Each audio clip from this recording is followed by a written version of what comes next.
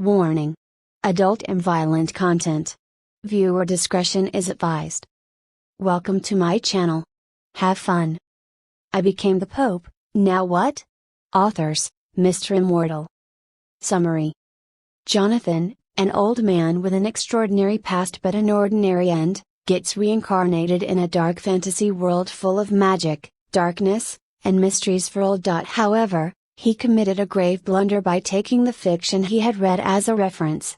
Reborn as a baby, he hoped to be deemed gifted by speaking early. One thing led to another, and tragedy struck.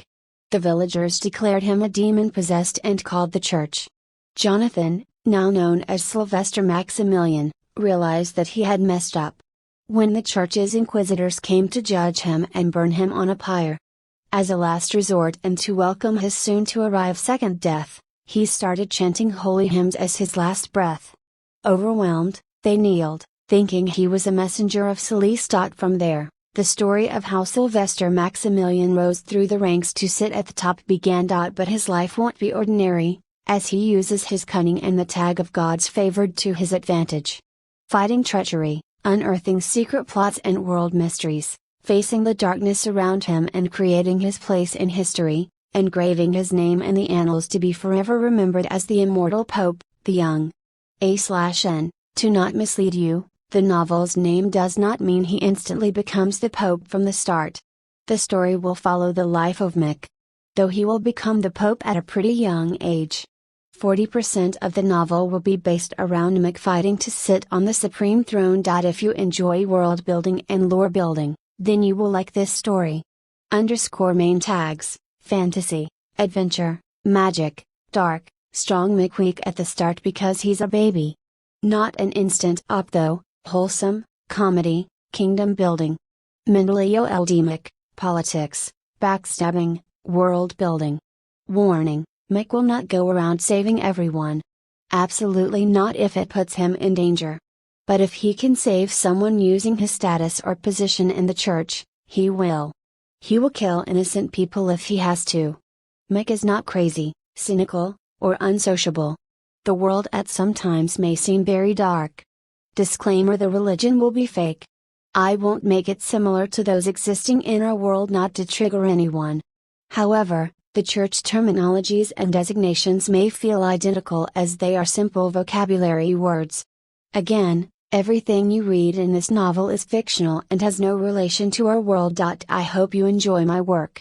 Stay safe and eat healthy bananas. I became the Pope, now what? Authors, MisterImmortal, /1/2025, January 20th. All my hard work has finally paid off.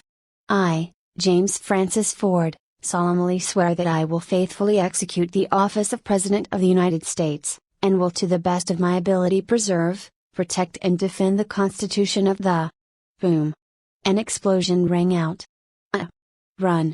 Nah, ooh, screams and shouts echoed among the terrified crowd. The Secret Service and military quickly noticed the disturbance and surrounded the zone. The people of power standing smugly until now were fear-stricken, realizing that all their power and wealth could not buy them the safety of life. Their eyes then fell to the podium, where lay the body of the president-elect, previously an ex-CIA director. He lay headless on the floor as it had popped like a watermelon. The Mick that the man was speaking into was now nothing more than bits and pieces.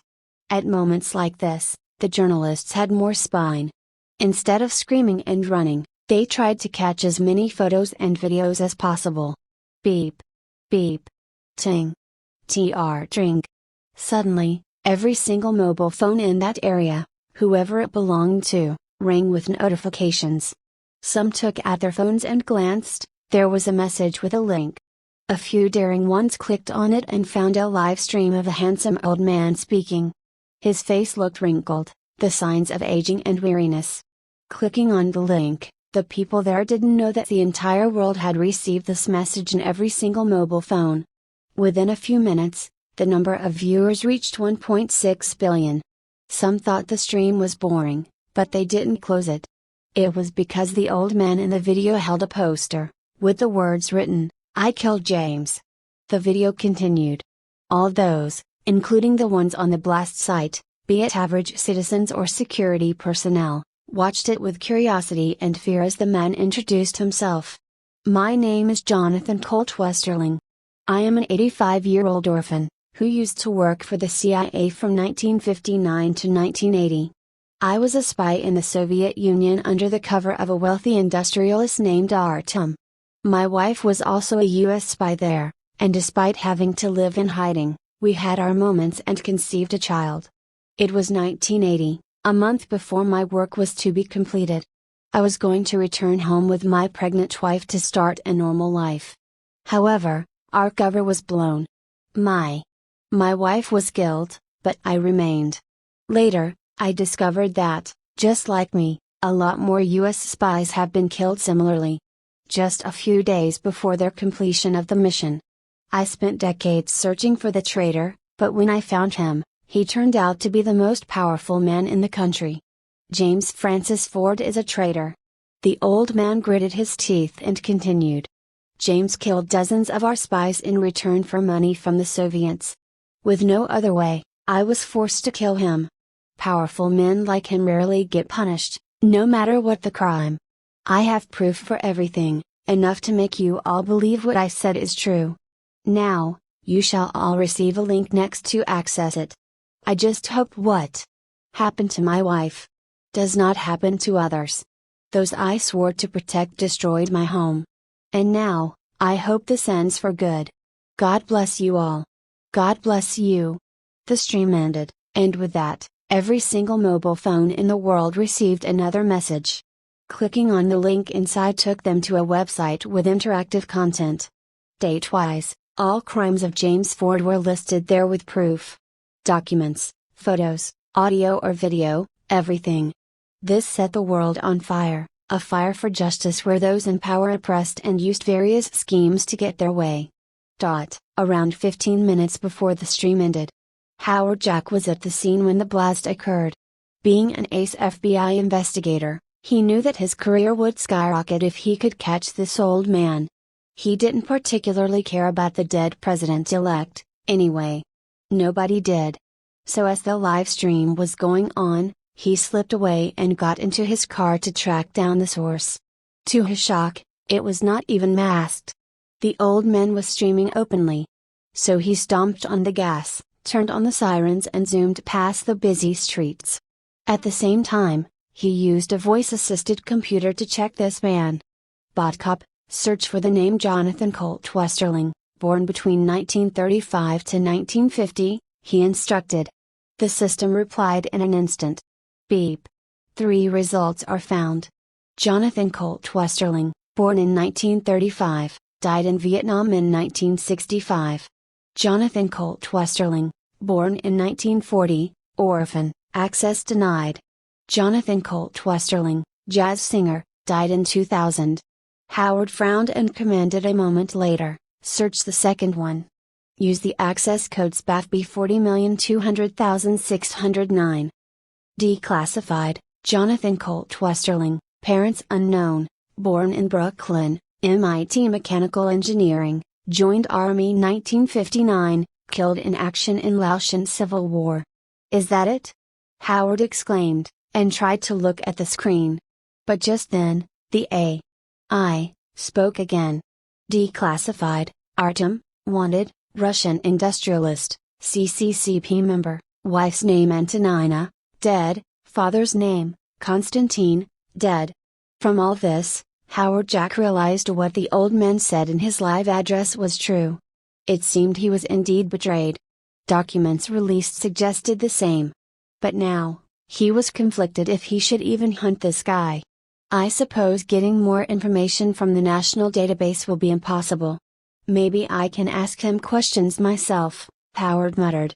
He drove straight to the cemetery where the location was detected. He only informed the other law enforcement agencies after he arrived.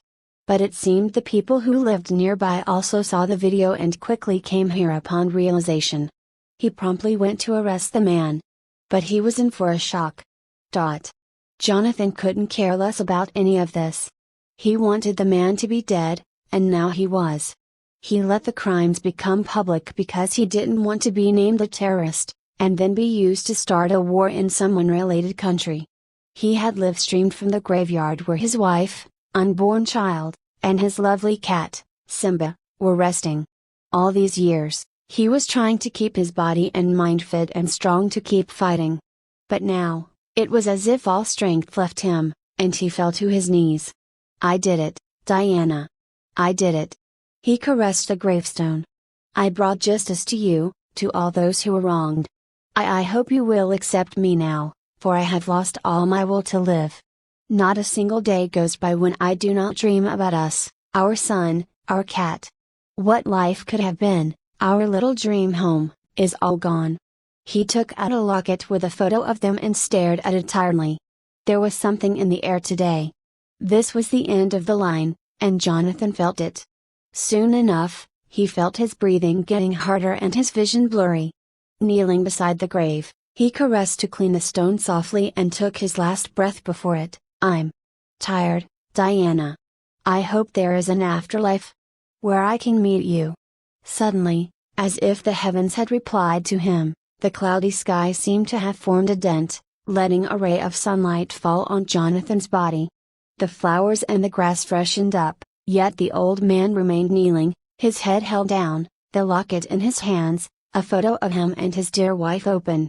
His old wrinkly face froze, and his eyes felt heavy. However, there was no sadness or tears. He had been waiting to die since the day Diana left him alone. Woo-oo! Woo-oo! Sirens resounded. It was the modern era, and it didn't take long for people to realize from where the live stream occurred. Soon, a barrage of police officers, Secret Service members, journalists, and even ordinary people arrived at the location. There they saw the concentrated golden sunlight falling on the old man's body, making him look like some angel. The ethereal scene left the people in awe. Cameras started flashing as the journalists took photos, and the police restricted the surrounding area with tapes. Howard Jack then went inside to arrest the man, but when he put his hand on the shoulder, Jonathan's body fell back. Lifeless, like a doll. Howard's face fell as he exclaimed, He's dead?" He checked Jonathan's pulse and confirmed that the old man was no longer in this world. Later in the post-mortem, it was revealed that the death was natural. Jonathan Colt Westerling died while remembering his wife. Photographs of the scene circulated around the world, all over the internet. It was the power of mass media, and he quickly became the greatest symbol of the fight against the corrupt people in power. Seeing the scandal's size, the government had to take drastic measures. Jonathan's proof had the names of many senators, representatives, governors, police officers, army officers, officers of Secret Service, CIA, FBI and other influential people from around the world. It was surely going to be a nightmare in the coming years for the government. Yet who cared? Who even cares anymore? Jonathan didn't, that was for sure. What happens after one dies? Nobody knew that. Well, at least nobody alive knew that. Jonathan experienced what he could not describe in words. At first, he felt as if his body was flying in the sky, but he noticed his own body on the ground, still kneeling when the police arrived. After his soul reached the sky, everything went black. He had no sense of time, space, direction, or touch. However, he kept his sense of sight and could see something. In this dark space, there were shining white snakes, all identical to one another. They were countless, but they didn't attack him at all. They looked creepy and disgusting, but he became accustomed to them. Am I one of them? He wondered. Time passed. Jonathan didn't know how much, but his hope of reaching the afterlife and meeting his wife slowly shrunk like dying candlelight. He wondered if she was also going through this experience, stuck somewhere. Or maybe she was one of these snakes? Arg! Suddenly, he felt as if something was squeezing and pushing him. He tried resisting but had no control over this feeling. Then, he saw that the other snakes were also being pushed in a direction. The white, thick-headed and thin-tailed snakes sped up slowly. Wait! An alarming thought came to his mind, one that he hoped was false. I am a/n, This is a disclaimer as I don't want to mislead. Mick will become the Pope at near 40% completion of the novel. He will be the youngest Pope in history at the age of 25. In this world, those of Pope rank can live for 300 years on average. Most popes take the throne at the age of 200 or more. So Mick taking it will be revolutionary.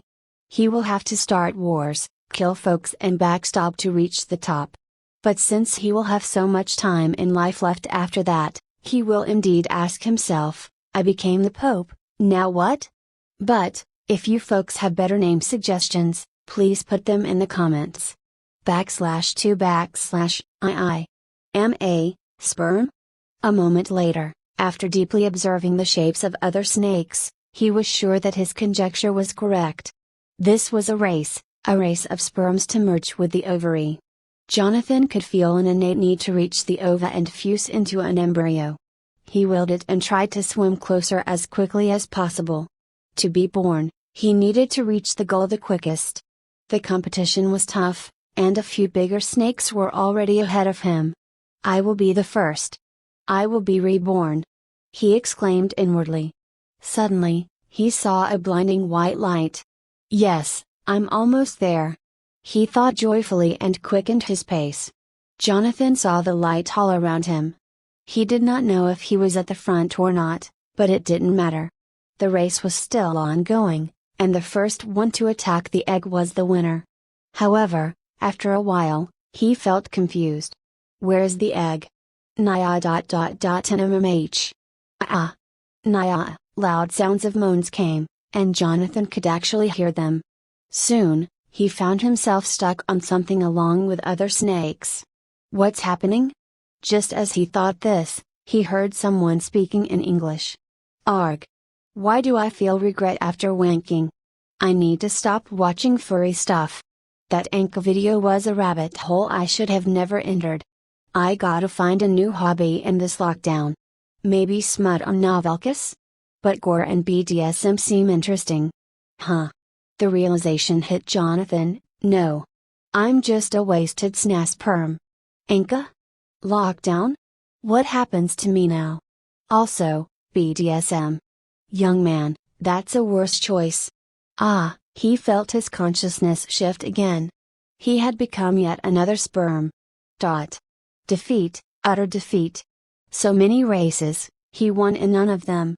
Soon enough, he realized that this wasn't a race of speed, it was a race of luck. But unfortunately, he was just not lucky enough. Until now, only once was he able to get lucky and meet the egg. Of course, he was not that furry addict young man's sperm now. Nah, that degenerate couldn't have found a female. Suddenly, Jonathan's consciousness shifted again after failing to be born. The woman had consumed possibly some sort of anti-pregnancy item. He just died and cursed his damned fate again.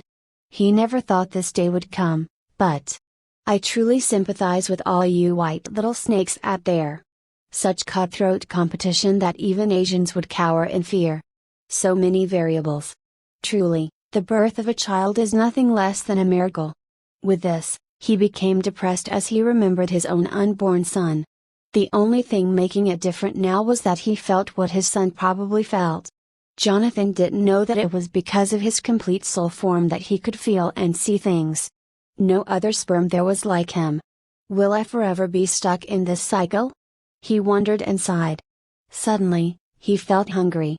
However, what else was there to eat and consume other than other snakes? So he went after them, trying to assimilate with them. The process, to him, felt instinctual. As the other snakes didn't have a will of their own, he was like a titan in a village of humans, eating them up. Whoosh! When he had consumed more than half of them, another race started. Ah shit, here we go again. He lazily let himself be sucked around. Due to him always eating other snakes, he had turned into one big, chunky boy himself. So it was hard to go fast. I need to diet, it seems, he thought, too accustomed to this new messed up life. But being an ex-CIA agent, he knew that when life gives you lemons, you squeeze them into your enemy's eyes and get information. Hence, improvise, adapt, and overcome. Pop. What was that sound? Wait. God, I finally fugue. Mated with an egg. He looked around himself. He was in some enclosed sphere. Soon after that, he lost all his consciousness. When he woke up again, he could feel his limbs, and there was no limit to his joy. Does this mean it's about time I head out? Fine, let's start kicking. Mustering all his strength, he started kicking, punching, and headbanging to make the woman who held him realize it was time to pop him out. He could hear some muffled voices from outside, but didn't understand the language. Eventually, he saw the light at the end of the cave. Ah, his misery would soon be over after so many years of being a fat snake. Wait. What if I am a last? No, no. This can't be. He knew some religions had the concept of the soul being genderless. So does this mean that a soul can randomly become a girl and a boy? He could not feel his small micropipe for now, there was not an ounce of horny in those cheese balls to wake up the dragon. Only time could tell. Soon, he felt like being pushed out, and the woman was doing all she could as the surrounding walls contracted. However, some time passed, and Jonathan still found himself in the womb. The woman had gone tired. Something must have happened, he thought. Then the next thing he knew, he was being pulled out forcefully, and at that moment, he realized. Ah, I can't breathe. No. He was taken out by force, and the umbilical cord was tied around his neck. It choked him, stopping blood from flowing into the brain. That's how, once again, his attempt failed. The moment he came out, the first and last thing he saw was a woman wearing some sort of medieval midwife clothing. He was panicking, as his face had turned blue. Then life slowly left his tiny body, for the second time since his first death. He wondered if this was his fate or was this God's hate. An unknown time later, Jonathan was once again a snake. Who knows whose balls he was in this time? Out of all these times, only twice he could mate with the egg, once killed by a pill and then killed by pregnancy complications. He continued to eat other snakes and let go of all hope of being born again. But, it seems people say it right, thrice is a charm. Without even trying, he found himself in a womb again. He could hear voices from outside. He didn't understand it, but the woman sounded like she was singing lullabies. A month passed, and he never kicked or punched the woman. Soon enough, the day came. It would either be his entry to a new life or another demise. He felt like a slime when the walls contracted, being pushed out. Slowly, air brushed past his nearly bald head, giving him hope that this may be it. Then his head fully popped out, followed by the rest of the body. Before he knew it, his bloody frame was for all to see. He was overcome with joy and excitement. Nobody had to pat his back, he screamed on his own, yes, yes. I'm out. The old midwife was about to slap his buttocks to make him cry, but got surprised. The child made weird sounds and seemed cheerful, his voice sounding like nonsensical gibberish cries. She was stunned and quickly wrapped him in a towel. After cleaning him, she handed the big baby boy to the tired woman on the bed. Congratulations, Xavier, you have a son. A cheerful and strong one.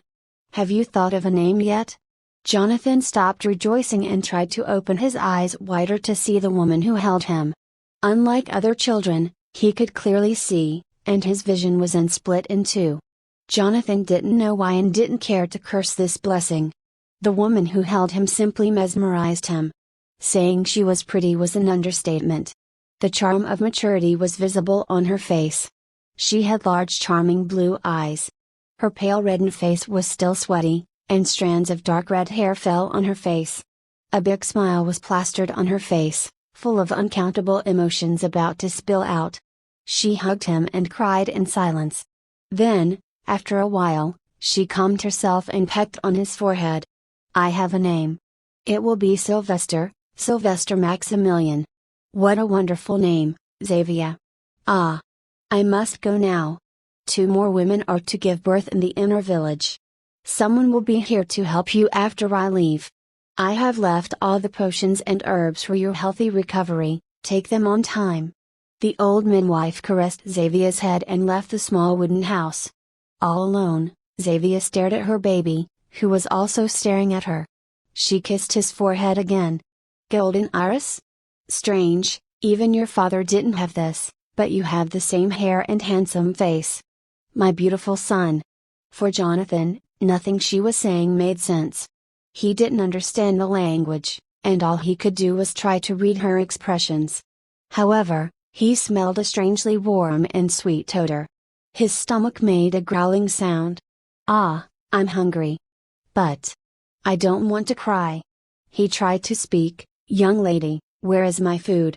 Xavier was amused by the gibberish sounds her son made. But her instincts helped. I need to feed you. She lifted her blouse and took out one breast. He felt strange having to go through this. Then the nipple popped into his mouth, and his hunger took over. He drank his mother's milk silently. Being a newborn, his energy was extremely limited, so his eyelids drooped as he sucked. Jonathan still tried to open his eyes. He could feel her emotions to protect him. It was touching. He let out a soft breath, calming himself down. I do not know your name, young lady. Biologically, you're my mother. Mentally, I am an older man.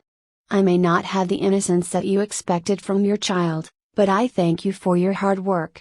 Every drop you feed will be a debt incurred on me, and I will try to pay it back when the time comes. He then started yawning. Not long after, the woman also fell asleep as she tucked her little son in her arms. It was cold outside, but they felt warm together. It had been 3 days since he was born in this strange world. His eyes were wide open, and from the looks of the place he lived in, he could see that the family was poor. However, he had only seen his mother until now. Where was the father? Jonathan, now Sylvester, looked around. The place only had a bed, a fireplace, and a small sitting area. The clothes, utensils, and furniture told him he was in a less technologically developed world. The fireplace was constantly burning, making the small hut-like home warm. But, for the past 2 days, he only saw his mother at the times when she fed him, and at night, he guessed it was due to work. The language was utterly unknown to him, which cleared that this was not Earth. He was so sure because, as a CIA operative, it was essential to know at least what different languages sounded like in his previous life. He was trying to understand by focusing on whatever his mother said. To understand verbs, nouns and basic grammar. For now, he only knew his name as she called him Max. The door creaked open, and his mother walked in, looking tired as always. She sighed, but she cheered up when her eyes rested on her son. Then, rushing up to him, she grabbed him in her arms and hugged him tightly. My Max, you are my only source of warmth in this life. Sylvester felt slightly mushy in his tiny body. This woman loved him just for existing, no other strings attached. She reminded him of Diana, of course, differently. Raising his soft plump arms, he patted her face. He tried to speak, but his voice box was not fully developed yet. But the speed at which it was growing was astounding. Damn it, I can do it. He put all his efforts into calling her, ma'am. Ma. It was as if the sky had fallen. He felt the woman's heartbeat fasten. Then, finally, she released him from the hug and looked at his face, her eyes tearing up. Did you just call me mama? He didn't know what she said, but his hypothesis was correct. As always, no matter what language and, in this case, the world. Mama always means mother. She hugged him once again, much tighter this time. Sylvester silently rested his head on her chest and fell asleep. He knew he was not like a normal baby at all, but however strong he may be, saying words at such an early age was tiring. I will transition to calling him Sylvester, instead of Jonathan. /3 Max, here, like this. This is so embarrassing. He couldn't bring himself to look into the woman's eyes anymore while she cleaned his pee and poo. His legs and arms were as good as sausages. Or else, if he could, he'd clean himself. It had been a week since Sylvester started showing his superior intelligence. He called her Mama all the time, opened his mouth wide whenever hungry, and made bubbling noises with his mouth whenever he needed to pee or poo. The most shocking, however, was that he had started growling. An average child does this at around 6 months, but it has only been more than a week for him. Xavier tried to reason with the situation, thinking, he was born much chunkier than average babies, maybe he's just extra strong. But somewhere else in her mind, she knew something strange was going on, and her excuse couldn't explain that. True, Sylvester was fetus for his age. He was taken to the neighbor's house yesterday, and they had a 3-month-old baby. Yet, he was bigger and stronger. Today, as well, he was being taken to the neighbor's home. In the past 7 days, he had learned his mother's name. It was Xavier. He now knew what fire was called, what bed was called, what milk, water, poop, pee, nose, eyes, mouth and some other day-to-day things were called. These were the words Xavier used most while doing chores. She had an unhealthy habit of self-talking. Good for him, though. Using these basic words, he understood the words for pronouns. He, she, it and they were easy to understand. Next were verbs. He was using all his brain to understand the language of this world. But, of course, he still did not know what the written words looked like. Sweetie, let's go. Mothers like me will bring their babies to play together. You can make friends there. She picked him up, wrapped a thick blanket around him, and headed out. He looked at the surrounding area. The weather was dry and freezing, but there was no snow. All the houses looked more like huts, some made of wood and some mud, but all had one thing in common: thatched roofs. The ground was full of fine hard sand, revealing he was in a dry, desert-like climate. It was a classic slum-like area. Are we this poor? He wondered. Soon, they arrived at a bigger building. He had never been here before. But seeing so many people entering and its layout from inside, it was like a community center. There were men, women and lots of babies. But the moment Xavier entered, everyone became silent. Sylvester noticed the gazes filled with disgust and some men that were full of lust, and women talked to each other as if bad-mouthing her. Yet, he didn't feel Xavier being bothered by it. Instead, she cheerfully went to the midwife who helped her through the birth and handed Sylvester over. The old woman seemed kind, she checked his body from everywhere. Sylvester is much better than any baby here. You are really blessed, Xavier. It seems he's going to be a warrior in the future. Xavier poked his cheek lovingly. Is he? But Mom won't let him leave her side. Don't worry. You can be my little warrior and protect me. Sylvester smacked her hand away, not enjoying being poked. He hated his cheeks being pulled or poked, so what if he was chunky? It still hurts him. But it only made his mother laugh. So he relented to his fate. After being checked up, she put him in a big baby playpen. There were others like him, but all were shorter and thinner. He was like a giant among babies. This also made other babies crawl to him to see who this new specimen was. Stay away, you all smell, he voiced in gibberish. However, just as they were about to reach him, many parents came and picked up theirs, then left. This made him confused. What is this? Some dumb movie cliché plot? Suddenly, he smelled something pungent and stopped playing like a baby, looking around to find the smell's source. However, he could not see where it came from. Sylvester focused on people. Reading the atmosphere was something he could easily do. From its looks, his mother was being ostracized by these people. Most folks avoided her, only the midwife and a few other women were kind to her. He tried to think of a reason. Finally, after a few minutes, he saw a pattern. All those hating his mother stood in pairs, a man and a woman. In contrast, Xavier stood alone with 2 more women. Ah, indeed. If this is a medieval world, being a single mother isn't good. Sylvester made no big claims that he would rule the world, become the king or destroy the heavens. In his previous life, he had seen such tropes in movies, anime and novels. But, while they were fiction, He was living in reality. All he hoped to have was a decent, calm life, where he could earn a good living, eat tasty food, and then die alone with the memory of his wife intact. So he decided he'd try to at least give this woman a decent life too for bringing him to life. Soon, being left alone in the playpen, he silently fell asleep in a corner. This was the best thing he could do as a baby. Life was calm. His mother never took him out of the shabby house again. He would spend all his days eating, pooping, peeing and learning as much as he could about the world. For now, he had discovered that there was a religion in this world, and its sign didn't match anything on earth. The sign was a circle made of chain locks, in the middle was a triangle, with another triangle in it, a circle, and an eye. It was hung on the wall near the entrance of his home. His mother prayed to it every day before leaving. The other thing he had found was a book his mother read. He was able to take it and look inside. There were hand-drawn images of all kinds of plants and names below. Maybe she's trying to become a medical healer of sorts, he assumed. The book greatly helped him learn about the names of plants. Not because he could read it, but because his mother saw him looking at it with complete focus one day. She tried to teach him basic wording with the help of chalk and black slate.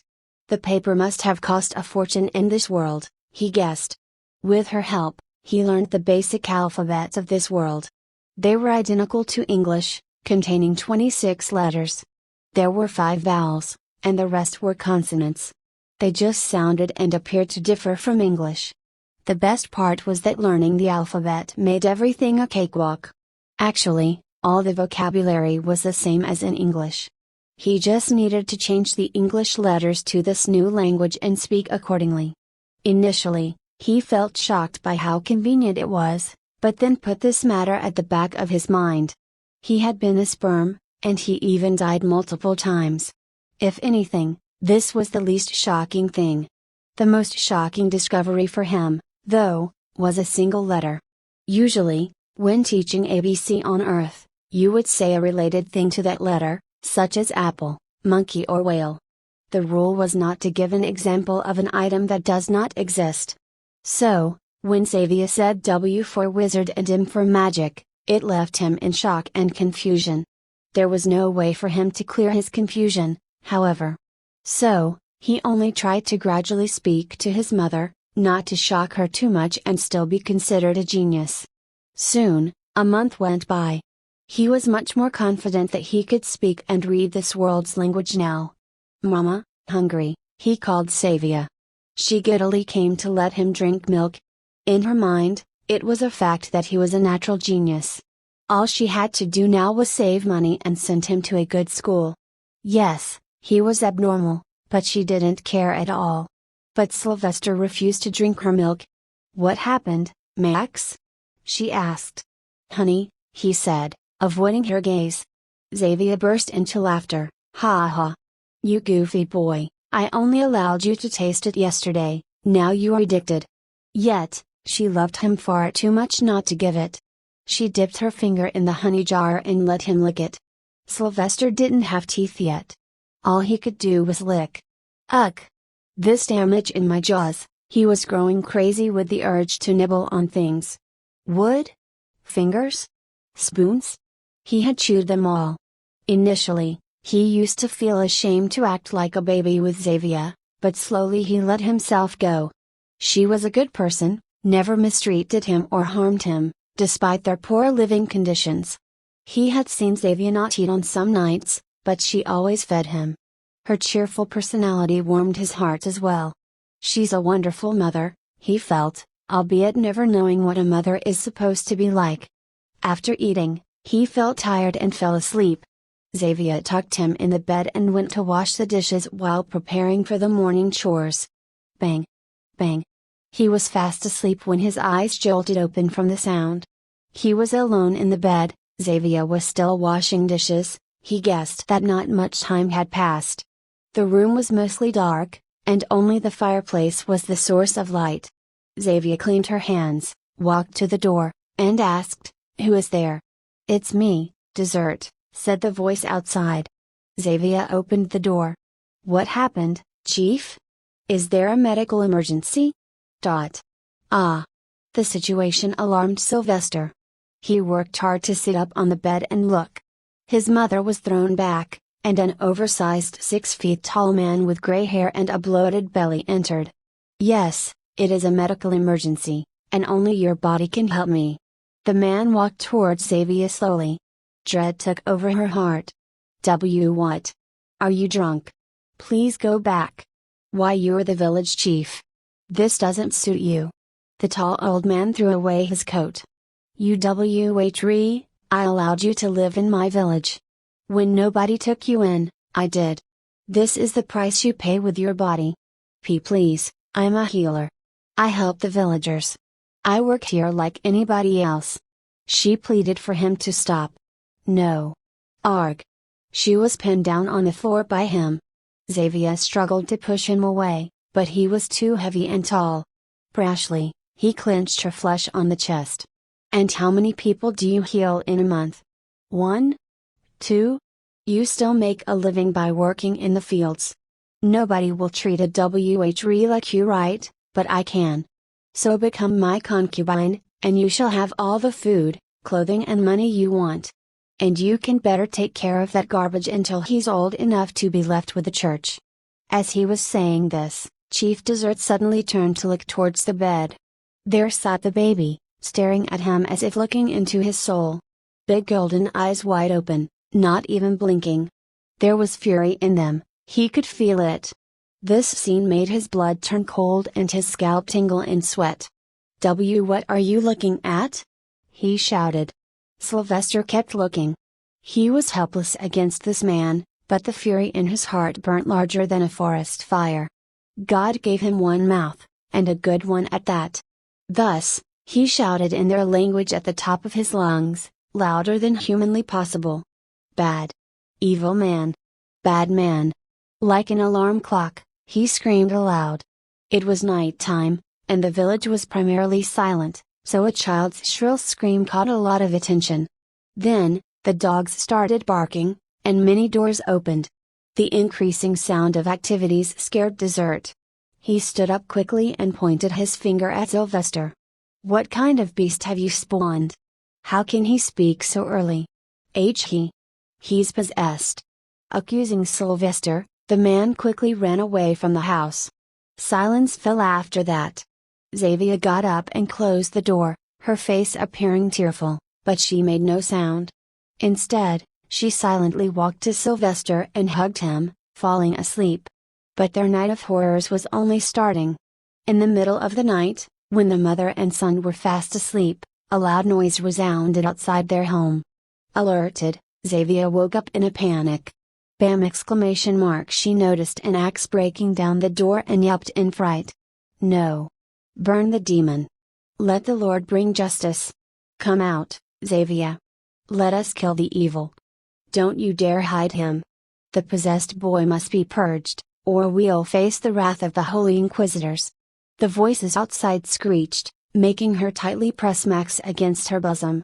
But sadly, tonight, nothing good or warm was going to blossom. The door was completely broken. A crowd rushed into the house and found Sylvester. They caught him by his tiny legs, hung him upside down, and went outside.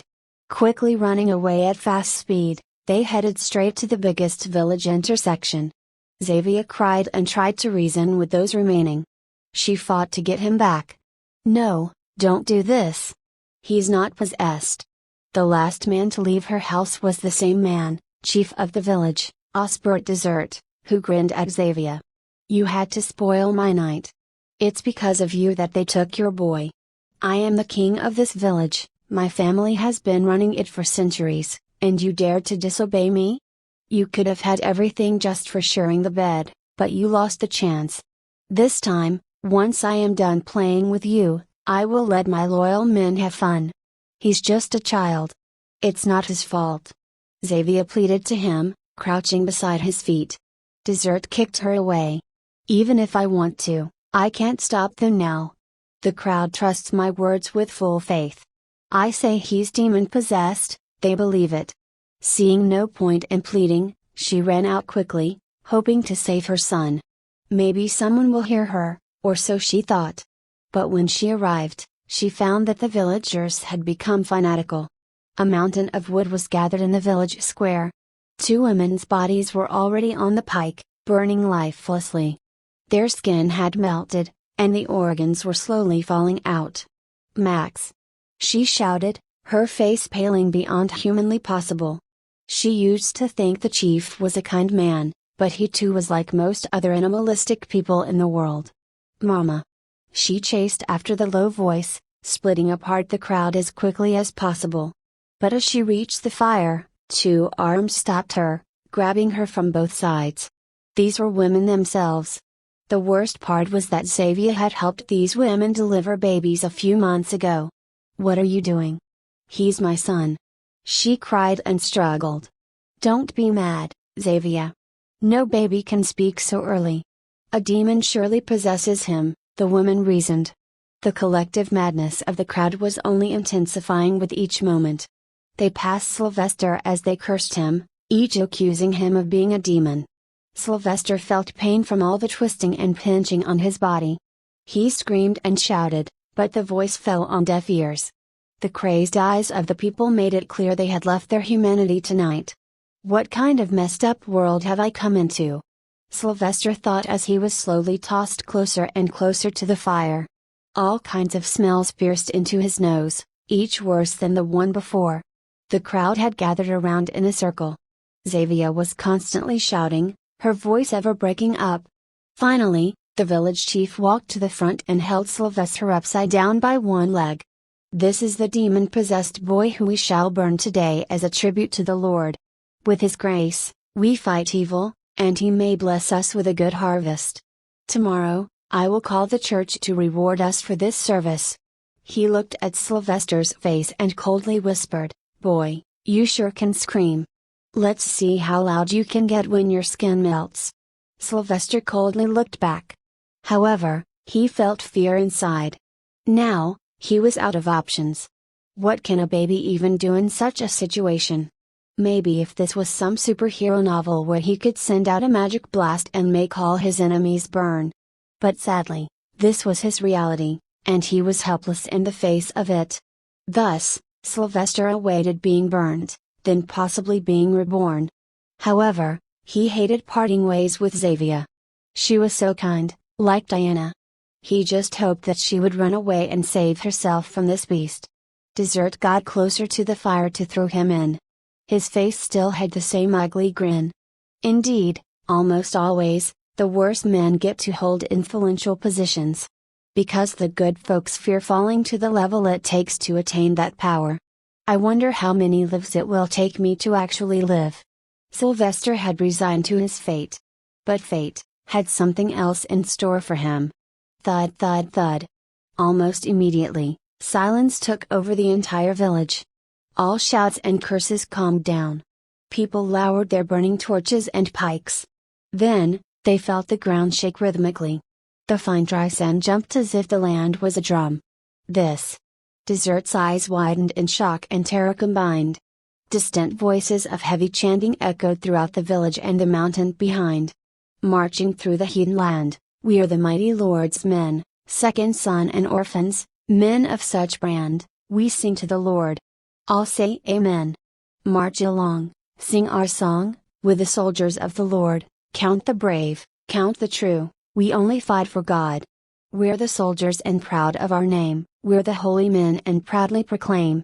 Find the witches, demons and possessed, forsaken worldly craving, for only holy hymns we're obsessed.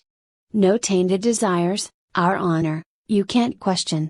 We are the mighty men of the Holy Inquisition." Gradually, everyone heard the voice loud and clear. Now it was not just the village chief whose eyes were full of terror. Clank! Whoosh! One by one, they all threw away their weapons of choice, torches of pikes. They ensured to make no noise. "Kneel. It's the order of the Holy Inquisition." Chief Desert shouted. Wasting no time, he threw Sylvester onto the ground, making him squirm in pain. Following him, all 1,269 villagers kneeled, some even prostrated. Then, They started chanting prayers simultaneously. But in all honesty, with two bodies burning in fire, and them praying, they looked as if they were trying to summon the devil. Xavier was having none of it, however. She ran past the crowd and picked Sylvester in her arms. His body had gotten dirty, and there were bruises all over him. She kissed his forehead. I'm sorry, baby. Forgive your mother. I am weak. I will heal you quickly. She sat down and put him on her lap. Then she started hovering her hands over all bruises visible on his tiny naked body. Astounded, Sylvester saw this for the first time. Some sort of green light was coming out of her palm. I don't feel any pain now. Is this magic? He wondered silently. In the middle of this act, Zva was interrupted.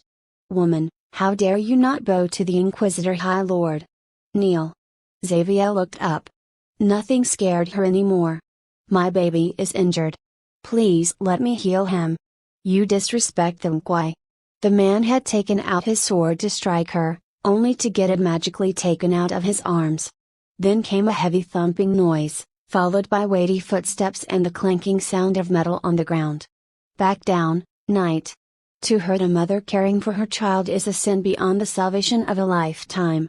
Xavier and Sylvester looked up. The man standing in front of them was a behemoth, wearing dirty red robes. Over his shoulders was a red, wide, metal pauldron. There was also some metal covering over his one leg. However, the most striking feature was the large, conical helmet with a face covering. White peruke fell from its sides. With heavy steps, the man walked forward, supported by a giant metal cane. Not just him, there was an army of thousands of knights behind the man, all clad in armor, their blades unsheathed. Sylvester was utterly shocked to see this 8 feet tall human. He had no idea what this thing even was, a man or a beast of some sort. Xavier kneeled as if she knew something about the man. I pay my respects, Lord. The tall man looked around. He sighed at the sight of the burning bodies on the pyre. Leader of this village, come forth. Desert crawled on his forelimbs to reach forward. My lord, I am village chief Desert, at your service. What is all this commotion? Desert glanced at Sylvester and Xavier. It's them, my lord. That boy, he's possessed by a demon. He's young and speaks like a man. What about these 2 bodies on the pyre? Only the Order of the Holy Inquisition has the authority to burn. Or do you have permission from this province's bishop? The giant man asked. Desert started sweating, and my lord. This boy. He's a demon, we must kill it before it can harm. Bam! The giant man put one metal shielded leg on Desert's back, pressing him down. At the same time, a knight clad in beautiful silver armor and a red cape walked forward. He pointed his sword at Desert's neck. Do not try to fool us, lowly scum. We know your kind. You are in the presence of Inquisitor High Lord, Crimson Fire, the 3rd guardian of the light. As soon as these words were spoken, every single villager started shivering. Instead of just kneeling, they were now lying flat on the ground with arms stretched towards the Inquisitor High Lord. Their eyes had tears, hearts full of terror, for they knew a single mistake could mean the doom of the village. Desert felt his life had already left his body. The red-robed man in front of him was one of the peak powers in the world. Gee, great Lord Guardian, what are you doing in this faraway village on the outskirts? Desert asked. He couldn't make any sense of why a being who should not leave the confines of the Holy Land be here. We shall know soon. Hans, bring that boy to me, the 3rd guardian ordered. Hans was his close aide, an assistant of sorts. The golden armor-clad man went to Xavier, and forcefully took Sylvester away as she pleaded softly. Her throat had been damaged from shouting all this time. But no matter how much she resisted, the man was way too strong. Soon enough, Sylvester found himself in the arms of the giant scary man, but for a change, he was not held by his leg. He tried to look beyond the small gap for eyes in the Inquisitor High Lord's visor. The man also stared at him. Sylvester's golden irises were too uncommon. There was some beauty in them that made the man pause. But the moment he spoke, Sylvester nearly shit himself. Speak your sermon and prove you're not a demon, or you shall be purified in this holy fire. But know that I can sense a liar." Sylvester closed his eyes and cursed his fate once again. Why? Why can't I have a normal life for once? Is this because I am an atheist? Because I don't pray to God? What is this mad religious world I'm in? Fine, I will pray, but make sure you give me a better life next time. After experiencing death and reincarnation, Sylvester truly believed that God or some higher power existed somewhere. So he hoped this time to get some heavenly help. But shockingly, the moment he started reciting, he felt his scalp tingle. _XXXX_A/N. I sometimes add some example illustrations to help you folks imagine. They are usually in the para comments. If you miss them, you can find them on my Discord as well. Ape together strong. But stone where? /5 / Max had no idea what went on outside. He simply closed his eyes, awaiting the burning pain. He was as big as the giant man's palm. What could he even do other than stay calm? Making up some rhyming phrases, in a childish squeaky voice, he said his prayer aloud, wondering if there was a God who could hear his words from amidst that giant crowd. "I give myself to the Lord Creator, aid me to be with my mother. I pray to you, fallen in your embrace, you are the God, bless me with your grace. In this strange land, I am a sacrificial lamb, wronged and hurt by these souls, my body has taken a toll. So bless me, O great Lord, shroud me in your blessed garb. Allow blood to further pump through my heart. If you're listening, help me, and I will forever be your bard." The tingling sensation on his scalp increased manifolds, prompting him to open his eyes and see if it was the effect of fire. He tried to move his head left and right, only to notice hundreds of eyes focusing on him. Thud! Suddenly, the man named Hans, the assistant of this Inquisitor High Lord, fell to his knees with a loud thud, his face showing an expression of fanatic ecstasy. He put both of his palms on the middle of his chest, crossing on the other. Following him, the entire Inquisitor army of thousands followed, releasing the sounds of clanking metal plates and armor. They fell to their knees and crossed their palms on their chests. Sylvester was alarmed. He was expecting to die.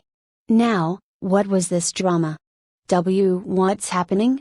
The tingling sensation behind his head increased as if something was crawling on his scalp.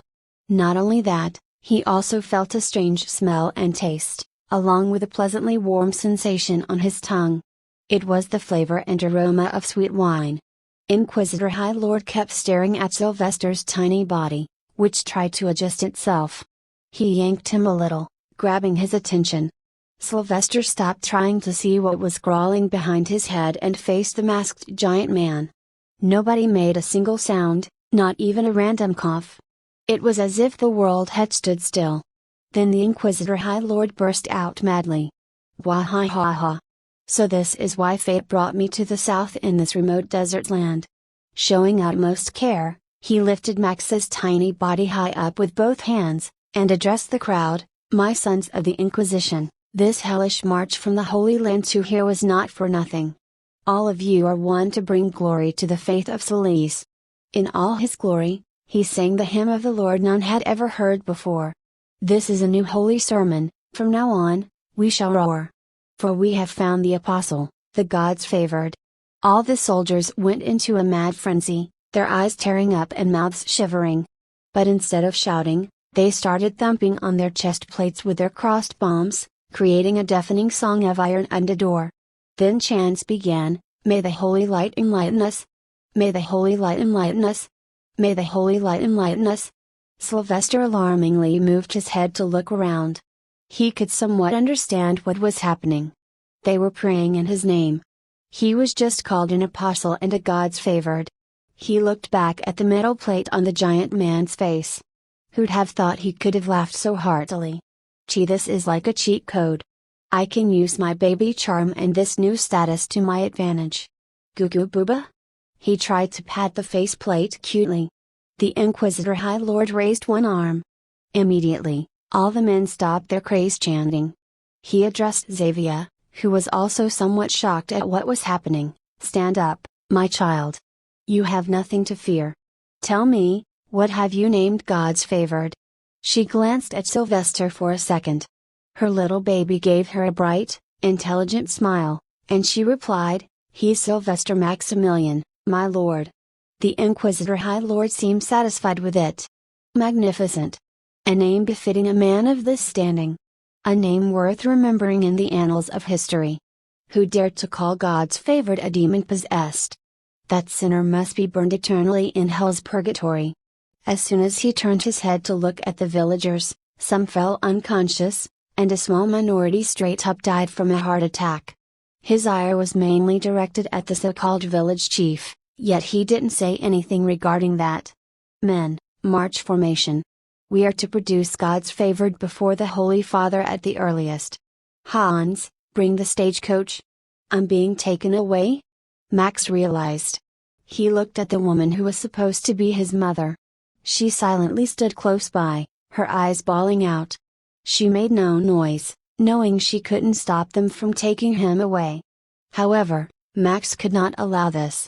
Only hell awaited Xavier in this village, and although he could not bring himself to actually see her as his real mother because of his old mental age and life experiences, it was still a fact she brought him to this world, and fed him her milk for a whole month. Also, that bastard village chief was still alive. No, he couldn't accept this outcome. So he started kicking around and fighting the Inquisitor High Lord's hold. Mama! Mama! He tried to fight around with his limited strength like a mad little monkey. Sure enough, the Inquisitor was not experienced at handling a child. It worried him that he might hurt this blessed one. Hold your son, child. He turned to Xavier. She rushed and caught her son with a hug in a heartbeat. Noticing this, the man had a realization.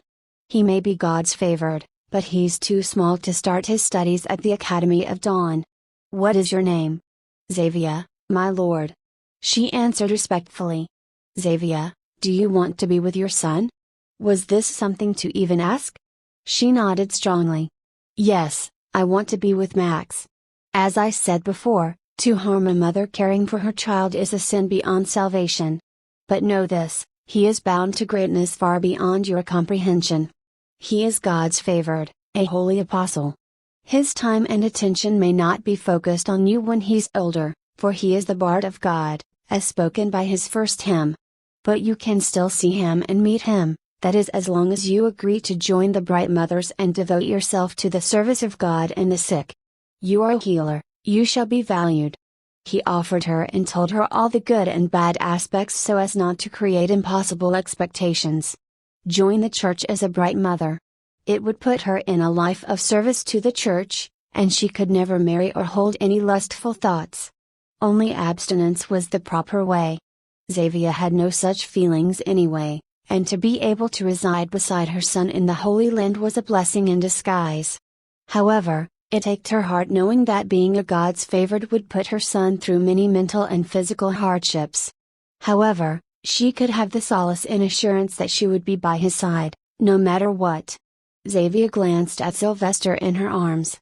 The boy, too, was looking at her face with his sparkling golden eyes. She kissed him on the forehead and said, I accept, my lord. I will become a bright mother. Wonderful. Unit 1. Go with this woman and help her get the luggage. If anyone stops you, purge. One more thing, where is your husband, Mother Xavier? Inquisitor High Lord asked her, now addressing her as a bright mother's designation. He's no longer with us. She replied, a saddened look visible on her face. She's lying. Sylvester felt it. Xavier just tried to look down to hide her eyes, but Sylvester saw them, and they contracted a bit. And one more thing he felt. What's happening? Why am I tasting this weird salty and sour taste on my tongue? The Inquisitor High Lord took her words for truth, it seemed. Worry not. No one can fight fate. If the Lord gives you hardships, he must have a reason. You just do good and wait, for fate is ever changing like the 5 seasons. Go now. I shall care for the blessed child. Xavier nodded and carefully handed Sylvester to him. She then left for her house in the poorest area of the village. The people were all kneeling as if their life depended on it, but they had scorn in their eyes. Sylvester was happy that she was coming along. He did not know what kind of world he was in or what this holy land was all about. But, his tasks were just half done. He glanced at the kneeling man, the one who assaulted Xavier. He repeated his past life's teachings. No mercy.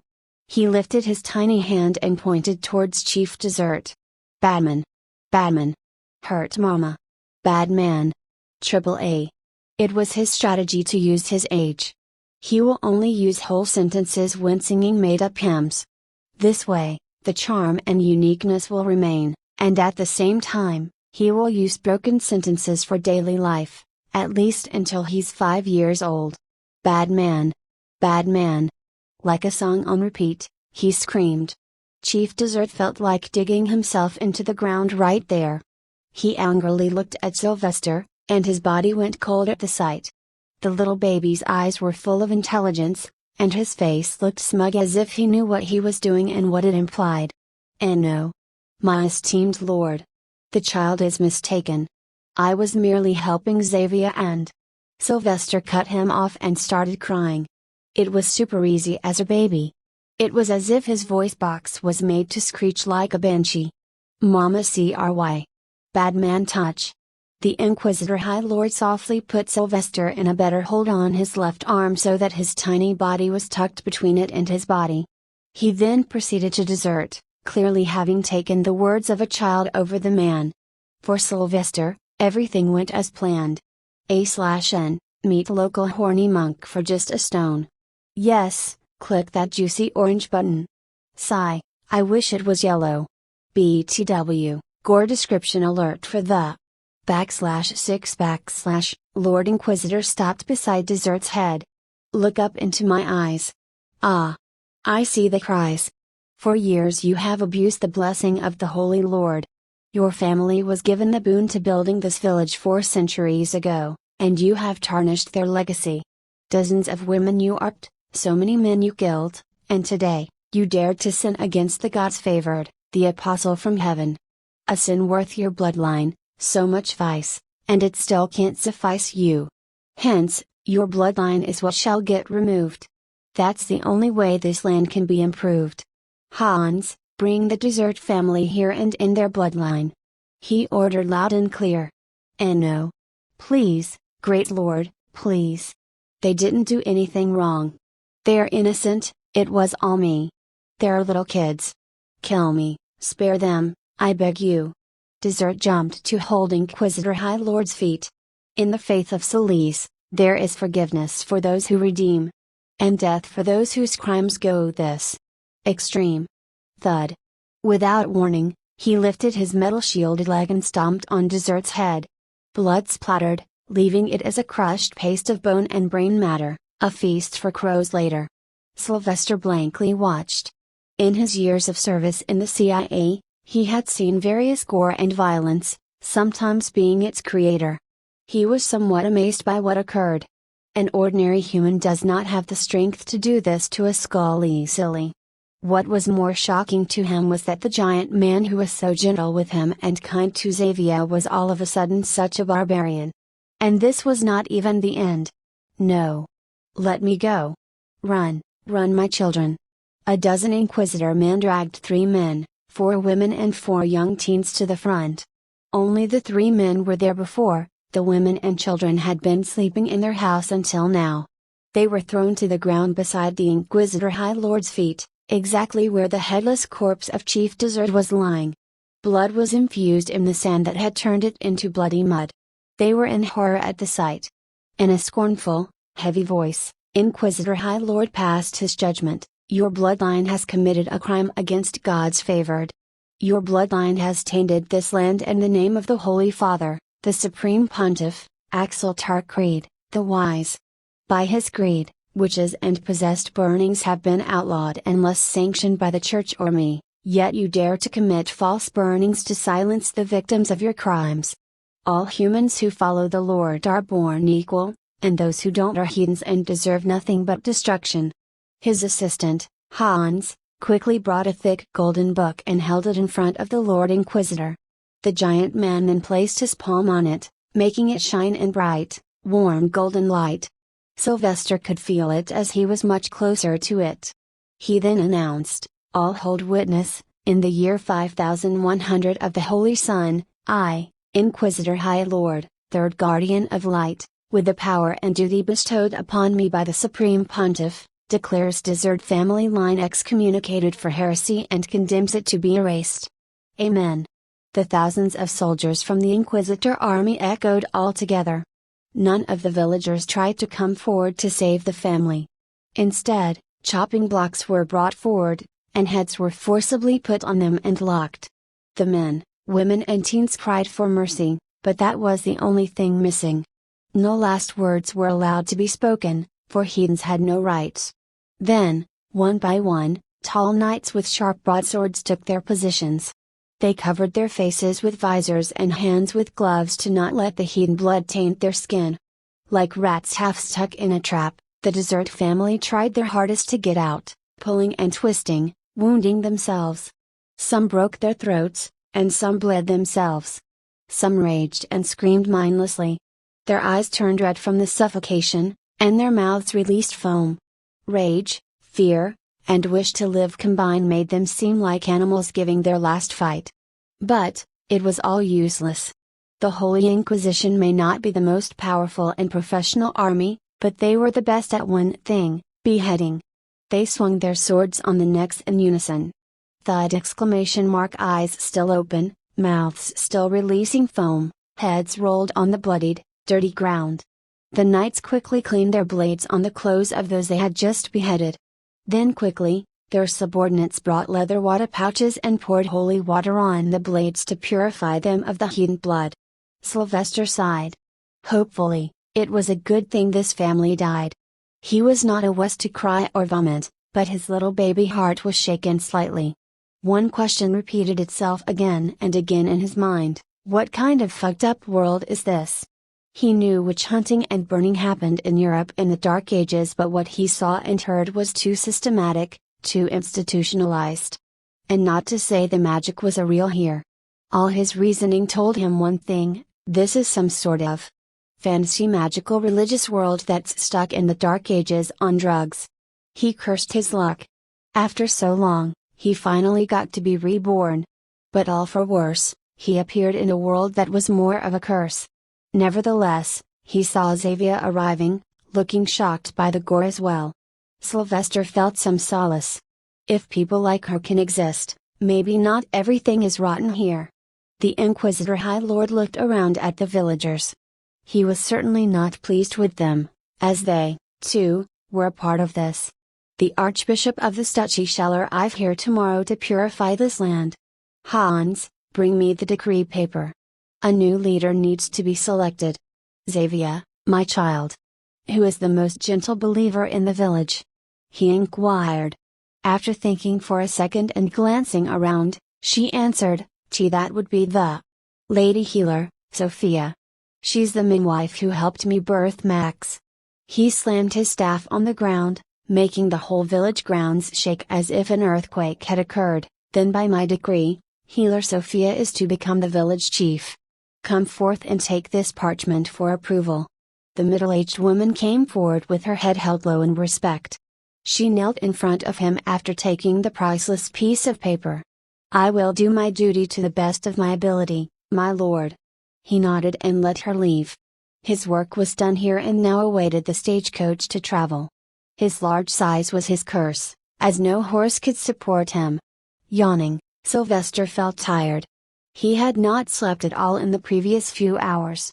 He just wanted this chapter to end now and go back to sleep in Xavier's warm, soft arms. But then, suddenly, he felt a certain pressure developing in his little stick between the legs.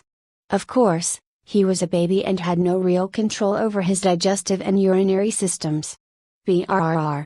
He started making the sound that he used to tell Xavier whenever he needed to loosen himself.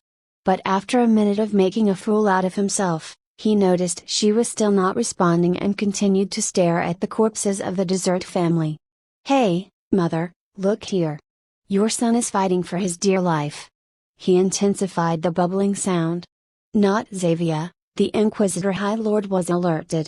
He faced him and asked, "What is it that you need, blessed child?" Sylvester had no way of telling what kind of man this giant was. His face was covered with a metal plate. Was he a good old man or a terrifying monster with a deformed face? No. I must hold on, I can't pee on him. No man with self-respect can shrug off being peed on, especially if it's not their fetish and they belong to a high class. Mama. Brrrr. What a cute little lad. Inquisitor High Lord felt his bubbling noise was cute and poked his cheeks. This man's single finger was as big as Sylvester's entire leg, and he was supposed to be the fattest baby ever. Brrrr. Ha ha ha. Hans and a few other knights laughed hearing him, fawning over his cuteness. Sylvester just cursed at them. Fools. Don't laugh at a man's misery. I can't. This is too much. Ah. The floodgates opened, flowers bloomed, and spring arrived. That was when poor baby Sylvester let himself loose. His tiny bladder held as much as it could, now he cared not for any consequences and instead basked in the relaxing feeling it brought. He peed so much that it might just cure the village's drought. His eyes shut closed in ecstasy, he was in heaven. But then he remembered, a small bead of sweat flowed down his forehead. The sound of water hitting metal was audible.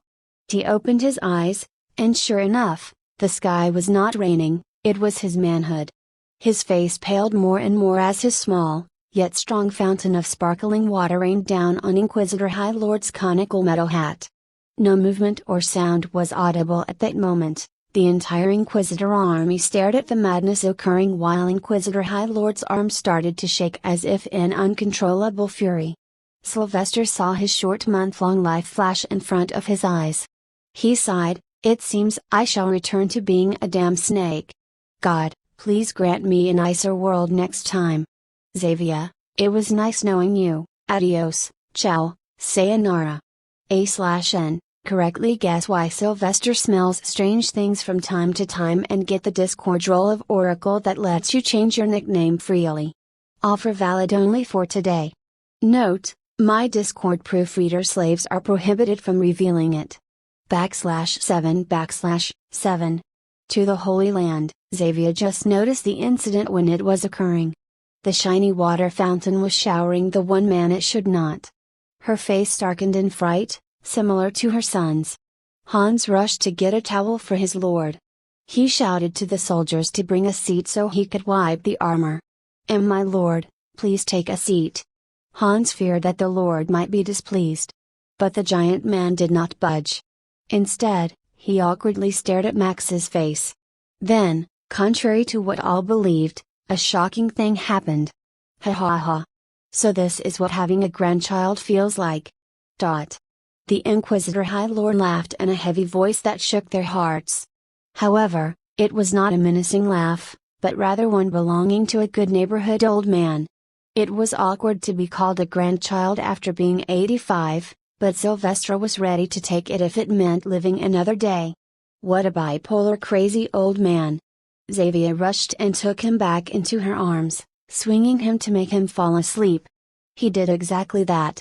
His body had already been overworked, and it was not good for a little boy like him. Now that the bad luck had passed away, he felt peaceful. He cared not if this church was evil, all he knew was that he lived to breathe another day. With the melodious humming of Xavier, he felt like lying on a field of flowers on a spring day. The hope that the future would be as bright as her voice reignited in his heart. His eyes shut with one last thought flowing in his mind: magic is real in this world. If that's the case, it's my shortcut to a peaceful life. The strong are respected and feared. The weak have no right. It's the simple truth of the society he had learned and accepted in his previous life. In this world, this seemed to be even more truthful. What he saw today may have been just the trailer. The real movie could be just beginning, and he could only hope this church was not into young boys. After he dozed off, he had no idea what happened outside. The giant carriage with multiple horses slowly rolled on the unpaved road. The Inquisitor army was marching on foot. Hence, it was taking more time than normal. But there was all the luxury one would need inside that carriage, from water to food. The soldiers also had all the necessary things, as a few wizards could produce water, while they had more carriages full of meat and vegetables. Each night, they were to set up a camp and cook. They were highly trained and professional when it came to their behavior, a noticeable difference from the Earth's inquisitors, who were more thieves and scums than servants of God. Sylvester woke up after a long sleep. The journey had begun long ago as the sun beamed its rays on them. His diaper cloth changed, and his tummy filled with milk, he freely focused on various sceneries and people. Ugh, I don't think I can ever get used to drinking milk the natural way, he sighed to himself. Move! A loud shout resounded, followed by a long sound of a trumpet. The next thing he knew, the carriage hurried with the men at the front and the back beginning to sing the hymns of whatever god they prayed to. Meanwhile, he was fascinated by the things outside that he saw through the two windows. He was sitting on Xavia's lap, on whose left side was another female, probably some sort of nun. A thin man in metal armor sat on the right side. The Inquisitor High Lord took the whole opposite side alone. He was a big man. Interested about outside? Come, sit here. The Inquisitor High Lord took Sylvester's tiny body and put it on his lap. He looked out, and by far, the most fascinating thing was the giant, steep, rocky cliff on the left that seemed to run just beside the road. He could not see the full height as the road was too close. However, the cliff provided a cool shadow on the pathway. If he looked from the other window, all he could see was a vast plain of unfertile drylands. The Inquisitor High Lord felt the need to tell the baby in his arms about some legends about this place. He spoke. Studies should begin from a young age, especially for the gods favored. Child, what you see here is the wall of void. Beyond that cliff is a vast region called the Divine Desert. Perhaps, your birth here is a sign that you too shall conquer this desert one day. Like the fifth pope, Pollux Ragthon, the warrior. Sylvester had 1,000 questions on his mind, but he knew to stay silent at such a time. However, he could always mumble around. So he pointed at the locket hanging on the man's chest and played with it. "Ay. Oh, marvelous!" the man loudly exclaimed. "Only you, the one graced by the light's touch, would know the mark of the Church of Celeste. What's he rambling about?" Sylvester stayed busy with his thoughts. Pa. His thoughts stopped wandering when the loud trumpet resounded. The carriage came to a halt with that, and a knight approached the window to report. "Lord Inquisitor, the sun will set soon. We shall camp here." The Inquisitor High Lord looked outside at the surroundings. Yet another day had come to an end. It was an ominous sight to his eyes under the bright full moon. "We will be cornered beside the cliff and the open fields on the other side. It's a full moon, and the nightly creatures can easily attack us. Tell the men to install the blessing pillars carefully." "Yes, my lord." The army started to create the camp in the form of a semicircle. First, they used the cliff as a natural wall and made 2 exits on the open side. Next, they used the various carriages to create a semicircular wall around the camp, erecting watchtowers on those carriages. All the men moved swiftly. Clearly, this was not their first time. Then, the largest tent was set in the middle of the most guarded location. This belonged to the Inquisitor High Lord. Then, another smaller tent was placed beside it, and given to Xavier and Sylvester. There was nothing to do in the darkness of the night. So after everyone ate their fill, they headed to sleep. The guards were stationed to watch periodically. Soon, the noises subsided and were taken over by the owls' hoots and the wolves' howls in the distance. The desert's coldness didn't help either and made Sylvester cling to Xavier for warmth in sleep. "J. John. P. Promise. Must live. I love you. Forever." Ah! Like that of an owl, Sylvester's eyes shot open a few hours later. His heart raced madly, and his body sweated. The ghosts of the past had not left his mind even in this life. The painful memory from the past kept reminding him of the last words his wife spoke to him. "It's awfully warm all of a sudden. What's happening?" He felt Xavier sweating as well. Clank! The sound of swords clashing came. This alerted Sylvester to the fullest. He glanced around and noticed red flashes outside all around the tent. "Protect the gods favored!" shouts rang. "Is there a fire?" Sylvester wondered and tried to wake Xavier by punching her face with his chubby hands. "Mama!" Xavier soon opened her eyes and looked around in confusion. But when she heard the loud shouts and the tragic memory from the desert village resurfaced, she jumped up and tightly hugged Sylvester, pressing him against her agitated chest. What's happening?" She looked around in panic. "Save the gods favored. Don't let them get closer." Boom! Suddenly, the ground shook, and a loud blast echoed due to a large cliff nearby. Sylvester had lost all his sleep and was looking around to deduce who was even attacking them. Grrrr. He was alarmed. This noise was too close to them and too distinct. He tried to look everywhere, from the ceiling to the ground. Why does this world hate me? A few meters away, the ground started to dig open. Something was trying to come out of it, making unfriendly growls. Then, bit by bit, the head peeked out, completely bald and yellow. It had pus-filled tumors on it. Grrrr. Then its thin face appeared and sent chills down Sylvester's spine. It was so hideous that even an incestual mother couldn't love it. Its round white eyes with no pupils were nearly falling out. The unknown creature's jaw hung wide open, its tongue brandished outside. Was it a zombie or a normal man? It was unknown. "Mama. Magic!" he chirped, telling Xavier to do something. She felt helpless. "I'm a medical wizard, and our magic is the weakest at night. All I can do to harm it is." Xavier held him with one arm and started to wave the other in the air, making some sort of pattern.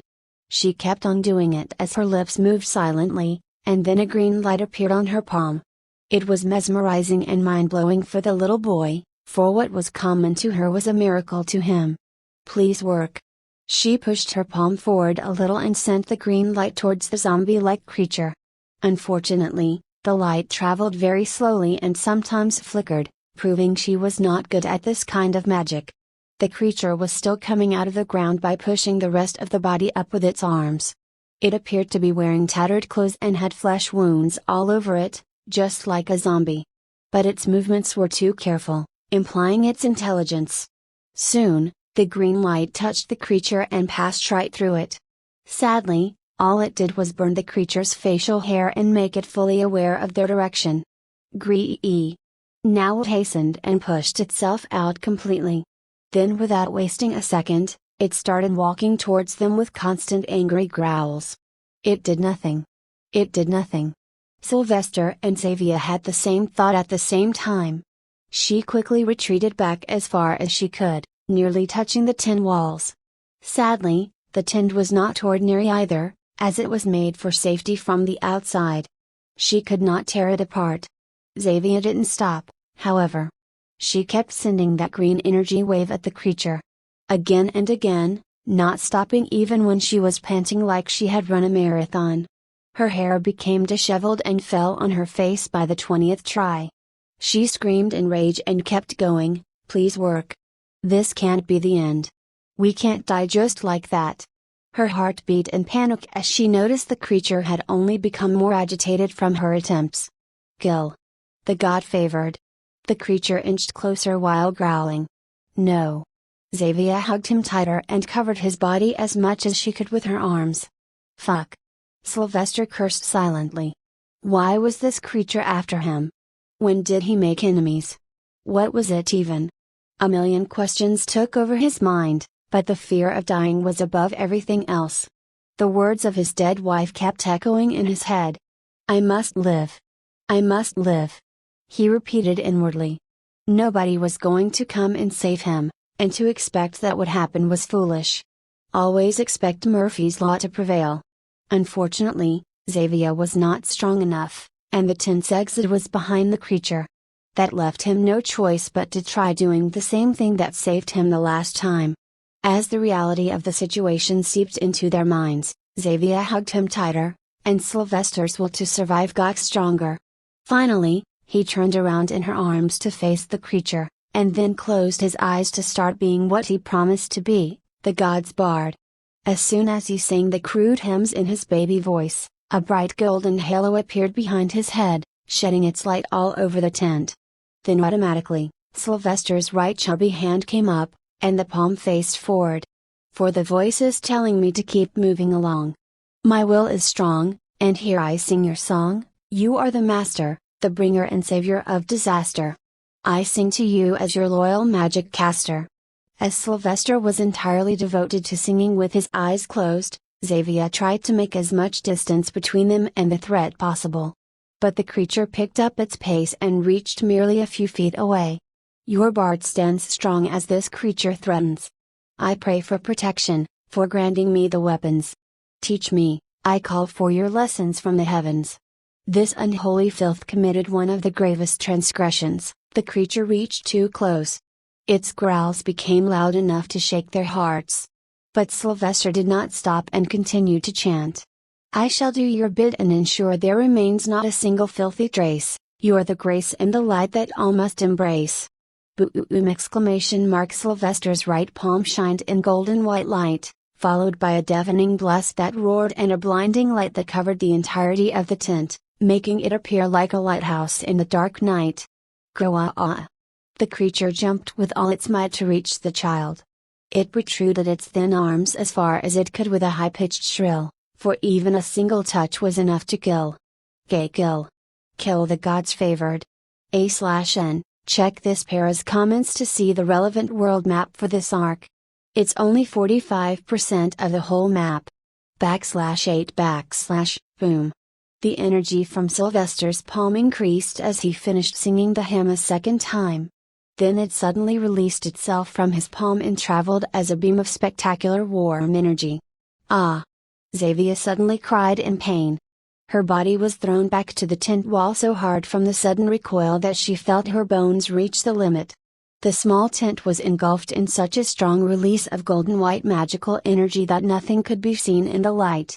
Sylvester appeared like a little laughing Buddha with closed eyes, a halo behind his head, and the magic coming out of his right palm. Boom! Exclamation mark! The tent blew open, burning away in golden ashes. The creature's cries resounded in the background as flesh wounds were inflicted with deeper gashes. It raged and pushed hard, but it stood no chance of fighting against this. First its upper skin. Then, the muscles and then the organs. Layer by layer, all of it was blown away by the bright, warm magic. Yet, the beam didn't stop and traveled fast. It decimated the tents in its path and soon hit the cliffside with a loud explosion. However, the little boy had no control over the magic and kept releasing, caving a wide tunnel on the cliffside. Now, without the roof over them, they were open for all eyes to see. The soldiers and knights surrounding the tent realized they had already failed at their task. Not only that, the little child was saving their life instead. The magic beam cast its warmth all around, acting as the bane to the creatures of the night. They screeched, they raged, but they couldn't fight. The army took advantage of the situation and dug their swords into the enemies' heads. Then the Inquisitor High Lord tapped the staff to the ground and engulfed the bodies in bright, deadly crimson flames, ending the dreadful night. Slowly, the sun-like bright magic from Sylvester subsided, and the uneasy darkness returned. The fight had ended, yet the men found themselves unable to move. They were in awe of the magic they had witnessed, as never in their lives had they seen a child achieve such a feat. The Inquisitor High Lord walked to Xavier and took Sylvester in his arms. The boy had fallen unconscious for reasons understandable. He boomed in pure reverence, to kill the filthy desert cannibals with such ease. There are no doubts left anymore. He is the true God's favored. The clanking sound of the armor spread instantly as the men started to salute with their arms crossed on the chest plate.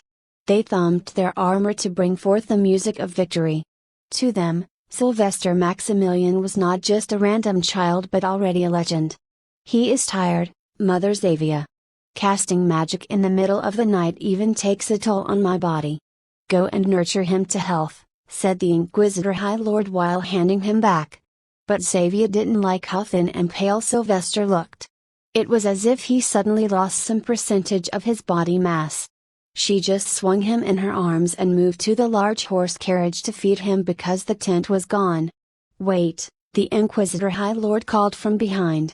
He faced his aide, Hans, and ordered, "Bring me a blank rank slate." This order seemed to have caused murmurs among the soldiers. Hans didn't dare say anything either and quickly ran to the carriage's storage box. When he returned, he had a small golden plate with irregular edges. The Inquisitor High Lord took it and walked to Xavier.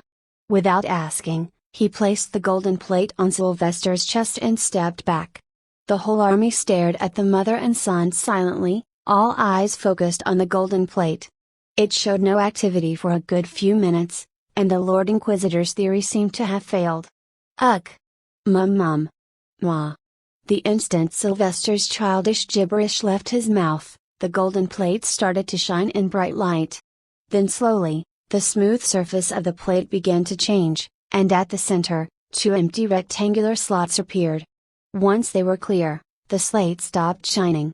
Hans felt as if his eyes would fall out any moment. "This, my lord."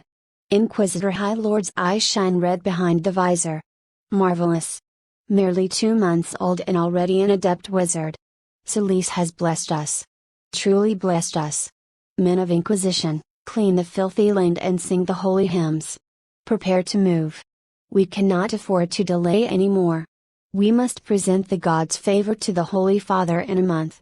As he said this, he glanced at Xavier with a mind full of questions.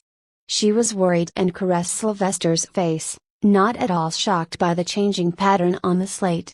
The boy was fine, but a mother's care was something none could decline. It was her right.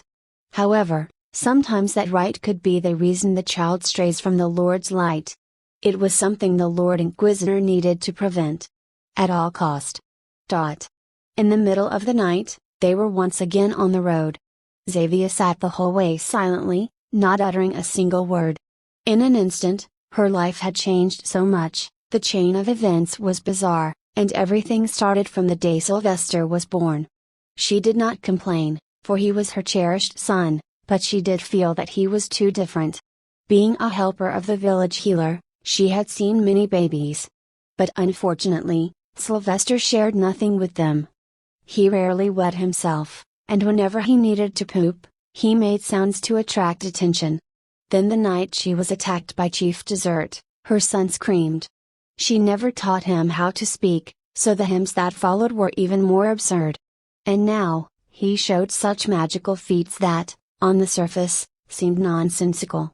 The fanatics from the church could easily dismiss it as heaven's grace, but not her. She had her fair share of secrets in life, but Sylvester made her feel like there was more to him than what met the eye. Was he really God's favorite or just something else? Baba. Sylvester made noise from her lap, waking up after a long 12-hour nap and recuperating the lost energy. Xavier knew what this meant, he was hungry. So taking the thin blanket to cover her chest, she fed her son. Again, an activity she couldn't get used to due to how he behaved. He'd refused to look and kept his eyes closed while drinking milk. He never made any noise or played. He simply drank until he felt full and tried to get away from her chest. He was far too bright and behaved for his age. His eyes. They don't have that innocence and confusion like other babies. Yet, she kept these observations to herself because being alive right now was the highest priority. She had heard rumors about how ruthless the church was, and making them enemies was the last thing she wanted. Meanwhile, Sylvester had his own chain of thoughts vastly different from Xavier. What he did back then proved he had magical powers. A lot of it. The feeling when he used magic could only be described as ethereal, soothing to the body, as if he released the frustration of a lifetime. Yes, it weakened him but also calmed his mind. But the experience reaffirmed a few ideas. He could not rely just on Xavier for physical protection, as everything seemed to be going wrong since his birth. The only hands and abilities he could blindly rely on to survive were his own. One thing he needed to increase his odds of surviving the early years was to gain knowledge. Knowledge about anything and everything about the world.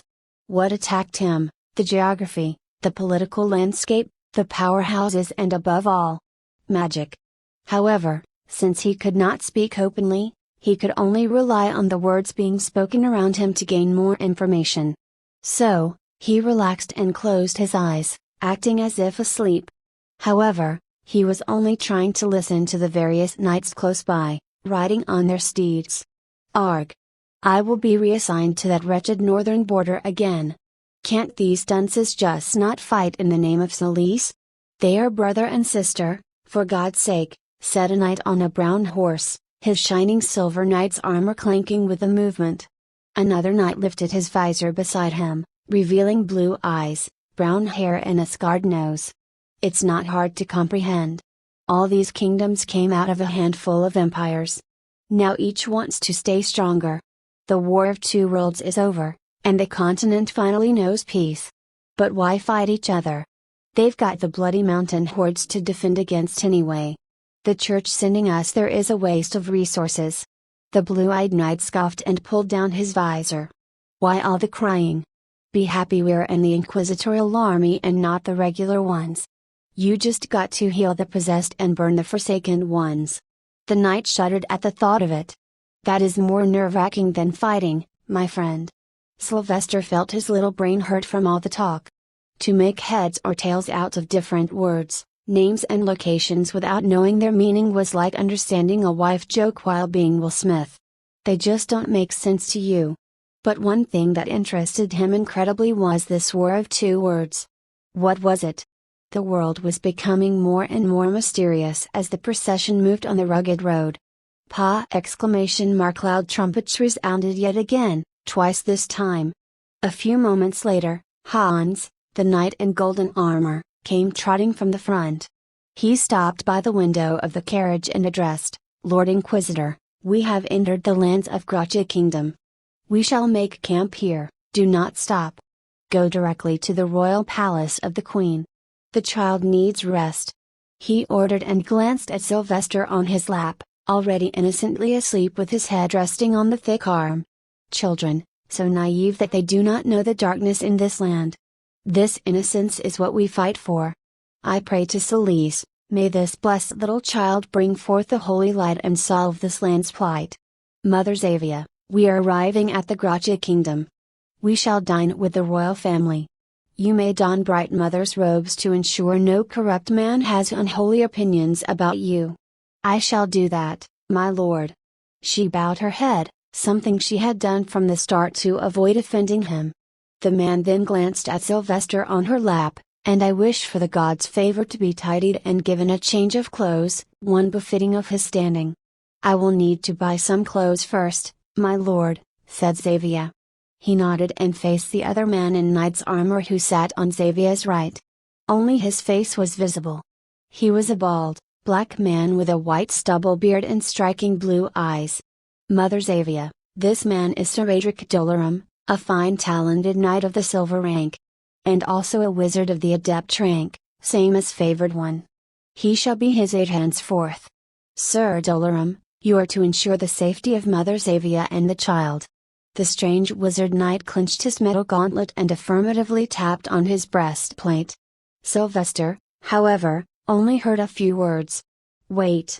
I am an adept rank? A/N, look at this chart in the para-comment to see the universal ranks in this fictional world. Wizards and knights on the same level don't mean they are similarly powerful. Wizards are inherently stronger. /9 Once renowned as the Gracia Empire, the Gracia Kingdom governed nearly all kingdoms in the continent's eastern region. However, the Thousand-Year War was not kind to it, as it lost its great powerhouses and wealth. As a result, its strength dropped to the same footing as the kingdoms it governed. This resulting civil war ultimately shattered it into small kingdoms. One would still see traces of the fallen empire's grandeur throughout these small kingdoms, embedded in their culture and architecture, even if these kingdoms didn't acknowledge it. But the same could not be said about the Gracia Kingdom. The Gracia Empire used to be one of the three strongest empires on the continent, mainly due to its most fertile and resource-rich land, and above all, the faith of Solis was headquartered there. To this day, the kingdom's only aspiration is to rise and reclaim its lost territories once again and ultimately bring forth its glorious past. That was one deadly nap. Nightmares of that dark pool of white snakes are still there. But where am I? To little Sylvester, sleeping was like dropping dead for hours. But, these long naps gave him another headache. They scared him when he woke up. Being an ex-spy, it used to be his priority never to let the situation go out of control. He always tried to interpret information and deduce things from the behaviors of the people around him. But as fate would have it, he had no idea where he was. The last thing he recalled was sleeping in Xavia's lap as the carriage headed for a city. Now he sat on an unknown woman's lap, held tight and close to her ample, soft breasts. She had golden blonde hair, gray eyes, smooth skin, and tons of makeup. Her wrinkles revealed her age to be around 40, but they only added more beauty to her smile. Wait. This isn't my mother. Where am I? Where is she? Look at you, so small and beautiful. Look, our hair color matches. The woman treated him like one would treat a puppy. He didn't heed her and looked around. Quickly, he realized where he was. It was some sort of a dining hall. There was a long table on whose sides people were sitting, from old to young. The woman on whose lap he was seated at one end, on her more prominent and luxurious chair, which revealed a lot more about her standing in the room. The place belonged to someone wealthy, as the hall looked similar to a noble house during the Renaissance. Colorful paintings and beautiful vases decorated the hall to the brim. There was shining gold all around, from the cutlery to the chandelier on the ceiling. Thankfully, he also found Xavier sitting second to the blonde woman's right. The first was the Inquisitor High Lord. One more peculiar thing was that everyone else had gray eyes and blonde hair besides his mother and the Inquisitor High Lord. Ah, such a curious child. Dear God's favored, I am Empress Rexine Gracia of the Gracia Kingdom. You may call me Grandma Rex if you want, she chimed so lovingly that Sylvester felt she was his family for a second. But then his senses prevailed, and he noted the little details. First, he had to lick his lips a few times as he suddenly felt a strange taste and smell in his mouth. His tongue felt sour and salty, while his nose noticed a sweet rosy aroma. It was odd yet familiar. Ever since he was born, he would randomly sense these weird smells and tastes. Let's see. Glaring eyes, I can feel the fastened heartbeat and how her cheeks contract every time.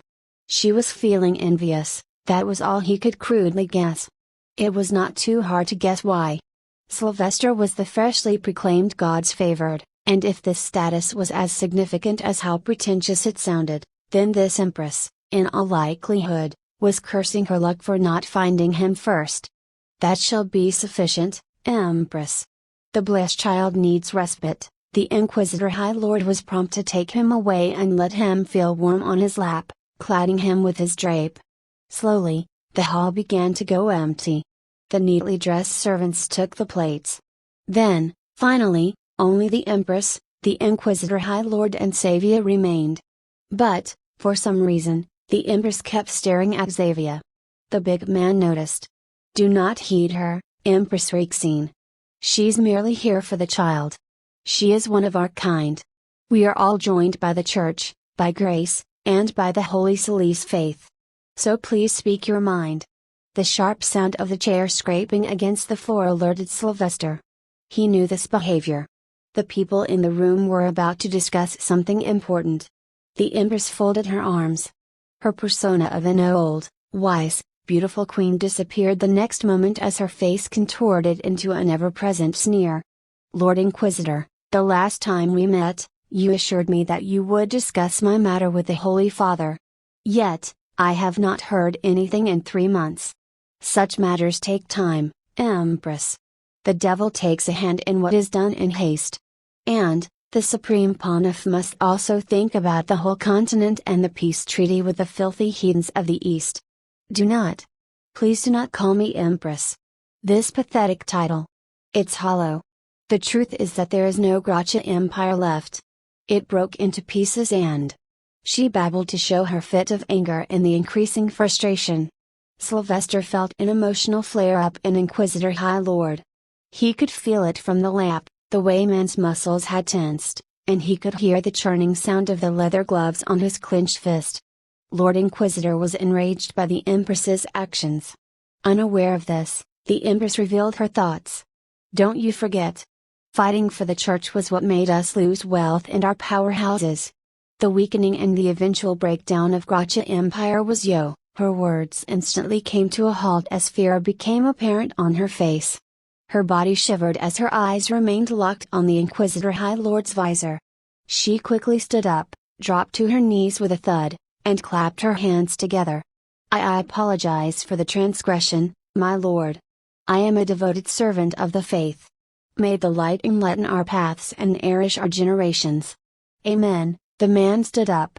He used his cane to walk closer to the Empress, or Queen. She dared not to look up at his face anymore. Palm on the floor.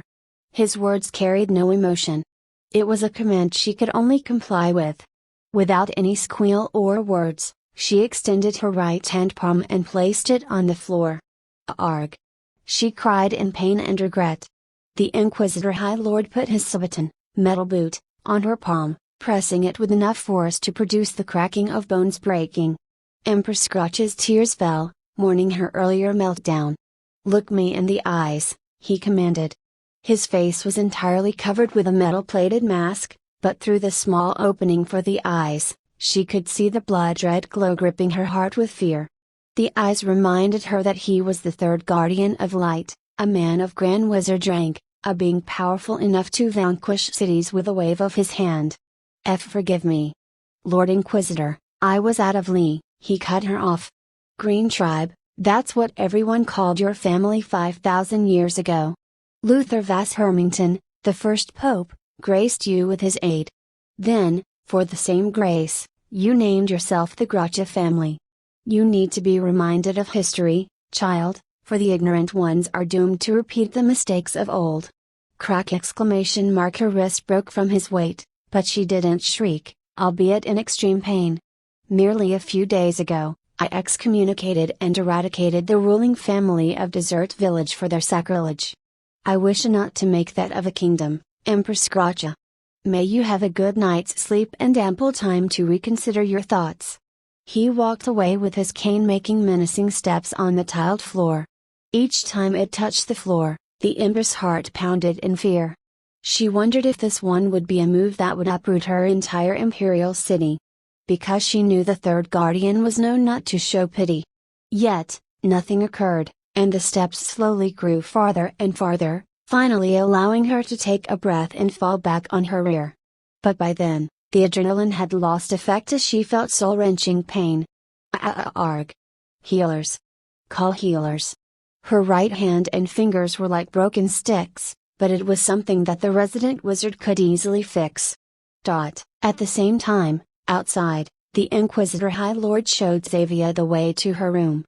She had managed to stay quiet despite what she saw this afternoon. But her mind was still feeling numb and lost. "This is your room." He handed Sylvester to her. But it didn't end there. His hand tightly rested on Xavier's left shoulder, clenching it. She looked at him in the eye sockets of the visor, and in them was the same look he gave the Queen, but she felt less panic-stricken. Sylvester, simultaneously, sensed a familiar smell, one that he smelled the time that Chief Desert tried to kill him, so bitter. His nose, tongue, and even his breathing felt bitter. "What you witnessed there should not get out, child." His calm, commanding voice and raging aura didn't match. But she managed to nod. So he continued. "In the faith of Celeste, we call all female devotees mothers. Are you a good mother, Mother Xavier?" "Why yes, my lord. I love Sylvester and care for him well, ah." She felt the grip on her shoulder tighten, making her cry out in pain. The man nodded and menacingly uttered, "That, I know very well. Yet, what about the faith, and the realm? Perhaps, one day if I discover someone uttering how this queen shuddered under my foot, I shall see if you've been a good mother. Good night, child, may the light guide you, to the righteous paths." Monk here, stoneware? /10/a/n, check paragraph comments in this and the to see reference illustrations. The horses trotted on the fine stone paved road, and the carriage followed. The hooves made rackets, indicating to them the speed at which the carriage now moved. The road appeared much more bustling, and the fields on both sides were full of luscious crops, farmers, and grazing cows. The procession had left Green City, the capital of Gracia Kingdom. Yet, neither Sylvester nor Xavier looked any better. Their eyes had dark circles. The events that transpired last evening had provided them with enough thoughts for the night's struggle. Xavier was scared and uncertain about the future after the indirect warning from the Inquisitor High Lord, while Sylvester's evaluation was much more profound, hence more nightmarish to him. He now realized why the man didn't order Xavier to leave when he knew the Queen would speak and make a fool out of herself. This was probably not the first time the Queen lost her temper. Hence, the Lord must have judged what was about to happen. Therefore, in Sylvester's eyes, it was a show of strength and pressure tactic to scare Xavier into submission and loyalty. After all, what was she if even the Queen's status was beneath the Lord? Sylvester used to employ these indirect threats in his past life, as they often got the job done without too much sweat or violence. But here, this was more of an eye-opener to him. He had made himself too comfortable on the lap of that man. He was fooled by the grandfatherly aura and voice, forgetting that was often the ruling older men's choice. Sylvester was thankful to himself that he only used the man for information. But he had to stop trusting the Inquisitor High Lord too much. It was a lesson learned by all CIA sleeper agents in his previous world. Expect the worst from those you expect the best. And this was certainly not a peaceful fairy tale world. Hence, he needed to tread carefully. I need to change my worldview. This realm is ruthless, disgusting and lawless. I can't treat or judge beings by the standards of the 21st century Earth. Sylvester glanced at the Lord Inquisitor, who was sitting opposite him and Xavier. He wondered what was behind the mask. After a moment of thought, Sylvester closed his eyes. It didn't matter.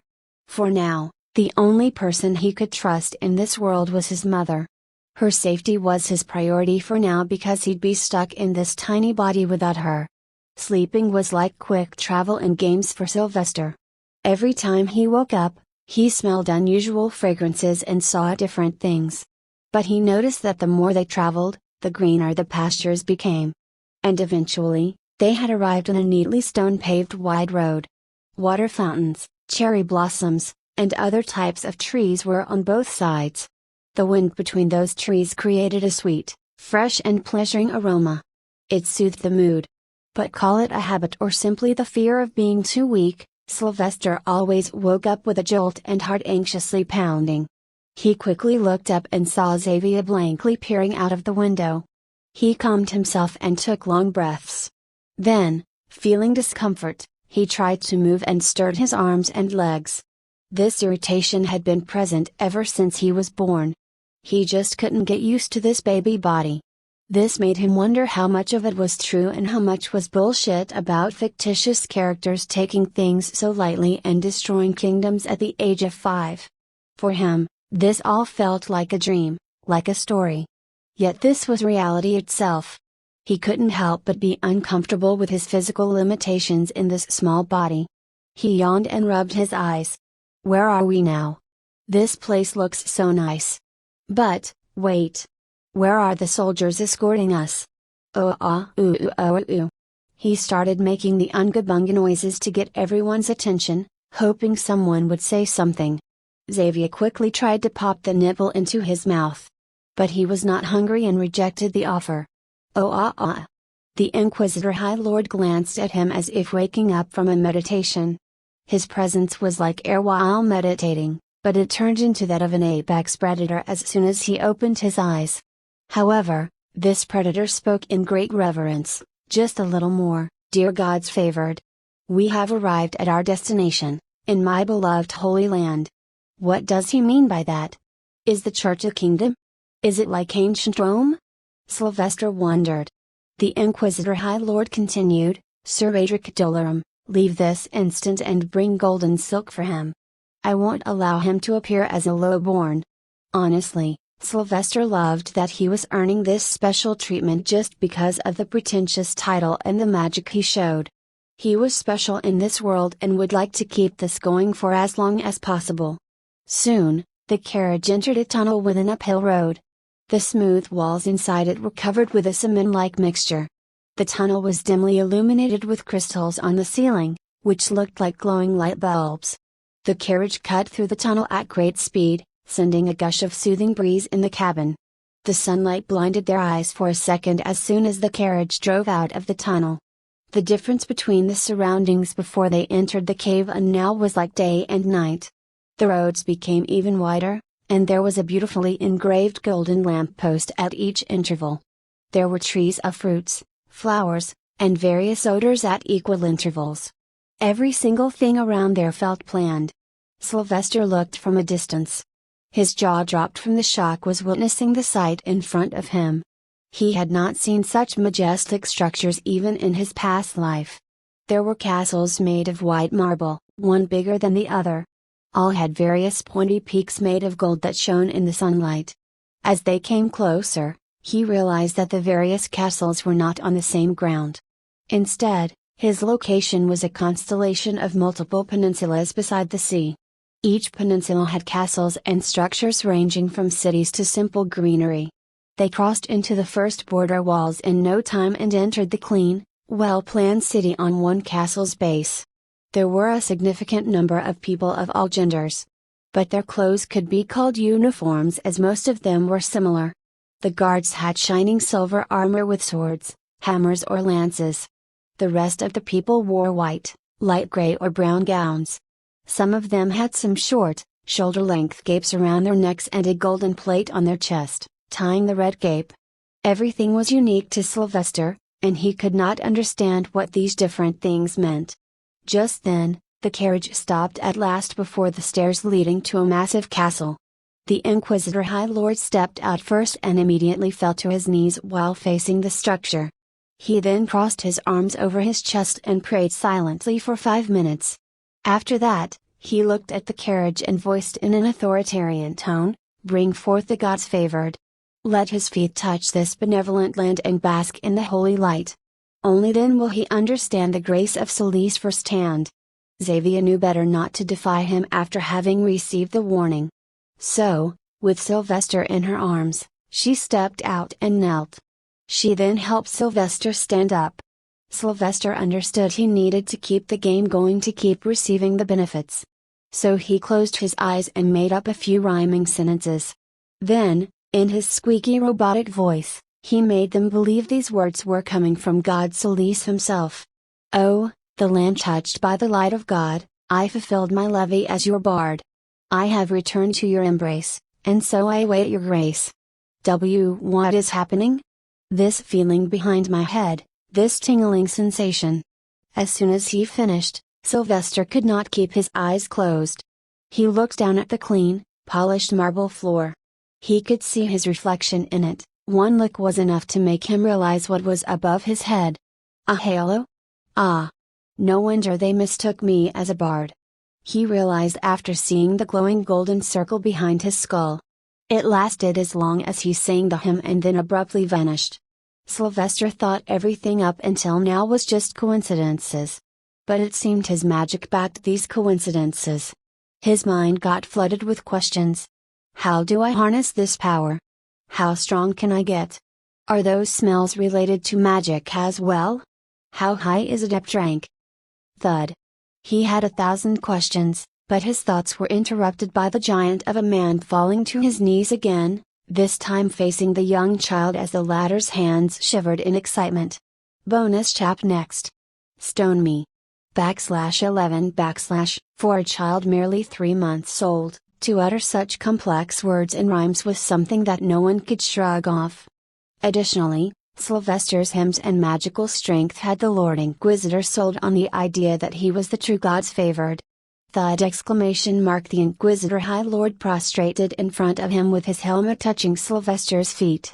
His voice still echoed throughout the open air and appeared to have a slight tint of shaking.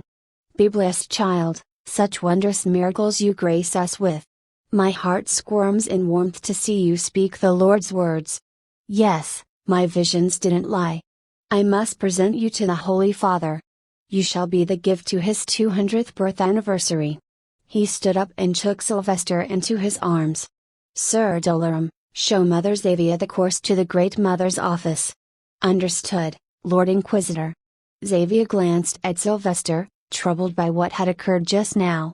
He had once again sung the hymn with the halo on his back right in her arms. She, too, felt the warmth radiating from him. But to her, him being a god's favorite was impossible. How can he be the favored one when his blood is tainted? However, she knew one thing, he was entirely safe for now. As long as they believed Sylvester was exceptional, the church would go far and beyond to protect him. So she bowed and followed the holy knight, not before giving one last loving glance at her son. The big fanatic didn't waste a moment and started ascending the castle's stairs. Along the way, each guarding knight on both sides knelt and thumped their spears in the moment his feet approached their line of sight. The more he climbed, the faster he became, ignoring that he had a cane in one hand. When he reached the top, loud murmurs and bows from people dressed in fine silk and gold ornaments greeted him. These seemed different from the church's people. But the man ignored them and proceeded to the giant bronze metal door. The guards who stood in front of it, trying to control the crowd, knelt immediately and opened the door. By now, Sylvester had proof that he was in the arms of an influential man, and this same man revered him for his bullshit. He was slowly coming to understand what a golden spoon he had created for himself. Next is. Third Guardian of Light, Crimson Fire has arrived. The announcer at the door clamored at his entrance. On the other side of the door was a magnificent giant hall that seemed like a throne room. Constructed from black and white marble, it was decorated with golden engravings with carvings here and there. A large window at the end of the hall gave a beautiful backdrop to the throne on the platform. Everything there was illuminated by the sunlight coming from windows strategically placed. Though, the beauty diminished to some degree when the large crowd gathered on the side aisles and proceeded with their loud murmurs. For Sylvester, it was like he was in a surreal period drama. The Inquisitor High Lord paid no heed to those around him and walked towards the man sitting on the throne. The High Lord's eyes under the mask shone in red light as if he was in excitement. With a thud, he knelt just after climbing the first set of stairs and zealously announced, presenting Sylvester to the front. Holy Father, I present to you, the God's favored. What? The favored one? Is he the real one? The murmurs became apparent and loud the moment he announced. But they slowly died when the man on the throne stood up and walked down the stairs.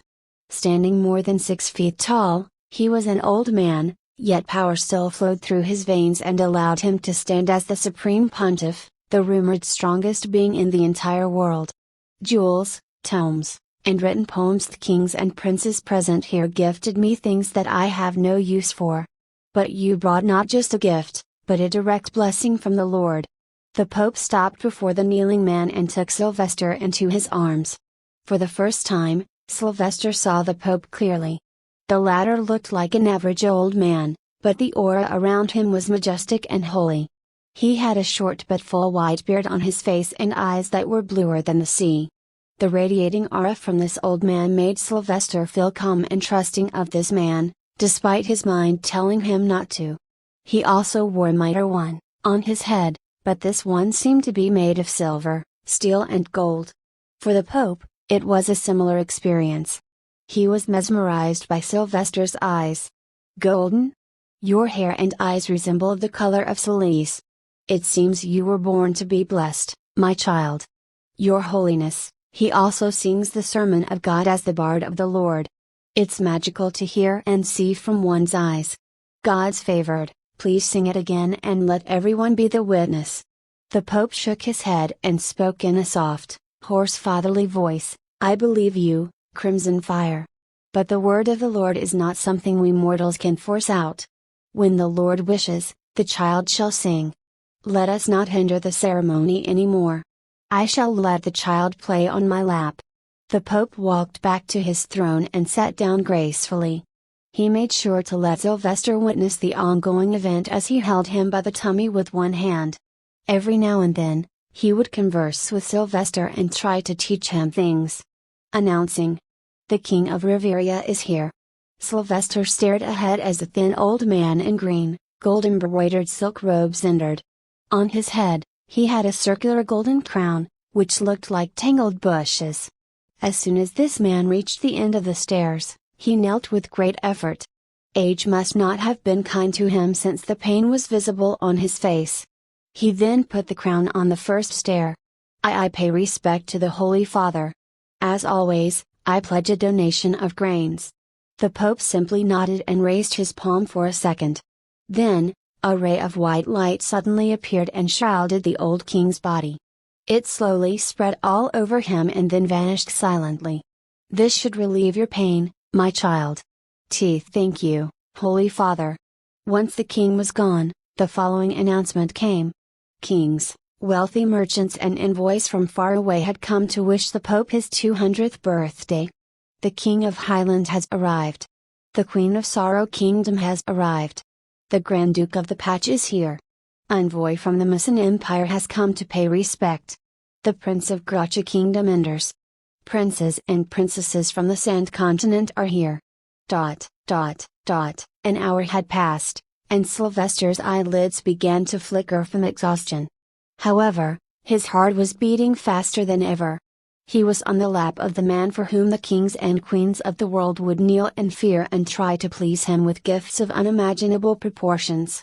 Gold, jewels and artifacts were as common as air in the room. He realized that he was not safe at all. On the contrary, he was in the most dangerous situation a child could ever be in.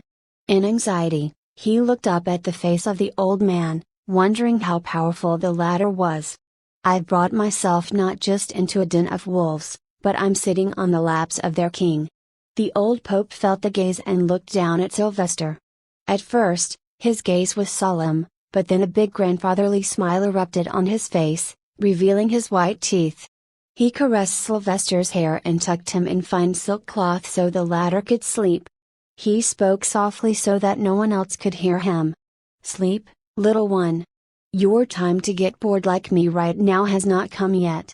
These pretentious, unfaithful fools and their schemes to please me. They think I see nothing, but I see it all. Bwahaha, fools. Right? You want to play with Grandpa's beard?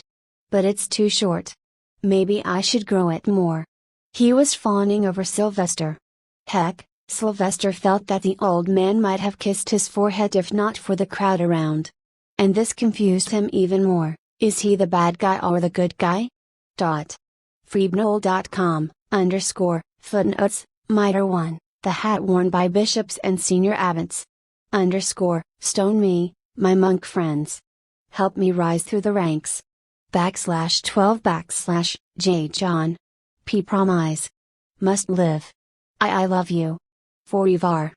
AIA. Sylvester's eyes abruptly flared wide, and their golden pupil dilated. His body rose from the bed and tried to sit up as sweat trickled down his forehead. The nightmares of the days better forgotten had not left his side yet. And they often ended with feeling like he was falling into an endless abyss. What happened, sweetie? Saw a nightmare? Xavier noticed the sweat-covered temple. Taking a piece of silk cloth, she wiped it and gave him a peck on his cheek. You're different, too different. But I have decided to let those irrational thoughts rest away. You are my son, and nothing will change that. Am I right, my handsome little prince? She started playing with him, raising him above her head by extending her arms. Sylvester had just woken up and didn't even know if it was day or night. But he entertained her. The woman deserved some level of happiness. However, he wondered why the nightmares were coming. If he went by science, he reckoned that a newborn's brain develops the most by the time he turns 5. So maybe his memories were reaffirming themselves in this body? Or if it was something magical, he had no idea. He looked at his excited mother. She was wearing bright gold religious robes and a wimple right now. And to her sides, she had also fastened a dagger and a small book. After playing with her son, Xavier put him into a cradle. I'm sorry, Max, I must go and study with other trainee bright mothers. You play here, I will return soon to feed you again. Sylvester sat in the confines of his prison-like cradle while eyeing her leave. He then glanced around. This cradle was at least twice as tall as him. However, he knew he could climb up. Call it an occupational hazard from his previous life or general paranoia after being through the hellish last few days. He couldn't rest unless he knew his surroundings, that everything was safe. As a child, I can roam around anywhere I want to, and no one will get angry or harm me. So I must make the best out of this situation. Using his noodle legs, he tried to climb the cradle's bars. But because his grip was not firm, he'd slide down every time. There were many cushions around him that he could use. So, he used all his little might and stacked the pillows one over another until his height aligned with that of the cradle bar. Next, he threw a pillow out and began to climb the last stretch. He tried to use all his core strength, but that made his weak little tummy pop out some morning breeze through his butt, a sign of good health. But a mere breeze didn't stop Sylvester, no matter how foul the stench was. Even if he felt like vomiting but controlled himself, that would make him lose strength. Just a little more. He could see the other side as his head slowly popped out. Sylvester quickly tilted his body forward and threw himself out of the cradle. Thud! ! He fell on the soft pillow he had thrown out earlier to secure his landing. Now the next phase was to crawl to the door and open it. However, when he looked at the surroundings, he felt dizzy.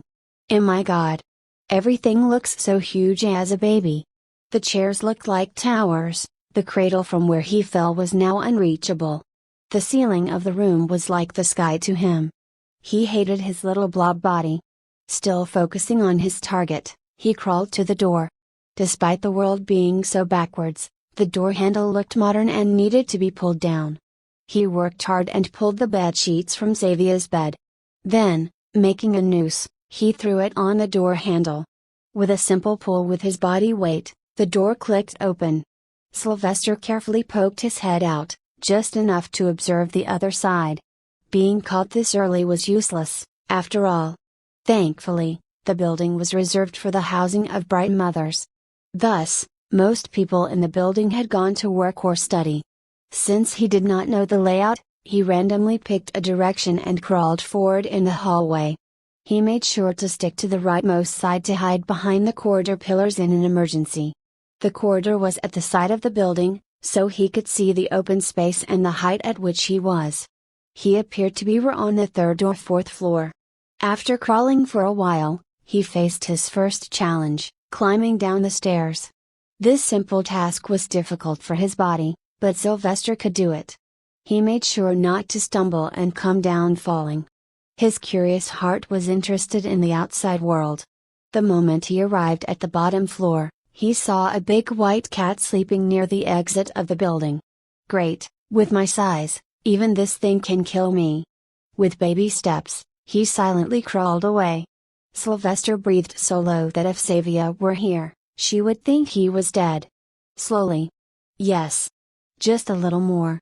At last, he crossed the final boundary and arrived outside the building. The sun shone on his baby skin and made him feel warm. In fact, he felt like he gained energy just by being under the sunlight. Now it's time to explore. Sylvester crawled towards the building next door, beyond the garden, to see what went on there. The architecture appeared to be a mix of different types from Earth, but all seemed to be in synergy. However, the weirdest thing was that each building had extensive open terraces and seemed to be full of people. Some sat there to rest, while others were either eating or studying. And this somehow made the grounds look quite desolate. Good for me, he thought. This meant he could go far before being caught. Soon, he arrived at the nearest building and sneakily entered the next hallway. He knew that the campus was huge, and he couldn't explore it all with his little body, but what he wanted was to study and know the place more.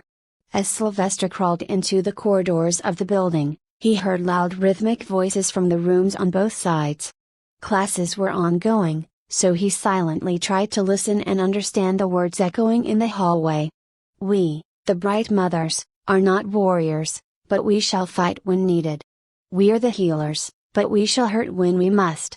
The Book of Saint Mother Grace, one of the 5 heroes of the Great War, rests on the right side of our waist. At the same time, the dagger remains on the left. We preach the teachings of the 78 popes who have guided us in the past 5,000 years. We point the way to the embrace of solace, and that is our sacred duty. As the bright mothers in training, you shall be taught history, the blessings and work. And the training will last 5 years. Any questions? One woman lifted her hand suddenly. Mother Martha, can I sometimes bring my son with me? Ah, the mother of the gods favored? Yes, you can bring him. I wish not to be punished for allowing any detriment to his mind or body, the senior bride mother replied respectfully. Sylvester smiled outside as he heard Xavier's voice. She thinks so much about me. But his mind also had 100 questions. What's this thing about 5,000 years and only 78 popes? Are humans so long lived in this world? And this great war again? There was so much to be answered. But he made a smart decision and quickly moved away from there. As long as Xavier brought him to her classes every day, he would automatically learn everything. Putting his life at risk anymore was not worth it. So he returned the same way while enjoying the sun. Scrutinizing the sky the whole time, he realized the sun seemed much bigger in this world. Yet, the heat was not unpleasant. Just then, he realized something he had heard during that camp incident. Xavier said wizards are the weakest at night. Does that mean daylight has something to do with our powers? Is this why I feel like eating that juicy sun? So many things do not make sense. It's hard to adjust to this new world so quickly. Not to mention, everyone and everything feels like a threat, especially in this body. Sighing, he continued on his way. Eventually, he arrived at the entrance and there it was. The cat still slept there merrily, looking relaxed. Sylvester saw its face for the first time and felt like petting it. But he was scared since the fluffy cat seemed to be an adult and appeared bigger than him. It was undoubtedly cute. But deadly. Easy, can't let it wake up. Carefully, he started to climb the stairs one at a time. They were no less than hills for him and took all his strength. He aimed to climb non-stop until he was at least 1 floor up. Only then would he feel safe. 1, 2, 10, 20. I hate my body. I hate these weak noodle legs. Sylvester cursed as he reached the last stair of the floor. He was sweating with sore legs and arms and might have fouled his diapers too. He breathed wildly. Ah! I can't die at the hands of a cat. I can't let such shame spoil my name. Ah! Thud exclamation mark like a dead body. Sylvester dropped face first as soon as he reached the first floor. He felt tired, and his mind was on the verge of breaking. I can't believe I'm saying this, but I miss Xavier. Pat pat. Sylvester felt someone tapping on his foul diaper-clad ass. Delighted that the help had arrived, he turned back to hug whichever woman it was. While also not forgetting to make baby noises. Fuck. There was no pretty bright mother waiting to help him. Instead, it was the damn cat from downstairs, now standing face to face with him. Its blue eyes appeared to be full of curiosity, and its nose sniffed him intently. Sylvester instinctively cursed and tried to move back. But unfortunately, he was only half as tall as the cat, who was currently sitting on its hind legs with the help of the tail. It constantly tilted its head left and right, as confused puppies do. Then, it started to move towards him. The more he moved back, the closer the cat got. How did I use my powers that night? Maybe I can pulverize this cat too. Yes, the hymns. I should sing it. He brainstormed quickly. Oh, hear me, the Lord of Light, I need your help in this fight. Meow. The cat leapt into the air abruptly. Sylvester even forgot to sing and covered his face with his arms, expecting sharp claw slashes. Pat exclamation mark, yet he felt no pain. Instead, there was a gentle soft pat. The cat moved closer, licked his hair, and then used its forelegs to hug his neck. Shocked, Sylvester uncovered his face and glanced at the hugging cat. It looked excited, without a hint of malice he expected. Pat pat. The cat, this time, tapped on Sylvester's forehead softly with its paws and did something that shocked his 21st century brain. Little human kitten. Mine now. Stone me, apes. But I have an offer.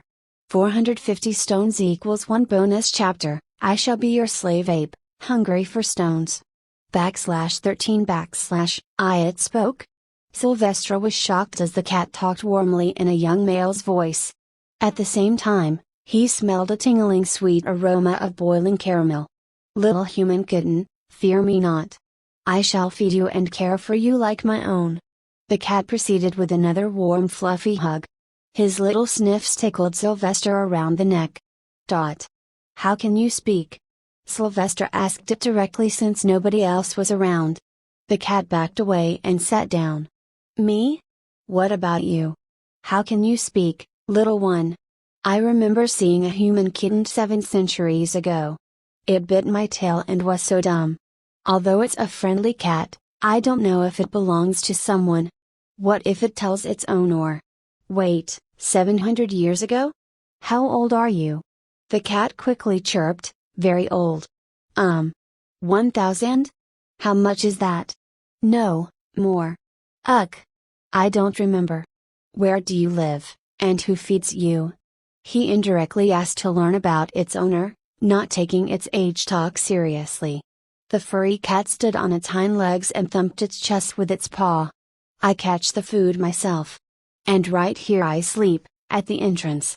My caretaker said I should wait when she went to the healer. She feeds me tasty fish. She's the best. Oh, it's going to tell its master.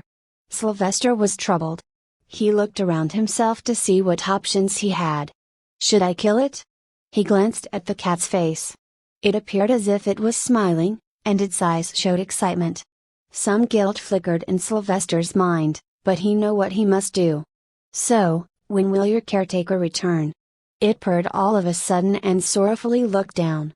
She hasn't returned, but I wait here every day. I know she will eventually come back. Days? How long has she been gone? 500 years, the white cat replied confidently this time, as if proud of being able to keep track of such a long time. Sylvester had no idea if this cat was being serious or was just misinterpreting the time. But this story reminded him of a dog from his past world. Is your name Hikiko? It confusedly tilted its head. No, she calls me Chonky. Sylvester took a long sigh and relaxed his mind. Since he did not trust the cat's words and was worried about it revealing his secret, he could only think of one way. He crawled closer to it and put an arm around its back. Chonky, come with me. I will get you tasty fish. He decided to keep the cat close by. Since it was amicable, the chances of making this cat loyal to himself were high. He reckoned, I've done it with humans. How hard would it be to manipulate a cat mentally? Really? Chonky rejoiced and hugged him again. He certainly was a strange clingy cat. Yes, just follow me. But remember, you cannot speak or expect me to speak when anyone else is around. Okay? Meow. Chonky diligently nodded. Sounding like a normal cat for the first time. After so long, Sylvester had a moment of heartfelt laughter. The cat who was adopting him ended up getting adopted by him. You're too gullible, Chonky. But remind me to give you a new name later. Chonky not good? Well, it's cute, but you're not fat at all. Chonky means plump and round. Chonky stopped moving with him and stood on his hind legs to look at his belly. It was flat as always. Even his face was well toned. Then, he sat down and looked at his back. Chonky only fluffy, not fat. But I like this name. Sylvester crawled close to it and patted Chonky's head. We can keep that as a nickname. But your real name should seem strong and mighty. Chonky's eyes shone as he nodded fervently.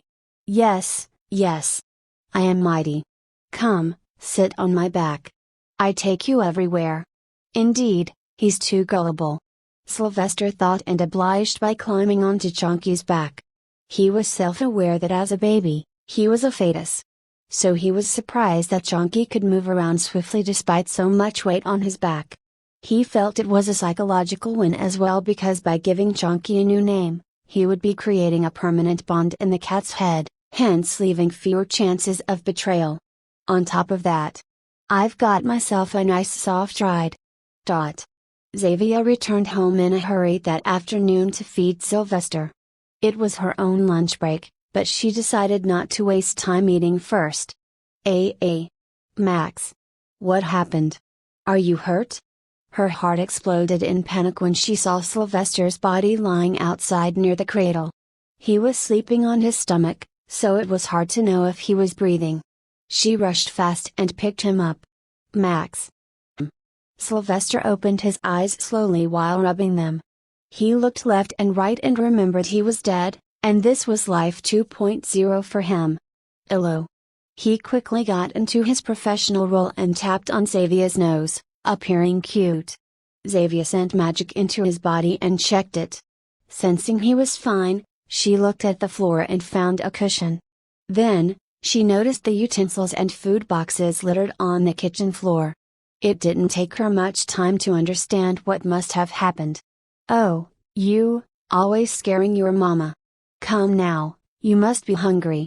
Indeed, my excursion cost me a lot of energ. Wait. He remembered Chunky, the furry boy, and looked down. The cat was still there, sleeping like a log. But for some reason, he didn't see any reaction from Xavier. He needed to know if she was going to allow him to stay. Mama, woo. He pointed at the floor. Xavier looked and knelt a little to pick something up. You want the toy? Goody. He voiced one word. To keep the persona of a child, he had limited himself to only 5 words for now. Oh, we don't have a cat toy, sweetie. I will make you a stuffed one later, okay? She said and plopped the nibble into his mouth. He, too, was hungry and closed his eyes. But in his mind, he wondered. Why did she not see Chunky?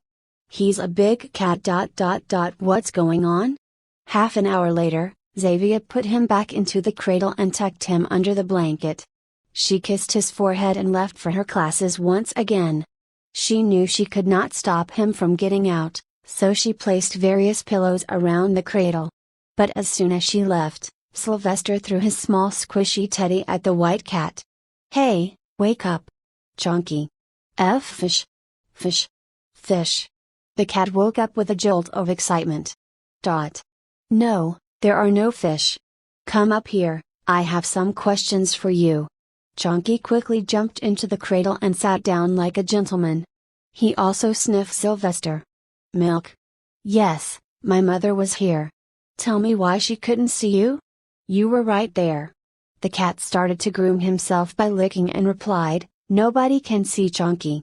Huh, what do you mean nobody can see you? Elaborate. I don't know why you see me. You're the first since my last caretaker, so I took you in. But I'll be good and wait for her at the entrance. Can't people touch you? He asked further. Chunky quickly responded, They can. Once that bad lady stepped on my tail and hurt me. I got angry and scratched her back. She screamed ghost and ran away. But I'm no ghost, I'm Chunky. Stupid lady. It dawned on Sylvester then that whatever Chunky had told him before might be true. His last caretaker left him 500 years ago, and he was more than 1,000 years old. His innocence betrayed his age, but it was understandable if he lived most of his life without being in touch with anyone else. He felt bad for the cat because it may have waited 500 years in isolation for his caretaker, who was probably dead somewhere and didn't know. But then, a new question occurred. Chunky was certainly not a cat, then what the hell was he? A magical creature? What are you? Sylvester asked. Chunky stopped licking and puffed out his chest. I am a mighty cat, Chunky. Oh. Look, I can also do this. The furred fellow opened his jaws wide and sucked the air. A dark and endless depth seemed to appear in his mouth, increasing the suction. Whoosh! Sylvester's pillows got sucked away and effortlessly vanished into Chunky's little mouth. See? Hee, I can eat anything. I once ate a horse carriage too. He proudly proclaimed. It was a day of mad revelations for Sylvester. From an invisible talking cat to this, the time taken was too little for his human brain to bear. He felt like he was dreaming while on drugs. His jaw dangled in shock as he quickly crawled to Chunky and used his hands to open the jaws. Where did it go? How did you do that? Chunky patted his hands away and moved back a little. It's simple. I just need to vomit it out now. You want? You got? Is he seriously going to vomit? You wa? At last, the pillows returned to the cradle. They looked a bit crumpled but were in perfect condition. However, Chunky did not stop and proceeded to vomit some sort of sticky liquid. When he was done, he licked his whiskers clean and sighed proudly. See, it's so simple. Can you store anything in there? Let's say a sword or potions? Sylvester asked as he realized the living gift that was sitting in front of his eyes. A walking, invisible closet. It could be such a boon in this world, he thought. Chunky nodded. Yes, I can keep everything. My caretaker also used me all the time. So you can use me too. He licked his mouth and looked towards the kitchen. For a fish. Sylvester cheered in his mind. That's dirt cheap. Just a fish. Even a mountain of fish is nothing for this. This is amazing. Whichever God I prayed to for this life, I thank you for this gift. Chunky may just be the one to help me in this plight and assist in all my upcoming fights. Seeing Chunky as a goldmine, Sylvester pulled him closer and made this cat sleep beside him. He couldn't believe he was thinking of killing him not long ago. Also, for some reason, Chunky now seemed cuter than before. Come here, be my pillow, he invited. Ah, one more thing. I have thought of a name for you. Really? Chunky's eyes gleamed as he lay down beside Sylvester. The name came to Sylvester's mind as he watched him perform the portable closet magic. He felt the name befit the fluffy boy. You are not an ordinary cat, Chunky. You appear cute and harmless, but then you don't appear to others at all. You can perform feats that defeat nature's laws. You are like an illusion. So I name you after a word for that. Chunky, you'll be called Mirage from now on. Chunky stopped all motions for a few seconds as if he was processing it. And soon, he started to purr and meowed a few times. Mirage? Mirage, I love it. /14 months passed, and life became much easier with a sentient cat. Especially because Sylvester didn't have to worry about things kept at a height, whether food or books. Mirage was remarkably gullible and so easy to please. He turned from a stranger to Sylvester's first cultist within a few months. But it could have been Mirage's isolation. He probably wished to be by Sylvester's side as only the latter could see and communicate with him. Meanwhile, Sylvester would increase the number of words he would speak each month. However, he didn't go for perfection, rather, tried to mess up the grammar now and then to still sound like a baby. Still, his growth could not be anything baby-like while his legs turned from noodles to French fries. They were still weak, but now he could walk. Let's study today, Chunky. Sylvester opened a random book from the case and tried to read it. It was titled, History with Pope. Although he had been going with Xavier to her classes on most days, he felt they didn't offer him anything substantial.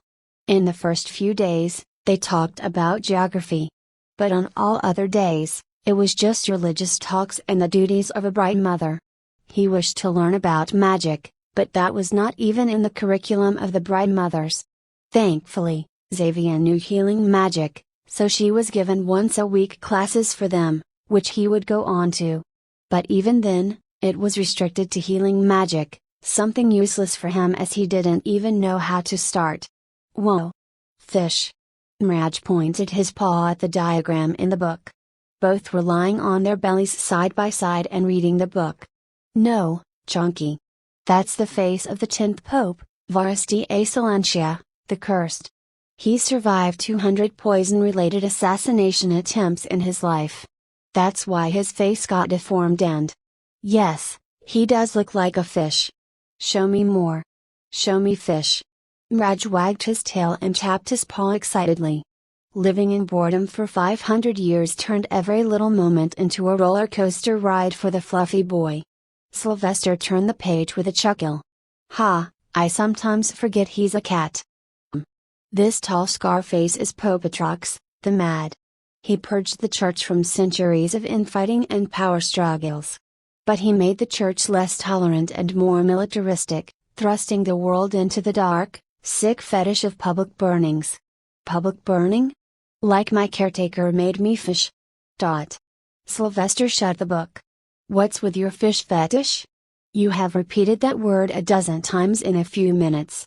Mraj lowered his head and showed cute sad eyes. I miss it.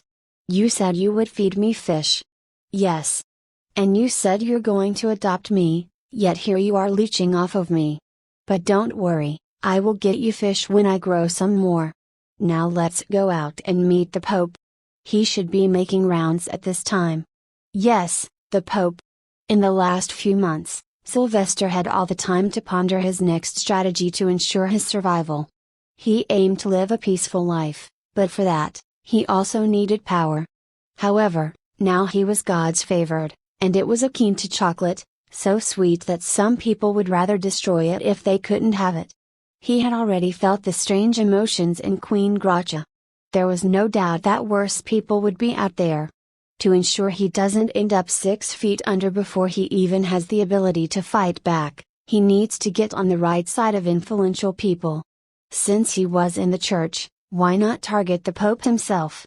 So with his extra chattery cat, he crawled out of the room. His legs were still not strong, so crawling was much more convenient. Unfortunately, he could not ride Mraj either since the latter was invisible to others. He had already displayed enough miracles, the last thing he wanted was to overdo it. He knew that the Pope inspected the Bright Mother's Academy every month on the last day of 3rd week. So ever since he came across this information, he would stumble across the former. Looking cute and dumb, he crawled out of the building and into the Bright Mother's Academy. He sent Mraj to scout the Pope so he could strategically present himself in front of the latter. Okay, now I'll sit in the middle of the corridor and wait. It took a few minutes for Mraj to return, running and screaming that the Pope was here. They had done this many times, and now Mraj was becoming a professional scout. Both of them patiently waited until the Pope was in the direct line of sight, and then Mraj used his soft paws to push Sylvester back so he'd fall cutely. "Ay!" Sylvester cried in a heart-melting low voice. "Oh, it's our little bard. Did you run away from your room again?" The Pope fast-walked to pick Sylvester into his arms and patted him clean. He also had a dozen standard church-robed, high-ranking administrators behind him. Sylvester took a small candy from his little shirt pocket and pushed it towards the Pope's mouth. "Candy." The Pope took it laughingly. "You saved another one for me? Good boy, already showing charitable tendencies. I have great expectations, little one. But we can't have you running around all the time." He looked at his associates and asked, "Was no aid assigned to God's favored?" The one in the lead quickly answered, "Lord Inquisitor assigned Sir Edric Dolorum, Your Holiness. Why is he not watching over the child?" The man didn't have an answer and looked at the others, who scrambled to prepare a response and discussed it with each other. Soon they had the reason. It seems he was reassigned to the southern region for inspecting the procession of King of Riveria during their departure from here. "We will look intelligence." They shut their crying mouths when the Pope gestured with his hand. He turned to his men and looked them in the eyes. Sylvester noticed the Pope's expression from up close. This did not feel like the man who was doting on him a minute ago. No, this was the true face of the Pope. And, like all other church members, he, too, had a secret violent side. Amidst a burning, pungent taste in Sylvester's mouth that distracted him, the Pope ordered, "Look me in the eyes. Can any of you tell me since when did the King of Riveria become the Pope? Since when did Inquisitors start getting reassigned? Did Inquisitor High Lord approve the transfer?" "And no. Your Holiness," they stutteringly replied in unison. "Corruption in Magna Sanctum? Failed has their years of education. Whoever dares to be corrupt deserves no salvation. 1, a dozen, 1,000 or 1,000,000, I will tolerate none. Give them death. This peace we have is not eternal. One day, those from across the blood sea will strike again. When that happens, the church shall be mighty as the dragons. We shall move as I planned this time and claim the heatland. May the holy light enlighten us. The administrators chanted, their bodies drenched in sweat. However, just like that, the mood of the Pope shifted, and he started making funny faces at Sylvester. Ha ha, our little bard will grow and become a mighty general. Butcher those with tainted blood. Aren't I right? Boo baboo. Eh ha ha ha. Gaga. Sylvester laughed as the Pope started to tickle him. However, the bloodlust and fanaticism didn't surprise him. But mentally, he wondered, first that Inquisitor and now this Pope. Why is everyone so bipolar in this church? Let's go. I shall hand you to your mother. The next day, yeah, baby. That's what I'm talking about. This is what I wanted. Finally. There was no limit to Sylvester's delight as he saw a familiar armored knight walk into the Bright Mother's housing complex and stand guard in front of Sylvester's room. He remembered this man for a few reasons. First, the combination of black skin and striking blue eyes was rare in his past. Second, the man's existence shows that the church didn't care about skin color.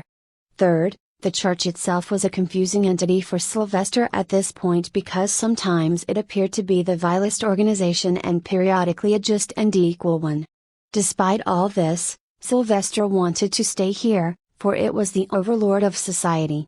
And all this time, he wished to learn magic and grow strong, but could not because Xavier knew only healing.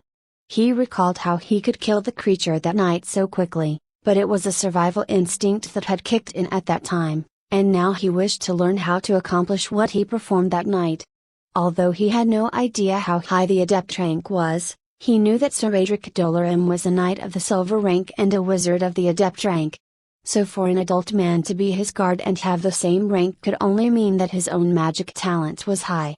He finally had something to do other than hear Mraj bantering about how to enjoy a nice juicy fish in various ways. So today, after Xavier left, Sir Dolorum entered the house to babysit him. From there, Sylvester started his strategy of mental manipulation. Bam! Yet again, he jumped out of the cradle. Sir Dolorum caught him before the touchdown. This was his 69th suicide jump today, and he had thoroughly annoyed his caretaker. Master Maximilian, please don't harm yourself. Magic. Sylvester gave him the puppy eye look and chirped. He was hoping to break this man's stoic character and make him emotionally attached to himself, enslaving him into the trap. Fair enough, if it pleases you. He seated and raised his palm in the hope that Sylvester would fall asleep soon. How wrong he was. Seeing Sir Dolorum creating a small fireball in his palm, Sylvester's jaw fell open. He was careful to assess how Dolorum was doing it. There was no chant or hand movement. It just appeared on his hand out of nowhere. How did he do it? Sylvester wondered. Magic. He chirped again. Sir Dolorum then raised his palm towards Sylvester's face and warned. Please don't be scared. Whoosh! Suddenly, a soft, cold breeze whipped Sylvester's face and blew back his short golden blonde hair. He instinctively closed his eyes and enjoyed the gentle breeze. Wah wah wah wah wah. Mraj tried to eat the breeze beside him. It stopped a minute later. But Sylvester's excitement to learn the magic increased 100-fold. He had already started to create some hypotheses in mind about the nature of the magic, and just one word was enough to explain it. Elemental manipulation. What else can he do? This is most likely not the limit of his abilities. How do I make him teach me? What if? He once again made cute puppy eyes and chirped, Tekka. Tekka. Tekka? Sir Dolorum confusedly muttered. After repeating it a few times in their head, he realized what it was. Teacher? Master Maximilian, I am far too lowly to be your teacher. Fine, you want to do this the hard way? Sylvester made an effort to get up to his feet. Mraj silently helped too. Then, he stomped forward and hugged Sir Dolorum, plastering his face on the man's chest plate. Tekka. Magic. Sylvester looked up and glanced at the man's eyes. They were often the best means to discern someone's thoughts and make a profile about their character. What he saw was genuine warmth and elation as the man's pupil dilated slightly and his heart raced. Sir Dalaram did not seem like the Inquisitor High Lord or the Pope. Again, he reckoned that Sir Dalaram was so low ranked that he didn't have any reason to be evil. Like in most religious places, most grassroots members believe in their religion's message. "Do you wish to learn magic?" he uttered slowly, knowing Sylvester could not understand him. Sylvester repeated after him, "Magic." Now, Sir Dalaram was there only to protect Sylvester and watch over him. But he, too, thought about being the teacher of the gods favored. How prestigious would that be? He had seen the miracles done by Sylvester himself, and it was almost a guarantee that one day, the latter would become a high-ranking member. To be the teacher of such a person was an honor in his eyes. He sighed and nodded. 9 months ago, you were so young, yet you killed that desert cannibal with ease. So I have decided, Master Maximilian, I shall teach you. Sylvester greatly appreciated that despite no one keeping an eye on him, Sir Dalaram remained respectful. It was a sign of a good soldier in person. I will show you the basic things we learn at the academy. Please raise your hand. Sir Dalaram knew Sylvester did not understand him, but he was still verbally instructed out of habit. Then he would make Sylvester move. Great, I shall use the wine magic under your hand so you may feel the celerium particles. Sir Dalaram sent the wine under Sylvester's palm. In response, Sylvester closed his eyes and tried to feel the air. He tried to remember the feeling from the time he blasted that bright, magical beam from his palm. It was mesmerizing and soothing to his mind. It felt like a part of his body that God released. It was similar to his blood or the air he breathed out. He then calmed his mind and recalled the martial arts training he had gone through in his past life. Fighting was all about proper movement and breathing. You breathe out the power and breathe in the build-up. He did not know if magic was similar, but he tried to breathe just like that. One in, one out. From Sir Dalaram's point of view, what Sylvester was doing seemed similar to the knight's training. But it was not too different from the wizard's training. The only difference was that one needed to try and breathe out of their palms. Of course, not air but celerium. He was amazed how such a young child could sit calmly for so long. But he also knew it was a pipe dream to expect results on the first try. Thus Sylvester's actions didn't raise Sir Dalaram's expectations by too much. It took me a year to even sense the particles and 2 more to learn how to manipulate them. You too shall be ab. He was left speechless as a tiny spark of bright golden light flickered on Sylvester's chubby palm. It appeared as if a part was trying to turn into a candle. Each spark was brighter and longer than before. Marvelous? So fast. Wait. Sir Dalaram pulled his hand back from underneath Sylvester's, yet the sparks kept appearing. He feared that this would be too much for a child, as magic depletion could truly kill a wizard. Master Maximilian, please wake up. However, the words fell on deaf ears as Sylvester was too charmed by the soothing feeling. He didn't know if his magic was working, he hoped it did. But he kept going, wanting to etch this feeling in his mind. Master. No. Wake up. Sir Dalaram's pupils contracted in panic when the flickering sparks became a constant orb of warm golden light that kept expanding. This was beyond what any average wizard learned in their first month. And the orb appeared more like a destructive beam than mere light. Forgive me, I have no other choice. So Sir Dalaram decided to pinch Sylvester to stimulate the latter's other senses. But he was too late. Whoosh! 1. Celerium, the particles released from the sun that give power to the wizards and knights. Note, Master is a title for an underage male. That is why Sir Dalaram calls him Master Maximilian. Using the first name is too disrespectful for someone of Sylvester's standing. \15 whoosh exclamation mark. The orb expanded at the speed of light and soaked everything in the room in a blinding flash. It was warm and rejuvenating, as if the grace of Solace itself had brushed upon the lands. Sir Dalaram could not see anything in that light. But worrying for Sylvester's safety, He pushed himself forward. Then surprisingly, he felt the light pushing him away. It was not too strong but enough to make him exert himself. Meanwhile, Mirage was simply rolling on the floor, screaming, "My eyes! My eyes!" The cat's shrills were very striking to the ear, so Sylvester opened his eyes and looked. But there was nothing but blinding light emitting from his palm. Oh! That's interesting.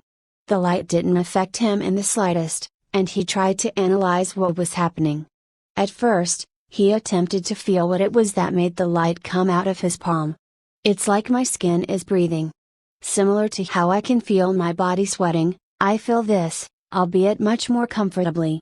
It appears magic is a biological part of a wizard's body. It comes as natural as breathing.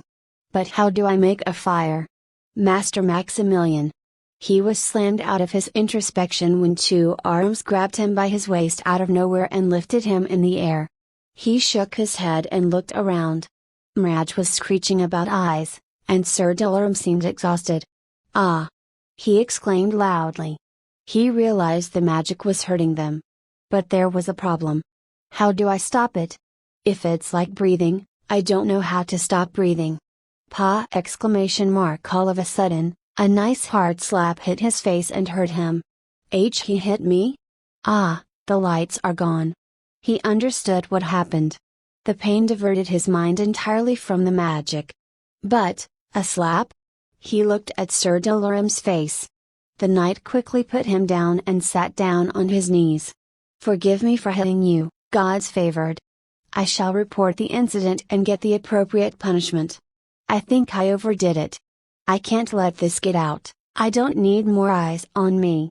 He contemplated how to stop this man without speaking. And then glanced at Mirage. It seemed the latter was knocked unconscious. If Sir Dolorum divulges this incident to his seniors, they might kill or remove him from serving me. Who knows what kind of man the next one will be? Will he teach me? No, I can't place my bets on the unknown. Wait.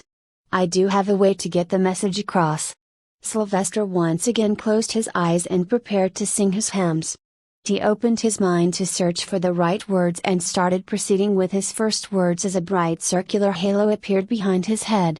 "O mortal, basking in my warmth, the time has come to make an oath. I shall test your loyalty thenceforth." Sylvester peeked at the man from the corner of his eye. He was satisfied to see Sir Dolorum sitting with his arms crossed on his chest. The man believed whatever was happening. "Make the vow here, never will your faith waver. I am him, I am you, I am everywhere. I am earth, I am the sky, I am air. My light reaches all, yet there remain heathens, ruffians, sinners no less than demons.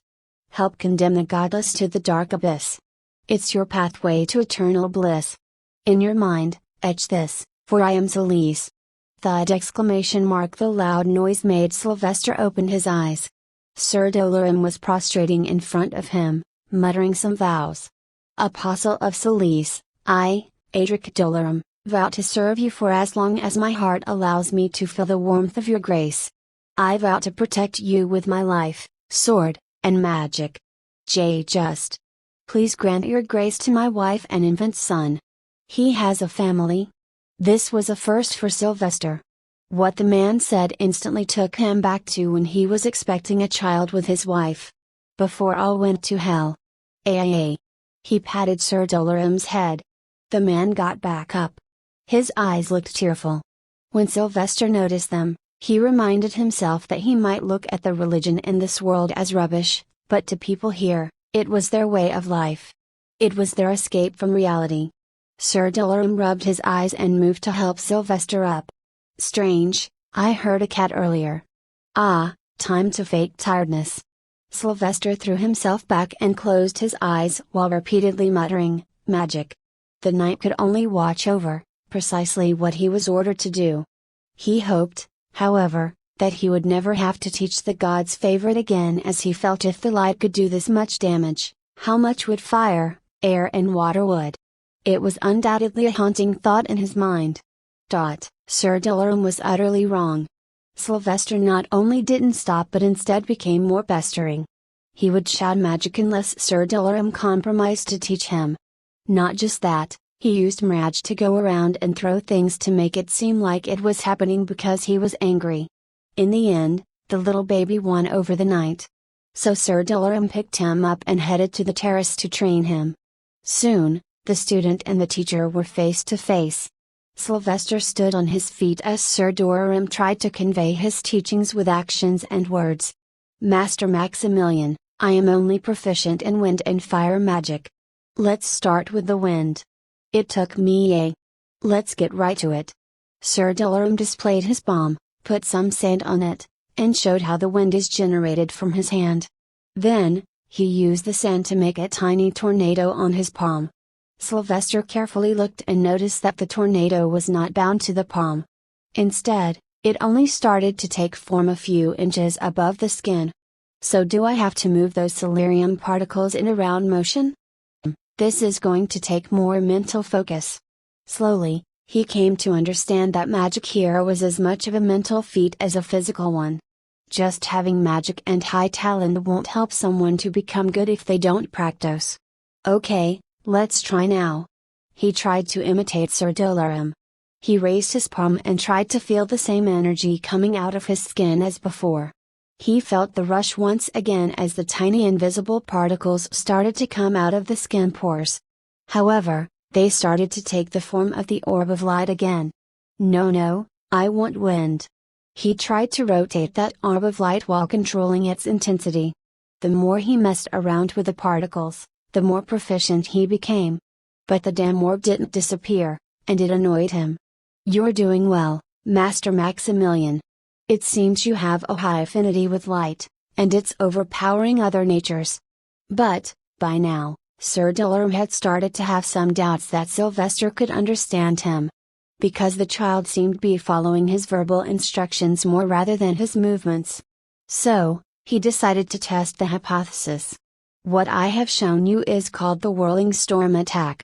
It is a great move if done with full intensity. Those of Lord Inquisitor's rank can cast thousands of these tornadoes and ravage cities in a few blinks. You too can do this one day. There was silence from Sylvester as he kept trying to make air on his palm spin. Finally, he mumbled gibberish in frustration.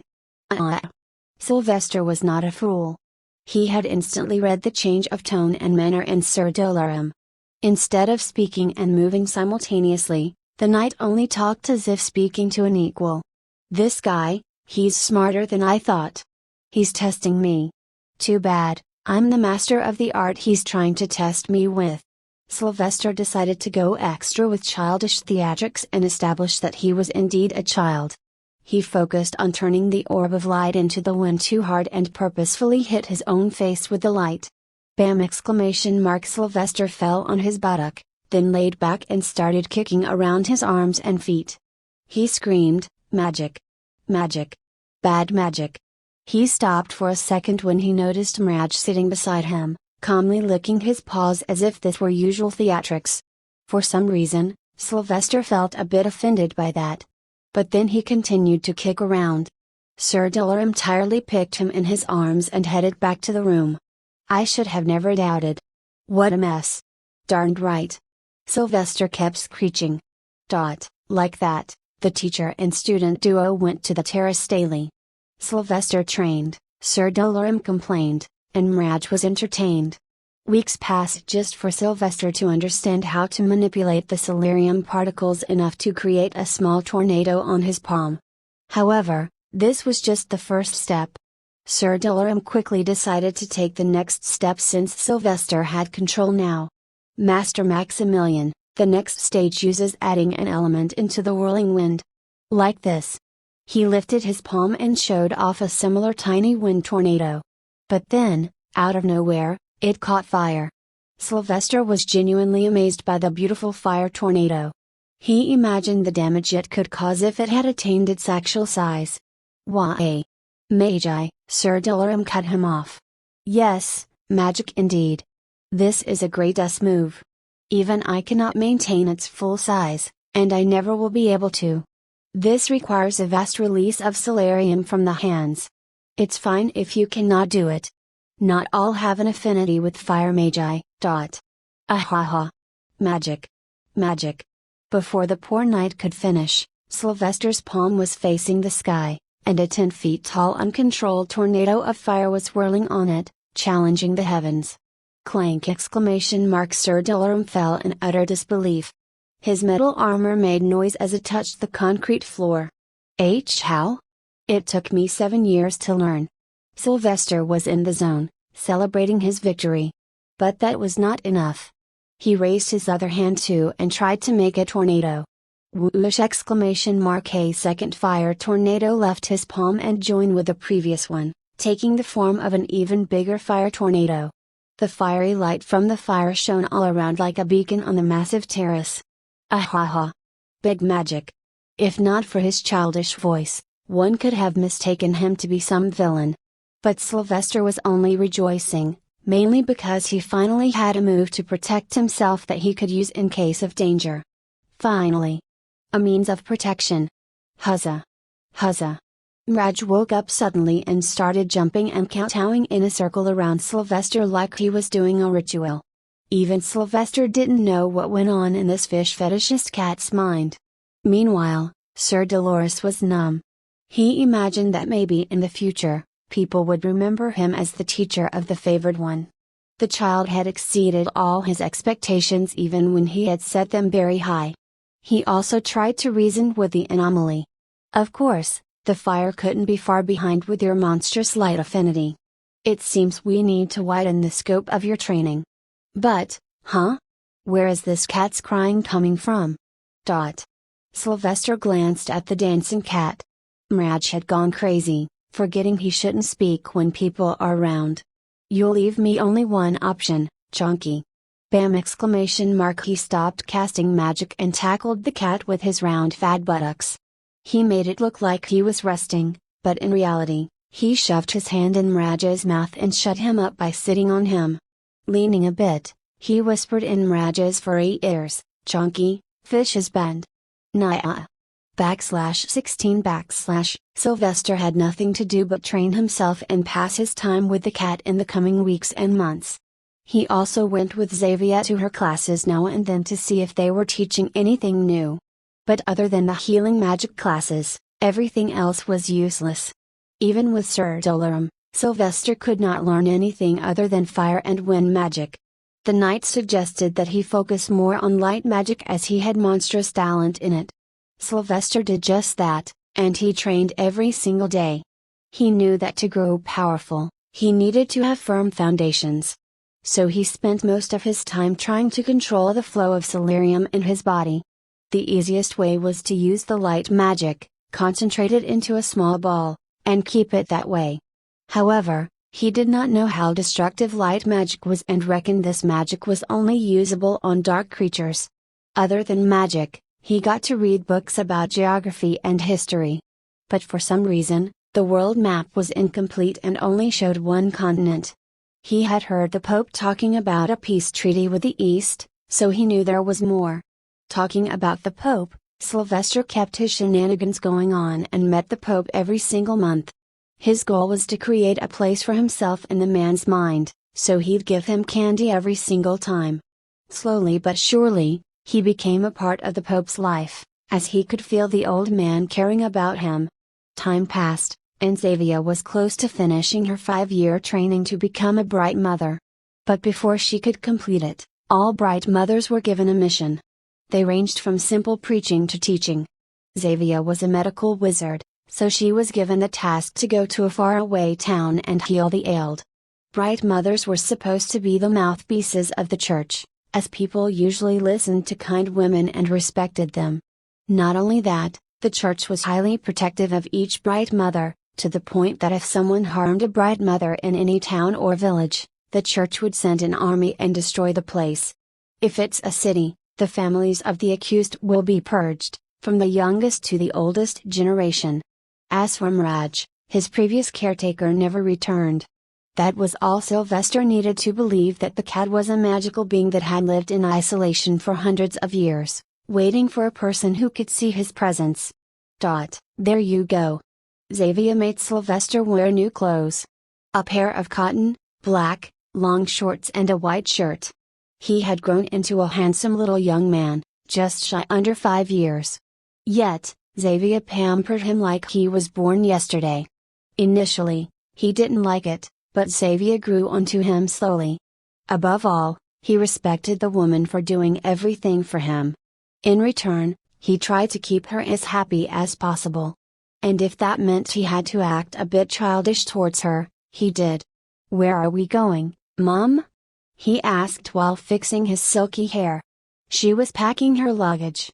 "I have to work to prove my training is completed. People in Pitfall Town in the north suffer from some disease. I must go there and help with my healing magic. I'm coming with you?" "Of course, you are coming along. You will get bored here otherwise, and I will forever be worried if you ate food or not. You are also turning 5 soon, and we have just a few more years before your formal education starts. When that happens, we won't get time for each other." She sounded disheartened at the end. Xavier knew that her son's life as God's favored would be harsh, even more difficult than all other children. The expectations on him will be a constant weight pulling him down, and his responsibilities will never allow him time for himself. The only thing she wished was for Sylvester to never lose his innocent smile, but knowing the church, it was just a pipe dream. "Don't worry, Mom. I will never leave you," he responded innocently. This was the least he could do for her happiness. As always, the woman was too emotional. She never leaves an opportunity to hug him, and neither did she miss it this time. "Oh, my Max. Why are you growing so fast? Can't you wait? Maybe by 10 years? Sylvester reckoned staying silent was the best thing to do at the moment. But he couldn't ignore the cat that had also jumped on his back to hug him. "Great, I've got 2 hug-loving cats now." After their short mental health session, they moved out of the Bright Mother complex. A stagecoach waited for them at the gates with Sir Dilaram waiting. Beside him, 2 more knights were accompanying them for Sylvester's safety. The church was not too scared of letting Sylvester go out this time because their destination was in the Graja Kingdom, a land that was under the tight grip of the church. It was filled with monasteries, administration offices and inquisitor outposts. No other kingdom on the continent enjoyed this level of intimacy with the church. Sir Dilaram introduced the 2 new faces. "Mother Xavier, Master Maximilian. This is Black Knight, Sir Charles Smith. He shall be the reinsman on this journey.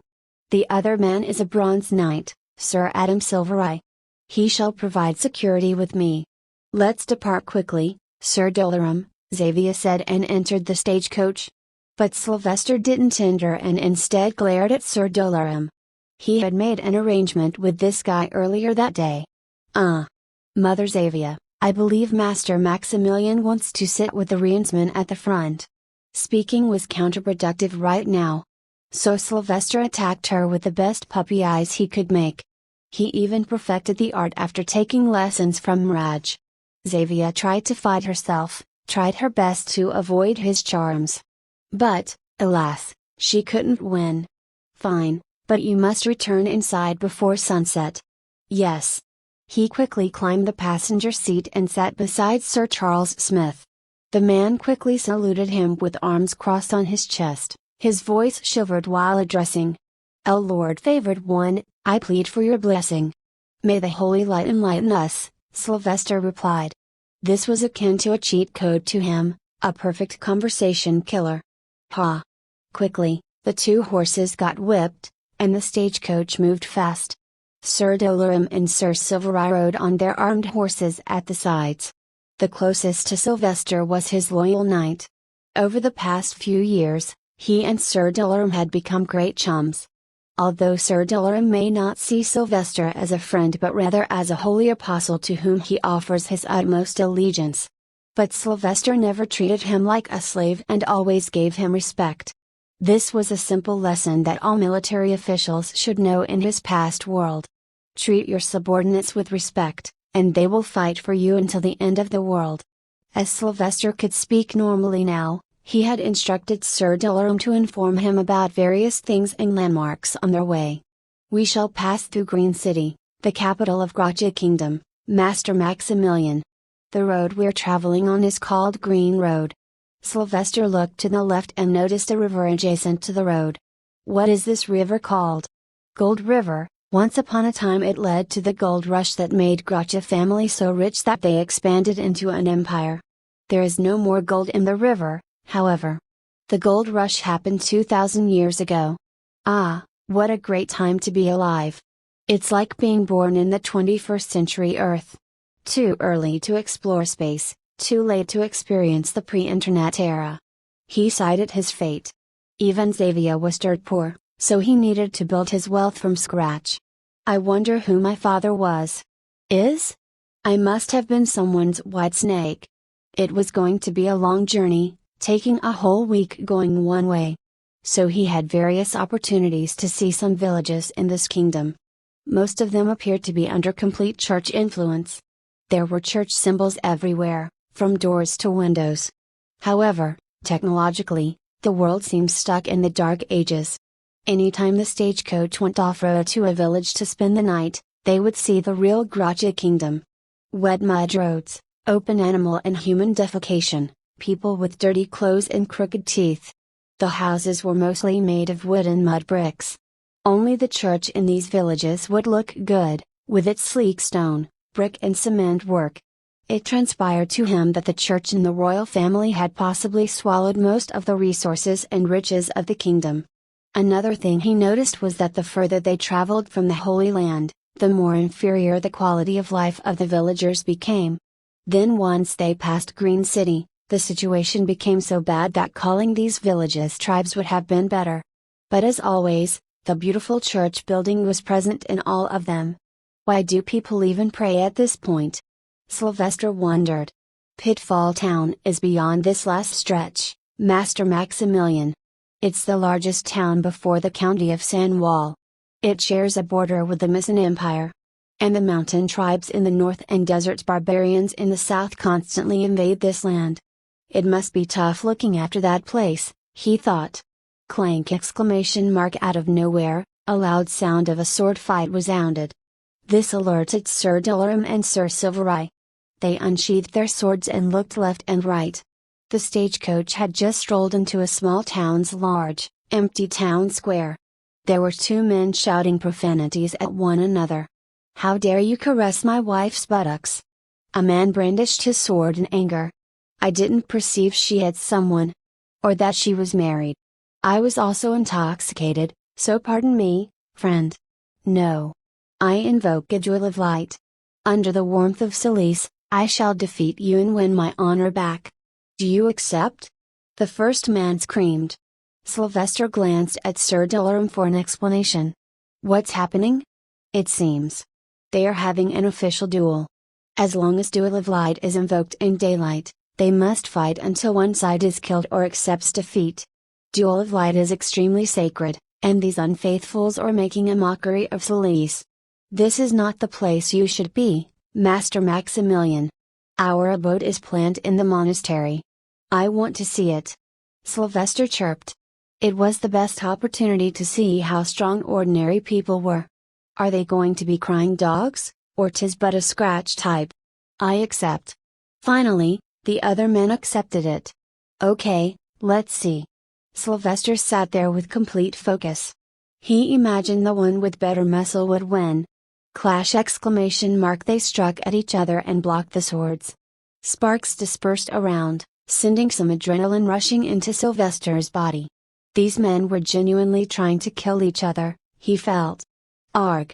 The accused gashed the husband's right arm in the next strike, sending him to the ground. The wife-toucher smirked as he looked at the other man. He pointed his sword at the neck. "Don't worry. I will take care of her. I admit defeat. But the man didn't stop and try to strike his sword. He would have been successful if not for a sudden loud horn and shouts. "Pa! Make way! Here comes the order of the Holy Inquisition! Make way!" Here! Out of nowhere, a procession of knights in bloodied inquisitor robes and armors rode into the town on their steeds. A dozen of them were there, and there was a cage carriage at the end of the procession. Inside the cage was a gorgeous chained woman. She looked hurt, her green clothes were ragged, and her long, ashen hair was untidy. But with a passing glance, Sylvester noticed something strange about her. Long pointy ears? Is she an apostrophe, /17 / Sir Dolorum cleared Sylvester's doubts as the man spat on the ground in utter disgust. This was the first time he saw the man showing such an unpleasant face. Ugh! What's a filthy elf doing here? Sylvester glanced at the man's face in disgust as well. But he accepted the reality of the situation. In fact, it all made sense to him. It seems God didn't make this world equal for all either. Why is she jailed? He asked in false innocence. She's a heathen from the foul lands of the East. They believe in their weak tree gods and such rubbish. She has no rights in this land, and the inquisitors may do whatever they wish. Death, however, is inevitable. Soon enough, loud shrills full of fear echoed. The jail cart had stopped in front of the monastery. She was dragged out by her hair, and her clothes were being ripped apart at the same time, for no tainted blood was allowed to touch the house of Solis. Since Sylvester and the rest were to go the same way, they stopped in front of the monastery gates. The Inquisitor knights saw Sir Dolorum's Inquisitor robes and barked. "This is our catch. Stay away from this." Ugh! This scent and feeling again. The aroma of roses and sweat combined. Are these men lecherous right now? AAA. Help me. I don't want to die. Please. The elven woman cried as her modesty was trampled. As a strong sense of chills and vibrations spread on his tongue, Sylvester decided to shut them up by giving his introduction. First, he raised his right palm and closed his eyes. Then he mumbled under his breath, letting the halo of bright golden warm light appear behind his head. Sir Dolorum, Sir Silvery and Sir Smith quickly crossed their arms in prayer and closed their eyes. Then echoed Sylvester's melodiously improved voice. It felt calm, soothing and with a hint of child's cheerfulness. Kneel before the Apostle of Light. Warriors and knights for Solis who fight. Feel the warmth of the Lord burn bright. This is the way, this is what's right. Signs from the Lord are all here. The filth of heathenland is near. Needs a sacrifice for His grace to appear. He shall make the disease disappear. All come together, rejoice, cheer and cry. The blessing has fallen from the sky. So says the words of Solis, burned shall those who dare defy. Thud! ! The inquisitors handling the elven woman kneeled suddenly, their eyes reddened in passion and emotions. They thumped their chests in salute and reverence. Such a beautiful hymn, why have I never heard this before? The knight asked. Sir Dolorum explained.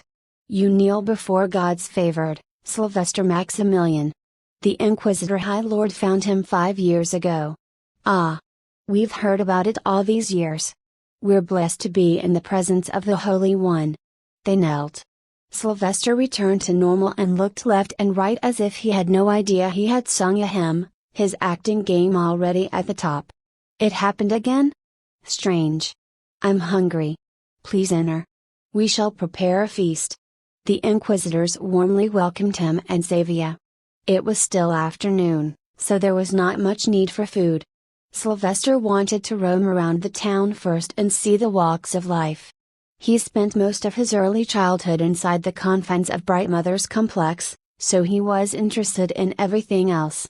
Sir Dolorum, I want to see the town. Of course, Master Maximilian.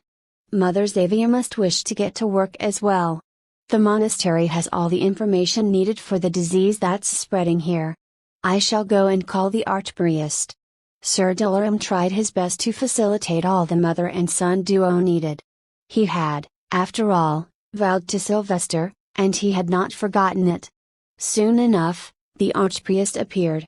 He was an unremarkable man with a forgetful face. He was bald, had a short white beard and wore white silk robes over his chubby short body. He was most likely a wizard. The old archpriest quickly gave a church salute to Sylvester. To most eyes in the church, it didn't feel strange. O blessed favored one, please help this tarnished land to become pure again. If it has sinned against the great Solis, please punish it, I beg you. We call for your aid. Sylvester glanced at his mother. He didn't want to steal her spotlight right now. The church sent my mother, not me. Indeed. Sir Dolarum nodded. Then. I plead to the Bright Mother and Favored One, help us. The people in the town have suddenly started to fall ill.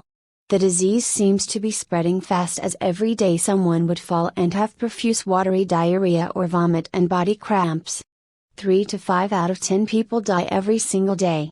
If this goes on, Pitfall Town shall be finished. The old archpriest knelt in request by the end. Sylvester could notice it at first glance, though. Through the years, he had found a correlation between what he smells and what it means. Finally, he could make a small list after hundreds of trials and errors. Even now, he was getting some new ones. Same as Queen Rixine Gracia, sour and salty. Is the archpriest jealous of me? The man didn't care for the people. He only wished to keep ruling and making money. This disease must have been costing him. We shall see what we can do, archpriest. Xavier was determined to begin the investigation quickly. A few minutes later, Sylvester accompanied Xavier to the large hall the town had set to keep the sick ones. It was filled to the brim with ailing people and their families. Men, women and children were lying in a matrix, each coughing, vomiting or defecating themselves. At a simple glance, Sylvester knew what the problem was. He had faced it back when he was a spy with the cover of an industrialist in the USSR. A whole village was suffering from this exact problem, and it didn't solve until he supplied that village with free canned food and water. This village is suffering from a cholera outbreak. But why have they not found a solution yet? The church seemed very advanced to me. He wondered and silently followed Xavier around. She soon stopped by a young child who was vomiting uncontrollably. Due to dehydration, his eyes were red, and his body was thin as a stick. But then she started waving her hand with shining green light on the boy's stomach. The boy stopped vomiting after a few minutes, and his eyes returned to normal. Xavier caressed his head warmly. Worry not, dear. You can have food and water now. However, the mother of the child cried then. Thank you, Bright Mother, we are grateful. But what you said has been repeated to us many times. Every week he falls sick like this. Sylvester sighed silently. Of course, unless they deal with the root, the fruits will keep rotting.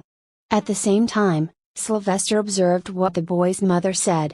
It appeared that Xavier was not the first healer here. And for some reason, every healer only used the magic to help these commoners.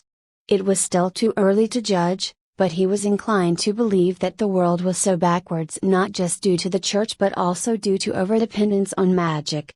Why would one invent penicillin if a wizard can cure them with a wave of his palm?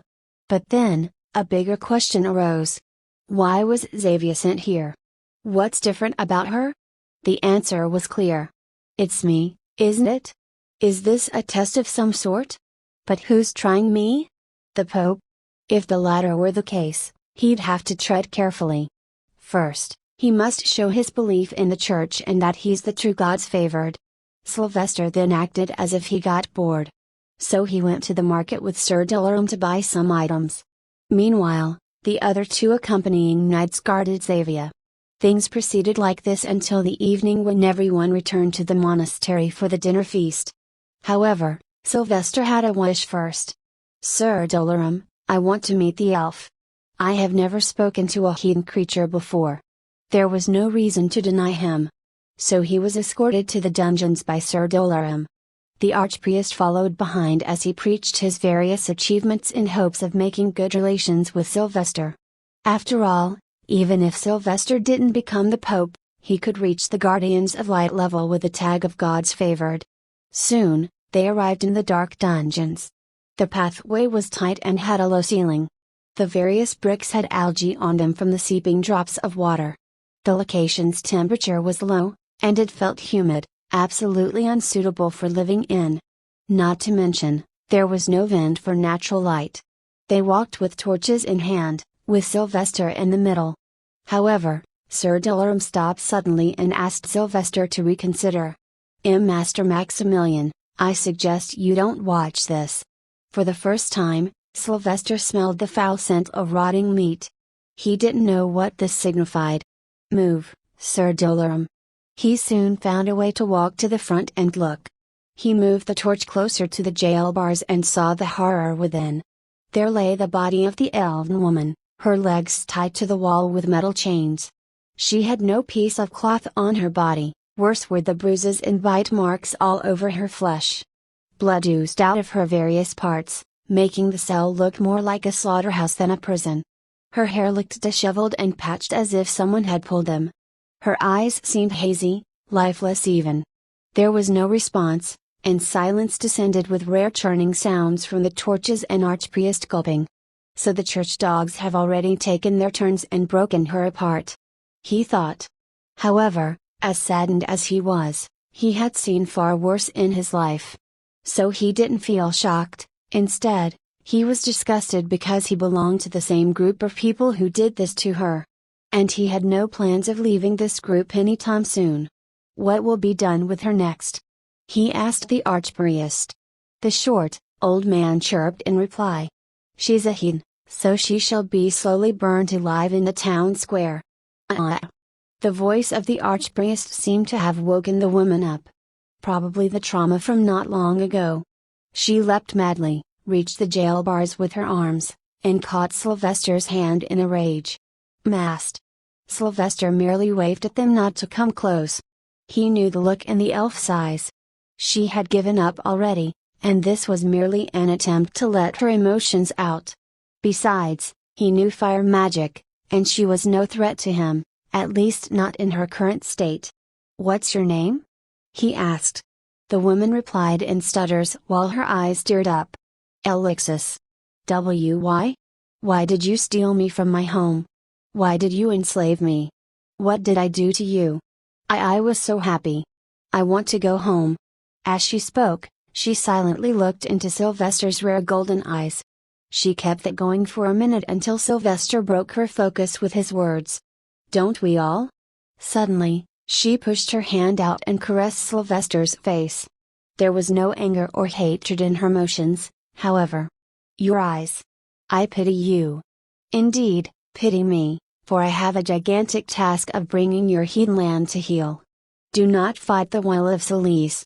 There is nowhere to escape. Sir Dolorum, let us return." He turned her words around and decided to leave. "Mother must be waiting for me at the dinner table. I want to go home. Let me go. Please." The screams of agony slowly diminished into unintelligent echoes. Her fate was sealed the moment she arrived on this side of the world. The church had money, power and pull, but the only thing it did not have was forgiveness and acceptance. Sylvester calmly headed back up. Meanwhile, his mind was in chaos. What did she see in my eyes?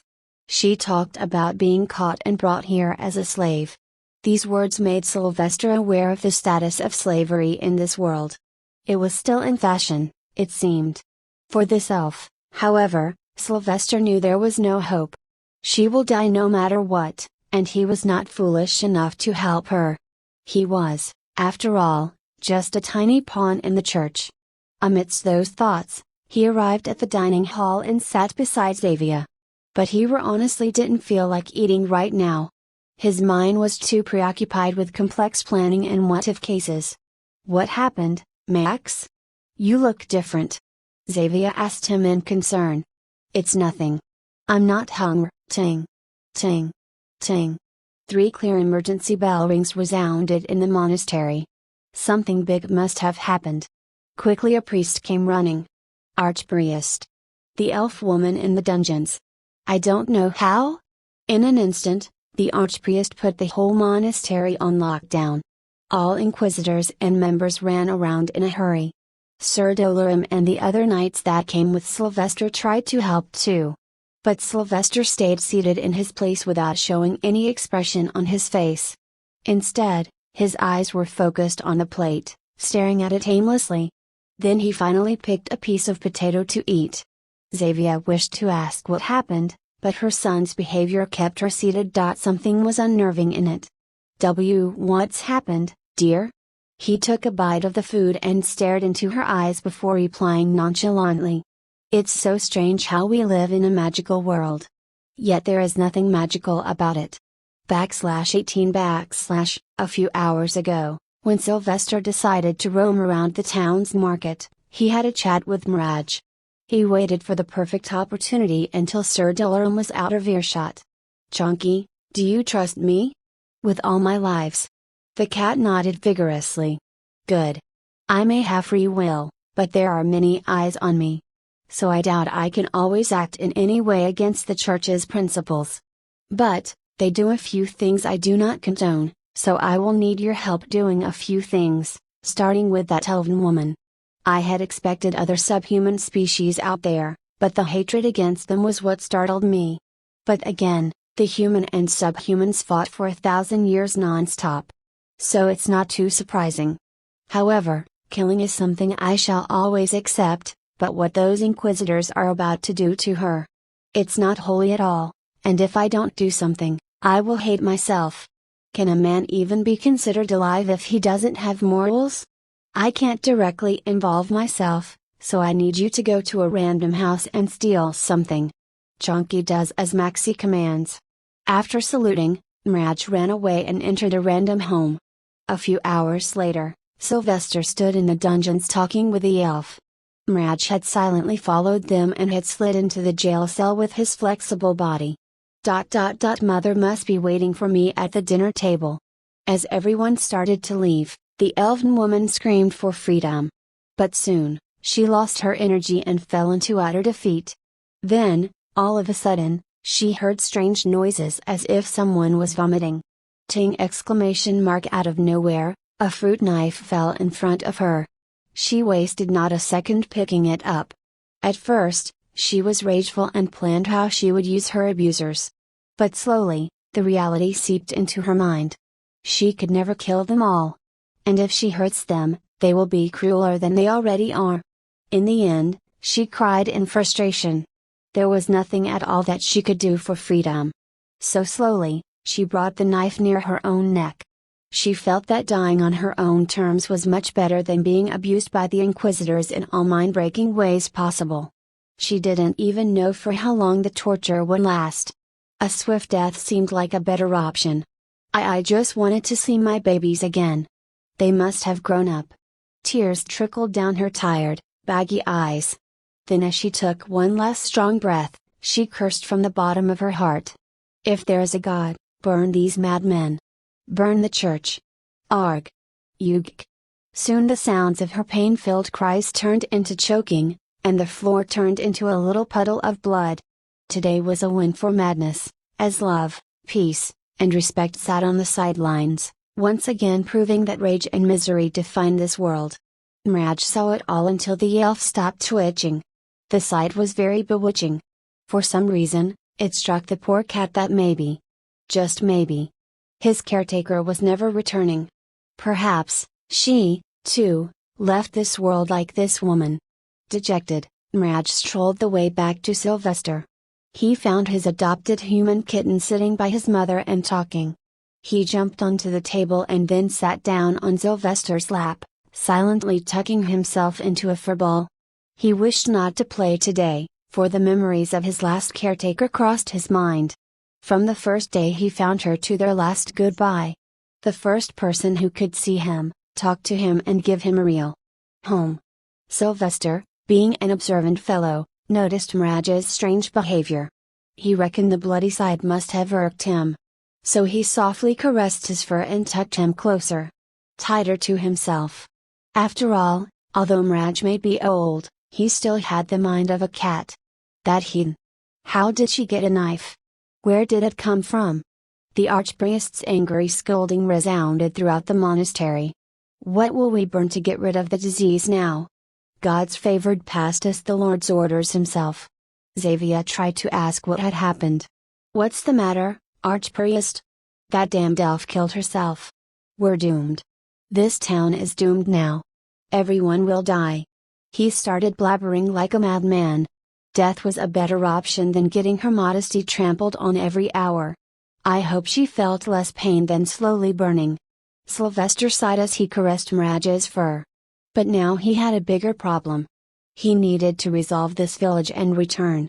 To do that, He needed to convey the message that the disease is related to contaminated food and water. Should I talk directly about it and just say Celeste enlightened me? So he spoke up. I can make the disease go away.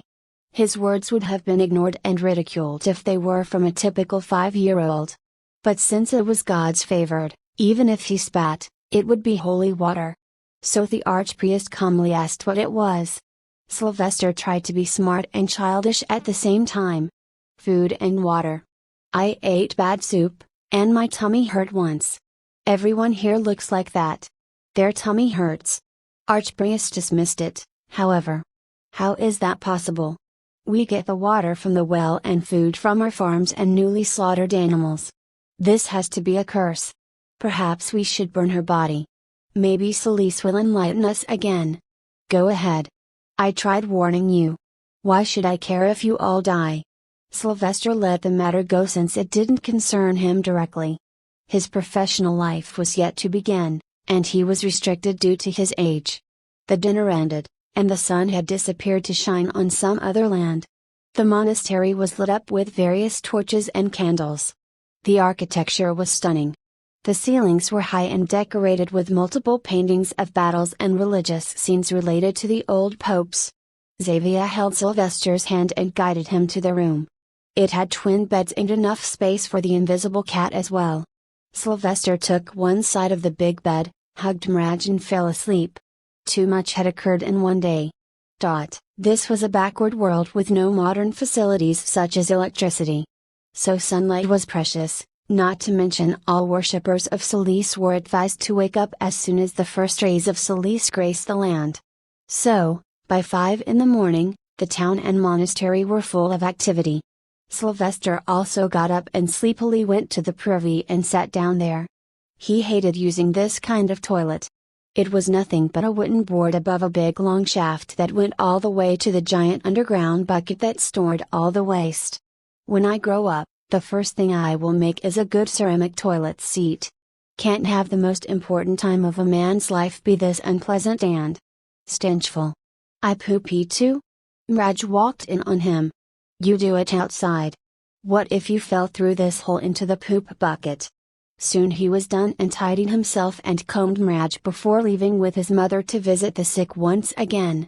But this time, as they were walking in the town, Sylvester noticed a well in the middle of the intersection. Just to quench his doubts, he ran to it and looked down. But when he was merely a meter away, he smelled an intense foul smell. It seemed like a mix of rotten bodies and excretion. So this is the water? Where is its source? But he couldn't investigate anymore because the body of the elf woman was going to be burned on a stake soon. She was dead, but they hoped for a miracle. The people also dragged themselves out to see it, no matter how sick they were. The town square was precisely how its name sounded. It was a square space between twin-story buildings. It had muddy grounds, and animals were tied outside the houses around it since people were sick and none could tend to them. The archpriest read some words from a book and threw salt and water on the elf's body. O Lord Celeste, your children here cry in pain. All healings attended have been in vain. Accept this sacrifice and let this plague be gone before it magnifies. Let it conclude while it is just the prelude before the bigger storm. May your holy light enlighten us. Heal us. The inquisitors who caught her came forward and torched the wood. Then the fire burned the elven woman's body. Thankfully, there was no life in it, hence no screams. But Sylvester looked around him and saw the smiles on faces. Children as young as him were jumping near their parents, and the sick ones were praying with closed eyes. This burning body could have been me that night. It can still be me if I dare to go against the church. This is the reality. Lixus, I won't forget this name. The first elf I saw in this world. The flesh melted like wax, and then the bones fell apart. The gory sight was stomach-churning, but it appeared people in this world were used to it. The monastery's archpriest and other minor priests kept chanting words from their books. The inquisitor knights used long spears to ensure the body was wholly burned. It took an hour for the body to burn and turn into ashes entirely. Then, finally, people dispersed, and the sick returned to their gathering spot. where Savia healed them one after another, tiring herself out by wasting her magic. Sylvester noticed the priests gathering the ashes and putting them in large mud containers. The archpriest would then seal them with clay and church markings. What will you do with the ashes? As per the tradition here, we shall throw evil into the black pit. All evil shall remain there, and let this land bask in the Lord's warm light. Would you like to see the pit, God's favored? Yes. He chirped, showing his fake childishness. He also glanced at Sir Dolorum and gave the nod. Soon 3 horse carts were brought in, and they loaded the mud jars of ashes on them. Sylvester used his own stagecoach and invited the archpriest to go with him. It brought visible joy to the man. Yes, Sylvester was disgusted by their actions towards that elf, but there was nothing he could do about it. Since he was to live among these men, he couldn't hate them forever either. Our town used to be so beautiful before this plague came. Travelers from the Musan Empire would stay here and preach in our monastery. Beautiful folks and beautiful times. I even converted 1,000 mountain tribesmen to the faith of Solis. One day, I will convert all mountain tribes and bring peace here. Then the Holy Father will surely call me to his embrace. An ambitious fool, it seems. The most dangerous kind, sadly. How many Lixus will be burnt and violated before he reaches his goals? I hope folks like these don't get reincarnated like me. Sylvester thought. Reincarnation was something he wondered about a lot since he was reborn. He wondered if he was special or if everyone gets to be reborn with memory somewhere. Ah, we're here, just across the desert road. The 3 horse carts took a left turn onto a worse uneven road. Sylvester soon started to sense the same stench he got from the well in the city. Now he knew he was near the source of the water. Is there a river nearby? Sir Dolorum responded quickly. Snake River flows through here, Master Maximilian. It's the most dangerous river, as both banks are mating grounds for snakes.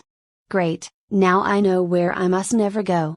Sylvester hated snakes in his past life and this too. After a few more meters of traveling, the caravan stopped. The sound of air being pushed out of a closed space echoed there. The stench was also unbearable. This is the black pit that gave the town its name. Legends say it's the gateway to hell. We don't know what's inside, as it's too deep and dark. It must be connected with the river and full of snakes, as the air coming out of it is intense. Archpriest said as he stood beside the hole in the ground. It was at least as wide as 5 horses standing in a line. To call it menacing was an understatement as the deep whistling noise made by the wind and the stench did their job. Throw it all in. The priests chanted as they brought the jars to the edge and kicked them in. Sylvester didn't dare go near the hole.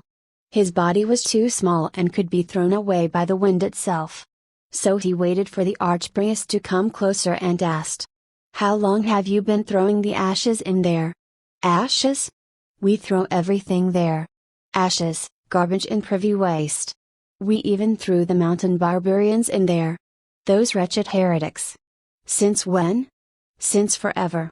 "What's the matter, God's favored?" Sylvester face-bombed himself. "I think I found your plague." /19 Sylvester didn't speak much and simply pointed them in a direction. What if the town's wells are connected with this pit? That was all he needed to say for the faces of these men to turn pale. A few priests with weak hearts even puked right there, imagining that they drank the water mixed with feces, for years. The archpriest jumped into the stagecoach in a hurry. "Move. We need to return immediately. How can they be connected? They are so far away. Rivers traverse through the mountains and many kingdoms." Sylvester shut him up quickly.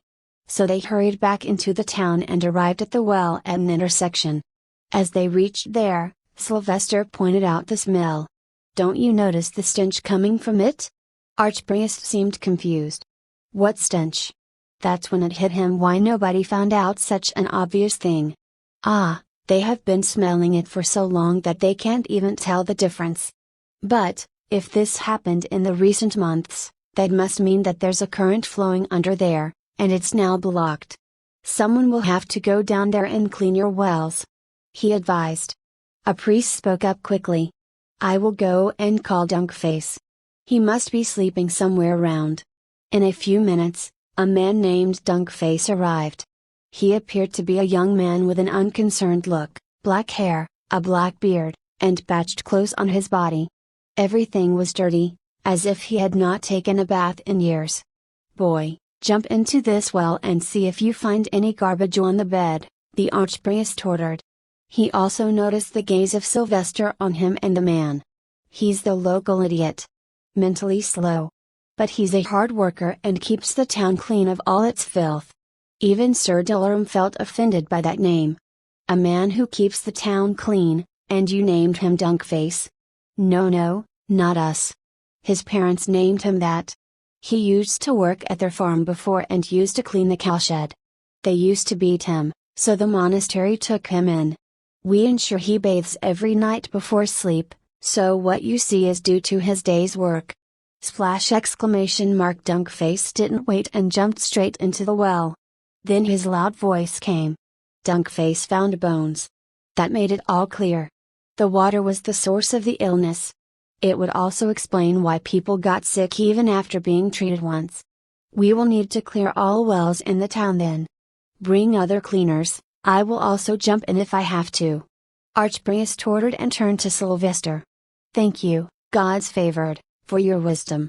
The fear of plague had blinded us with worry for the common folk that even I overlooked such a basic problem. Please, you may go and take a rest in the monastery. I want to return to the Holy Land now. But the outbreak is still here." He thought. But he couldn't waste his time resting. "Sir Dolaram, I wish to practice magic." So they headed into the nearby forest to train in peace. Sylvester also meant to ask some questions to Sir Dolaram about the church and his future duties. He wondered if he would also be sent to some monastery to be its priest. He honestly hoped that was the case. After arriving in the lush, green forest with tall trees, Mraj ran off to sit on a branch and sleep. Meanwhile, Sylvester began to use his wizard moves on a few trees. "Sir Dolaram, I once saw my mother chanting something and making patterns with her hand to use magic." "What was that?" he asked since, until now, he had learned nothing about making patterns. "That's rune magic, Master Maximilian. You will learn it in School of Dawn. The runes are essential to use magic more intricately. If the magic is like yarn, then runes are like knitting methods. We can fight with simple magic, but one must learn runes to implement the same magic in more complex tasks, such as smithing and healing. Our body's natural magic is limited to elemental manipulation of fire, earth, water, and air. Using runes, you can do anything from creating burning plasma to thunder. Since many wizards can't use all elements, learning runes remove that limit and allow one to master all elements and beyond. But it is hard to master as it's a major branch of magic along with healing, alchemy, divination, enchanting, smithing, astrology, incantation, and necromancy. Usually, most wizards learn runes and incantations as these two combined can greatly amplify one's biological elemental magic. Of course, more specialized branches of magic exist, but these are usually personal research. The School of Dawn does not teach those. Wait. Necromancy? Sylvester had stopped listening once this word came up. Necromancy is not bad? Sir Dolaram chuckled. Ha ha, most people have the same conception, Master Maximilian. It can be unsettling, but it is not evil. After all, it works on the same Solaris particles that Solis gifts us with. So to hate any class of human magic is wrong in the Church's eyes. But this field of magic is heavily regulated due to its prospect of misuse, not to mention it's rare. Even your light magic is rare to see, and one as extreme as yours is probably the first case in history. And I will use this gift like a scam to the fullest. Sylvester had long understood the advantages of having strong light magic in a world obsessed with the sun and its light. "Will I become a priest too after school?" he asked. To this, Sir Dolaram had no definite answer. "Normally, yes, but you are the blessed one, the God's favored, his divine bard. Therefore, the Holy Father must have something else planned for you, something greater.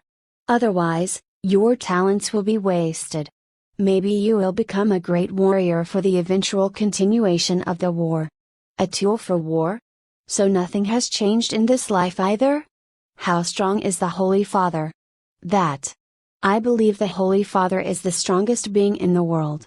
Yet, as an inquisitor, I've only seen him use his power once in my 20 years. With a simple wave of his staff, he once turned a whole rebellious heretic barony into a deep ravine. I still remember that day as if it was yesterday. My body shivered from the overwhelming power the Holy Father exuded. The army fell to its knees and chanted the hymns as we prayed for peace and light on that punished land. I cannot even fathom the idea of trying to understand his might. He is the backbone of the Church, the harbinger of peace. Even if other beings are as strong as him, I believe the Holy Father will still win. Because the whole Church stands behind him. We will gladly lay down our lives, and even if turned into wraiths, we shall keep fighting for the faith. Sir Doloram's eyes were so full of worship and enthusiasm that he might have just dropped to his knees and started praying if Sylvester had kept going. I can't believe I'm supposed to show this overzealous worship in the future. Sylvester felt a headache. He wondered if he could truly become the greatest actor and scammer in history because the bar increases to a new level every day. Thank you for clearing my doubts, Sir Doloram. I will resume my practice now. Dunkface was able to clean all the wells on the same day. He even faced death as one of the wells had a strong current flowing at its depth. But he was saved by Archpriest, who used the wind magic and negated the pressure to create a suction on the well. After Dunkface and others had cleaned the connected pathways, the stench started to vanish, and the water became clearer. Xavier didn't have to heal people more than once, so after 3 days, the town was as good as ever. However, 20% of the population had died even before Xavier and Sylvester's arrival. Still, everyone was highly grateful to them. While Xavier was like a caring mother, Sylvester proved to be the warm light that asked for nothing and enlightened their lives by finding the solution to the plague. The archpriest held a ceremony in the monastery on the day they were to leave. The whole town of 8,000 people came to bear witness. In fully formal robes, the archpriest thanked Sylvester by kneeling before him since the little boy outranked him and was deemed blessed. Pitfall is blessed to have witnessed your presence, favored one. Please accept this little token of gratitude. He offered a palm-sized small box with velvet layered on it. Sylvester took it and opened it. Ah, this is nice. A gold bracelet? However, as he looked at it, his sense of smell and taste were intensely attacked by sourness and saltiness. It was so much that he felt his tongue was drying up. Fuck, the people are feeling jealous of me. But this gold. At that moment, he realized something that instantly gave him a headache. He remembered a church bishop in his past life. The man was old and fat, but his attitude was warm and kind. On top of that, he drove a bloody Rolls Royce. He did some background checks and found out the man came from a low-income family and got rich by using his authority in the church. The whole county hated that man not because he was an evil man but because he was rich. Ordinary people hate wealthy people just for being rich. Common people hate those even more who are wealthy and government officials or, in his case, church officials. This meant that he could not openly gain and show his wealth. However, there was a loophole. I saw the grandeur of the Pope. If I can get to a high position, I can live in luxury without spending my own money. But I want a peaceful life. Sylvester sighed and innocently smiled at the archpriest. Thank you, Archpriest Ronald.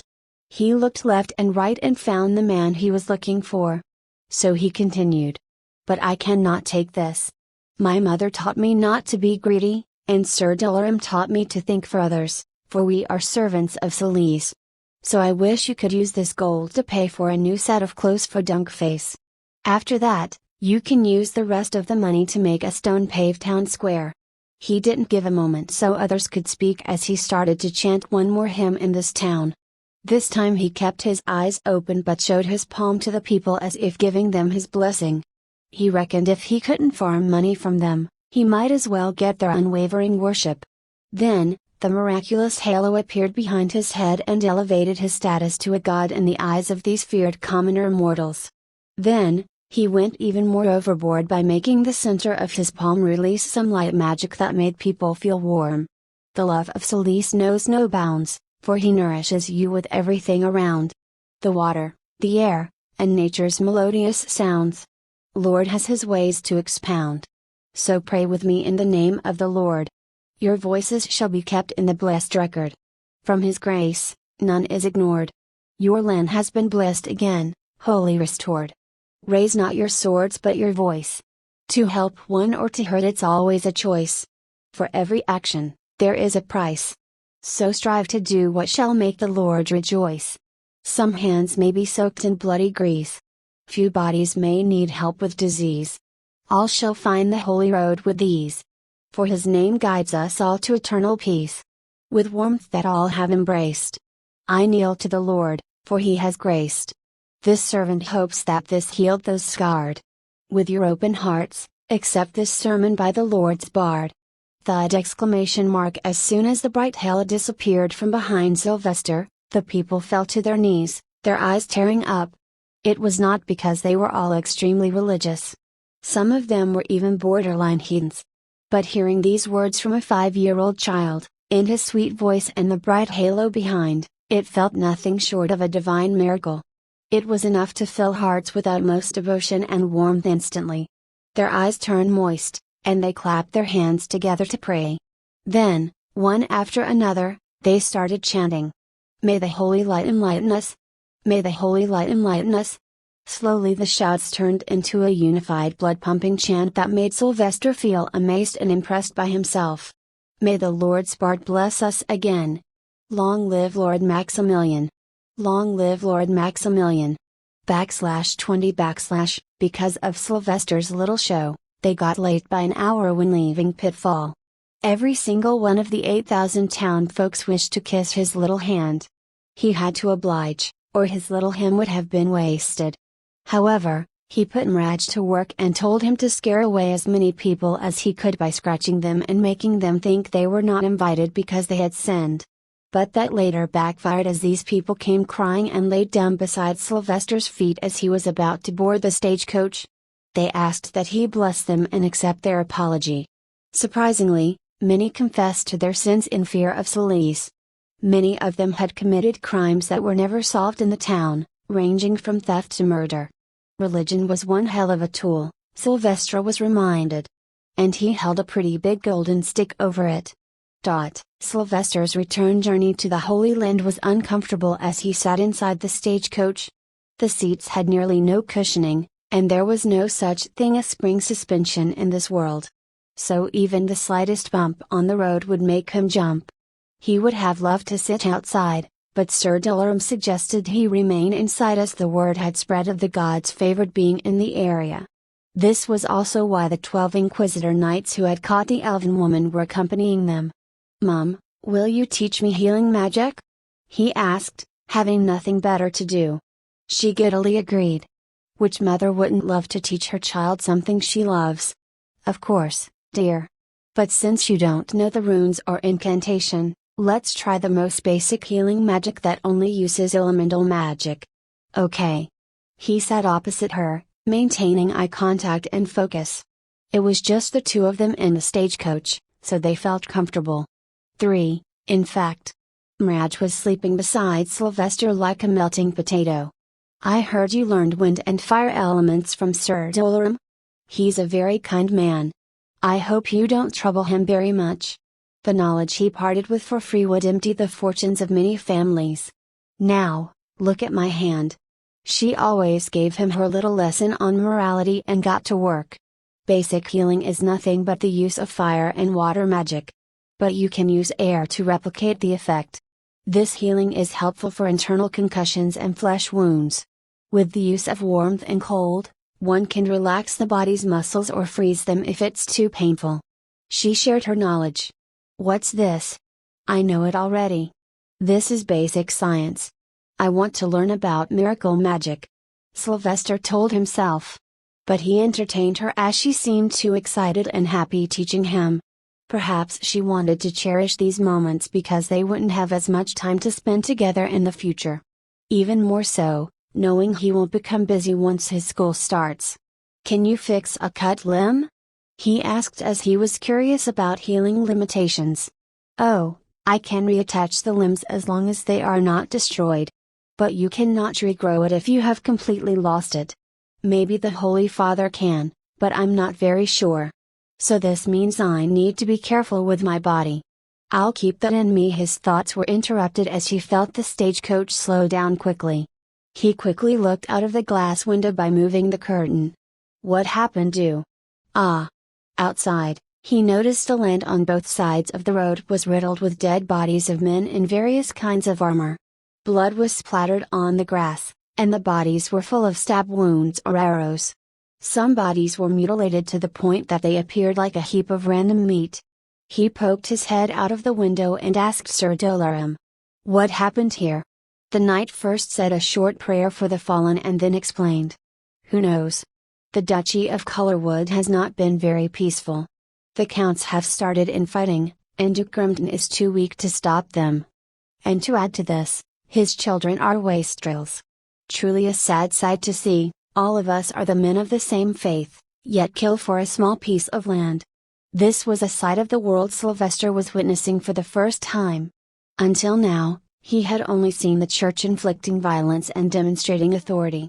This time it was the noble side of the world. However, this was not too different from Sylvester's past life. Countries fought for land, so he understood this situation. If you are weak, either get strong or be prepared to be plowed by others. However, the entourage did halt and tried to leave as soon as possible, mainly because it was unknown if the battle was over or if someone was still eyeing them. But, they couldn't go far before the sun started to set. It was even more dangerous to ride at night. So after a few kilometers away from the battlefield, they set up the camp and lit up the fire in a nearby forest. The fire was man's best friend at night in these wretched lands. The creatures of the night came in many shapes and sizes, looking for only one prize, mankind. Sylvester and Xavier were going to sleep in the stagecoach itself. At the same time, Sir Dolorum and other guards, along with accompanying inquisitors, will pitch tents around the stagecoach. But first, they had to cook some dinner. They usually travel with all the needed utensils to cook and eat. They also had fresh meat and vegetables from Pitfall Town and gifts from the people. So they soon cooked some meat stew and baked some bread made of flour, flax seeds, salt, red wine, honey, and yeast. This was the most common meal that most armies and travelers ate. But the food generally tasted bland as the use of spices was rare. But that didn't mean the food didn't taste good. Also, butter was common since it helps give energy for long, arduous daily physical tasks. Sylvester sat in the middle of Xavier and Sir Dolorum and sometimes took a bit of extra meat from his plate and sneakily gave a few munchies to Mirage, who had plastered his face close to the plate, ogling at the meat chunks. The blazing fire sound mixed with the calm wind of the air, brushing past the leaves, created a soothing natural harmony.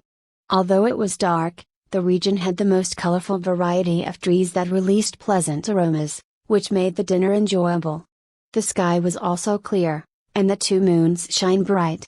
Now the only thing lacking was a guitar and a song in a soft voice. But sadly, the world lacked musical instruments other than drums used in wars. "Sir Dolorum, you served with the Inquisitor High Lord. Do you know when the next mass Inquisition campaign begins? We can hit the tribes in the Pentapque mountain range this time." Sir Raymond, the leader of the 12 Inquisitors, asked as they ate. "Not anytime soon. The last Inquisition went horribly wrong. A few units went rogue, killed, and arped multiple peaceful villages." Lord Inquisitor was enraged and called for the other Guardians of the Light to quickly travel the lands and bring all the criminals. As a result, we had a mass execution by hanging 13,000 Inquisitors inside the Holy Land a few months ago. The 12 Inquisitors took a long cold breath as they heard this. Sylvester suddenly felt a slight chill in his body and vibration on the tongue. He knew that these men were scared right now. They must have done something wrong before catching that elf too. It happened with the Holy Father's approval. Sir Raymond asked. Scoffing, Sir Delaram blurted, in the Holy Land, not even a leaf falls without the Holy Father's wishes. Ha ha, of course, let's talk about something else. Another inquisitor tried to change the topic. Then, he directed his words to Sylvester. God's favored, do you know about the legend of the Shadow Knight? They say that he looks like a flying dark hooded man. He has no face and constantly burns in white flames. Is he trying to scare me? Sylvester noticed a slight hint of smugness. However, when Sir Delaram opened his mouth, the Inquisitor got scared out of his wits. He's not a legend, Sir Druig. He's a being of unimaginable powers that punishes the corrupt sinners, whether they be a man of faith or not. I saw him once with the Inquisitor High Lord. The wind suddenly turned cold, and the day sky became cloudy. The animals stopped making noise, and the world seemed to have become still. Then mist appeared, covering the landscape in acres. Finally, the melodious whistling resonated, followed by humming in a deeply surreal voice, and the figure of the hooded-robed man appeared in the distance. Anyone who dared a glance at him fell to his knees and froze down like ice. I, too, fell right there. Unable to utter a single word. Just beside the Inquisitor High Lord. Then as the whistles came closer, more men started falling to their knees.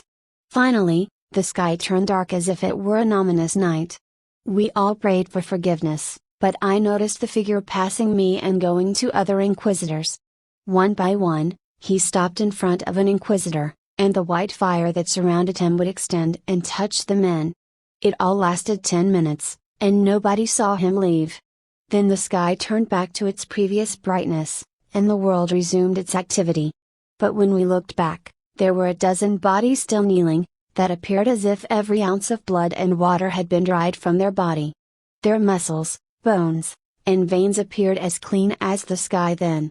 When I tried to touch one of them, the body disintegrated like ash. The man had ceased to exist in a flash. Inquisitor High Lord didn't fight him? Sir Ronald asked. He shook his head. No, in fact, he prayed to the being while kneeling, calling it the ghost of the first Pope, Luther Vas Hermington.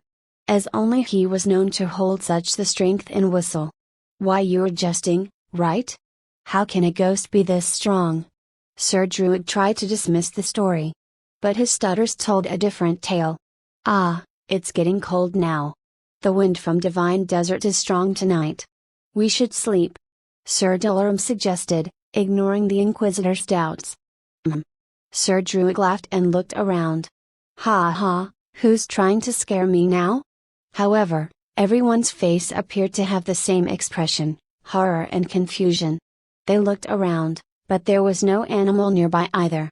In fact, it appeared awfully quiet all of a sudden. Also cold. Even when there was a bonfire lit right near them. Why? Why would he appear here? Sir Delaram stuttered. Sylvester was curious and looked around. It had undoubtedly become quiet, and the clear sky, full of stars and showing the twin moons, now had dark clouds. The forest became pitch black beyond where the bonfire's light could go. The humming kept intensifying. Then it stopped for a second, and the whistling took its place. The rhythm was systematic, as if the creator knowingly made it sound that way. No. No.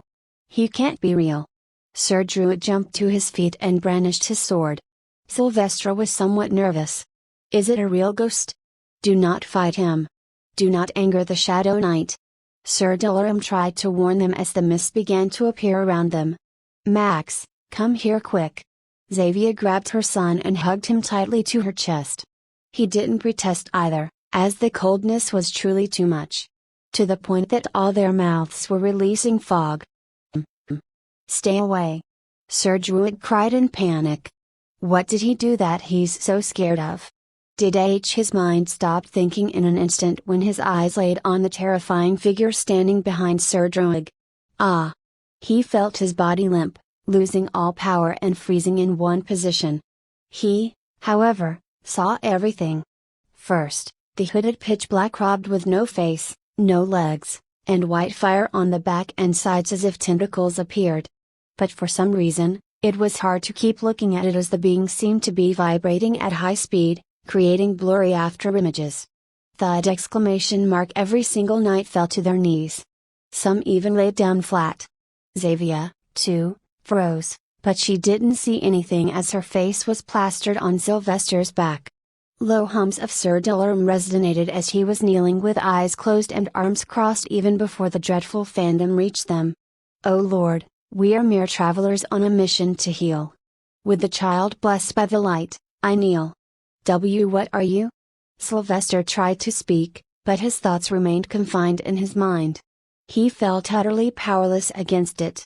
No hymns, no light magic, no fire magic. Nothing worked. It was as if he was paralyzed. The uneasiness at he thought that he wouldn't be able to do anything even if this being wished to kill him angered him.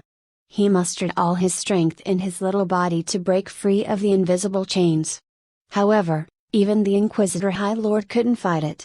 His attempts, too, were doomed to be in vain. Arg! Veins popped up on his forehead as he fought the internal battle. Whoosh! Suddenly, Sylvester felt a gust of wind hit his face. He turned his eyes forward, and there it was. The ghost stood directly in front of him, its faceless head looking down. Am I the target? /21 Sylvester felt cold. To the point that he could feel his eyebrows freeze and accumulate snow. His heart beat fast seeing the towering phantom-like figure in front of him. He could feel that it was looking at him. This taste in my mouth. So bitter. I can't breathe with this. Ugh! Is this what death smells like? The thing kept staring at him for 5 minutes as if searching for something. Its tentacles, like flares of white fire, kept closing on him inch by inch. Everyone had sensed that it was going for Sylvester, but they could not do anything. Sir Delarum had stopped praying and silently tried to get up. To him, saving God's favorite was his life's duty. If he failed here, he failed at life. Chosen by God? Shocking everyone, the phantom made a muffled borderline demonic voice, opposite from its melodious whistling and humming. Time shall tell. Until we meet again. Farewell. It stopped its advance and turned back to Sir Druig. Then, mercilessly, it sent out the white flames and drowned the Inquisitor Knight's whole body in it. Just a moment later, when the fire vanished, Sir Druig looked like a deflated balloon. His eyes dropped out of his socket, and his teeth fell off. All his veins were visible and dry, and then his skin became a tight wrapper around the bones. But it did not stop there and moved to Sir Ronald and did the same, turning him into a dry leaf, ready to wither with a touch. The phantom also touched the other Inquisitors, and one by one, they all died without being able to utter a single word. They were laughing, eating, and chattering a few minutes ago and have now perished. Life was too unpredictable in this world, and there couldn't be a better reminder than this. Then as the phantom appeared, it vanished with the diminishing mist.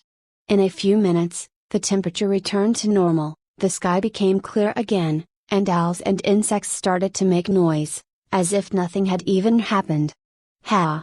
Sylvester, Xavier, and Sir Delarum fell to the ground, their breaths uncontrollably fast. Are you all right, Master Maximilian?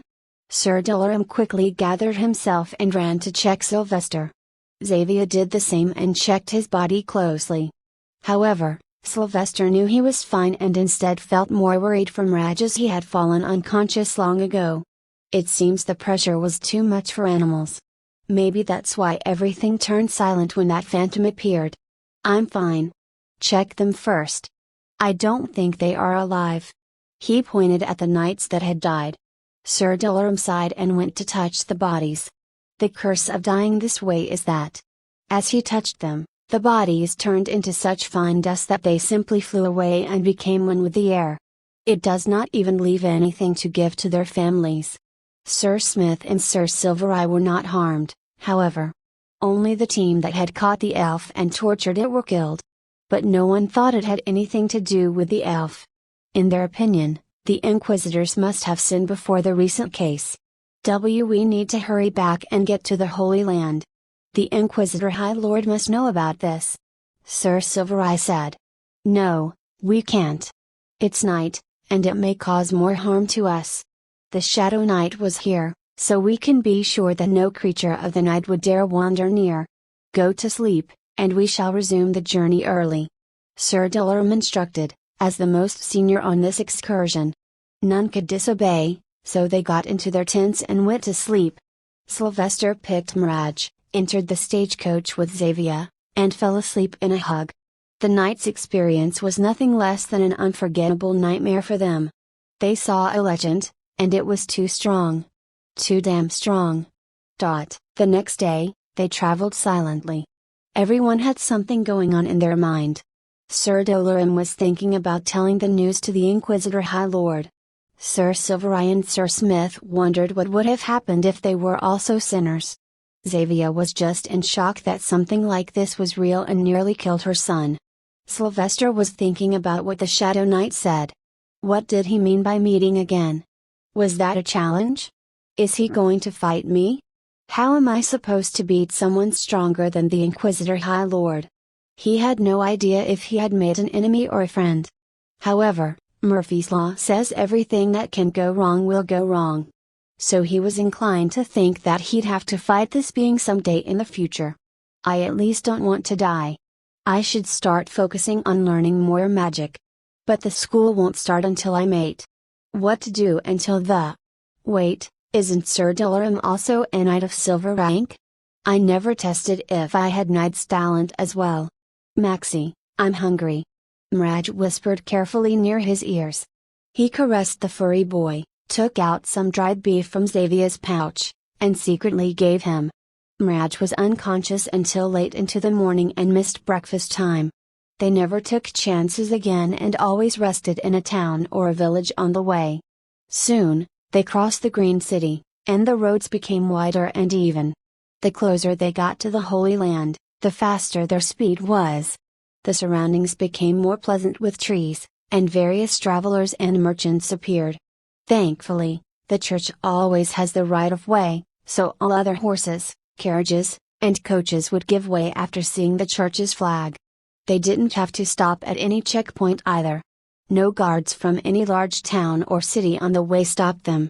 Truly, being an official of the church was like being the police and the government simultaneously. So their journey smoothly concluded by the end of the week, and the stagecoach stopped at the main palace of the Magna Sanctum, the Pope's palace. They all climbed the stairs and entered the palace to find the Inquisitor High Lord. Sir Dolorum was in the lead as he was close to the Inquisitor Lord. He could have sent everyone away, but he needed everyone to give testimony. May the Holy Light enlighten us. Sir Dolorum suddenly saluted with a serious face. There was not just the Inquisitor High Lord, but the Pope was also here, standing outside the throne hall, talking amongst themselves. You have returned, good. I hope the task went successfully and you removed the plague. The Pope cheerfully asked. Sir Dolorum nodded and started. They did. Lady Xavia and Master Maximilian healed the Pitfall town. The plague was due to contaminated well water. But, on our way, we had an incident that killed 12 other Inquisitors. Nobody interrupted him and waited for him to finish. Shadow Knight appeared in the middle of the night on our way. He killed them all. The Pope sighed hearing that. If it was him, we cannot do anything about it. Shadow Knight does what he wishes, punishes those who have sinned. He is a force of nature. Who were the Inquisitors? Why were they at Pitfall? Inquisitor High Lord questioned. They arrived in Pitfall with an enslaved elf woman. They wished to burn her. But she somehow found a blade and killed herself first. Was she violated? Inquisitor High Lord asked as his body oozed with a dangerous aura and the eyes behind his visor turned bright red. Why yes.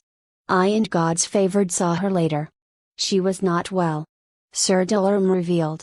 Then they deserved death. They warned it if they deem it's fine to taint their bodies by getting intimate with a heathen.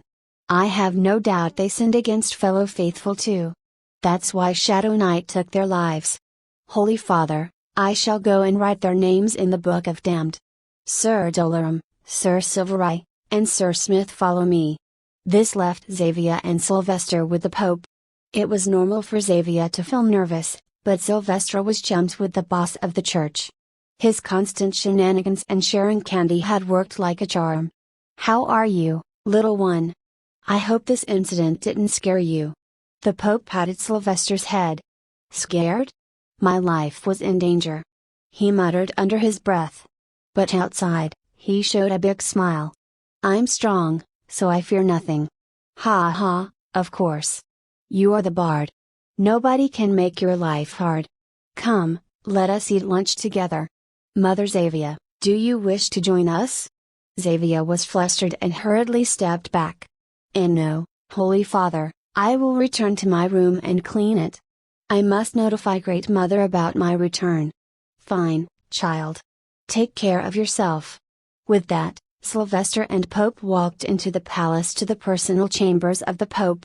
This was the first time Sylvester saw the palace deeper inside, and he was left speechless by the grandeur. Everything was massive and beautiful. Gold engravings, paintings, and flower vases were everywhere. "I, too, can live in such grandeur free of cost as long as I get to the high rank," he thought.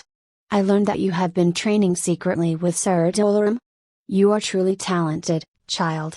When I was your age, I was eating dirt and dreaming of eating sweets. Good times." Pope dreamily expressed as if reminiscing about his childhood. "Do you have a mother too?" Sylvester asked innocently. The old man replied jokingly. "Everyone has a mother, but not all get to live with them. Mine died after bringing me into this world. My father then abandoned me on the stairs of a monastery. So you can say I've been a man of Salice since birth." "Ah, of course. Everyone has a story. Don't worry. I will always be your friend. Have candy." Sylvester, as always, took out 2 sour and sweet candies from his pocket and gave one to the Pope. The old man merely took it and ate. "You truly are like the bright sunshine in this church. In stressful work circumstances, you bring me great mental joy. Never change, little one, never let anyone else change you either." "Okie." He acted cutely and ate the tasty food on the table. He was still not sure about how bad the Pope was. Yes, like others, he hated the heathens, but that was merely the common thought process of every being in the land. So he could not judge the man on that basis. Out of everyone, this guy has the hardest character assessment. Well, at least he's not after my life. Yet. He spent some more time before returning to the Bright Mother housing and went to the room to take a nap. Miraj had gone with Xavier already and was fast asleep on the bed. Like this, his long month came to an end. However, today was the only day he could rest happily, for he wished to start night training the next day. It was the morning of the next day. Xavier had gone to the Bright Mother Academy to get her graduation certificate. Meanwhile, Sylvester, Miraj, and Sir Dolorum arrived at the terrace of the building. "I want to learn how to be a knight," he wished. "But not all have the talent to be a wizard knight." When Sir Dolorum said that, a trace of planned confusion appeared on Sylvester's face. Seeing this, Sir Dolorum explained and instructed, "I will have to test you to check it first. Come here and hold the dagger. Try to imbue it with celerium." After months of practice, Sylvester had terrific control over the celerium particles, so he knew exactly what to do. "That's it? I think I can do it." He focused on the short dagger, wanting to cover it with translucent energy. But then something unexpected happened. Whoosh! Ah! How did this? /22 / Memoirs of Sir Edric Dolorum. I believe Salice blessed me more than other servants of the Lord, for I was chosen to be the aid of the bard. But, truly, the greatest joy of my life was to teach him the martial way. I will never forget the day His Holiness called me to his chambers and awarded me the Medal of Merit. Elemental magic, magic theory, hand, and leg movement. He mastered it all as if he was made to learn it. He seems made to be the favored one. I wake up every morning feeling calm and delighted, thinking about something new to teach Master Maximilian. He's like a sponge, soaking in everything I try to teach. And now he's about to start the next phase of his life. After these years of amateur training, his formal education at the School of Dawn will carve the diamond in the rough that is God's favored. He is bound to reach heights, possibly the next Holy Father. I wish for nothing but hope he will remember me after I perish, in old or in duty. O Lord Solis, grant me the wisdom and strength to aid your bard whenever he shall need it. Stand as his shield whenever he's in danger.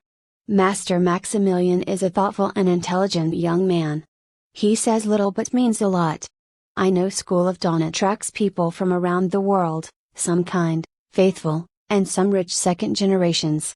So tomorrow, grant him your light a little more when he leaves, even if you take it from me. Give him the strength to stand against all challenges.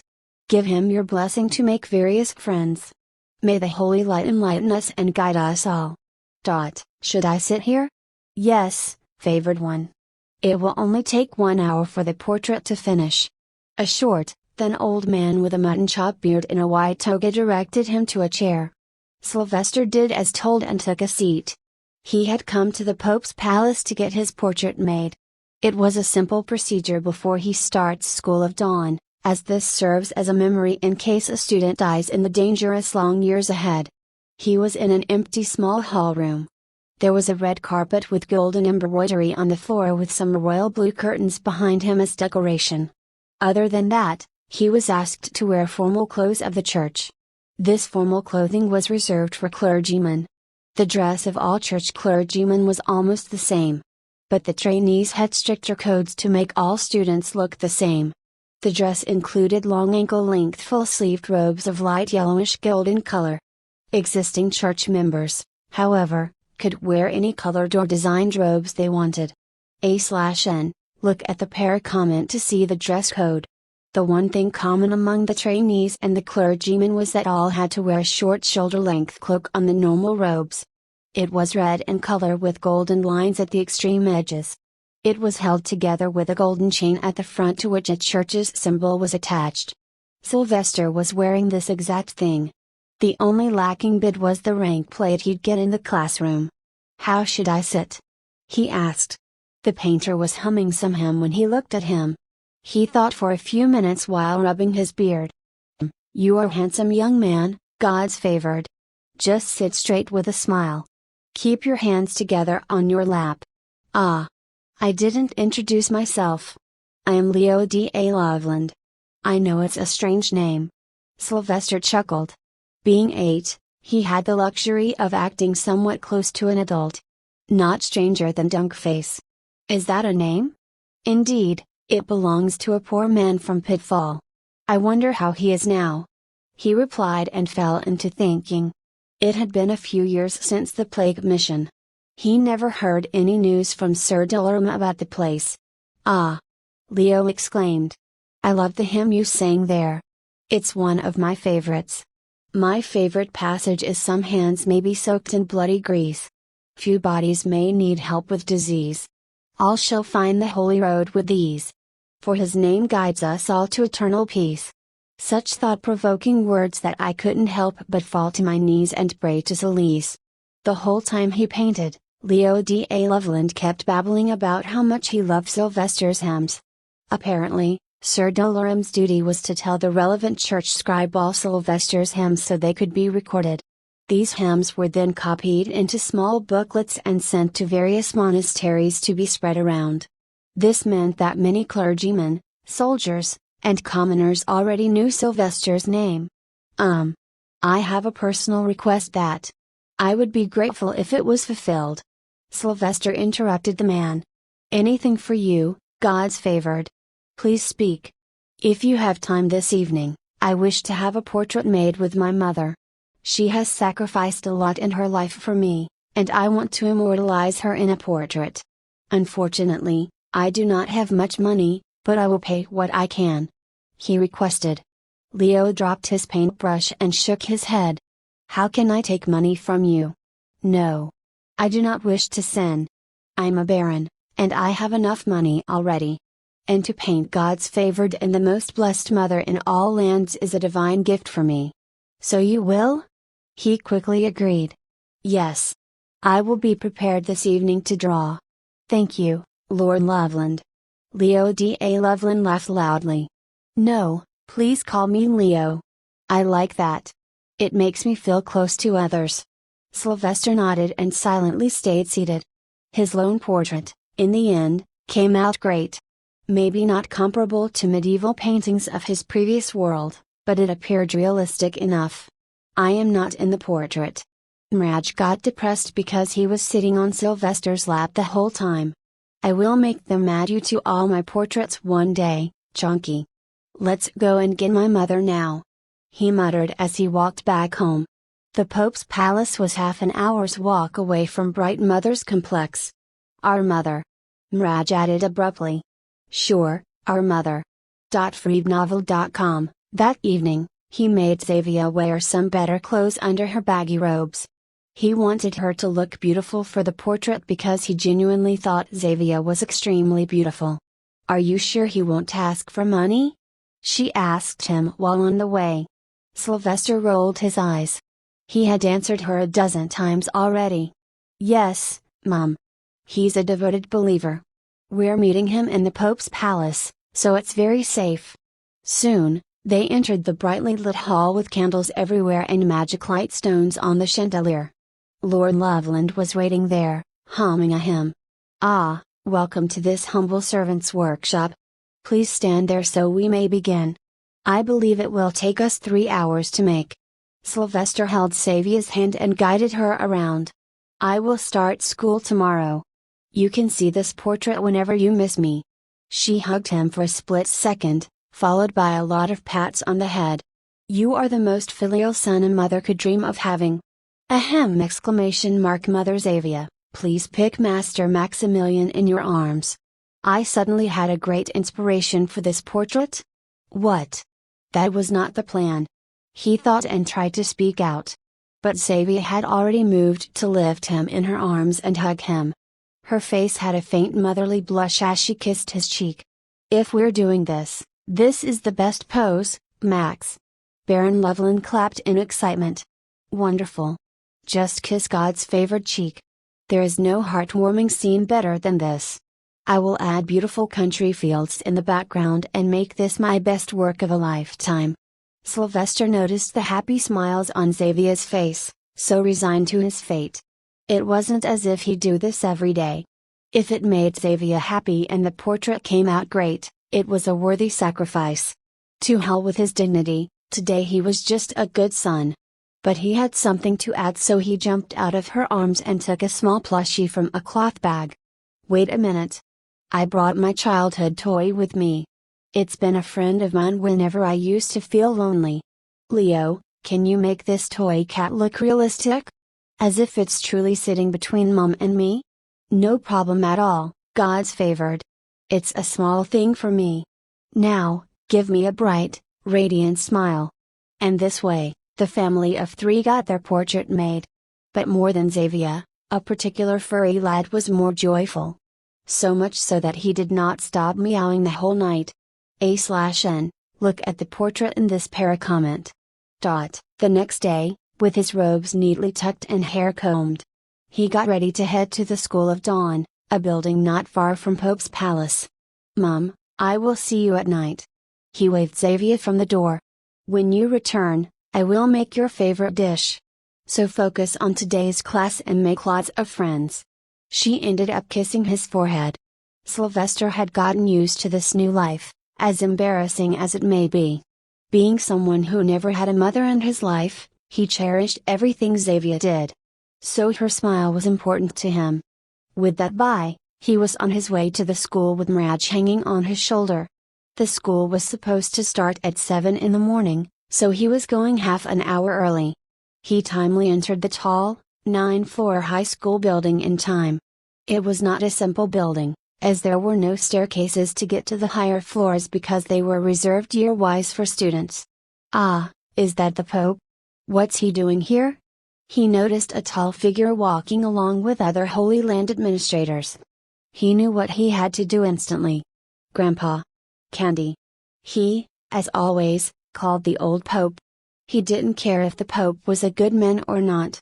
All he knew was that this was the top guy and the one who could keep him safe.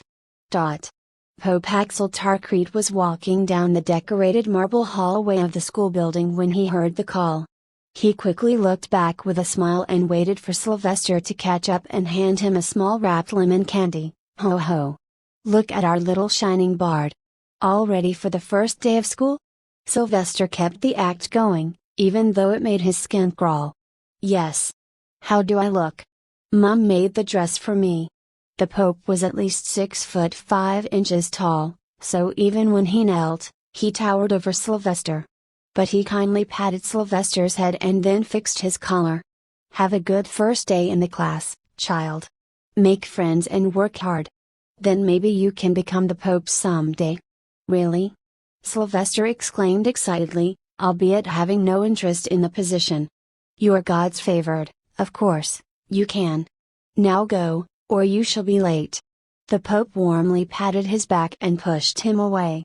Sylvester nodded and quickly ran off towards the classroom and soon arrived at the lecture hall on the ground floor of the giant Gothic-style building. He took a long breath before entering the classroom. He wanted to use his skills to slowly make connections with other kids to gain some influence for the future. He wondered how smart the kids would be, however. Here goes nothing, huh? The words seemed to have retreated into Sylvester's mouth as he read the signboard on the door. The engraved words on it stood there like a hurdle to his till now leisurely career. A1, Classroom for God's Favored Ones. Wait, this is not how it's supposed to be. Why is there an extra S? /23 A1, Classroom for God's Favored Ones? I am not special? Sylvester exclaimed in his mind. The extra S at the end of the last word didn't make sense. He thought he was the only one with that status in the world. I can't milk my status anymore? He opened the door and carefully walked inside. The classroom was big with benches and tables placed like stairs. But it was an ordinary room with no unique specifications or looks. Just at one end was the teacher's side, with the sizable wide blackboard with a rank chart and a table. On the table, however, was a clear crystal orb that seemed out of place. The room was half full, with other kids his age or more sitting randomly. He tried to fill the air at first. But before he could even look at their faces, a sharp smell, and taste in his mouth. It was bitter and salty, along with a slight burning sensation on the tongue. So there's some jealousy and hate present already. He evaluated quickly. Sylvester did not know which god he needed to thank, but for some reason, he had some talents that none other had. For example, whenever he sings a holy hymn, the back of his head would glow and make a halo. The other ability was the simple fact that he could smell and taste the emotions of those around him. He had always wondered what these strange smells were since he first sensed them, and it took him years to fully understand the different scents and what they meant. However, even now, he'd get to know some new scents from time to time. Sylvester silently went to the third row and sat beside the kid from whom he felt the least unpleasant stench. The boy appeared to be around the same age as him, with black hair and equally black eyes. He seemed taller than Sylvester and had a faint hint of lost childhood on his face. Then Sylvester started to look around at the other god's favor. They all wore the same clothes as him, but the difference lay in their jewelry. Some had gold and diamond rings on their fingers, and others had a simple thin gold chain around their neck. One even had his arms covered with gold bangles all the way to his elbow. There were redheads, blondes, ashen-haired and black-haired kids, and the most common thing was that all were boys. Not of a similar age, however. Some appeared to be taller and more facially developed than others. All this resulted in more confusion about this mix. May the Holy Light enlighten us? The lecturer entered the lecture hall with this standard greeting. He was a tall bald man with some wrinkles on his face. In response to the lecturer, all the trainees stood up and greeted back. May the Holy Light enlighten us? No need to sit down. The lecturer spoke in a stern, heavy voice. I am Archpriest Edmund Gracia. Yes, I come from Gracia royal family. But remember, in the embrace of the Holy Father, none are lords and nor peasants. I shall be your mentor for the next 8 years. But sadly, not all of you will continue this journey beyond this moment. All of you may have been tagged God's favored for one reason or another, but none of you has yet gone through the sorting process. It is the nature of Solis that all are not made equal. Some have more magic while others have none. So first, we shall have this procedure done. When I call the name, you must walk to this table and put your palm on this orb. It will prick you a little to read your magic potency. We will see a gold or silver color on the orb. Gold is for wizards, and silver is for knights. You will also see a colored dot in the orb that will depict your peak talent. He then unfolded a piece of parchment and read the names. Henry Zartha. A meek, young, black-haired boy quickly walked to the teacher's table and put his right palm on the orb. Ah! He felt a prick on his palm and retracted it. With that, the orb started to shine in white light. It lasted a few seconds before it got fixed with a silver shade and a golden dot on the middle top. However, from the boy's expression, it seemed this was not the result he desired. Unfit for the class. Henry Zartha, you will make a fine knight. But to be in God's favored class, you must have magical talent. However, do not be disheartened. You shall one day become a golden knight. Archpriest Edmund tried to dismiss him as warmly as possible. Be but Archpriest. My father. The boy was on the verge of tears. My father gives so much money. Archpriest did not get angry at all. Instead, he warmly caressed Henry's hair. I understand that, and your father is a good man for donating to the church. But son, this place is not for you. You are to become a mighty knight. It's all fate's decision. The boy soon left while sobbing. The show then continued, and the archpriest called the next name. Louis Hermington. The ashen-haired boy repeated the process, and the orb surprisingly stopped at 50-50 gold and silver, with a diamond-colored dot in the middle. This seemed to have left the archpriest in shock. His eyes widened, and his face slowly curved into a big excited smile. Marvelous! A boy with talent on both sides. Wizard Knight of the rank Grand Wizard and Diamond Knight. Go back to your seat, child. I have high hopes for you. Ludwig. He then called the next name, and a dark blonde boy confidently walked forward and put his hand on the orb. He smirked at everyone's face as if he knew he would be the supreme wizard. Disqualified. You have the knightly talent to be a foot soldier, Black Knight only, son. I do not know how you got here, but leave silently now. What? But. I worked so hard. I calculated everything. How can this be? Ludwig, do you wish to be disqualified from becoming a knight too? Leave this instant. Archpriest Edmund took a stricter tone this time, which was enough.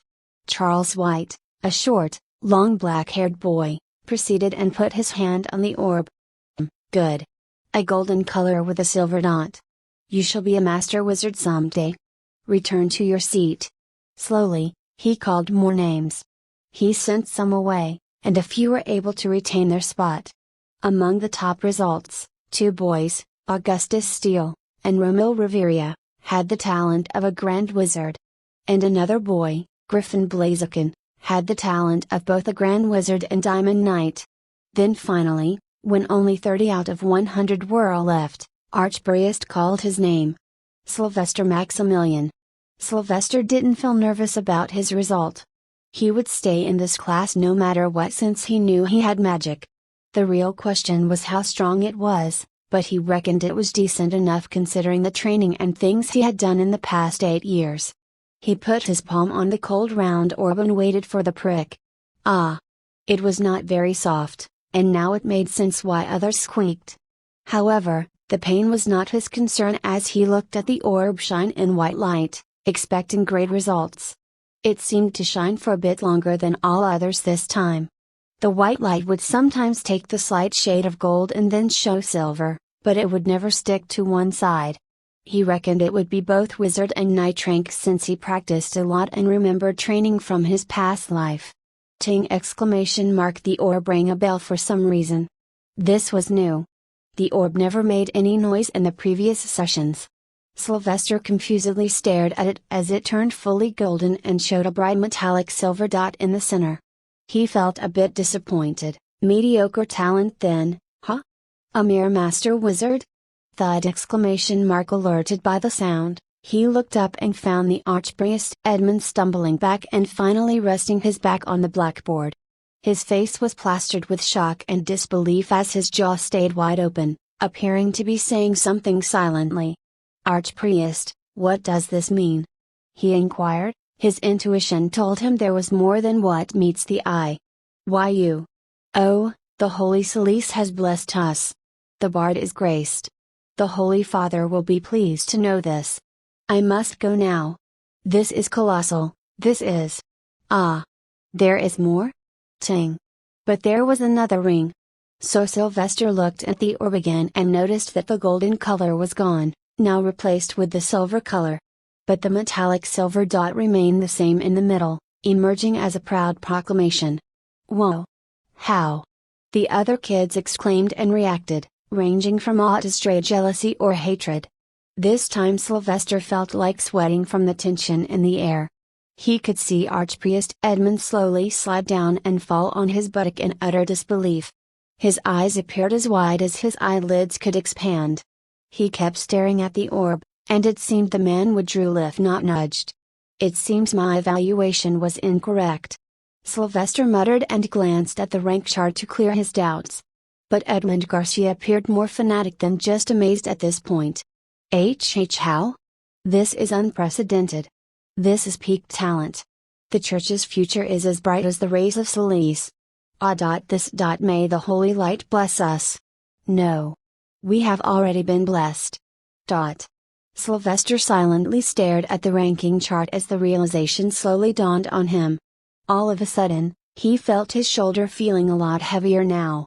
He deduced that his life got a lot more complicated from this moment. A whole lot more dangerous even. Should I curse or sing a hymn? /24 Sylvester glanced at the rank chart on the blackboard and learned why the archpriest was so agitated. No, the metallic silver dot at the center of the orb was not for the master wizard or the silver knight. But instead, it was for the supreme wizard and platinum knight. There was no other rank higher than this. There were only question marks. Sylvester loved that he had such talent but hated the attention. All he wanted was to live a long and calm life. But with this status of having peak talent, everyone would expect high and mighty things from him. It would get a lot messier for a man looking for a normal life. The archpriest finally gathered himself up. He solemnly patted Sylvester's shoulder and gave some sagely advice. "Do not feel too prideful for having great talent, son. For mere talent will not make you a supreme wizard, it takes tears, sweat, and blood. Even then, many perish in the quest to ascend to the supreme wizard's rank. Be humble and gentle.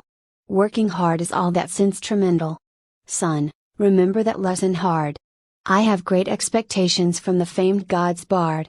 With his mind in a mess, Sylvester sighed and returned to his seat. "You're not good at acting, pal. I know that I'm fabulously fucked." He knew that the archpriest was merely trying to act calm. He was itching to run away and shout at the sky that he would be teaching the peak talent. But his duties to continue the class came first. "Felix Sanwall, come forward and repeat the process," Archpriest Edmund instructed. Sylvester saw the boy he chose to sit beside getting up and taking the test. In his case, the orb first stopped at a golden color with a dark golden dot. But then it started to change again. Ting! Just like in his case, the orb stopped at a silver color with a metallic silver dot inside it. Sylvester was amazed. A peak knight talent of platinum rank? Archpriest Edmund was on cloud 9. Magnificent, another great talent. Your magic talent may just be of archwizard, but with the knightly talent of platinum, you can easily fight and defeat anyone below the rank of grand wizard. I expect great things from you as well, Felix Sanwall.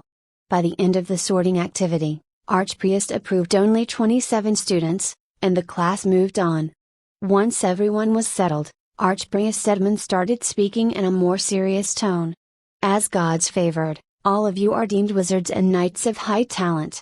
But just because this orb deemed you grand wizard, platinum knight, or supreme wizard does not mean you are unique. Years ago, the orb deemed the Holy Father a supreme wizard as well, but if he had not worked his entire life to improve, he'd still be an archwizard at most. Unfortunately, It is a fact that most die while trying and others quit or wither away from old age while trying to go beyond Archwizard and Golden Knight. It's mind-breakingly hard, for I can tell from my own experiences. Work hard, give your all, or disappear from history. Stop dreaming and thinking what if, start moving and question how to. As long as you are earnest, Celeste will guide you. As Archpriest stopped speaking, he moved to take out a cloth bag from a cupboard beside the blackboard. Now, I will distribute you rank plates. Put them on your chest on the red gapes. When in the Holy Land, all of you must always keep them visible. One by one, Archpriest Edmund walked to every desk and placed the rank plate on it. Some kids quickly put them on while others stared at them in interest. Sylvester was one of them, as he desired to see how this thing could so easily tell one's magic rank. But he had another question. Since he had the talent in both professions, how would it reflect on his golden plate? From what he saw, everyone got a golden plate. So he asked directly, "Archpriest, how will my knight rank appear on this?" The man smirked smartly. "That's the beauty of it. You don't get a silver plate unless you have only knightly talent. So all of you are wizard knights. That makes you a wizard first and a knight later because wizards are inherently stronger than knights. Some of you may have noticed that the rank plates don't indicate your exact level. In simple words, each rank has levels, and to promote from one rank to another, like, from apprentice wizard to archwizard, there are 5 levels in each rank. And for the ranks beyond archwizard, every rank has 10 levels. Except for the supreme wizard, since none no one lies beyond that. Similarly, knight ranks have levels too. But since knights are generally weaker than wizards, they require fewer levels to step up. So there are 3 levels for each rank until you reach the silver knight rank. Then for the golden and diamond knights, there are 8 levels. Now, does anyone know why the rank plates do not give us detailed information? It was an understandable thing. Sylvester responded after raising his hand. To ensure that the enemy does not know exactly how strong you are. 2 wizards of the same rank fighting will be careful about each other. A wizard of higher rank could lose to a wizard knight of a lower wizard rank but higher knight's rank. The rank plate serves the purpose of identification as a wizard and knight only, not to show one's strength. Archpriest clapped at the answer. Brilliantly answered. True, the rank plates show one as a wizard or a knight. But, almost always, you will not see anyone showing their rank plate outside the Holy Land unless they are church members. The rank plates are seen primarily in cities and areas where one would not get attacked for any reason. You all will slowly learn more about the ways of the church as time goes on. Right now, all of you will be called deacon. By the time you become a priest, you will learn everything. So let's start with the first class now. I will be teaching you elemental magic and incantations.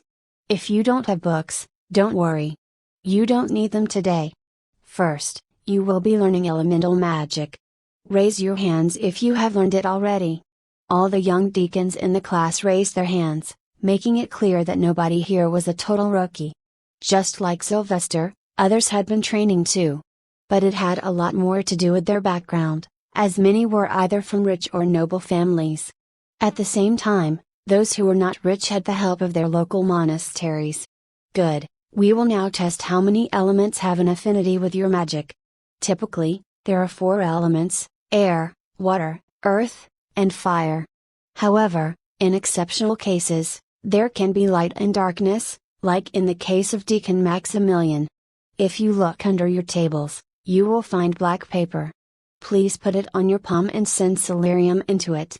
You will see blue, red, white, or brown colors appear in different mixes.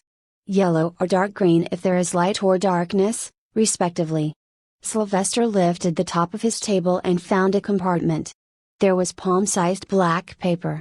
As instructed, he put it on his palm and sent celerium into it. Then, just like his night training, he covered it with magic particles. Ah! I have darkness too!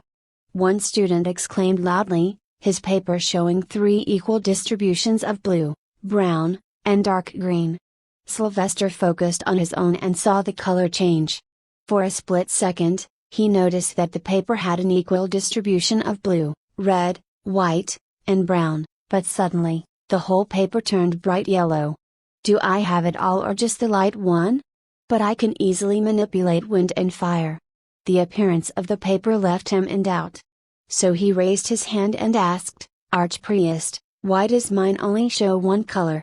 The bald man calmly approached Sylvester, but calm was only on the surface as he sprinted. Show me the paper. Archpriest Edmund observed it closely to see if there was any defect in it. But he could not find anything. Even then, he couldn't believe someone could have the rare element as their only main element. And even more scary was that one can have peak talent with just this affinity. Let's try it again. Archpriest gave him another black paper to test. This time, Sylvester reckoned he didn't send enough celerium. So he used as much focus as he had learned over the years and went all out. Whoosh! The paper turned into bright yellow once again. But this time, it didn't even flicker to show the colors of other elements. Not just that, the black paper turned into ashes. This is bizarre. I have never seen this before. It seems you have an extremely high light elemental affinity only. I will have to notify the headmaster about this. But worry not. You are no less talented than anyone here. In fact, you are blessed, I would say. Archpriest patted his back and told him to sit and relax as he went to other students. However, Sylvester had a different theory about what just happened. It seems my light affinity is so strong that it's eclipsing the other elements? Can I turn this misfortune into an opportunity? If no one knows I have an affinity with other elements, I can surprise my enemies in combat. While he was musing about this new golden spoon, the elemental affinity test came to an end. Some had an uneven mix of 2 or 3 affinities, and a few had an equal affinity in all 4 elements. Sylvester made sure to record all of them in his head as he had a feeling that this class was nothing but a fighting pit. Good, I have recorded all your affinities. So let's end this class, for it's time for lunch. Remember, wizards must eat more because celerium requires not just the rays of Solace but body strength. So I recommend you go and bask in the holy warmth whenever you have lunch. However, before I leave, I must tell you an important thing. This is not a typical class. You all are God's favored, and we don't know yet which one of you is the real one. But time will slowly reveal the fated one as some of you pass, and others are left behind. However, as most of you have high talent, if you work hard enough, becoming a high-ranking clergyman of the Church of Solace wouldn't be hard, and one of you may even become the next pope. For this, it is a must that all of you must remain celibate, for only the pure of the body can be pure of mind. And the Church shall ensure you don't sway while you're here. Not just Sylvester but every single boy in the room felt their body shiver upon hearing these words. After all, many in the room were heirs to nobles and royals.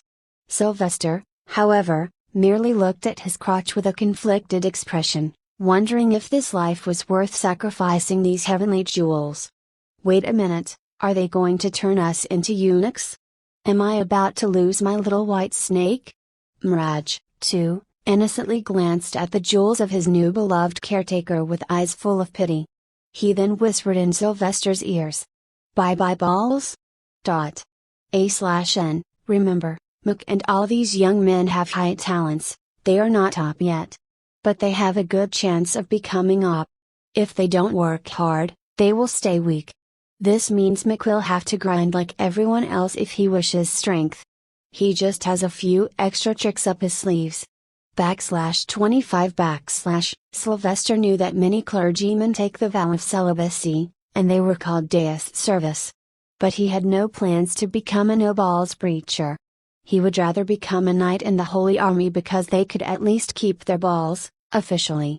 Also, nobody told him he had to give up the little white snake for being God's favored. But subverting all their fears, Archpriest Edmund laughed. Ha, look at all your faces. No, you will not be sterilized by any means. We never do such a thing, for the devotion to Solace should come from the heart. If you besmirch your purity, then you never deserve to be a church clergyman. But remember, once you defile yourself, there is no going back. you shall forever be limited to the confines of the Holy Army or the Inquisitors. Your talents will go to waste because you won't be allowed in the upper echelon. Well, you have your whole day to think about all this. I will see you tomorrow." As soon as the archpriest left, the young deacons stood up to talk among themselves. Sylvester could already notice a few groups forming depending on their talent. Meanwhile, as Archpriest Edmund said, the chess drink plates all showed either no rank or apprentice rank. Nothing came close to Sylvester's adept rank. This posed a new challenge as he tasted sourness and salt of jealousy. He was being ostracized for being the best of the class in magical and knight talent. Now, his plan of making allies was seemingly already down the drain. "I hope the food's good, at least," he thought, and headed out for lunch, deciding to worry about networking later. He soon made his way to the food court to get his lunch.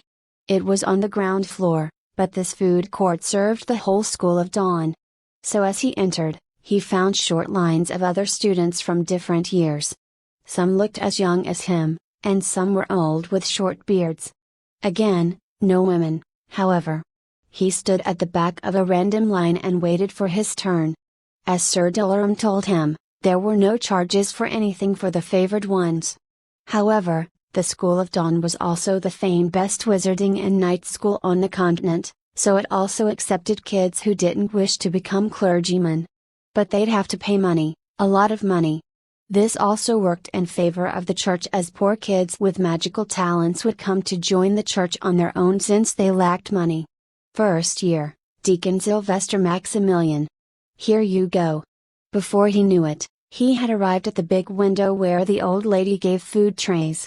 As he looked at it, he found the meal was much better than what he'd been eating at home for the past few years. There was a milk glass, meat soup bowl, some vegetable gravy, rice, bread, salad, and a banana. "Can I have one more banana?" he asked, knowing that Mraj would eat one.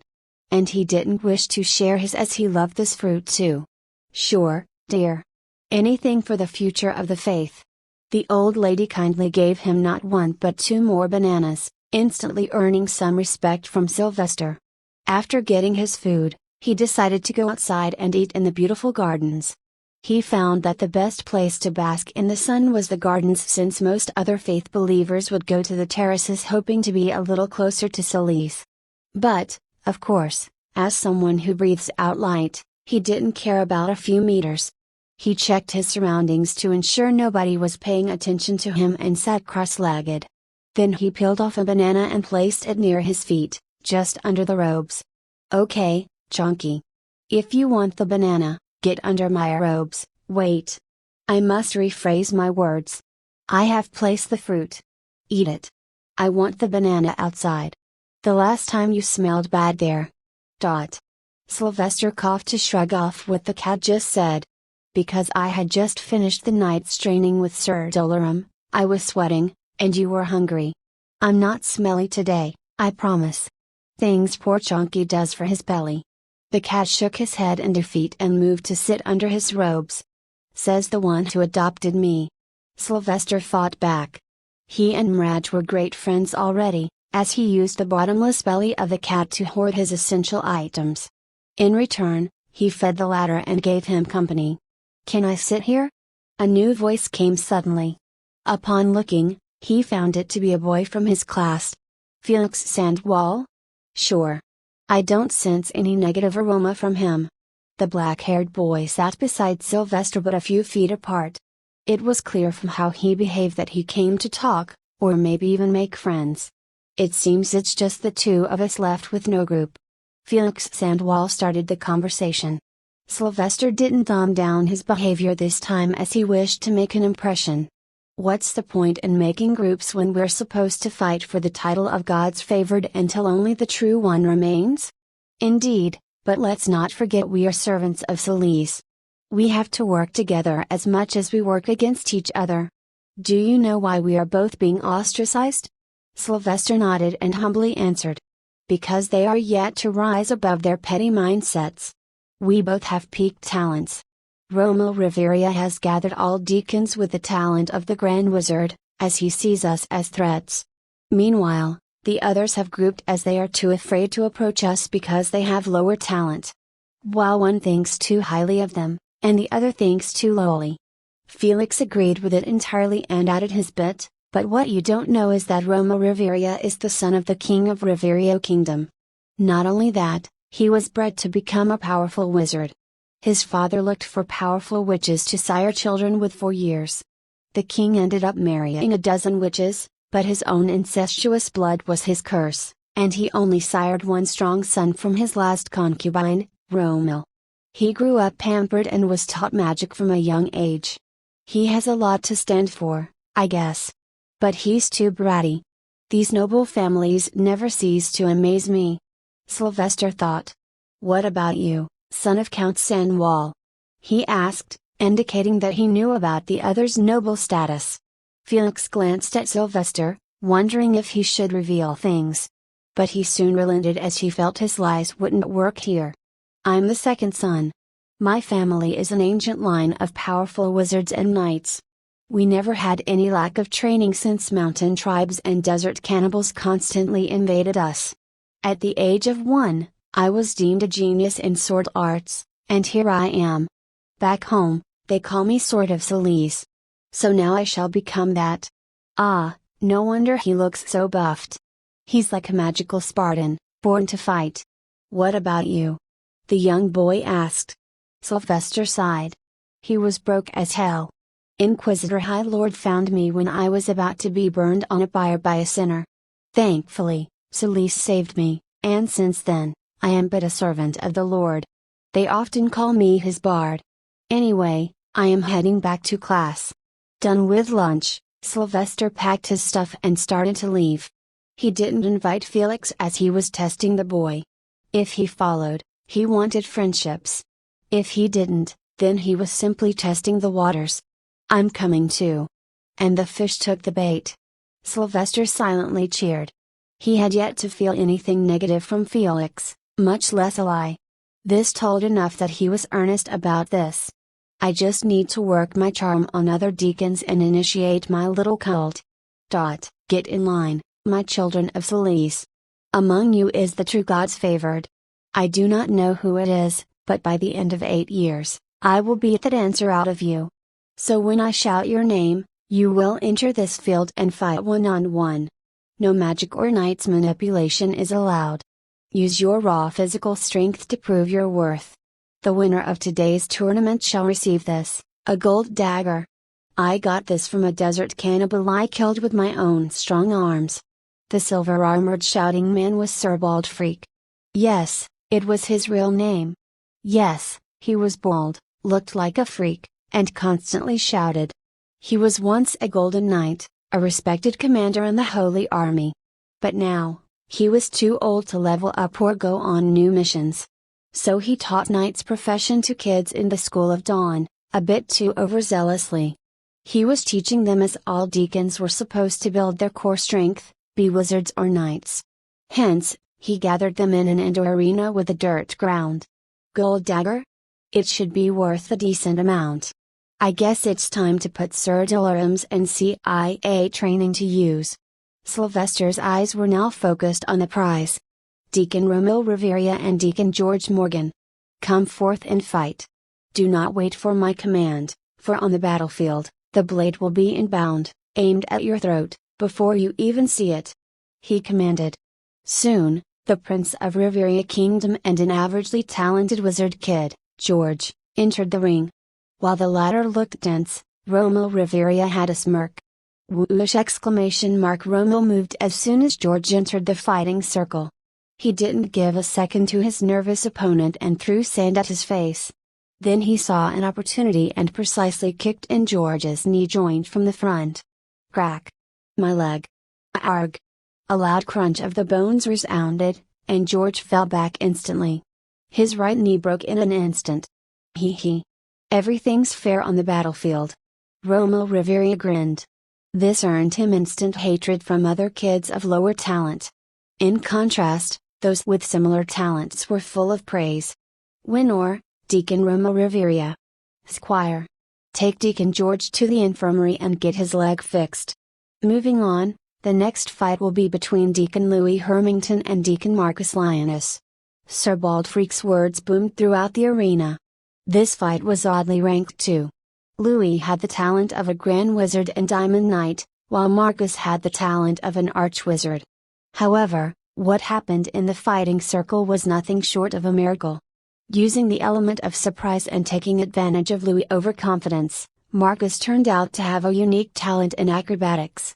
It was as if he had no bones in his body when he kicked Louis in the face without moving and still sending an uppercut with his heels. It was a beautiful sight to see as Louis not only got his overconfidence knocked out but also some of his teeth.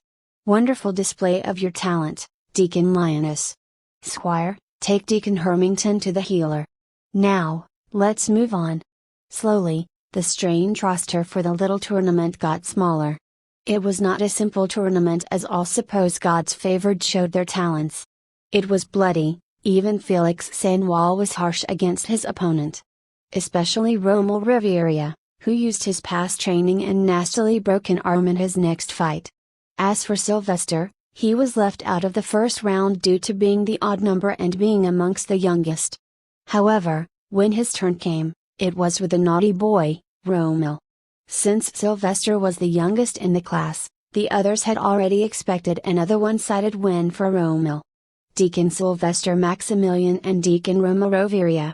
As he went forward, Felix patted his back and asked in doubt, "Are you sure you can beat him?" Sylvester chuckled and replied in a low fanatic voice, befitting God's favored, for all the sneaky eyes to witness. "I ended a heathen bloodline at the age of 30 days. You think I can't defeat this incestuous filth?" Soon Sylvester was face to face with the royal prince, who was a few inches taller. "Can't believe I need to use my decades of experience on a bunch of kids. But this brat deserves some, and I can use him to hasten my cult formation." As a trained spy, he had various weapons up his sleeves regarding fighting. To fight clean, dirty, or like a beast always depends on who the opponent is. In this fight, he decided to use a clean, but ego-crushing method. Let's see how much of that peak talent is real. Rommel mockingly challenged him. But the boy had lost his element of surprise, and nothing he could do would work on a man with years of real battle experience. Brandishing his fist, the prince rushed to Sylvester at max speed, thinking of throwing a fake punch and utilizing the surprise to kick in the knee again. Ha, his footwork is horrendous. Does he truly think I will take the bait? Sylvester saw the fake from a mile away. Sylvester merely stepped to his right when the boy approached him and lifted his left palm to Rommel's head level. Slap. And so, the infamous slap that resounded all the way to the Riviera family's incestuous ancestors was witnessed. The pride-breaking fact was that Sylvester didn't even wave to slap. Rommel fell on the palm on his own and then onto his ass while crying in pain. "Why you slapped me?" Rommel's cheek appeared peach red, his eyes as if he'd cry at any moment. This was the first time he felt pain in this tournament, possibly in years. Sylvester grinned just like Rommel did before and gestured at the latter to come and fight. "I did precisely that, little one. Do you want more?" /26 Rommel Riviera had tears in his eyes. One slap shattered his honor, crushed his ego, and butchered his arrogance. Just some time ago, he was boasting about his bloodline to his new friends, but now he was a joke. All the talk about training since the age of 6 months fell flat against a reality-checking slap on his face. His breath gradually became hurried. The more he thought about the slap, the more his blood boiled. Then, finally, when he looked at his opponent's face, the barrier broke, and the anger poured out in wild screams as he charged ahead with his fist once again. "I will kill you." For Sylvester, seeing a kid charging at him was nothing but comedic. Fighting him was a pipe dream for someone who couldn't even hold their anger. On top of that, he remembered something. Wasn't it the King of Riviera who used his reach to send Sir Dillerham away? No longer wishing to hold back, he took a boxing stance and started doing the footwork. This was new to all, as when it comes to physical fighting, one only thinks about brawls or using a weapon. There were rarely any weaponless fighting styles. Deacon Riviera, This is merely a mock fight. Do not let your emotions guide you. He tried to warn the boy just so there were no repercussions for what he was about to do. Take this. Rommel threw his punch with no tricks this time. It was apparent that he never learned much about hand-to-hand combat. All he knew were some tricks. Sylvester smirked and ducked down to avoid the fist. But that left him with a clear view of Rommel's nice smooth jaw. So he kicked his feet and pushed his right fist up, along with an uppercut move. Bam! It connected clean and knocked Rommel off of the ground. His body was thrown a foot in the air as Sylvester jumped up. It happened in a split second. Rommel fell back with a loud thud, and Sylvester landed on his feet. He didn't stop and quickly moved to put his foot on Rommel's neck. Surrender. Arg. But only a deafening scream came. Blood oozed out of Rommel's jaw. It was shattered, along with its teeth that fell apart. He stared at Sylvester in utter fear, seeing the kick was coming next. Sylvester stared into Rommel's eyes like a predator trying to incite fear in the prey. He was asserting his dominance, for that was the only way to bring down the likes of Rommel. Brats like him don't respond well to kindness or threats. So the only way to deal is to mentally break them and then rebuild.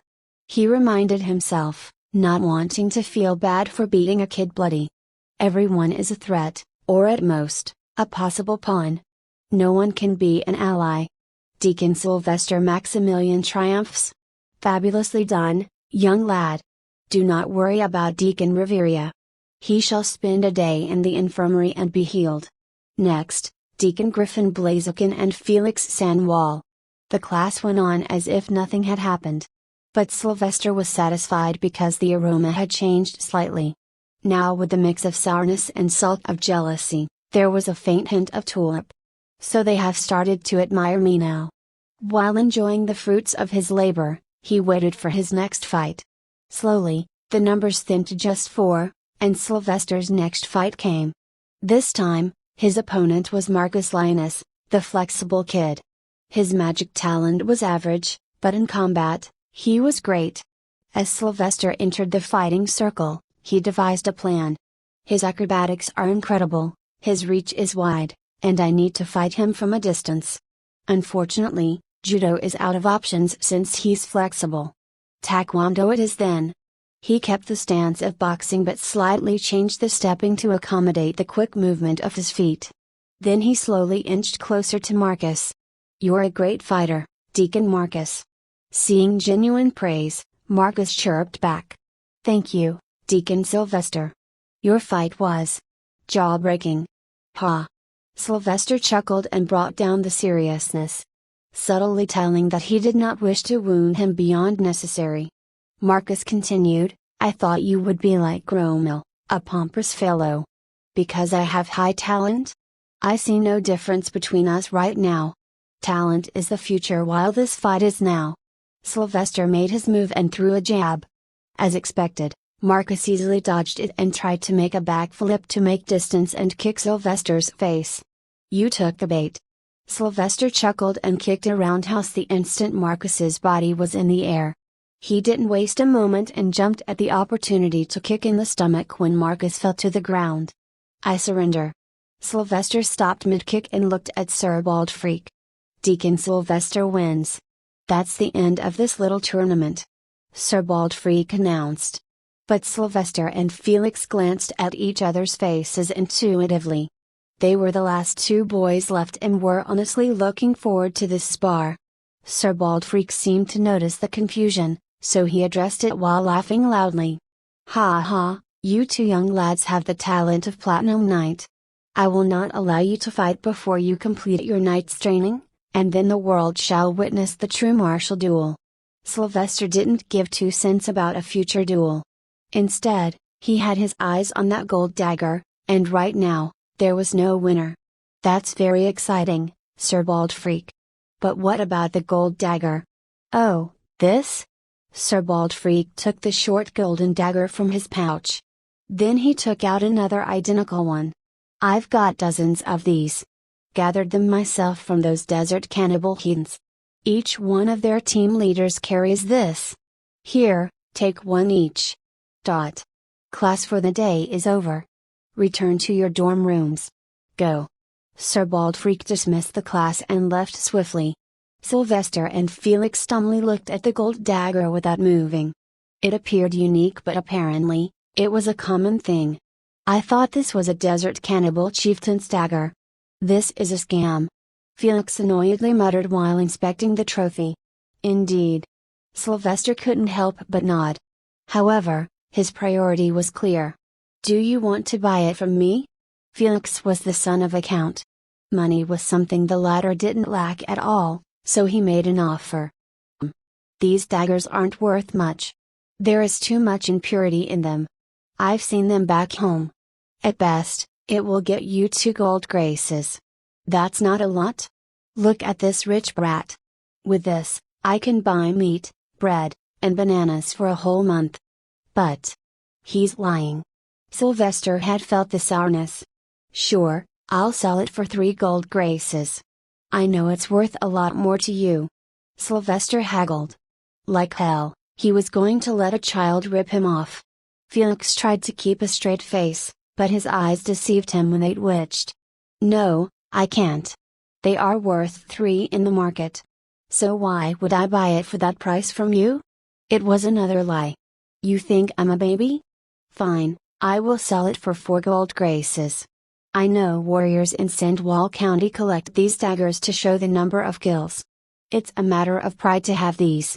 You want more pride or not? Felix greedily looked at the dagger in Sylvester's hand. He cursed himself for falling into the trap, but he needed it. He wanted it. He wished for it from Celise for weeks. They were hard to find unless won in a battle. Fine. Here, take these. He took out a money pouch from his robes and handed 4 shiny gold coins to Sylvester. This is brilliant. These nobles are as dumb as they come. Sylvester slowly came to realize that he was surrounded by golden gooses who were worth more if befriended. I need to work harder on my cult. It was merely the first day, and so much transpired. He was feeling tired, so he decided to return home and take an ice bath. Unlike others, he did not need to stay in the school dorms. How do you know so many things? About my home's culture, about fighting? Felix questioned. Sylvester stopped and looked back with a grin. I wasn't sleeping for the past 8 years, kid. Suddenly, Felix angrily glared, showing anger on his chubby face. Don't call me that. I'm not a kid. Sylvester felt there was genuine anger. He quickly thought about what triggered him. He reminded himself of all the things that Felix told him about himself. Ah! He's a second son. Insecurities and a desire to prove oneself could hollow a man from within. It was one of the main reasons why sons of kings and wealthy men often turned into wastrels. It happens because they cannot keep up with the expectations. Sylvester weighed his options. That money exchange was business, but this matter was personal. There was no reason for making an enemy out of such a small thing. I shouldn't forget I'm dealing with kids here. I apologize, Deacon Felix. I was merely joking. Felix's shoulders fell as anger dissipated. He took a long breath and shook his head in shame. No, I was being a brat. You were clearly joking, Deacon Sylvester. Just call me Sylvester. We're around the same age and serve Celise. Felix fast walked to Sylvester and extended his hand. Then you can call me Felix. Since there were no lies in Felix's recent words, Sylvester warmly shook the hand. It was worth making acquaintances. He may never come to trust anyone other than Xavier, but even he knew he couldn't survive in this world alone. And to know someone who might become a Platinum Knight one day was a real boon. I will see you tomorrow then, Felix. After that, Sylvester decided to head home. Wait, dorms are this way. I don't live in the dorms. My mom is a bright mother, so we have a little home. I will show you the place sometime later. Good night. He waved his hand and left Felix confused about how a bright mother could have a child despite celibacy vows. Meanwhile, Sylvester had no thoughts of Felix in his mind. For he had a mischievous smirk on his face while asking the cat on his shoulder, Chunky, did you get it all? Aye, Maxie. I ate all the gold chains and bracelets the Rommel boy gifted us. Ha, he didn't gift them. We simply took them, albeit without permission. Who told him to enter a fight while wearing jewelry? I merely took my loot for defeating him. Mraj confusedly asked, Maxi, are we bad? No, Chunky. We're just poor and live in a vicious society. To survive and thrive, we must stomp as many skulls as we need. In this world, that is the only way for us to succeed. Mraj dutifully saluted with his paw. Aye, Maxi. I eat skulls. Well, you got the gist of it. /27 Supreme Pontifaxal Tarkarid's Palace, Holy Father, Queen Rixine Graja will rebel if we do not hear her. Her threats are becoming more direct now. She refused to send any food aid to our storage this year. It will only escalate, I fear. The Inquisitor High Lord reported to the Pope. The meeting was being held inside the Pope's palace, in a secured designated meeting room for the Sanctum Council. It was an enclosed concrete grey hall with no doors or windows. It neither had furniture nor any carvings other than a simple stone table and 7 stone chairs. Today, all members were in attendance. The Pope sat on the short end of the long table as his aides sat on the sides. While he heard the Lord Inquisitor's words, he frowned. For years, we have kept a balance to maintain peace. I was able to end the 1,000-year war, not for us to be consumed by these petty, foolish dreams of a mad queen.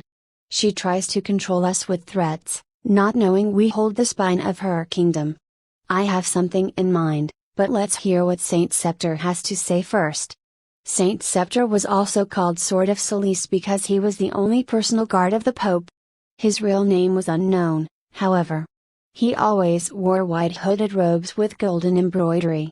His face was obscured as it stayed covered at all times. The only thing telling him apart was the golden scepter with a triangular head that he always carries.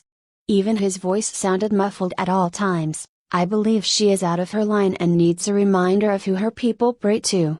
We need to remind her that it's not the Holy Land that resides in the Gracia Kingdom. Rather, we allow them to exist around us. The Pope nodded in agreement. And that is why I agree with you. We will lose all respect if a kingdom as weak as this can threaten us. Saint Cyr, what's the news? Saint Cyr, Cardinal Roman Vacinum, was the Pope's chief spymaster. He was a traitor's son who joined the Church out of his heart. He used his father's vast networks to make friends across the continent. This way, he ended up hearing gossip and news from everywhere. Eventually, he caught Pope's eye and got re-educated. He was an unremarkable man from the looks, having ordinary thin facial and body features and white hair. This man would go unnoticed in a crowd unless he did something to gain attention. Even his robes looked normal, standard yellow golden. Holy Father, it appears Queen Rixina wishes to wage war with the Riveria Kingdom to get their rich fertile fields. She hopes to make it a short war to avoid our meddling and use the same fields as leverage to get our approval. Maybe we could prepare Riveria and weaken the Gracia Kingdom even more? Saint Cyr suggested. The Pope instantly objected to this plan in a severe threatening tone. Do not even think of that. Wars have already weakened our Sol continent. Riveria is the breadbasket for us, and to allow it to face even a single day of battle is destructive. While we fight among ourselves, I believe that those filthy heathens are recuperating and growing stronger across the Blood Sea. I do not know how long my brokered peace shall last, but when it breaks, I hope we can crush them and spread the warmth of Silice to those forsaken lands. But for this, short-sighted rulers like Rixina are not welcome. Lord Inquisitor and Saint Cyr, accidents do happen. Some random queen can get crippled. The world runs on uncertainty, use that. Gone was the cheerful and grandfatherly Pope that everyone was used to seeing. This was the true face of ultimate strength in this world. Kings or queens, princes or princesses, if they make the Church's plan stall, all shall fall. He got up and looked in the eyes of his ministers to ensure there was no lack of faith. Sol is my home, for it, I will if I have to, purge. May the Holy Light enlighten us. Saint Scepter chanted in a low voice and ended the meeting. He was the shield of the Pope and ensured that none bothered him more than they should. When only the Pope and the Saint Scepter were left, the Pope asked, "So the Bard and the Sword turn out to be the best candidates?" "Just like the two of us back in the day, my friend. Ensure they get grouped. The bonds they form at this age shall last a lifetime. And to become the Pope, one's strength is not enough." Saint Scepter saluted by crossing his arms on the chest before bowing and leaving silently. He rarely spoke, even during his days as the gods favored. The morning rays of the Salice hit the lens and woke up all the true believers. With the first rays, the day starts with a small prayer and a bath. Then, the church's giant bells would ring as a reminder to all. Be it the Holy Land or some monastery. For Sylvester, today's morning was not very pleasant as he felt sweaty and suffocating in his sleep. While Xavier cooked food, he tried to enjoy the last few minutes of his sleep. Slowly, his breathing became fast. He felt like he was drowning, and something was filling up his nose, not allowing the air to pass. His dreams, which were full of sunshine and happy scenes of him rowing a boat in a nice lake in his past life, suddenly turned dark. The boat had a hole, the lake water turned into blood, and the sun started spewing fire everywhere. Ah! He jumped up and was awake, his breath slowly calming down as he noticed the familiar room and the sunlight falling on him from the open window. But the culprit behind his condition was right there. "Chonky! I warned you not to sleep on my face. There is a limit to being clingy." He lifted the cat by his nape and looked in the eyes. Mirage yawned and slowly opened his eyes. Then the first thing he saw was Sylvester's face, which instantly lightened up his mood. Meow. He quickly used his paws to hug Sylvester's head and lick his forehead as if grooming his child. Now Sylvester felt some pain in his old young heart. Mirage was an extremely clingy cat, which made sense as he lived for 500 years in isolation. His anger melted away, and he sighed. "Fine, stop licking my face now." He got off the bed and went out of his room. Thankfully, he and Xavier were given better housing now since Xavier was a full-fledged bride mother. It was still in a building complex, but now it had 2 bedrooms. The kitchen was the same as ever. But instead of firewood, magic fire stones were used. For drinking water, there were water stones. All elements had stones, and it was very convenient. But all this was only a luxury, as outside Holy Land, one would not find tall building structures unless it's a city. "Max! What are these? Where did you get this much money?" Xavier stopped him on his way to the floor's shared bathroom. "I won them in yesterday's night straining competition. I beat everyone easily, and Sir Baldfreak gave it to me," he revealed. Xavier appeared amazed that he won so much, not knowing he had also scammed a kid. "This is amazing, dear. I get paid 5 gold graces a month, and you made 4. What do you plan on doing with this?" "I will store it, buy some land, and build a house when I grow up," he proudly answered. After all, this was a dream every man should have. Also, when he gets stronger, he will want a place to live, away from the Holy Land. Xavier nodded in agreement. The land was a good investment. "Do you want me to keep it safe?" This put Sylvester in doubt. He wondered if he was ever going to see this money again. Was he getting scammed too? He narrowed his gaze and tried to judge if she was being truthful. She was smart enough to discern his doubts. Fakely acting as if offended, she put her hands on her waist and stared daggers with her blue eyes. "Sylvester Maximilian, do you think your mom is a liar? Last week, you said you would buy me honey. There is still no honey," he argued as his honor didn't let him accept defeat so quickly. Xavier's brows twitched. "Gee, that's because you forgot." "Yes, I forgot." Her shoulders fell in defeat. Sylvester, in triumph, folded his arms and showed her his hand to get the money back. He had the best bank in the world, after all. Mirage's endless belly could store a lot in there, much less money. However, as Xavier gave him the money, she was reminded of something. "Wait, I'm a mother. You're trying to outsmart me again. Sylvester, you need to stop gulping down bottles of honey every month. It's unhealthy. Honey is healthy for the body. And 1 bottle a month is under the good limit." He debated. It was a mistake to let you taste honey just a week after your birth. You're addicted to it. She sighed. She had tried to get him to quit, but nothing worked. Go and freshen up. I need to leave early today. Sylvester quickly ran off to the floor's bathroom. Although he was the only male in the whole building, that didn't restrict him from going to the bathroom. Yes, sometimes he would see some unspeakable things, but he was a kid, and everything slides. He also took Mraj to bathe him. It was his punishment for sleeping on his face. Half an hour before 7, he quickly ate breakfast and left for his second day at school. Today, he wished to mend his relationship with Roma Riveria, as it was counterproductive to antagonize someone too much.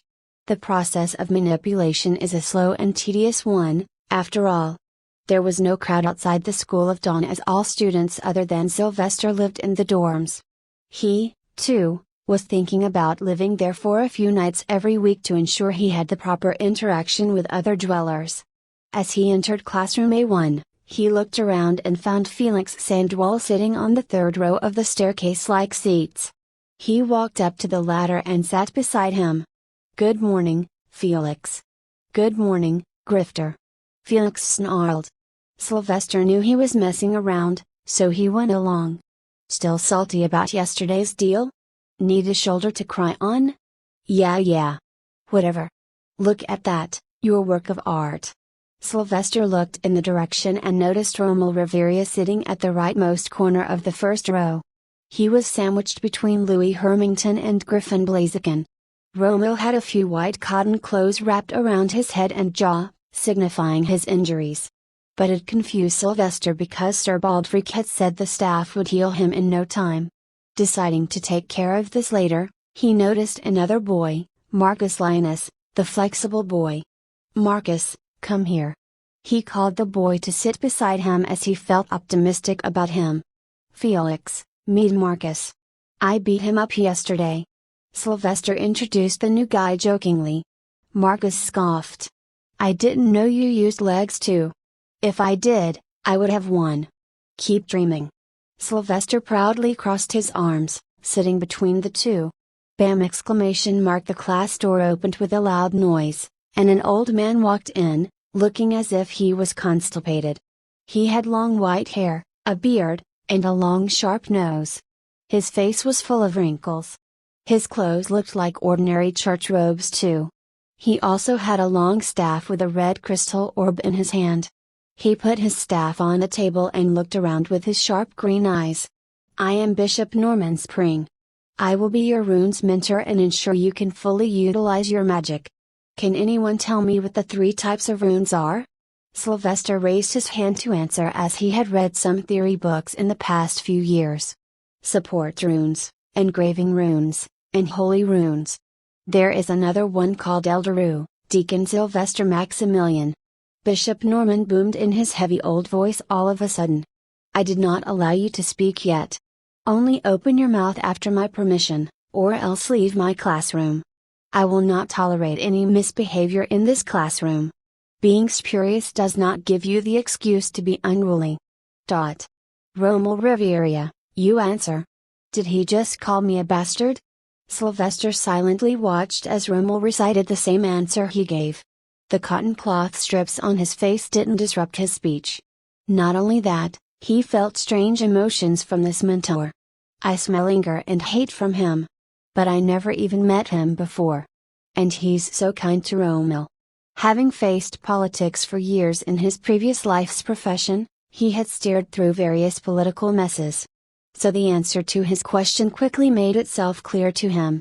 This unprovoked hostility was the exact reason why many kingdoms and empires fell to their destruction.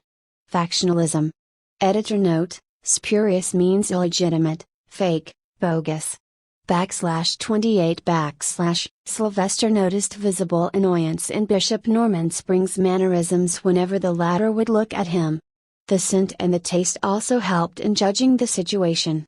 Then, from how he treated Rommel, it became apparent that something was going on between him and Rommel Riveria. For him, the only way to find out about this was to look for this bishop's background.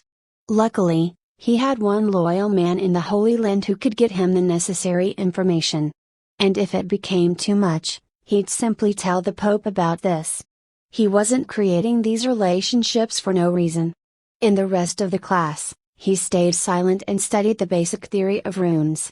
The subject turned out to be more about memorizing the various runes and being able to recreate them quickly instead of casting them. Because casting them was, in theory, the easiest part.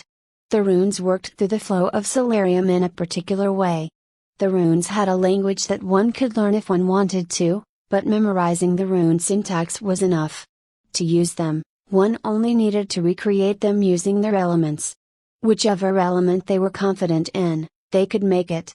But the hardest was air, and the easiest was fire, with water and earth falling in the midrange.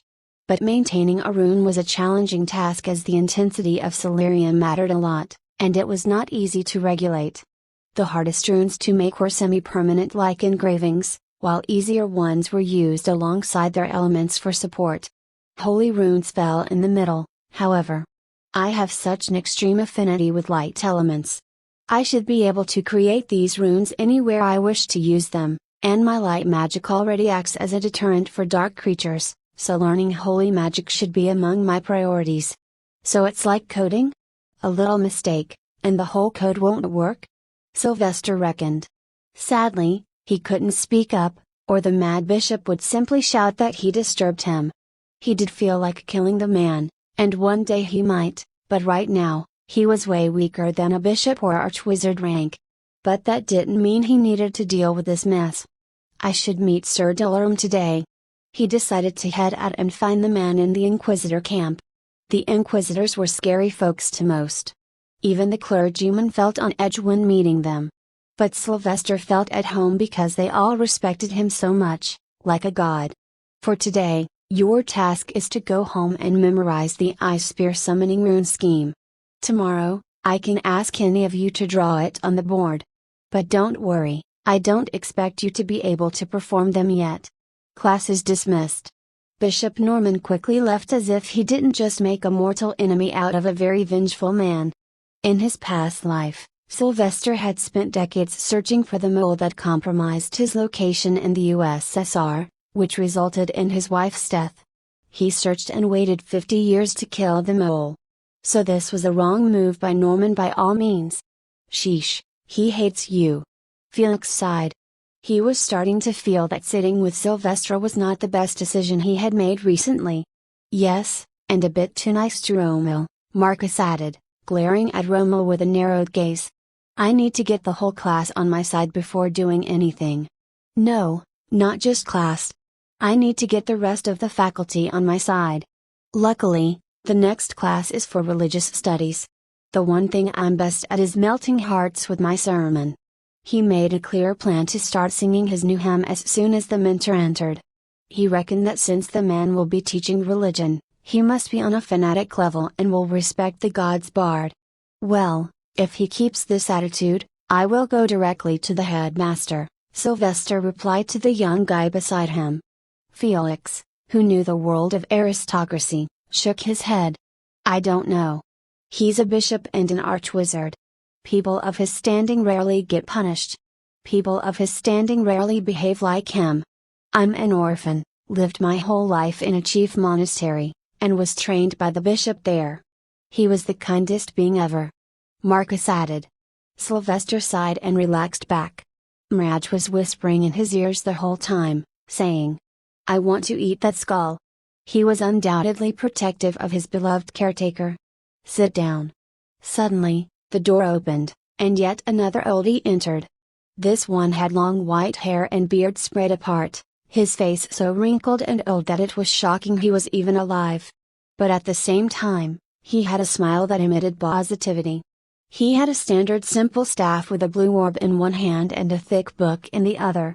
Sylvester knew this was the next mentor. So he shut his eyes, raised his right hand, and started sending out light magic from his palm.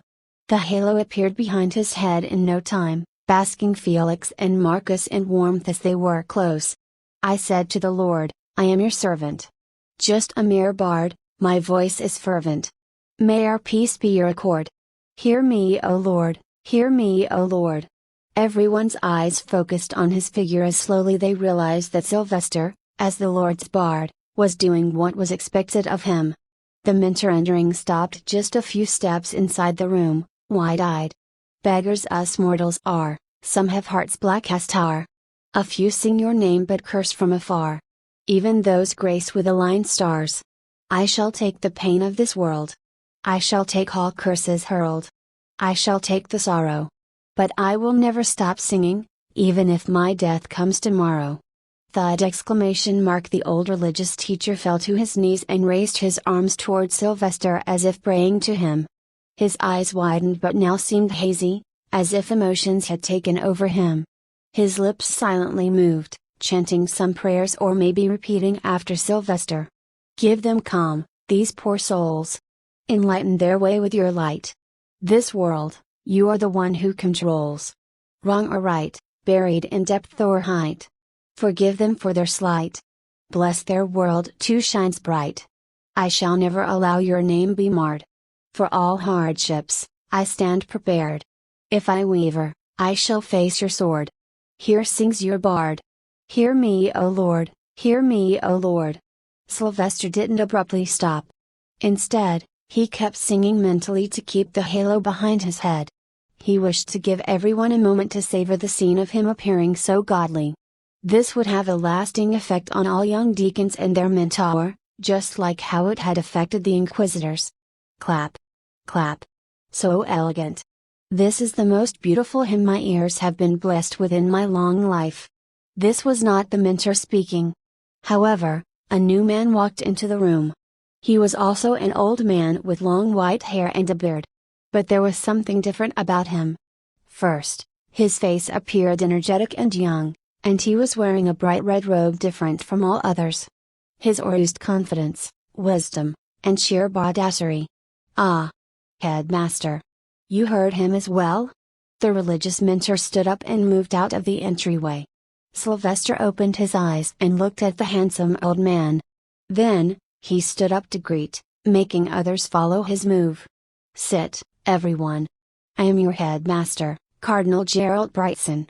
I was only making rounds and never expected to witness this.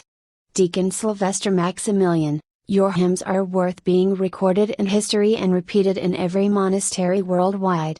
Thank you, headmaster.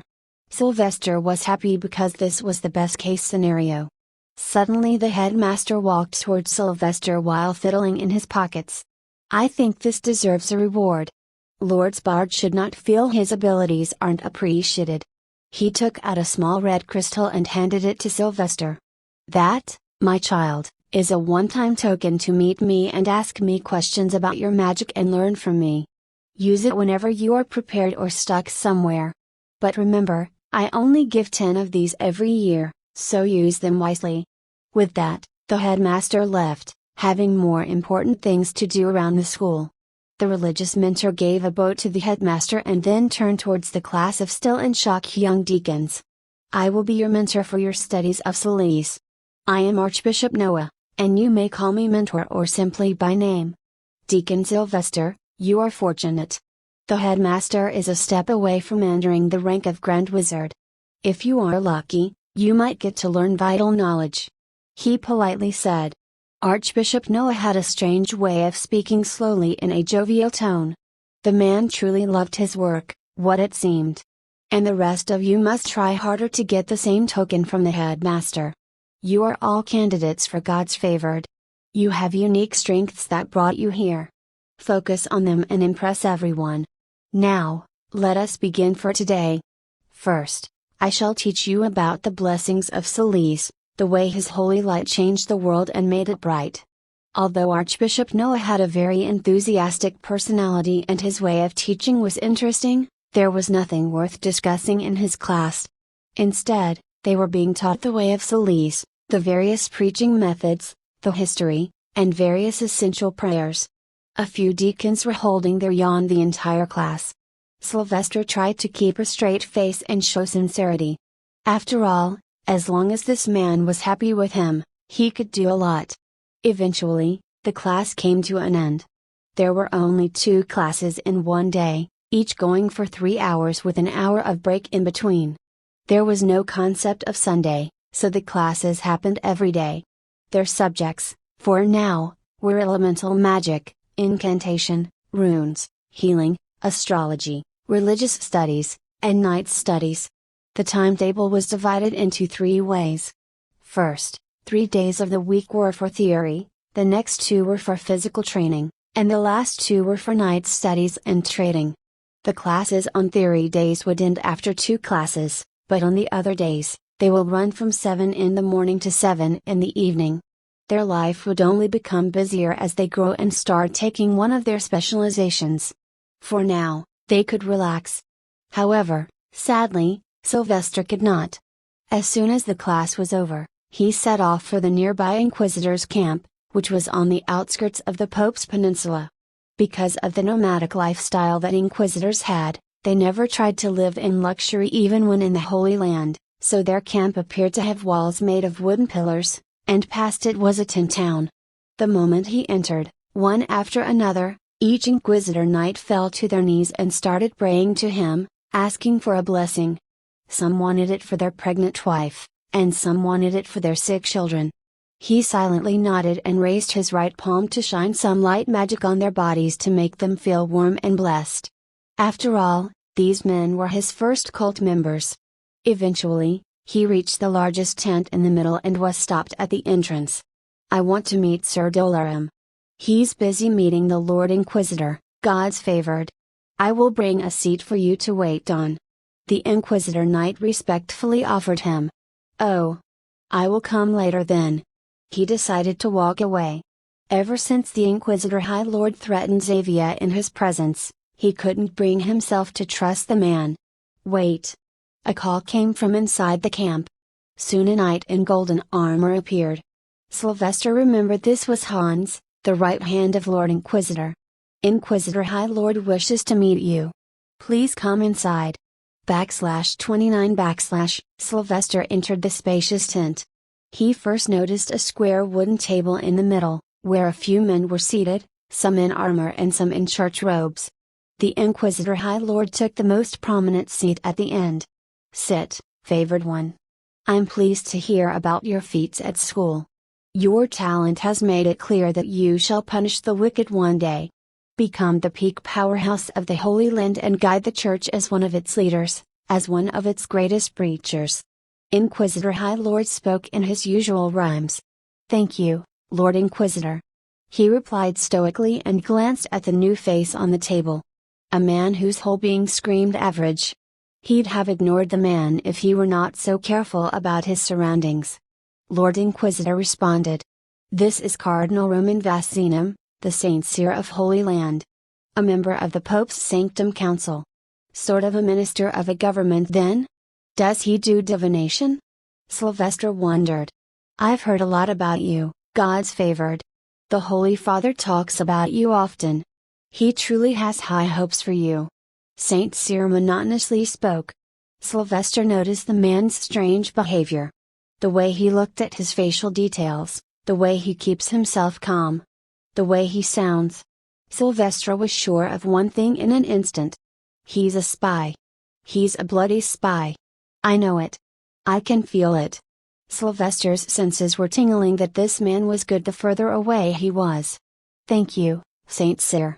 I will work hard and make him proud," he proudly replied, keeping his persona going.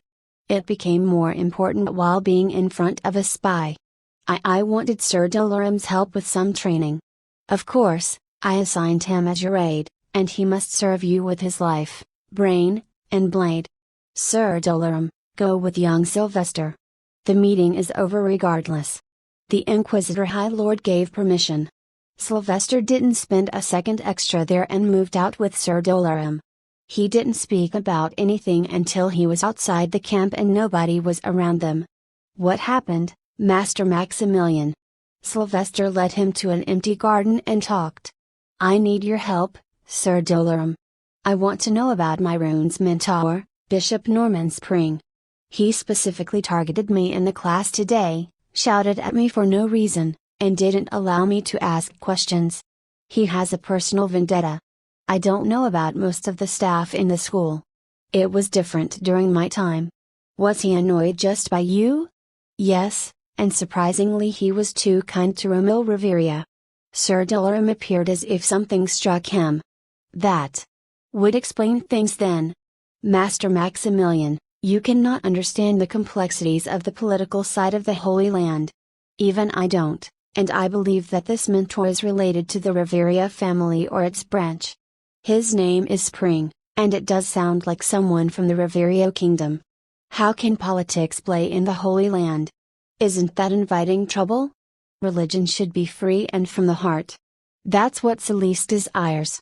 Sylvester asked, appearing worried for the faith. Sir Delaram sighed. That's the ideal situation, but the reality is often disappointing. The Holy Father had to make many sacrifices to end the 1,000-year war with the East.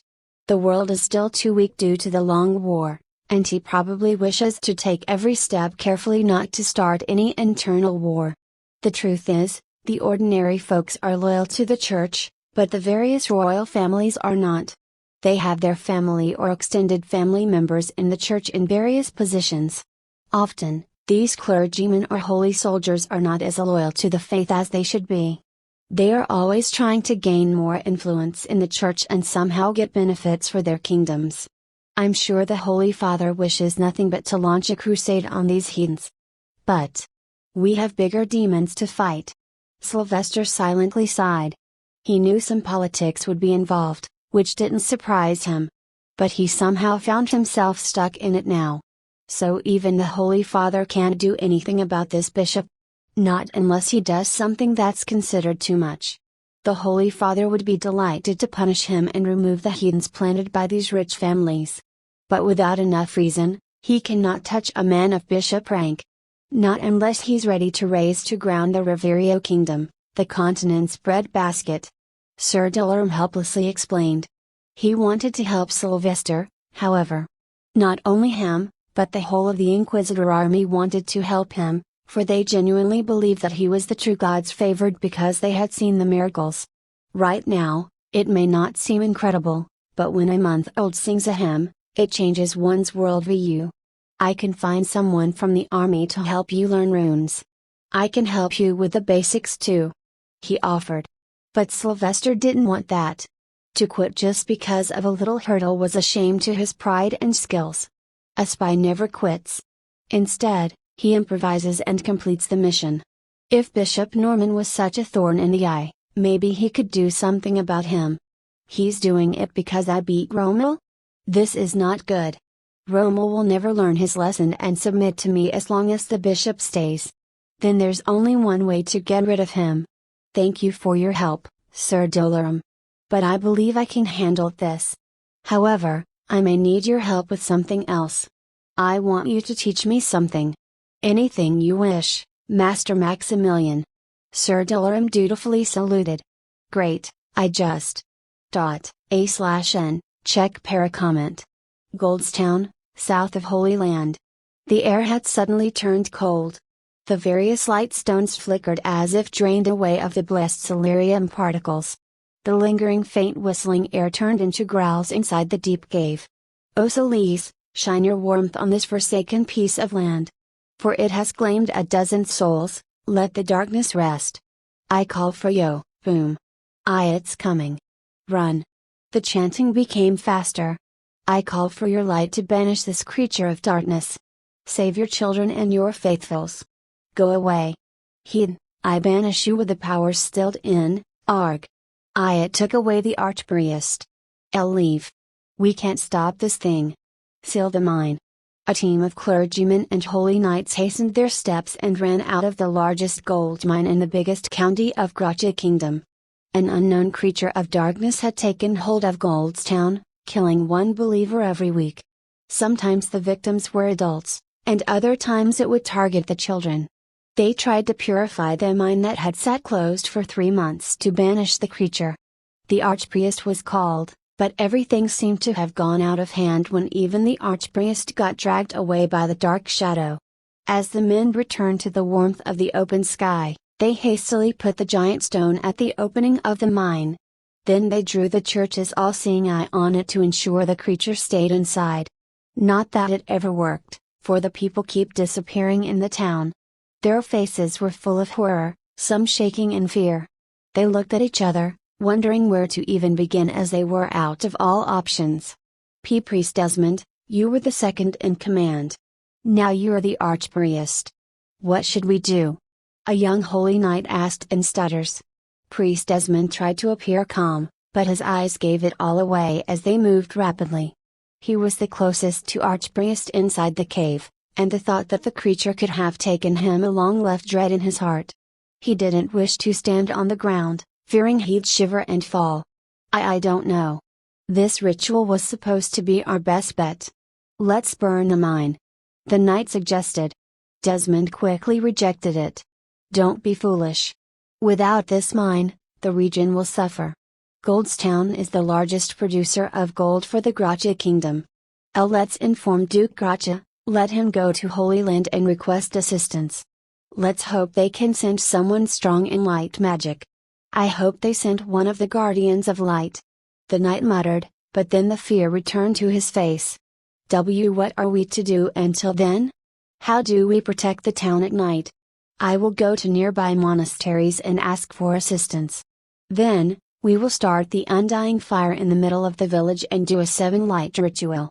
I hope it works. I hope we can get the archpriest's body back. Too tired, everyone sat silently after that, looking at the sky and recuperating. Sylvester's school was good overall in the coming few days, only the runes mentor was a pain in the back, but the rest were already his admirers. But before the mentors, he needed to get the deacons in his camp as he will need their testimony once he's done with runes mentor, Bishop Norman. The best way to gain loyalty was to give them something they needed. Sylvester couldn't give them his abilities, but he could teach them how to fight a bit. Simple theories about how to defend and move. See this, with my stance. I can move my legs easily whenever I need to. Sylvester showed the group of weak, talented deacons how to use a fighting stance. It was something they would rarely use in life but could be useful. However, each of them had something that brought them under attention and got them the tag of God's favored. Some were God-level singers, some were great artists and stone carvers, and some could run extremely fast, while a few had near photographic memory. Each had something unique, but all fell short of his truly mythical ability. How do you know all this? Asked Henry Rockwell, a deacon of average talent. Sylvester proudly replied like a child. I've been training since I was 1. Did you know I used to play with the Holy Father? What? You're lying. There is nothing for me to gain from it. I've been living here since I was 4 months old. I have seen the Holy Father many times, and if you know about him, you'd understand that he's a kind person. He loves all of us as his children. Sylvester boasted as this was the easiest way to brainwash these kids into thinking that he was special. Everyone. Louis Hermington came running, annoying the 10 boys sitting in the garden, enjoying lunchtime under the bright sunlight and talking with each other. Everyone hated Rommel and his little group of elite deacons. But Sylvester was trying to woo these misguided souls away from Rommel, so he was kind. What is it, Deacon Hermington? Just call me Louis now, Sylvester. You helped me with my elements, so you're my friend now. I just came to announce that Mentor Norman will be testing us in runes in the next class. Sylvester didn't feel right about this sudden test. They were not in some mandatory education system where one must excel. There was no grading system in the School of Dawn. As long as they knew the needed knowledge at the end of the year, they'd pass to the next. What is that maggot planning now? /30 There is no terrible man than the one who inflicts harm not physically but mentally. For the physical harm could be healed, but the mind continues to decay, slowly. That was exactly what Bishop Norman Spring had planned to do for Sylvester. He knew he could not physically hurt a God's favored, but breaking the spirit was a viable option as that would ensure that even the peak talents go to waste. When the class began, he started the test. I will name a rune, and you must perform the rune scheme I taught you this week. It must not only appear but work effectively. So first, Let's start with the runes to create magma. You all have your experiment trays. Work on it. Quickly, everyone moved their palms over the tray and started using their elements to create the runes. Of course, they all had been merely beginners, so this was a feat in itself. To Sylvester's right, Felix used his fire element to create a little rune scheme. Marcus used his water element to do the same. Sylvester, meanwhile, used his light element to make the rune scheme. It appeared like a circle with various trigram patterns and rune letters. As intricately beautiful as it appeared, it was as hard to work with. The celerium needed to flow in a specific direction at a certain intensity. Failing to do so would destroy the rune, or worse, harm the caster. It was understandable that not everyone was proficient in all runes. But this one, Sylvester could do it. Whoosh! A beautiful red rune circle appeared and dropped a block of magma, shining red and as hot as ever. Then, it quickly started to cool down and release smoke. You need to work harder, Deacon Louis. Bishop Norman gently instructed those who could not use the rune correctly. He does not even try to hide the fact that he's biased against me. That's the amount of power he thinks he holds, and he's sure that nobody can do anything to him. Sylvester glared at the man who he so much wanted to strangle. Done. Felix exclaimed a few minutes later. Marcus could not do it, however. He needed more practice, something Sylvester was happy to help with. But that was for later as the bishop ordered the next task. Now use the rune schemes to create ice spears. Remember to do it carefully and not hurt yourself. Once again, Sylvester got right to it and made a rune scheme with the light. However, he had some troubles this time as he had never trained the water element much. The glowing blue rune would flicker a few times and get destroyed, sometimes only creating water and no ice. But he kept trying again and again until once he was lucky and made the spears. He looked at Bishop to show, but he noticed that the man quickly turned away after seeing him. Instead, he went to Rommel to praise him because he could do it. Marvelous, you have great talent in runes, Deacon Rommel. But then he walked to Sylvester, knowing that the spears had melted. So, where is yours? Sylvester sighed and tried to make the ice spears once again. He had peak talent, but that was a possibility, not the current reality. Right now, he was merely better than most others in mental and physical abilities, but in magic, his starting point was the same as others. You can't? It seems simply singing some words will not take you far in life. You are supposed to have peak talent, yet you are behind Deacon Rommel, Louis, and even Marcus. Unruly, misbehaving, and now unscholarly. You have failed every step that is required to become even a clergyman. It's better if you simply quit and live among peasantry. That's what children with your status do. So he's trying to break my spirit since I am the biggest thorn in Rommel's way. If I quit, then he wins this race, as I don't think Felix is even in the race to become the Pope. This would be a good strategy if I were a normal kid. I would have been dejected. But alas, Sylvester wasn't going to take this man's words just like that. He quickly retorted in a respectful voice. Thank you for your helpful advice, mentor. I don't know what I would have done without your sage words. I reckon you two were a bastard like me and lived a peasant life once, to know such intricate details. Respect for you, in my mind, has now increased many folds. Aren't I right, my friends? PFFT. Felix tried to hold his laughter as hard as he could, to the point his face reddened. Bishop Norman's face was worth seeing as well. He was never expecting a retort like this from a child. In his mind, it wasn't tough to bully a kid. But instead, he was made the laughingstock while the other deacons tried not to laugh. After class, in my chambers, Deacon Maximilian. Sylvester nodded. Ah, you shall depart more bastardly advice to me? Thank you for this generosity. Left speechless, Bishop Norman decided to move on to teaching and try to forget what just happened. But being an insecure man, every smiling face felt like they were laughing at him. It spoiled his temper and drove him mad. Eventually, the class finished, and Bishop Norman left, not before reminding Sylvester to meet him. Will you go there? Felix asked. Sylvester shrugged. Why not? He can't hurt me. Everyone knows where I am going, and he will be the first suspect if something happens. But I need you to go and tell Sir Dolorum about my whereabouts.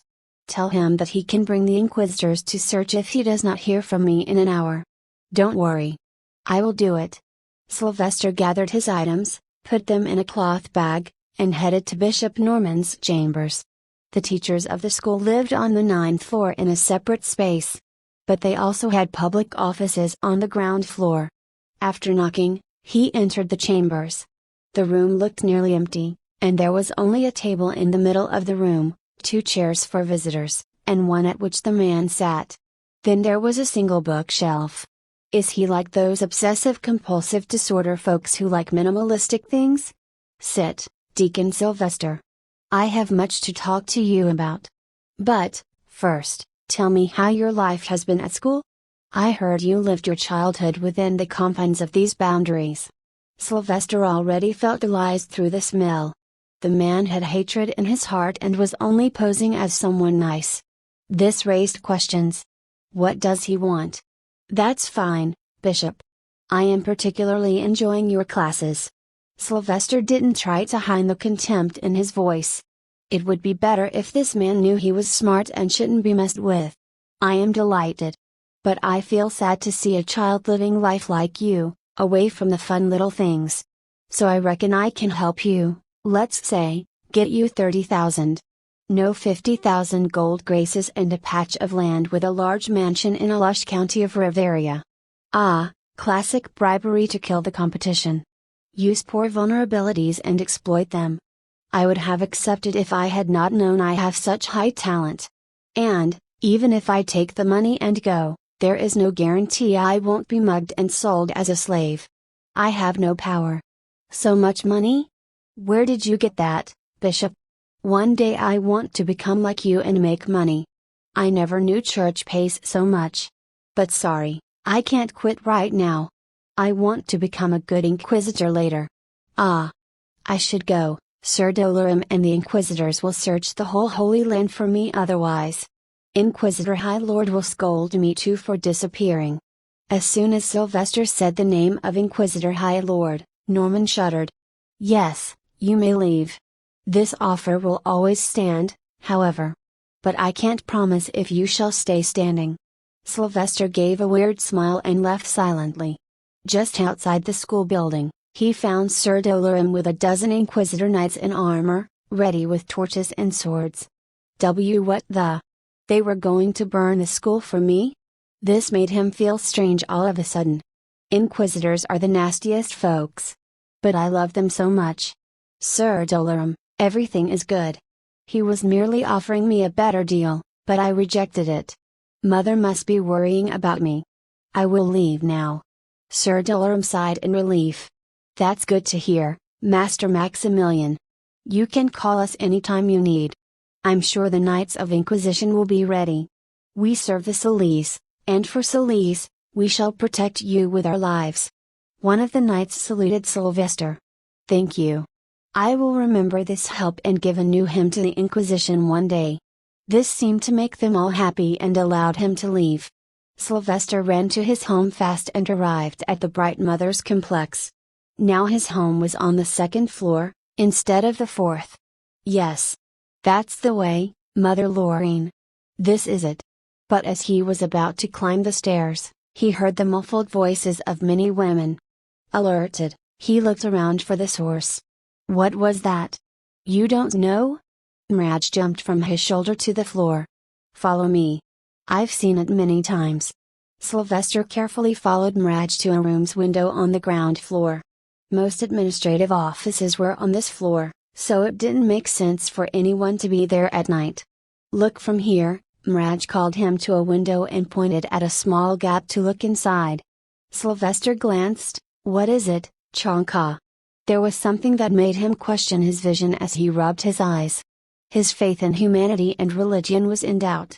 All the rules, the solemn vows of the faith were shattered. What? Right there inside the dimly lit room was Great Mother Grace, the leader of Bright Mothers, completely exposed with 5 other bright mothers, doing the unspeakable. They held each other like 2 scissors, caressing each other in various places and making noises that should not be coming from that building. But he couldn't bring himself to condemn it, as it wasn't a big deal for a 21st century man. In fact, it was lovely to watch. The men and women in the church were deprived of their natural instincts. So this was the result. He decided to leave and let the women be, only to stop when a horrendous thought appeared in his head. Wait. Is my mom also into this? /31 / What Sylvester saw left him amazed and confused amidst the intense smell of roses and sweat. He was not aroused, however. Being merely 8 years of age, his little snakes were yet to activate. So, after eyeing the exercises for a few minutes, he silently left. These women will probably be burnt alive if the church finds out. He picked Mirage and climbed the stairs. Since when have you known about this, Chunky? I forgot, but I watch them every week at dinner. Long before I adopted you, Mirage answered proudly. It's crazy how even the Great Mother is into this. Isn't she supposed to be a hero from the Great War? I hope this cult isn't too widespread, or else if Xavier is into this, then it'd be a looming danger to my life too.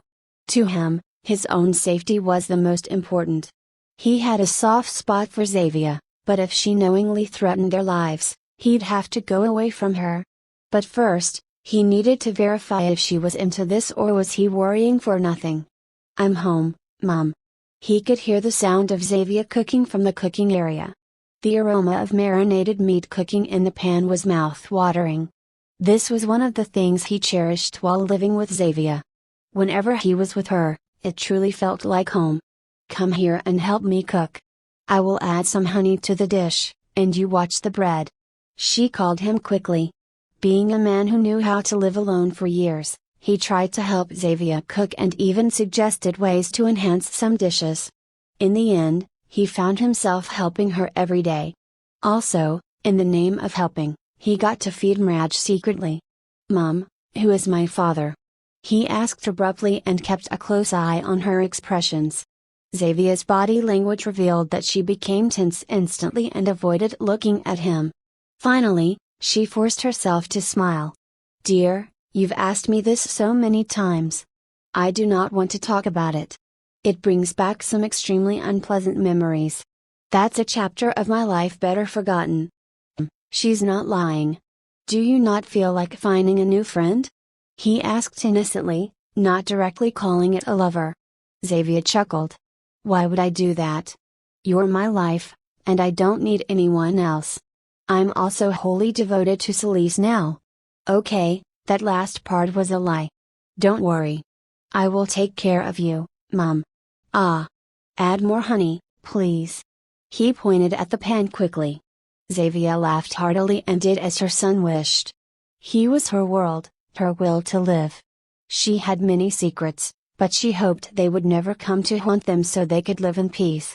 But life was going to be anything but ordinary.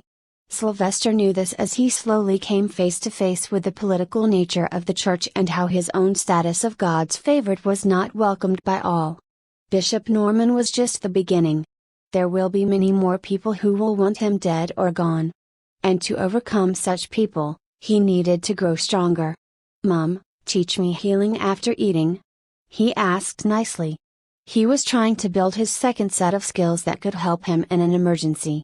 For example, he kept his other elements a secret, but the problem was that it was hard to train.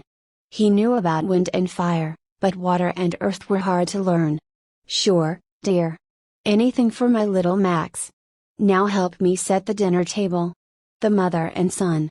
And the cat enjoyed the fine dinner merrily. For now, Sylvester had a feeling that his mother had nothing to do with what he saw downstairs. Maybe one day I can use what I saw against the Great Mother. For a spy, one's downfall was another man's good luck. All his life, he had learned to use the intel at the best moment. So now he just had to wait for the right moment. As usual, the classes went normal for Sylvester. His friendship with Felix and Marcus increased day by day, and he even made new friends. One of them was Gabriel Maxwell, a boy Sylvester felt highly sympathetic to due to the former's past as a slave. Gabriel was homeless and had no parents. So he sold himself to feed his younger two siblings, but thankfully the local monastery found out about him, and they discovered his great talents of minor light and extreme earth magic. Even his talents were Master Wizard and Diamond Knight, which were excellent. Gabriel only wished to become a clergyman and return home to live with his family and do his holy duties. So he was always serious about studying, to the point that he helped Sylvester, Felix, and Marcus focus better. Nobody is allowed to see the soul tree without the permission of Sanctum Council. We're the luckiest beings in all of the world. Gabriel chirped and worshipped as he walked beside his three friends. Today, the whole class was heading to a unique secure location in the Holy Land. It was situated in a different peninsula of the Holy Land, called Soul Site. It had a giant tree that one could see miles away on land or sea. The trip was organized by the Mentor of Religious Studies, Archbishop Noah. The aim was to learn about Celeste in depth because the tree was associated with Celeste. The journey was short, done by a sailing ship from Pope's Peninsula. This was the first time Sylvester had seen and traveled on board a vessel since his rebirth. It was his habit to speculate on the world's technology. The ships seemed ordinary to him, the only new thing being black cannons with rune engravings on them. They were supposed to be magic cannons that shot concentrated bombardment. These were used against ships of pirates and eastern heathens. Then when they docked at the small port, they all saw the tree from up close. Sylvester's jaw fell as he had never seen something this majestic before. The tree was above 300 meters, and its trunk appeared like an enormous skyscraper. Its various branches were full of lush green giant leaves, each leaf as big as a man. It also had watermelon-sized flowers, and some of its branches were covered in golden mist and fireflies. "This is breathtaking," Sylvester muttered in awe of the beauty. The air surrounding the tree felt much fresher as well. Mirage also jumped off and ran to the tree to play on it. He was excited since he was getting to see the world again. "Indeed, Deacon Sylvester," Archbishop Noah commented as he, too, looked at the tree with worship. "Follow me. We shall finish today's class in the lap of the Soul Tree." The peninsula was empty for the most part, as only the Holy Knights were staffing the location. Other than that, some priests were present to do the daily prayers. They crossed the fortification walls and arrived at the roots. They were massive and dug into the dirt as if giant claws. There was no man-made structure near the tree, however. "Sit on the soft grass and listen to me carefully about this beautiful, magical tree," Archbishop Noah instructed them in a soft voice. "Look at the tree and bask in its warmth, for it is one of the only two such trees in the world. The other one is in the middle of War Island." Marcus raised his head and asked quickly, "Mentor, why is that place called War Island?" The old man's face fell with sadness appearing. "That is an unfortunate case, young deacon. The Soul Tree is, unfortunately, also the reason behind the name. There are 4 kingdoms on War Island, and all of them have equally divided the island into 4 parts except the middle. The middle part is under church occupation by majority consensus. But the 4 kingdoms are greedy and wish for the Soul Tree to bless only their lands. For this, they are ready to make war, which they do. From the time of recorded history, they have been at war." Sylvester raised his hand and asked a question. "Mentor, why did the 1,000-year war start?" There was only mention of this war, and how bad the East was in all the books Sylvester read in the past few years. He reckoned the reason was unpleasant, which was why the higher-ups kept it a secret.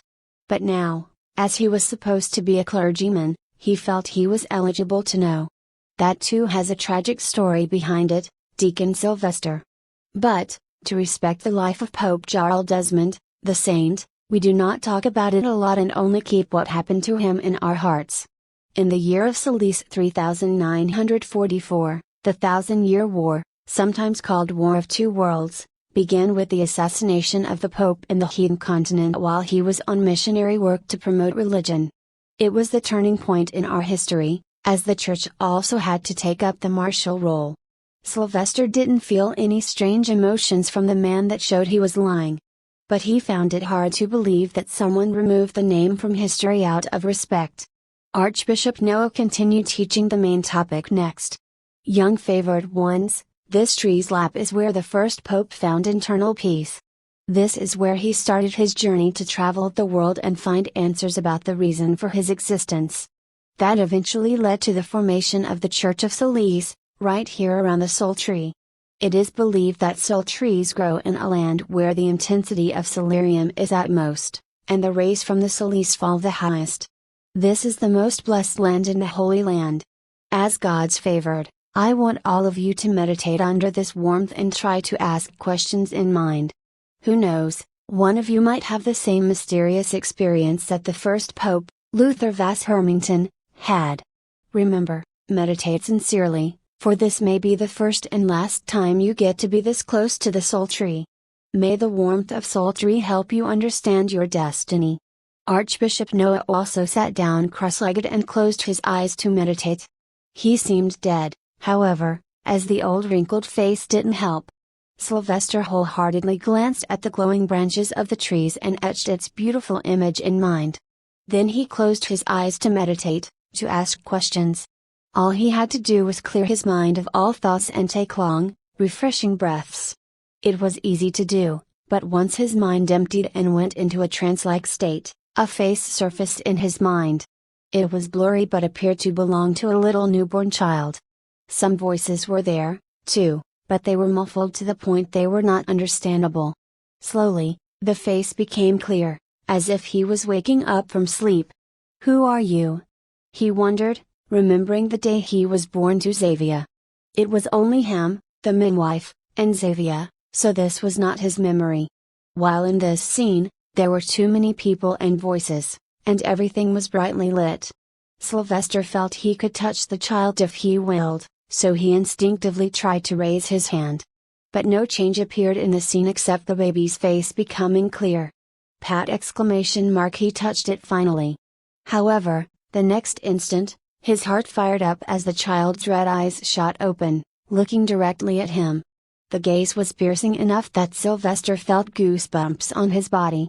Creeped out by it, he hastily stopped meditation and opened his eyes, only to realize his body was drenched in sweat, his breathing was fast, the Soul Tree was shining too bright in gold, he was alone, and, it was already dusk. A vision, I presume, Deacon Sylvester? /32 / How long was I here? He looked around in confusion, not knowing how it was suddenly nightfall. But Archbishop Noah was there, sitting not too far behind him. The old man had a kind, grandfatherly smile on his face. "It's midnight. Others have gone back to Pope's Peninsula. Worry not, I have informed your mother." Sylvester nodded and looked around. The Soul Tree had spellbound him as it showed its true elegance at night. The golden mist that looked like chemicals in the day was now shining due to the many fireflies. As he returned to his complete senses, he perceived Wade on his lap. Looking down, he found Mraj sleeping on his lap, tucked into a small fur ball, possibly frightened by his prolonged frozen state. He caressed the furry boy to give reassurance. "I saw a vision, Mentor. Is that common under the warmth of the Soul Tree?" he asked. The Archbishop moved to sit closer to Sylvester.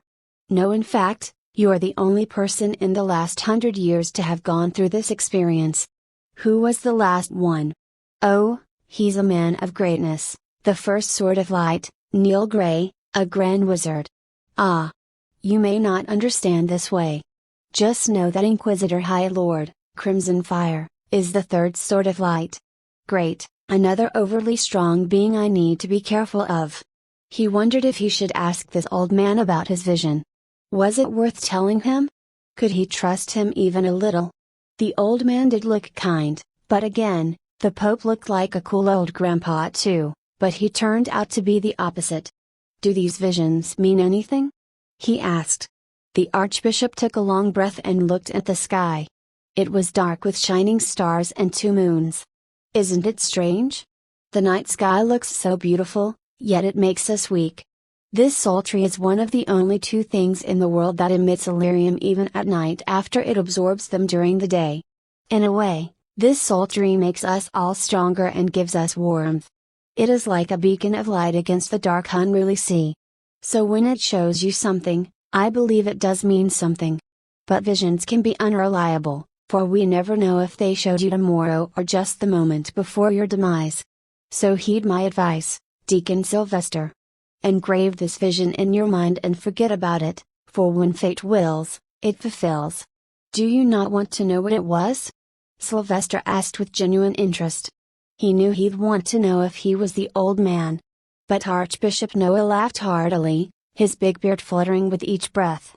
Ha ha, I do, but will that change the fate? I am nothing but a servant of Solis, and my vocation is to guide young souls like you to his embrace. I'm merely an arch-wizard, young one.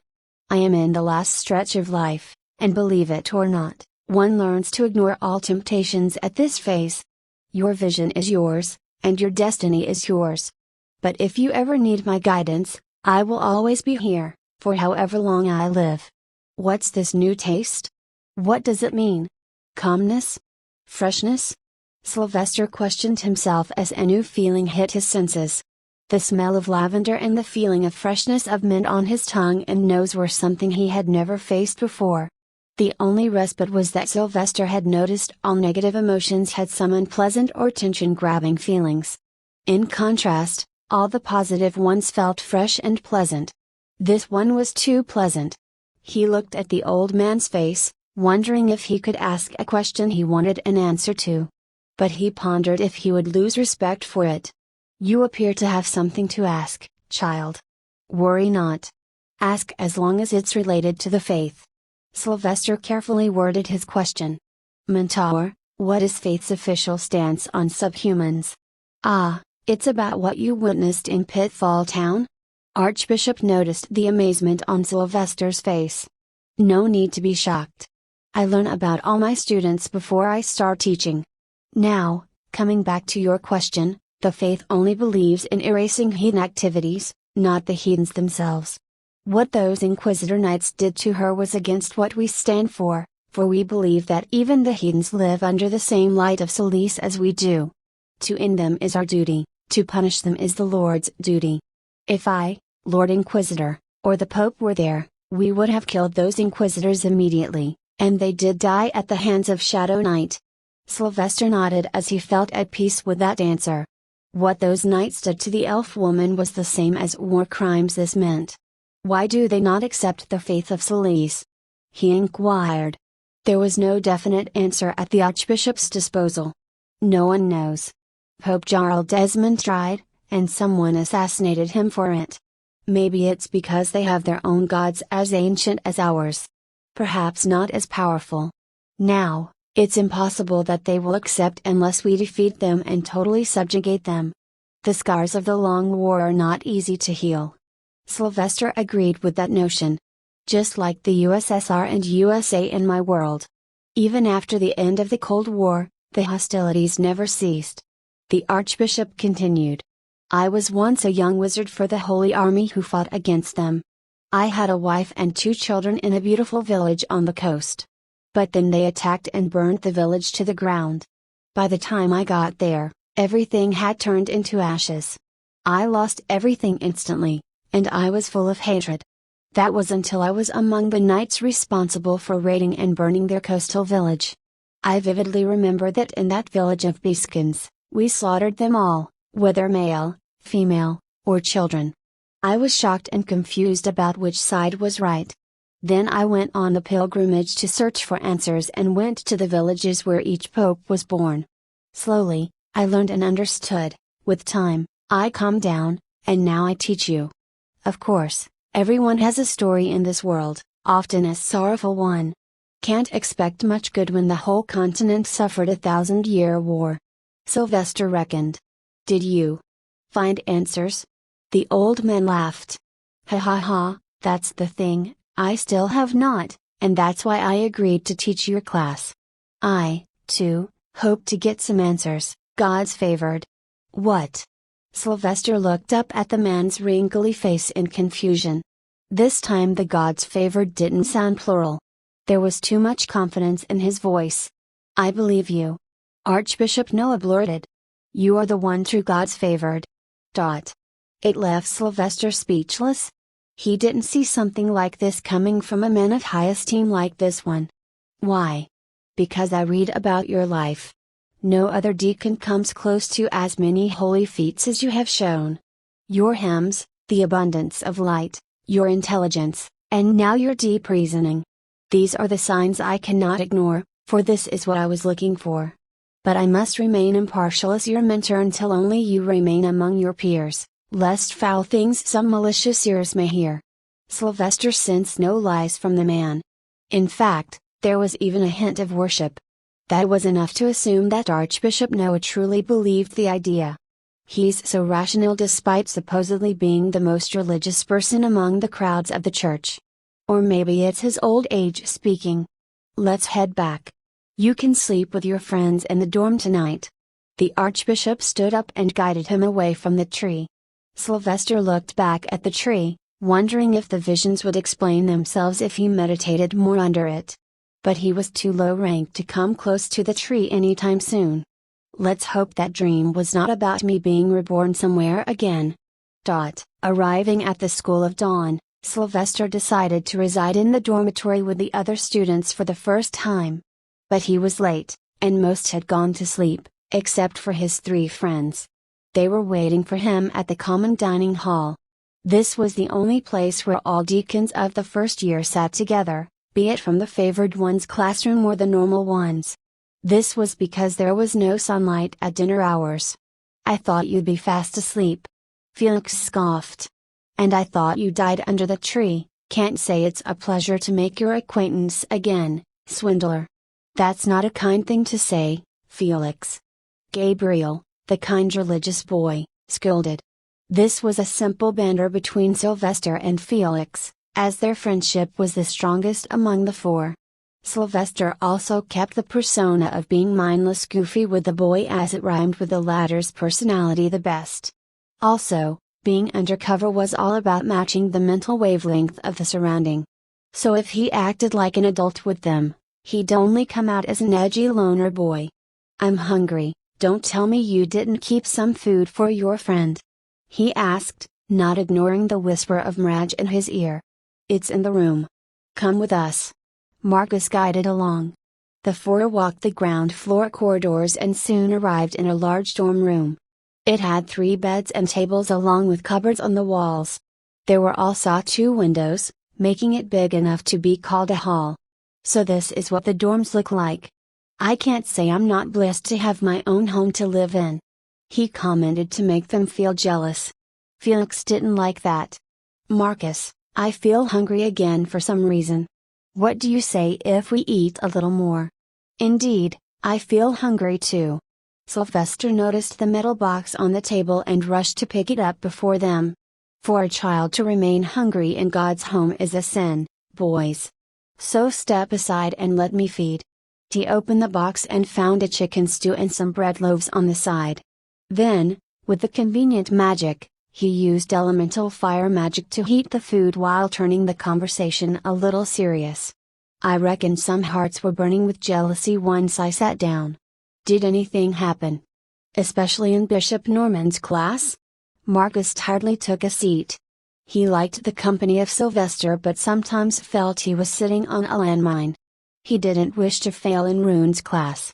Not much, but he was annoyed that you skipped a class, despite knowing why it happened. Romel was really jealous of you as well. Felix barked at that. Bloody heathen, even I was jealous of you. You had that bright halo behind your head the whole time. We all sat around you and waited for you to wake up, but you never did. So Archbishop Noah had to call guards to protect you from disturbance as we were brought back here. Language, Felix, Gabriel warned him. Sylvester sighed and started eating while strategically feeding Raj when the focus was on someone else talking. Why is Bishop Norman so against you? Do you know him? Gabriel asked. No, but the reason is simple. Bishop is from the extended family of the Riviere royal family. Connect the dots, then. Also, I am supposed to be the best candidate in the class, even you too, Felix. Bishop Norman probably despises you too. So be careful now and focus on our studies. The yearly review for our class is about to happen. You know what will befall those who fail: elimination. /33 Goldstown. The people of Goldstown welcome Bishop Harkon and hope his powerful might erases the evil from our town. The chief of the town, Marigold Roger, greeted a special envoy from the Holy Land in the hopes that their town would finally be able to generate money again. The crowd then moved to the cave entrance with much grandeur. For the crowd, a bishop was equivalent to a viscount or count rank, so there was a lot of weight behind him. The bishop giddily ordered that the stone ceiling the cave be moved so he could get inside with his 2 assistant archpriests. Then, since they had no idea what they were going against, they prepared the holy book, weapons, the solarium crystals, and fire torches that they could magically ignite. Keep chanting the hymns and use the solarium crystals to purify the cave. I will keep an eye out for the creature. Bishop Harkon ordered. He was a burly, tall, middle-aged man, and now, the smile on his face had disappeared. He looked more like a knight than a wizard clergyman. They didn't allow anyone else to enter to not be held back due to a weak link. Inside the cave, it was mostly pitch black and cold. Underground water also made everything humid since a Gold River tributary flowed not far away. The sound of water dropping here and there, mixed with the air brushing past the minor airways, was haunting enough for the faint of hearts. Stay close, Bishop ordered and kept chanting. The creature from the other side, you belong not here. Leave or perish. Leave. They kept moving deeper into the cave, to the part where the last attack took place many months ago. The church was led to react, but after many requests from Duke Gotcha, they sent this new team. Crunch! The bishop felt like he stepped on something fragile. Then, aiming the torch down to look, he noticed something awful. Gee, this is the archpriest's skeleton? Why is there no skull? Bishop recognized the ornaments on the clothes over the bones. Knock! Out of nowhere, a rock hit the cave walls, creating an echo. The sound was odd because it seemed like the stone hit the wall with force. Knock! Another knock came, followed by another one. Slowly they increased to the point where they fell like raindrops. Grrr. Then came the sound of something, possibly a pickaxe, being dragged on the surface. It was coming from the curve ahead of the 3, and the intensity of the sound kept increasing. It felt ominous, so they started chanting faster. Creature of darkness, you shall not touch us, for we are protected by the graceful light. We banish you, we order you to Percy. What? What happened to the sound? Bishop Harkon asked his assistants. The sound of stones colliding and metal dragging had abruptly stopped. In fact, there was more silence now, and the air became chilly. They could not look further than a few meters either as mysterious mist developed around them, turning the already dark cave into a terrible threat. Stay close. A drop of water fell on Bishop's shoulder. What's this? He touched it and felt it was too sticky for water. The 3 hastily looked up at the same time while lifting their torches. Only a faint light could reach the high ceiling, but they noticed something up there, something moving as if crawling on the ceiling. It was as dark as night and at least as big as a bull. Cast your magico. Bishop stopped mid-speech when suddenly the thing's head turned around, and a scalp-tingling face presented itself. There was a big salivating smile, ear to ear, on the creature's dark face. It widened until the 3 could see many layers of teeth in its throat. Whoosh! It jumped in a flicker and landed on one of the archpriest's backs. It screeched like a banshee with a low-pitched voice and chomped off the man's head with its massive jaws. The blood sprayed like a fountain everywhere, drenching the bishop and the remaining archpriest. What abomination is this? Use all your strength. Bishop Harkon commanded. Both used fire magic and amplified it with runes and incantation to hit a concentrated stream of fire waves. It soon connected and made the creature cry in pain. Or so they thought. As it screeched in mere annoyance, it started to make way towards the bishop, albeit slowly. Its creepy grin was still dripping blood. The bishop's move was hurting it, but not enough to bother it. The bishop knew what was coming next. He knew his limits and that this intelligence about the creature could be crucial. With a frustrated expression, he looked at the archpriest. Go. Run away and inform the church. A creature viler than any has taken hold so close to the Holy Land. Go. I can hold it off a little, but we both can't defeat it. The archpriest hesitated only for a second to follow the order.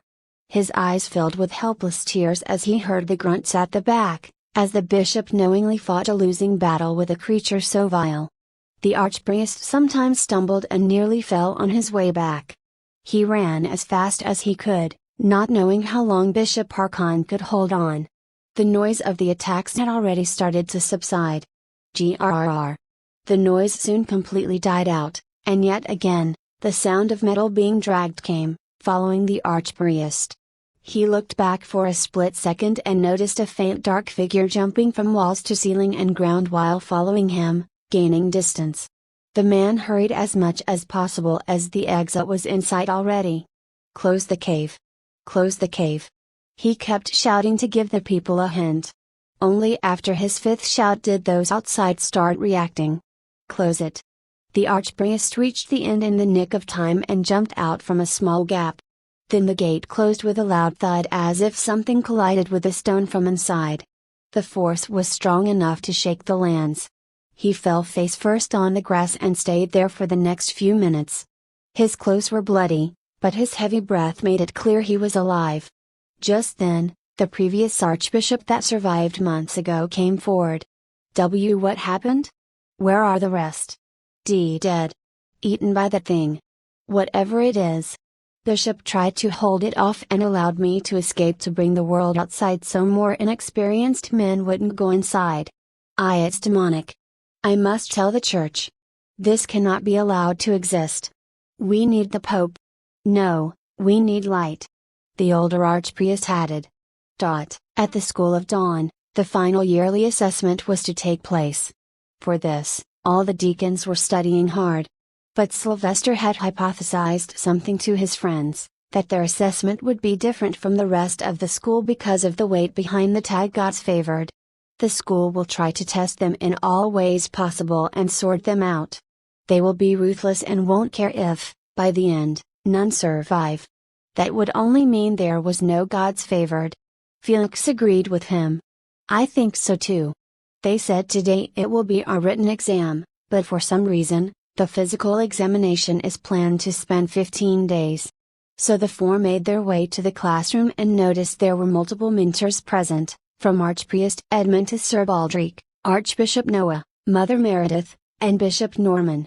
Archpriest Edmund, being the main coordinator, gave the instructions. Each of you, today you can't sit together. So move and take one bench each. Sylvester stayed seated, and his friends moved to different seats around him as instructed. He looked around to feel the atmosphere, and all he could sense was fear. Many were nervous about the exam, including Romil Riveria, who had a golden spoon up his mouth. Good, now we shall conduct your written examination to see if you remember what we taught you.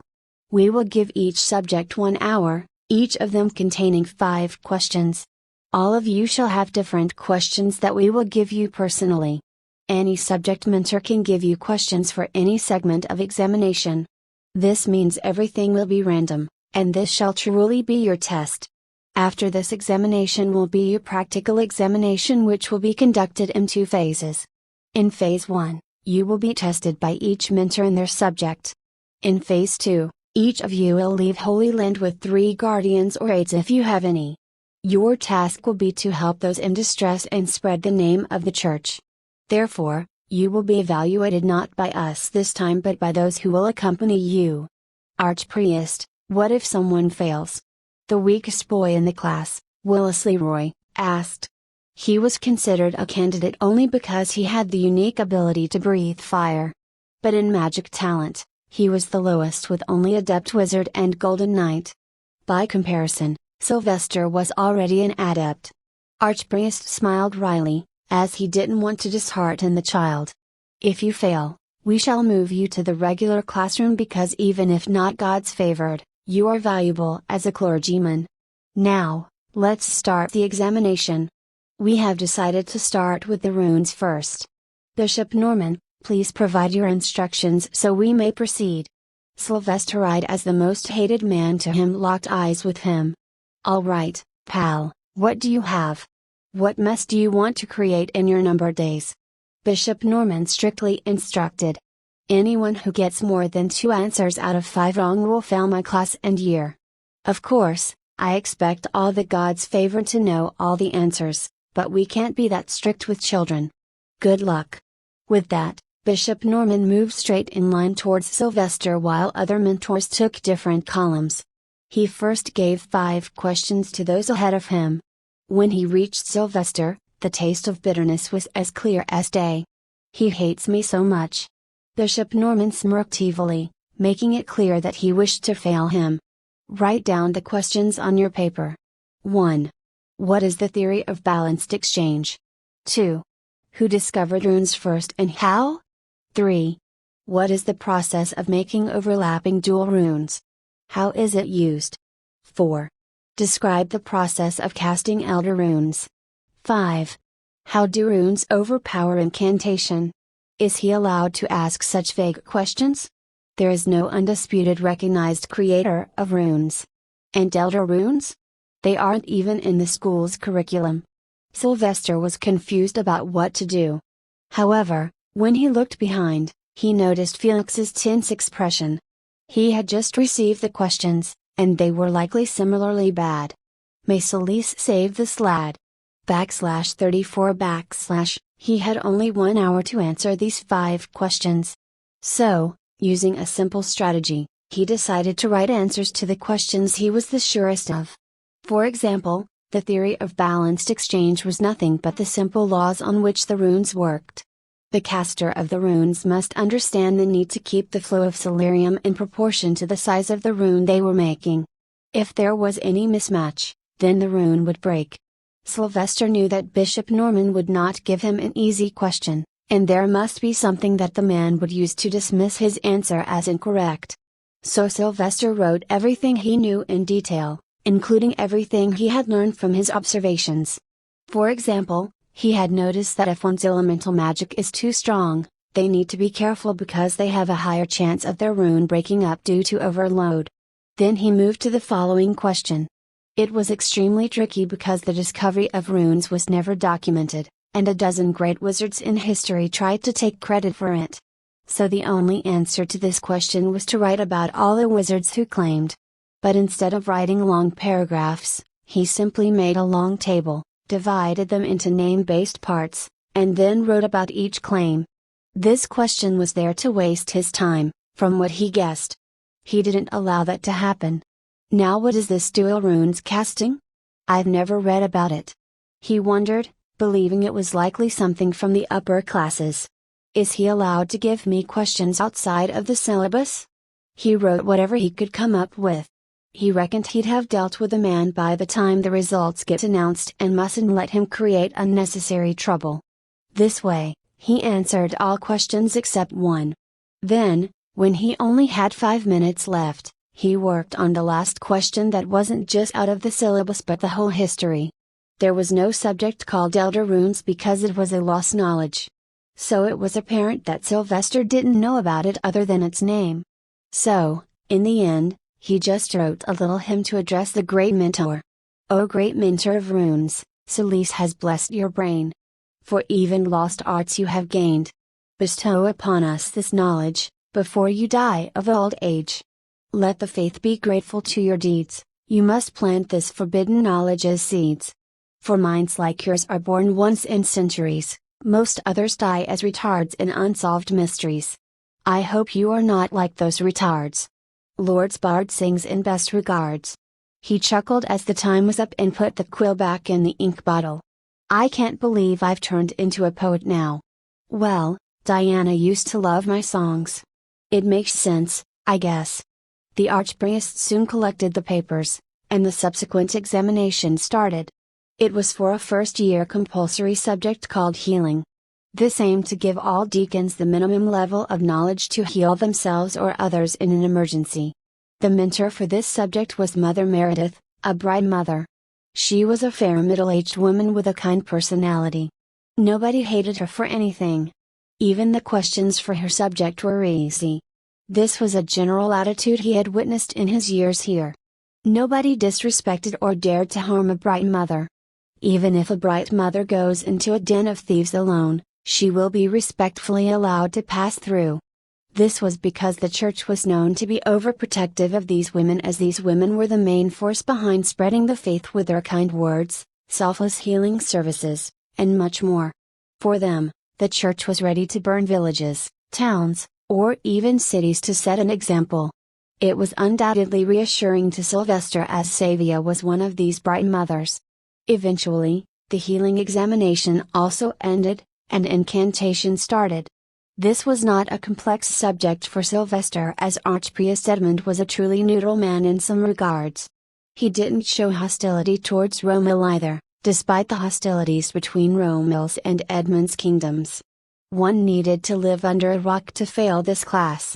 But alas, there were indeed a few who were living under a rock.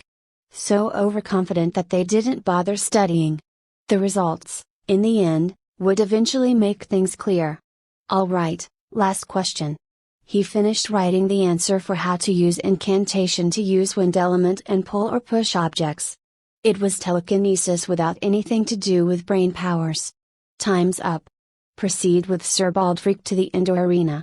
He shall test your physical prowesses, as there is no written examination for this. After stretching a bit, he got up and gathered with his friends. How was it?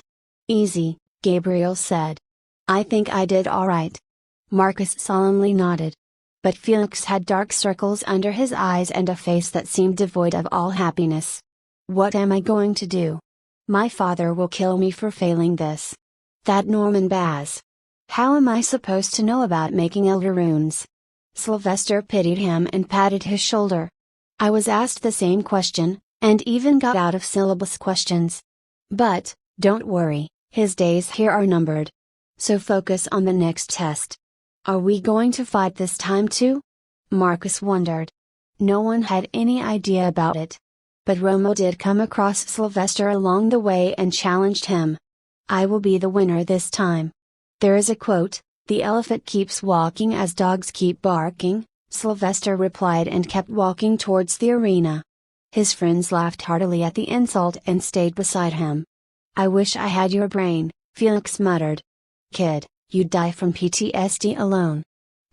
When they arrived at the arena with a grass floor, they found Sir Baldfreak standing before 5 other knights with helmets on.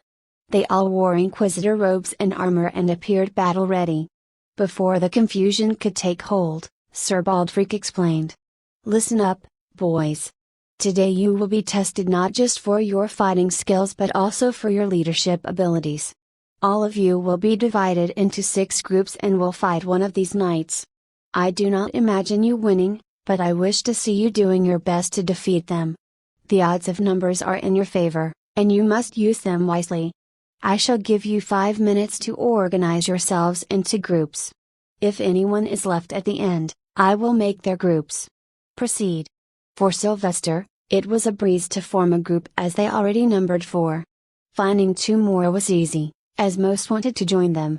But in the end, Sylvester selected Willis Leroy, the class weakest kid, and Augustus Steele, the loner of the class with the high talent of Grand Wizard, who refused to join any group for some reason. I will be the leader. Does anyone have objections? Sylvester started their little briefing. You have great talent in fighting, so I agree, Marcus responded. I hate to accept it, but Marcus is right. Felix agreed as well. The 2 newcomers were not even asked. This way, their team was ready to fight the enemy. Now all they needed to do was decide the order in which each of the 5 groups would go. The way to select the order was reasonably straightforward. They simply threw dice, and all team leaders were supposed to choose a number. The dice will be thrown 4 times, whichever number comes, they go first. 3. Sylvester selected his number when Sir Baldfreak rolled the dice. The dice rolled slowly on the grass floor and stopped, showing 5. Then the dice was rolled again, and this time it was 2. Sylvester's number came the third time, and he was satisfied with this position. As long as he was not the first or the last, it was good. You 5, I need you to observe the matches. Then, I will try to plot a strategy based on the amount of violence we will have to face there. He instructed his team and took the seat at the side. One Inquisitor Knight walked forwards with his edgeless sword in hand and took off his helmet. There was no boundary in this fight, and they could use all means possible to battle. Fight! Sir Baldfreak shouted as the overseer. The group of 6 deacons appeared incompatible with each other as they clumsily ran towards the knights simultaneously instead of using long-range attacks to test the water. As they ran with a shout, once the Inquisitor Knight started striking them down, real painful screams emerged. After that, the group began to get smaller but slowly, with time, they realized the need for teamwork. However, a group of 6 boys who had never had any experience in fighting was bound to lose it. The knight finally started to use more strength. He used a Solarian projection on his sword, making it longer and hotter. With each strike, 1 deacon fell. Then finally, in the 6th strike, the battle ended with the utter loss of the deacons. Some of them were injured to the point they couldn't even walk. They merely cried on the grass in pain, hoping someone would heal them soon. Next group, enter. Sir Baldfreak ordered without any pity. Now the new group was made of average deacons. They had also learned the lessons as they were careful with the new Inquisitor Knight. So, first, they used long-range attacks to test their strength. Then they tried to surround their enemy. However, as soon as they thought they had won, the Inquisitor Knight's sword turned into an iron flail. He swung it around his head quickly using his knight's abilities. It created a sort of storm that imbalanced the deacons. Thud! As soon as the first one fell, the knight had a path to move around and take others down in 10 minutes. Luckily, he was not as hard on the young deacons as the first knight. Next group. Come forward. Sir Baldfreak ordered. Sylvester took a long breath and stood up. He was slightly nervous but also excited about this activity. Remember, keep your ears open and do everything I say. Fighting them is full of uncertainty as we don't know anything about their style. Willis Leroy, you stay at the back and wait for my main signal. You are going to be our game changer. He instructed the boys. Sylvester. Is that the knight? We need to fight? Felix suddenly interrupted and pointed. As he looked in the same direction, he found their opponent walking up with a smile. Sylvester's eyes got filled with confusion. So we are to fight her? How? I thought women couldn't be knights. Where the battle was already deemed full of uncertainty, this was a scenario none had imagined this whole time. Was she strong? Was she weak? All he felt from her was the emotion of excitement. /35 The Church of Celice was known to restrict its armies to only men. Women were simply not allowed to take a martial rank even if they could fight. But for some reason, opposite to all established ideas, there was a woman with a sword, smiling at Sylvester. She wore metal armor that suited her body and had a white piece of cloth over the chainmail. She was tall, about 6 feet, and had brown hair and gray eyes. As for her age, it was hard to guess, as knights and wizards age differently according to their rank. Is she strong? He wondered and tested the grounds. Keep your distance from her. We have no idea how strong she is. Only use long-range attacks. He instructed the team. Sylvester then used the simple attack of fireball by using visible runes and sent it the female knight's way. Next, Marcus sent a blast of air, and Felix also made his move. Bam! The female knight simply waved her sword to extinguish Sylvester's fire blast. She let Marcus' air blast touch her and fade. For Felix's earth elemental attack, she merely punched and obliterated the projectile. Sylvester was not alarmed as he expected this much. She's calm and collected. We can't surprise her with our moves as she's taller and has better maneuverability.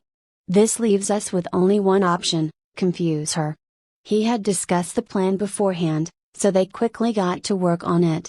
Sylvester and Felix had knight's talent, so they took spears from the weapons rack and started rotating them in their hands. I know we don't need to defeat the opponent but show our powers. And to get everyone from my team to pass, we must show our abilities. Sylvester planned silently and slowly sidestepped. Felix and Sylvester soon stood at a distance on the left and right of the female knight. Marcus and Gabriel stayed put. Augustus Steele, the deacon with Grand Knight talent, was tasked with keeping their weakest member, Willis, safe. The female knight smirked and taunted them to test their patience. Boys, no matter what you do or plan, you can't defeat me. Just fight me directly proudly. Sylvester knowingly replied loudly. We will not be fooled by your provocations, lady. Knight. The woman smiled kindly at Sylvester and introduced herself. You can call me Lady Aurora, Lord's Bard. Sylvester ignored the pleasantries and focused on the fight. First, he looked at Marcus and winked to signal to prepare. Then he glanced at Felix on the other side and nodded. Whoosh! With one swift motion, both threw their spears. But they were not aimed at Aurora. Instead, they flew past her face by a large margin. Sylvester and Felix jumped and caught each other's spears. Seeing Aurora distracted, Sylvester whistled loudly. Augustus used his water element to spray water on the ground to form a large puddle. Then he used his fire element to turn that water into dense white mist, effectively hiding himself and others behind it. Everything went as planned, and Sylvester jumped to hide behind the mist, too, leaving only Felix behind to keep her distracted. Felix smiled warmly as Aurora moved closer to him. Hee, please don't hurt me. Sad for Felix, he was the sacrificial lamb for the fight and got punched in his face quickly. His eye turned red in an instant as he got thrown away. There was a reason why Sylvester jumped away by taking such a risk. He knew there was only one thing that could make the effect of mist amplify: light. Being the master of light magic, he used his power and sent out an intense beam of light into the mist, illuminating it and even making a giant rainbow. It was unknown if they were strong, but their fight was visually stunning. At least that was the general consensus. Take this. Next moment Sylvester jumped out of the dense mist by using Marcus, Gabriel, and Augustus as stepping stones. His aim was Aurora herself. With a solarium-covered spear in his hand, he went to hit her down on the head. Clank! But Aurora lifted her sword in time and blocked the spear. She then simply smirked and punched Sylvester in the stomach, hurling him up in the air. Ack! Sylvester felt his guts come out of his mouth as the pain seeped into his mind as he, too, was thrown away like Felix. But before he could land on the ground, he shouted. Now! Whoosh! All of a sudden, Marcus used his air element to push the mist towards Aurora so it would cover her senses. At the same time, Gabriel shot a light beam with his limited talent in the element to blind her. But that was not the end of their goal as they quickly sat down on their knees. Augustus took a position in front as they once again acted like stepping stones for Willis Leroy this time. The boy was physically and magically weak with only one unique talent that brought him this far, which got him called God's favored. He used all his strength to not disappoint the boys who selected him and gave him the chance to do something meaningful. He knew he would have been left behind normally for being so weak, but this was his chance to prove himself. I can do it. He reassured himself and used all the strength his legs could muster to launch himself toward Aurora. He had no weapons in his hands, nor was there an incantation of magic. This shocked Aurora greatly when she faintly saw what was coming through the mist. Ha! Willis suddenly opened his mouth wide and roared like a dragon with a long blast of fire launching out. As he fell over Aurora, the fire finally hit her and burned a small piece of her knight's gown over the chainmail. I will not be a disappointment. Willis poured all his strength into this one move. Sylvester had planned it from the beginning, and this would be their little magnum opus. Grah! He was a dragon tonight, not a weak little boy with no friends. Bam! But every magnum opus gets one-upped eventually. To fight someone many levels above was like an ant aiming to bring down an elephant. It was strategically possible but physically nigh impossible. Aurora butted her sword hilt on Willis' head as he fell directly towards her. With that, the third group member was defeated, falling unconscious. But she didn't let him fall hard on the floor and caught his body first. She then waved her sword with such speed that all the mist dispersed. "I am truly impressed by your six. Who planned all this?" she asked with a kind smile. All of them looked at Sylvester, who was panting from the hit on the stomach, his mouth appearing bloody as well. "Lord Spard? It seems the rumors I heard were right. I have high hopes for you, Sylvester Maximilian. May the holy light enlighten us." She put her sword back into the sheath and walked away, heading directly to the exit. "The fight isn't over." Marcus stopped her, brandishing his spear. Gabriel and Augustus stood at his side, nodding. "Ha ha, but it is." Clank! She snapped her sword an inch out of the sheath for a split second. It resulted in tiny bloody cuts appearing on the three boys' necks. They realized they could have died if she had wanted to kill them. This simple action made their legs go weak, prompting a fall. All five could do was watch as she left with the same smile she first appeared.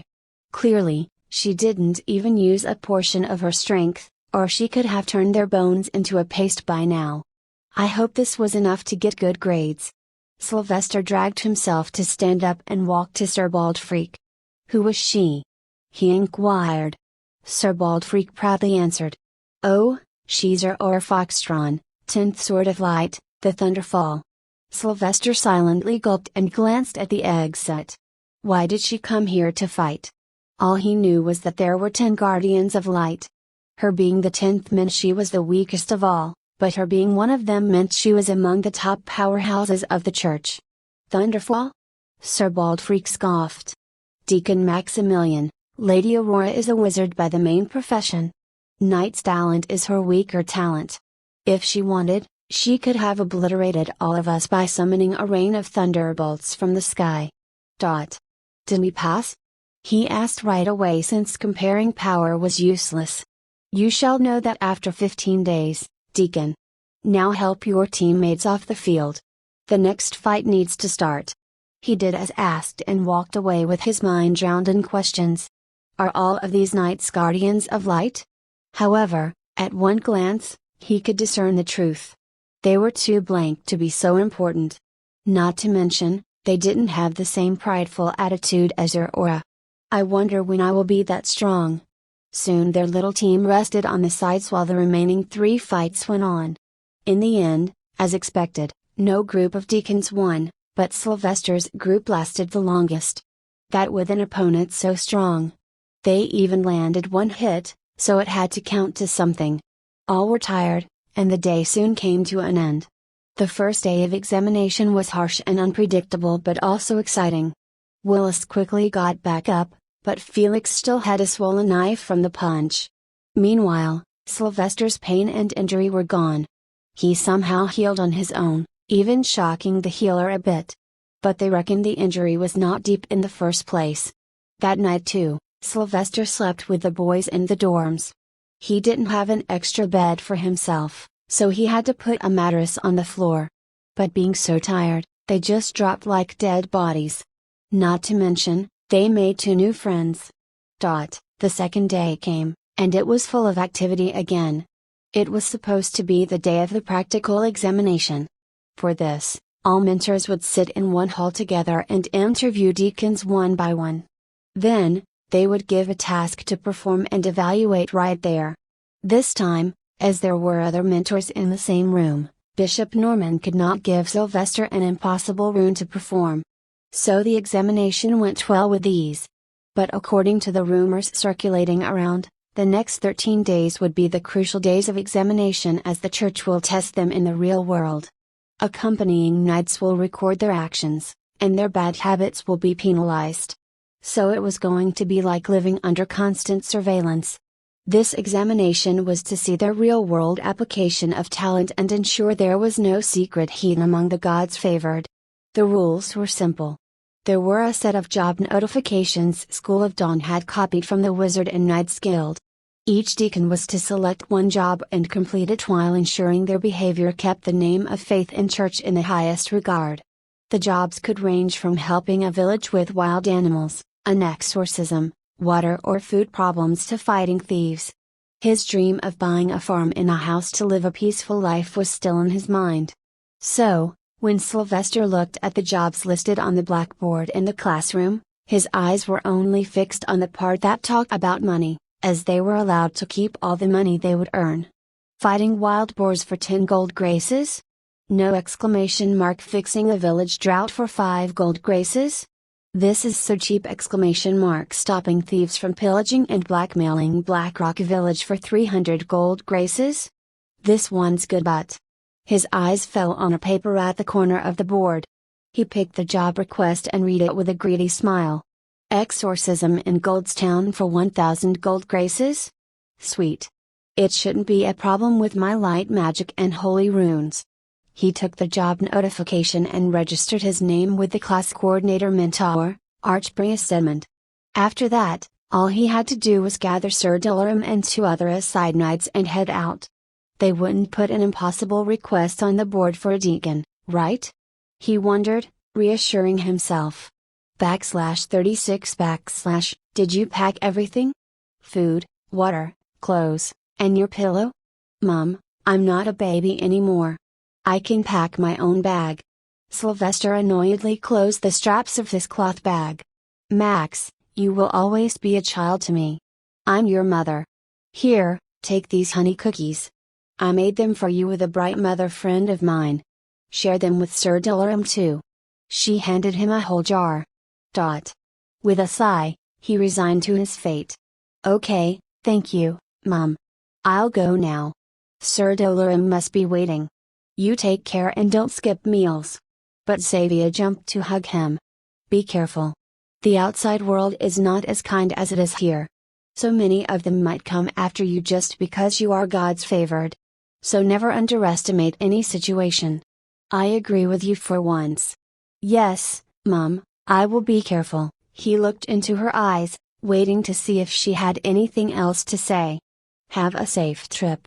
He picked up his luggage and left for this 13-day trip. Since he was too young and short, he could not ride a horse on his own. His legs would not reach the stirrups no matter what. So thankfully, the School of Dawn was rich enough to provide a carriage for all of them. When he reached the entrance of the Bride Mother's complex, there was a single horse-pulled stagecoach. It wasn't too large as their destination was not too far and just 4 people were going. Master Maximilian. Sir Dolorum greeted him. Let's go. We should reach Goldstown by day's end. He jumped into the stagecoach and took a seat. Sir Dolorum sat beside him, and 2 more people, 1 knight and clergyman, took the reins. These 2 would be Sylvester's evaluators and were not supposed to talk to him about anything other than their introductions. Sir Melodius and Priest Burley were their names. Sir Dolorum outranked these 2 lower church members by a margin. Despite being a single horse carriage, it was very fast, most likely the boon of having great wide roads. As soon as they passed the tunnel, they took the left road, called Holy Road, as it traversed all kingdoms and Grand Duchy on the east side of the continent. Do you know anything extra about this exorcism job, Sir Dolorum? He asked as he took out the assignment notice. Unfortunately, there wasn't much written on it other than name, work, and reward. Sir Dolorum checked the paper closely. I don't, but since the School of Dawn picked the job for deacons, it shouldn't have too high of a difficulty. Wizards and Knights Guild take all kinds of jobs, categorized based on their difficulty, so no underpowered man takes it. They are usually A, B, C, and D. Above these 4, there are also S, SS, and SSS, but these are restricted to the most powerful wizards and knights. Exorcisms usually come under C and D, as anyone with holy runes and light magic can deal with it. People just dislike the job because it gives nightmares for months to come. Now Sylvester was wondering if he made a mistake by taking it. Well, I've seen worse things in 2 lives. How bad can this be? Have you decided to do something about Bishop Norman? I believe he will not let you pass the exam. Sir Dillerham inquired in concern. As suggested, I can ask the Lord Inquisitor to meddle. No, I believe the Lord Inquisitor already knows about it. Maybe even the Holy Father knows, as the class of God's favored is supposed to be important for the future of the faith. This is likely a test for me. He confided his observation. Sir Dillerham may be more loyal to the Church and Inquisitor, but Sylvester had put the fear of Salice and his hymns in the man's mind, effectively making the latter the best aid possible. What I want to know instead is how will this examination be judged? Because the range of jobs went from chopping trees to fighting bandits. How can both be the same? Sir Dillerham looked at the two men sitting at the reinsmen's seats and lowered his voice. They are not the same, Master Maximilian. The one chopping wood will have to preach to the people of the location and help them in everything they need. The less the difficulty, the more they must strive to do little things to make the people happy. This leaves too much to the mood of the examiners. Meanwhile, fighting thieves is enough in itself to get a full score. You don't need to preach anything. However, many will not make it through these harsh 13 days. Caskets have been prepared for casualties.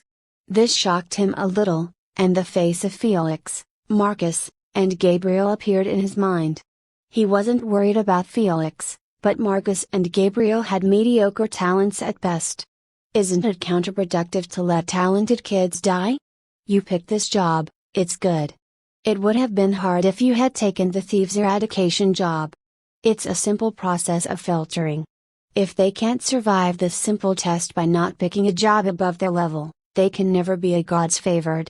This also reminds other deacons that the stakes are real. I remember reading in the Holy Father's biography that when he was God's favored, out of the class of 40, only 15 survived the first year. By the end of 8 years, only he was left. Sylvester sat back silently. This was the first time he learned that the Pope was also God's favored once, but it didn't come as a surprise. Selection of the next Pope most likely starts as soon as the new Pope takes the throne. I hope they don't die. He prayed for his friends. Reaching Goldstown was not easy because the town was far away from the Holy Road, and one needed to take a side dirt road that was unmaintained. Moreover, people rarely used it as Goldstown made all its straight through the river. However, things were even worse today because it had been raining for the past 2 days. The sky was cloudy the whole time, appearing gloomy. Sunlight was the best friend of a wizard or knight, so this was not welcome. Ah! The wheel is stuck again. Sir Melodius exclaimed and jumped out of the seat to push the stagecoach.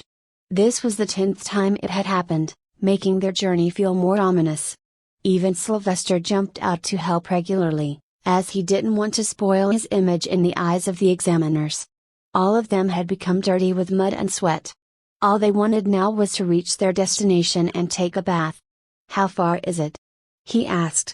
"Very close, but with this speed, it will be evening by the time we reach," Sir Dillerham answered.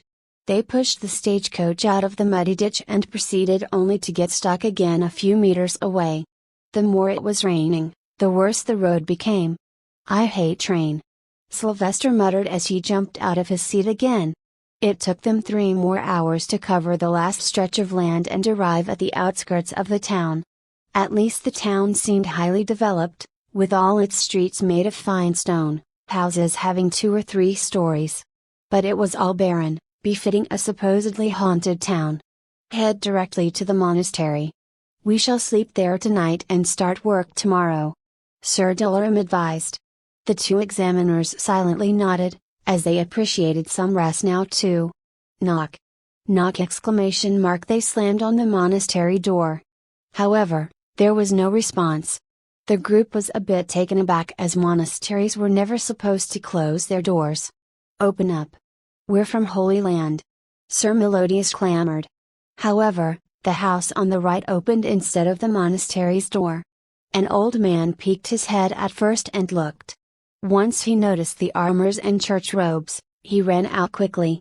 "Holy men from Holy Land have returned? Holy men have returned." The man went from looking scared to excited in a matter of seconds. He opened the door and jumped out excitedly, ignoring the rain spoiling his fine silk clothes. Sylvester took the lead this time to appear good.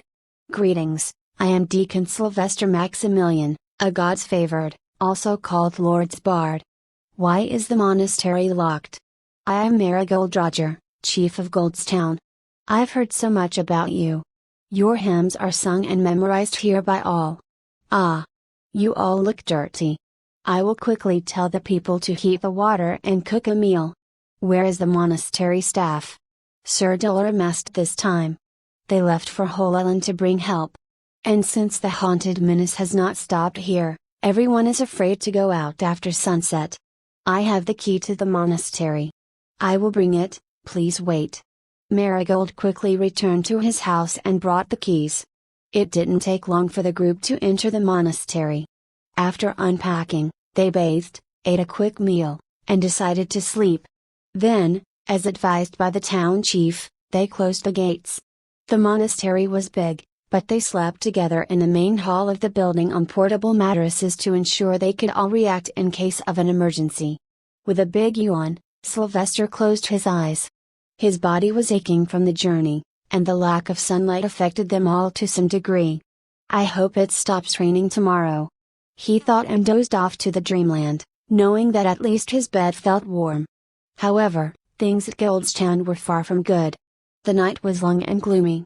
The rain made hearts shudder as people holed up in their homes. But the word had spread that people from the Holy Land had come to help. The hope that after more than a year of living in terror, peace would return had now risen. Bam! Bam! Bam! Please open the gate. Lord Bard. Sir Dolorum. Bam! Bam! Bam! In the middle of the night, the monastery doors boomed with knocks, and the voice of Chief Marigold resounded. Sylvester's eyes shot open with his heartbeat skyrocketing. The rest stood up in a hurry as well. I will open it. Sir Dolorum went to check. As soon as he opened the door, a small crowd appeared. At the front was Chief Marigold, crying his eyes out and his face pale as a moon. He ran in and knelt before Sylvester with a thud. God's favored, please save my granddaughter. The vile creature took her just now. Please. She's the only family left. Why you can't do anything. You are favored by Celise. I beg you. Sylvester looked around himself. It was still night outside and raining with thunder striking every few seconds. The faces of the town folks seemed as pale as marigolds.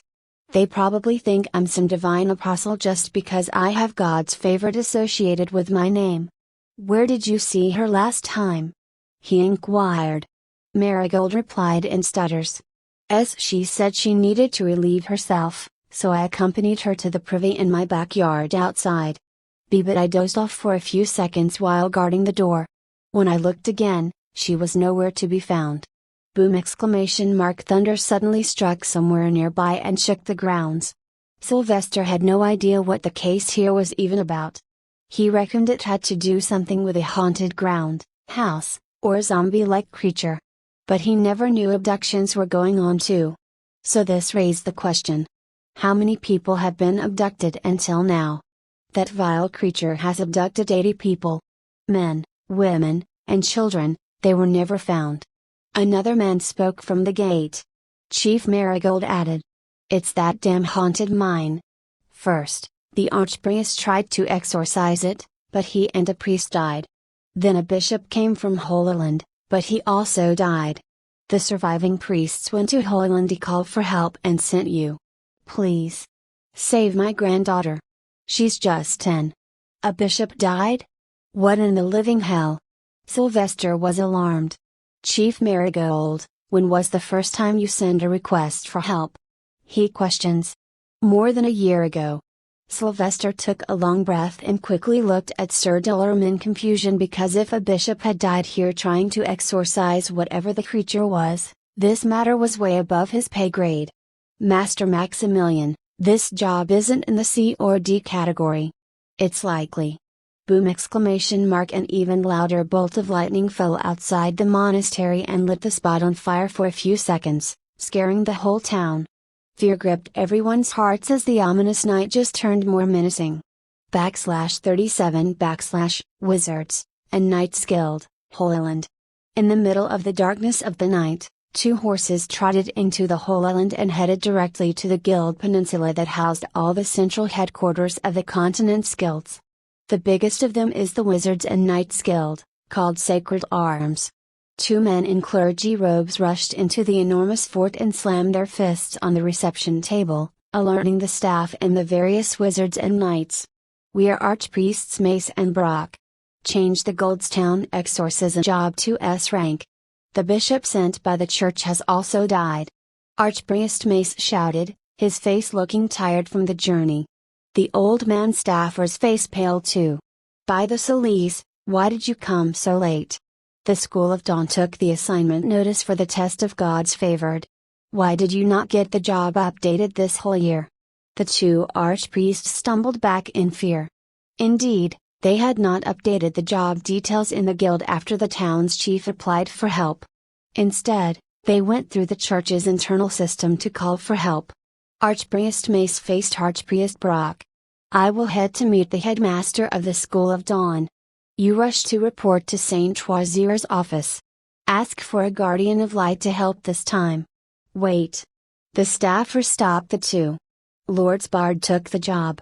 I was there in the Inquisitor army when we found him years ago. Go to Inquisitor camp. They will help you fast." Heeding the advice, the two rushed out quickly. Then, deciding not to go to the school, Archpriest Mace rushed to Saint Troisier's office. It was inside the Pope's palace on the outskirts and oversaw the administration of the Holy Land and the clergy. However, when he tried to meet with Saint Troisier, he learned that the man was away on some work. But he felt some respite after learning that a new team of 3 bishops under the leadership of an archbishop was dispatched to Goldstown to help quickly mine the gold to reduce the losses faced in the past year. It was a purely political decision because the Gracha kingdom was important to the church. "I hope Lord Bard does not enter that cave before help arrives." Goldstown, in the middle of the rain, Sylvester and the rest donned their official robes and armor. They didn't know how to find the missing girl, but they were obligated to at least help. Sylvester decided to use his past life's experiences, skills, and this life's gifts to get to the bottom of this situation. However, he had some doubts after listening to Chief Marigold's story. "How many people live in the town?" he questioned. 3,000, Lord Bard. "Most of us here are miners, but we're on the verge of starving because the vile creature has occupied the mine for over a year." Marigold answered hastily. "Since when did these kidnappings start?" Marigold thought about it for a second. "I believe it has been going on for 3 years now. 15 years. Suddenly, a new man barged into the monastery and spoke up. This one seemed like a warrior with a tall, burly body and a white beard. His eyes were sharp as a hunter. "I am grateful for your holy visit to this cursed town, God's favored. Please shine the light of Solis on us." Sylvester ignored the pleasantries. This was getting annoying to him at this point, as every single man or woman thinks he has some divine powers to alter reality. "You are?" "I am Leland Roger, chief lawman of the town and younger brother of Marigold. I have noticed these kidnappings for the past 15 years, my lord. Marigold dismissed my concerns back then, so I kept records silently. The first case appeared 15 years ago when a woman went missing while working in the cornfields. Then abductions gradually increased, from once every 2 years to 1 every year, then 3 every year and slowly a kidnapping every 3 days, which is the case right now." Leland smartly answered with facts and figures. "Wait a minute. In cornfields?" He caught on to something. "What was the time when the first woman was abducted?" "In the afternoon. I vividly remember the day she stayed behind to work on another patch of land while the rest went to rest due to summer heat." After hearing this, a new theory started to take hold in Sylvester's mind. But he could not announce it yet without any proof. "Let's go to your house. We should look for clues as to where she was taken to." "Into that cave, where else?" Chief Marigold clamored. "Why are we wasting time? We need to get in there and save her. Just show us your miracle land." "Does he think I'm God?" Sylvester frowned. The expectations these people were putting on him were too much. There is a possibility she's still nearby. We need to find the direction the creature took her so we may rescue her. The more you cry here, the less chance of finding her alive, you decide now. Marigold's brother came forward to help. Follow me. Sylvester glanced at the knight and clergyman wizards that came with him as examiners. Sir Melodius and Priest Brawley, am I still being examined? Because I might need your help to save the girl. The two men looked at each other's faces and sighed. They were not supposed to talk to Sylvester beyond their official capacity, but the situation was too extraordinary now. We shall help you in any way you need, Deacon Maximilian. But you should allow us to lead the investigation. As you are not experienced in doing such a thing. Sir Melodius advised. Sylvester could understand their concern. He was merely an 8-year-old kid. The townsfolk listened to him simply because he had the title of God's favored and the Lord's bard. He was just a step down from the Pope in their eyes. But for most clergymen who had not seen him sing hymns, he was a simple candidate who might one day become the Pope. But he could not accept this outcome as he was overexperienced in doing investigative work in reality. So he gave Sir Dolorum a simple glance since the knight knew clearly how brilliant Sylvester was. Indeed, Sir Melodius. I shall lead the investigation then. Sir Dolorum declared. He was the most senior knight there, after all. Seeing no objection to it, Sir Dolorum headed out behind Chief Marigold. Sylvester followed just beside him while observing everything. The rain was still pouring with no end in sight. But they did not have the luxury of getting themselves covered. With various torches and Sylvester's palm-emitting light, a crowd of 15 arrived in the house's backyard.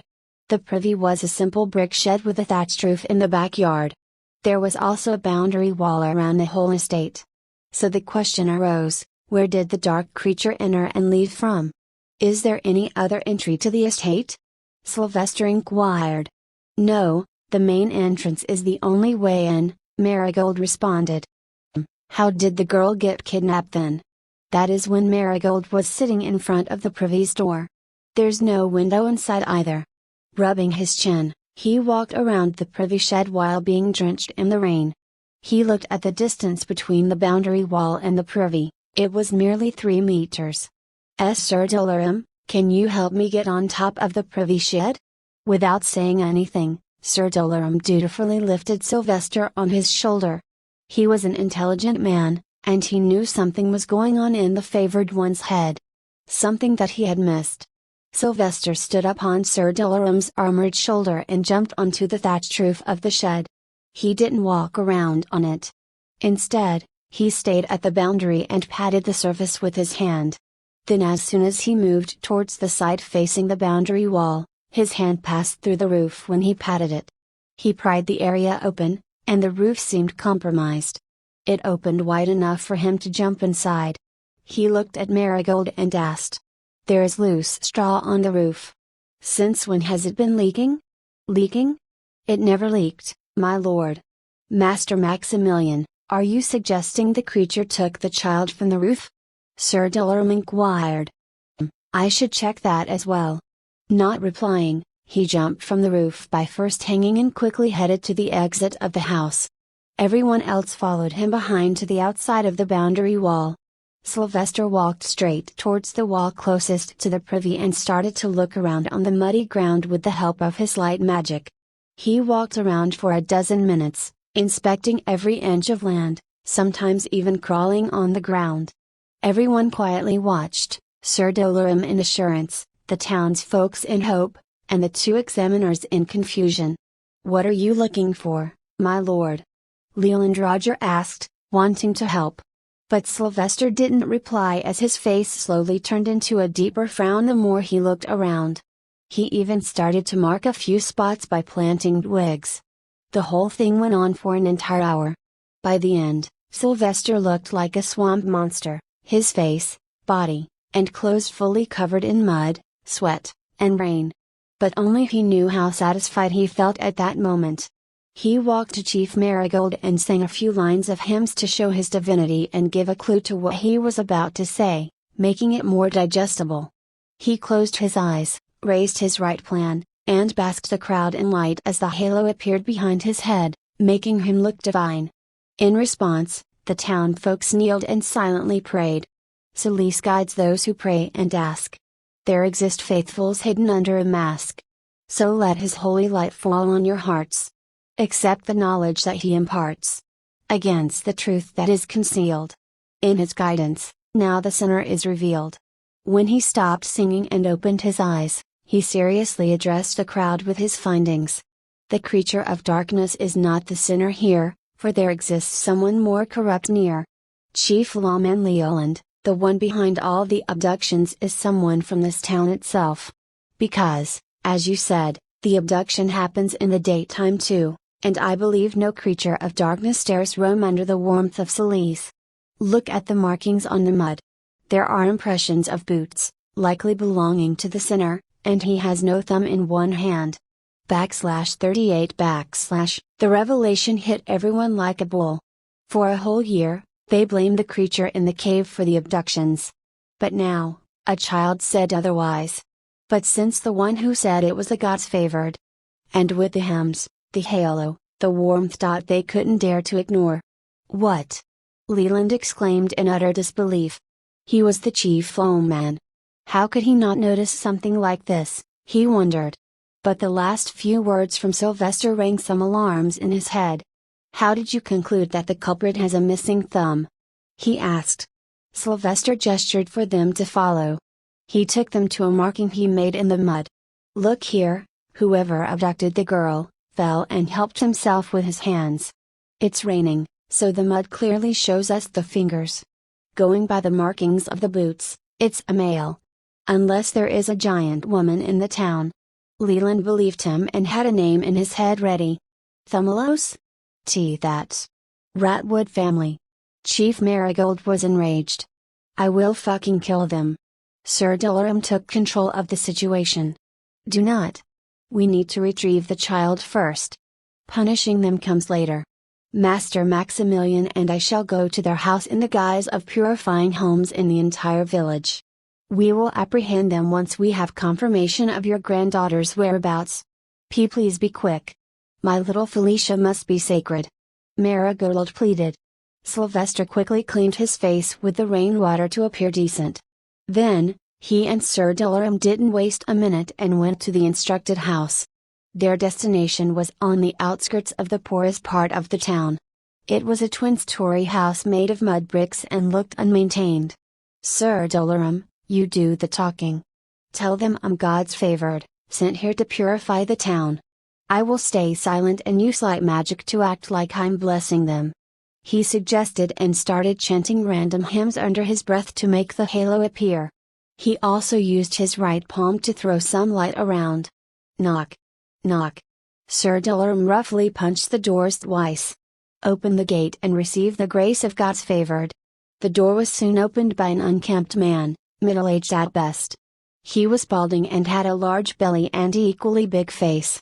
He seemed annoyed, but his eyes widened when Sylvester entered his vision. Sir Dularum pushed the man aside. Move, by the order of the Holy Land. We must purify this town. God's favored, please come this way. Stop. I did not allow you. The man rushed behind them and tried to hold Sylvester's shoulder. Bam! That was a sin in Sir Dularam's eyes. He turned around and slapped the man with his gauntlet-clad hand. How dare you lay your hands on the favored one? I apologize. Oh Holy One. Sylvester silently walked around the house and looked at all the details carefully. He wondered what the hell this family was doing with so many kidnappings. There must be a hidden space here. He knew a better way to find out where the secret entrance was. Sir Dularum, please bring the man in so he may receive my blessing. With that, the fat man stood nervously in front of Sylvester, drowning in the warm light magic. Sylvester kept looking into the man's eyes while chanting silently. Look, damn it. O Lord Solis, sinners walk among us. Hear this prayer amidst the stormy ruckus. Forgive this man if he sinned, let the foul air here wash with wind. Yes. As soon as Sylvester noticed the man looking at the carpet in the next room multiple times, he knew where to go. Continuing his singing, He walked to the next room and stood on the carpet with closed eyes. Ah, Celeste tells me your cellar needs the warmth of the light. What? There is no cellar in this house. But Sylvester simply threw away the carpet, revealing a trapdoor on the floor. Celeste does not lie. Sir Dolarum, please open it. Stop. The man shouted and tried to stop Sir Dolarum. But a mere commoner was no match for a knight. The laws of the world were written in stones. For those with no wizard or knight talent, there was only frailty.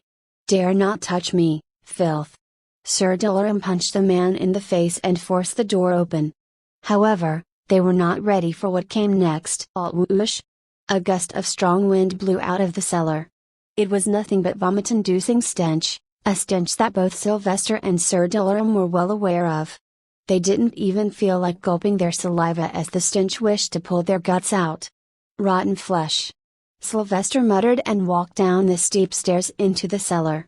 There was no light inside, so he helped himself. Die. Filthy religious scums. From the shadows, a big woman jumped on him with a sickle in hand. But Sylvester reacted in time and sent a ball of fire to her face. The moment the woman cried in pain, he rushed over, kicked her giant belly, and sent her to the floor. Sir Dolarum. Apprehend the man and call the others. He shouted while tying the woman's arms behind her back. Felicia. Where are you? He called for the girl next. The cellar appeared larger than the house itself and had many rooms. The stench was unbearable and kept getting worse.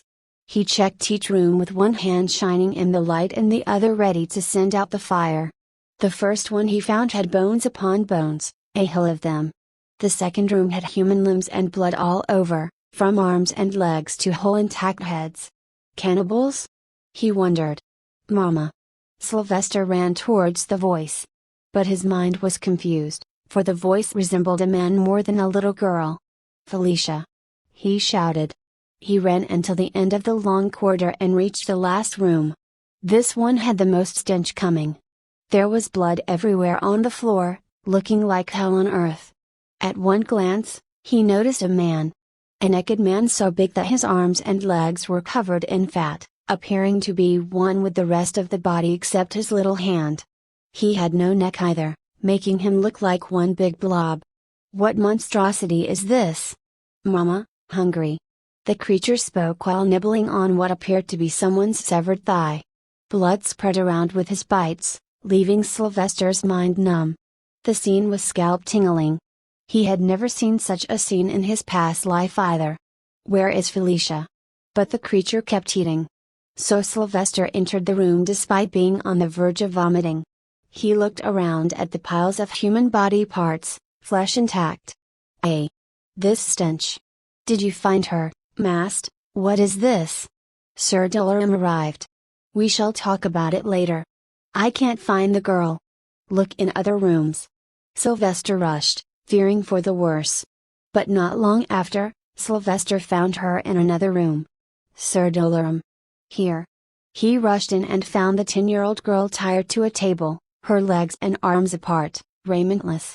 There was a strap on her mouth, and her eyes looked sore from all the tears she must have shed. She wanted to shout and call for help when someone called her name, but she couldn't. Sylvester rushed to her and took the strap off her mouth. It's okay. We're here to save you.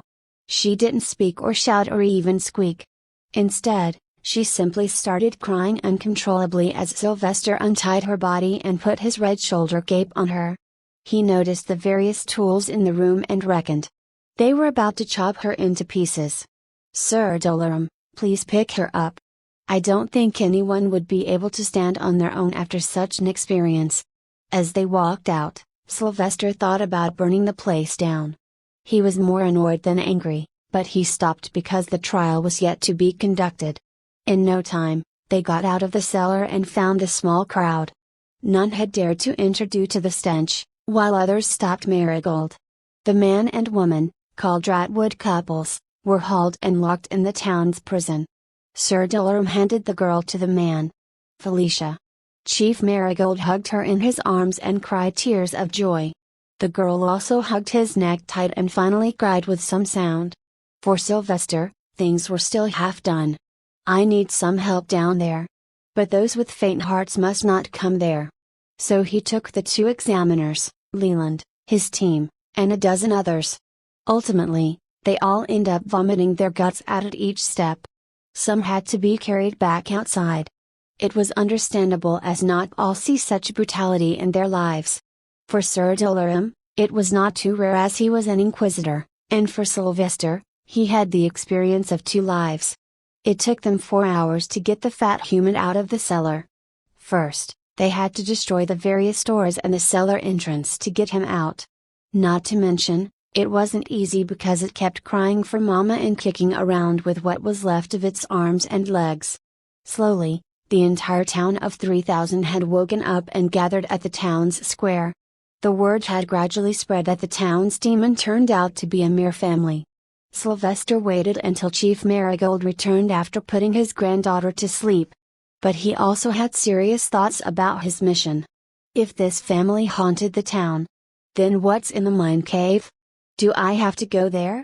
Isn't my mission over with this? I am forever indebted to you, Holy Son of Solis. Chief Marigold appeared and knelt before Sylvester. Please, you disrespect me by kneeling. I am just a servant of Solis, and I must help those who keep faith in the Lord's light. Surely, if not you, then who can be so humble? The man stood up and looked at the Ratwood family. But what monstrosity is this? Let's find out. Sylvester walked up to the man and woman in chains. Speak, or face the wrath of Solis.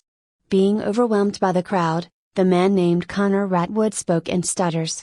We are not sinners, my lord. We were helpless. Our son refused to eat after he turned 5. He was dying. But then he ate my thumb in my sleep. And my son. My sweet little Jibby, he can only eat human flesh. I did no wrong, for I merely wished to feed my child. I fed him my chest, my wife's breast, my stomach, and even my back. But we were just 2 providers. The woman, Normani Ratwood, cried. Why yes, my lord. We love our son dearly. Even the church tells us to take care of our children. Sylvester raised his palm, gesturing for them to shut up. He looked at the so-called little Jibby that turned into a 400-kilo fat monster by eating human flesh for years. The whole family was mentally ill. That was clear. You 2 disgust me. All of us.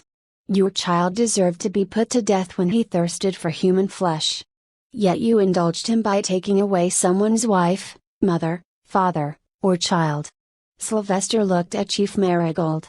They are yours to punish. Chief Marigold shook with his head held in a bow. My lord, you are the blessed bard. You are the supreme judge among us. You unearthed the demons, and you should be the one to punish them. Sylvester took a glance at Sir Dolorum and got approval with a nod. He didn't wish to do anything that'd end up hurting his image, so the approval was appreciated. These 3 killed hundreds of people in 15 years. There is no forgiveness for such acts, so let's go by church laws. He looked around and addressed the crowd with no hymns or spectacles. There is love and warmth in the embrace of Solis. But our world is governed by certain laws that make us civilized. Once you break these laws, you are no longer a believer and become a sinner, And for sinners, there is one punishment. He glanced at the sky for a few seconds. The rain was coming to a halt, and the clouds thinned out slowly.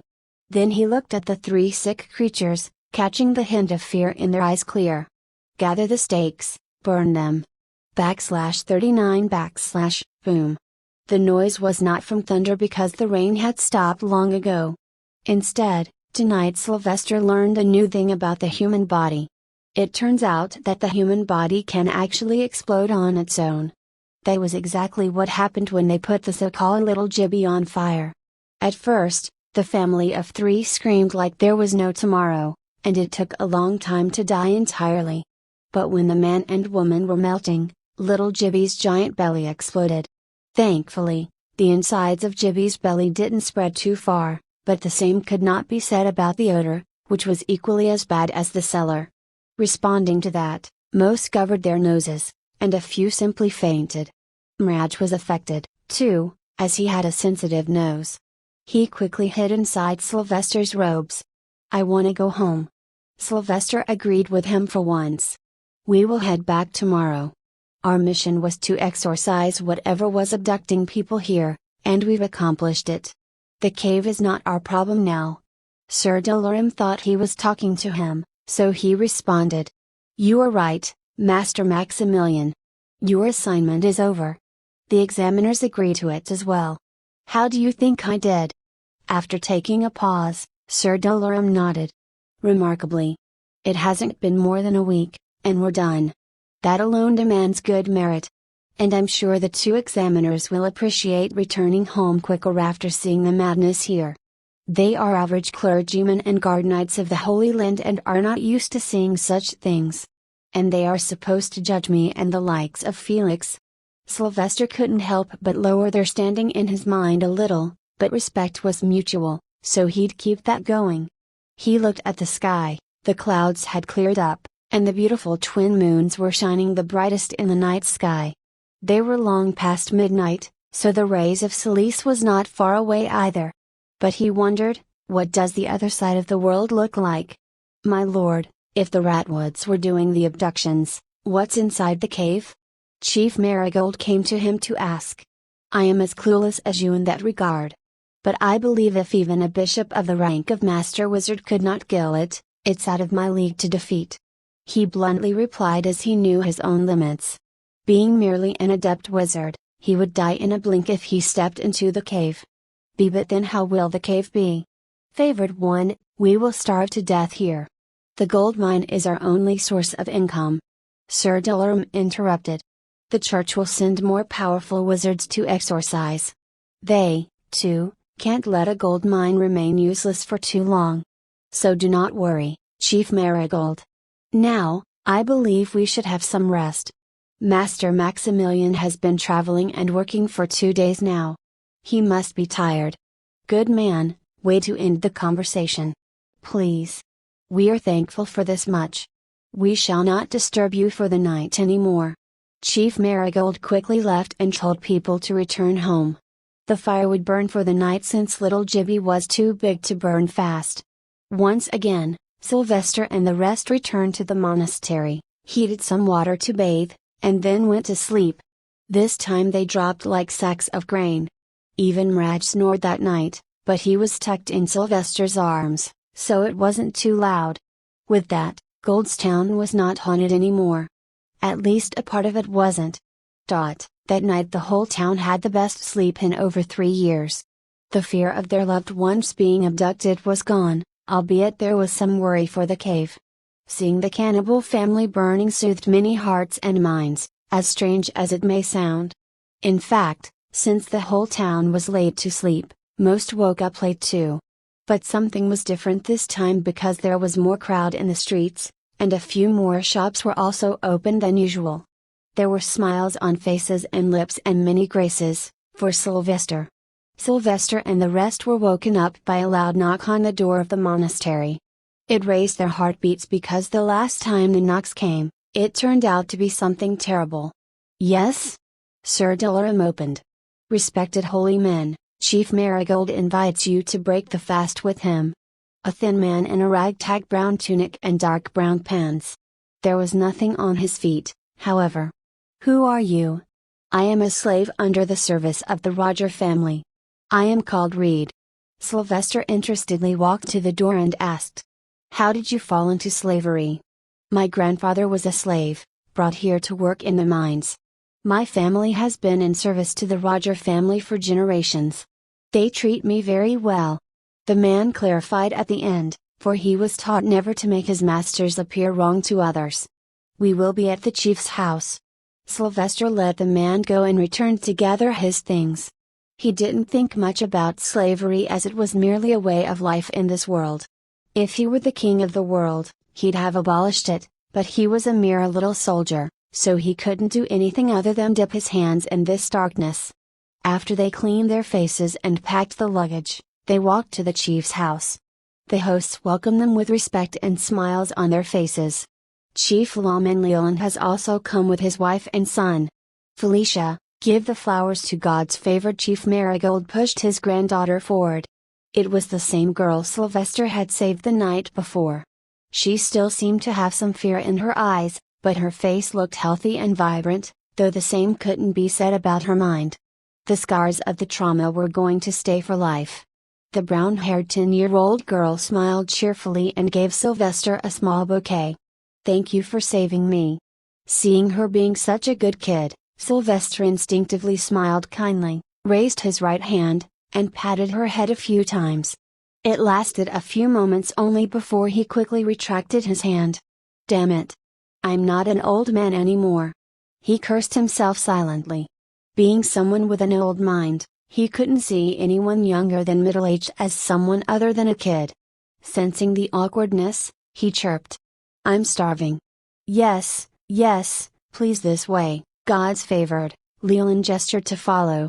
They soon sat together around a table and ate an excellent healthy meal consisting of a lot of butter, bread, vegetable soup, roasted chicken, and milk.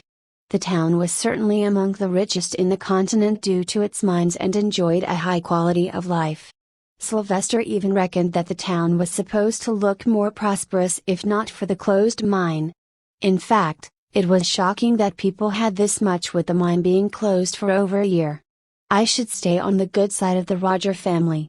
Who knows, one day they might give me a small loan of a few gold graces. After eating their big meal, they departed in their little stagecoach. Nearly the entire town gathered around to see them off, even with their slight disappointment that the mines were still haunted. As Sylvester was getting onto the stagecoach, Chief Marigold walked to him quickly.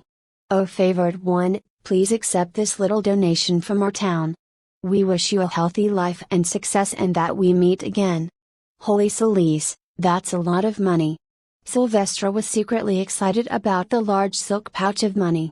But he could legally not take any money for himself as servants of Celeste were not allowed to do their duty for money. However, Sylvester was no pushover who'd not take his reward. "Thank you, Chief Marigold. I shall put this donation in the donation box of the Magna Sanctum. But this is for you." Sylvester smiled, albeit it hurting him. "I am a mere servant of Celeste. My work is my duty, not a monetary profession. I shall take my leave then." As he turned around to enter the stagecoach, he found a moment to whisper to Madge on his shoulder. "I will loosen the pouch. You eat half of the coins." Aye, Maxie." "May the holy light enlighten us!" he roared from the stagecoach, ushering the whole village in repeated chants. "Move! Make way!" Suddenly, the chants started to diminish, and shouts of multiple men and grunts of horses echoed from behind the crowd. Soon the crowd began to split and make way. 2 horses appeared, then 2 more, and then 2 more. 6 horses were pulling a big, long stagecoach. Then there was another coach behind laden with all kinds of crates. The 2 reinsmen appeared to be church's men of bishop ranks. The stagecoach stopped beside Sylvester's. Then its gold-decorated door opened, and a frail old man, about 5 feet 4, with hunched back, stepped out. He had the mitre of an archbishop on his head, and on his chest was the rank plate with 4 golden stripes, signifying he was an archwizard. There were 3 other men with the mitre of a bishop on their head and the rank plate of master wizard. They surrounded the archbishop and made their way towards Sir Dolaram. One of the bishops spoke. "You are in the presence of Archbishop Lucas. Are you the aide to the bishop sent here to exorcise the mines?" Sir Dolaram respectfully saluted the archbishop since men of such rank usually ruled over all monasteries and entire duchies, making them somewhat equal to a noble duke. It was a very high rank in the church as well. "Your Grace, respected Archbishop. I am Sir Dolaram, an adjutant under the Inquisitor High Lord. I am currently an aide to God's favored, the Lord's Bard, Sylvester Maximilian." The Archbishop's old grey eyes shine instantly. He turned to look at Sylvester, who had gotten out of his stagecoach. "Ah, the famed Lord's Bard. I have been told about your beautiful hymns by your headmaster, Cardinal Brightson. I hope to one day be graced by your light." Archbishop respectfully said while holding Sylvester's hand. "Thank you, Your Grace." Sylvester disliked being so touchy with these churchmen. Sir Dolorum reported then. The bishop sent to exorcise the minds died inside, Your Grace. We came here for the examination. Everything was told to the Archbishop, from their arrival to the finding and burning of the Ratwood family. Archbishop Lucas sighed at the revelations. Indeed, sometimes the real demons hide in plain sight while we look for the creatures of the night. You did a marvelous job, God's favored. But as the matter stands, the mines are closed. Saint Choisier tasked me to extract a year's worth of gold from these mines in a week. And I shall not return before I have fulfilled my duty. He glanced at his aides, the 3 bishops. Get all the equipment out. We shall enter the cave immediately and banish whatever creature is inside.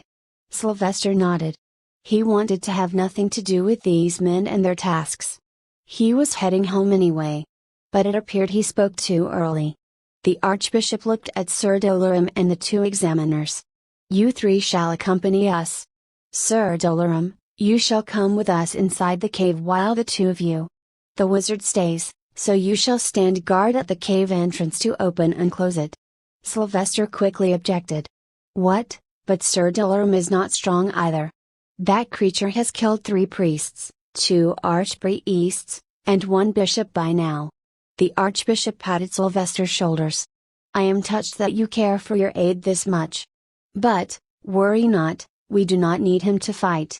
We shall need a messenger in case something happens inside. For such a task, a knight is needed.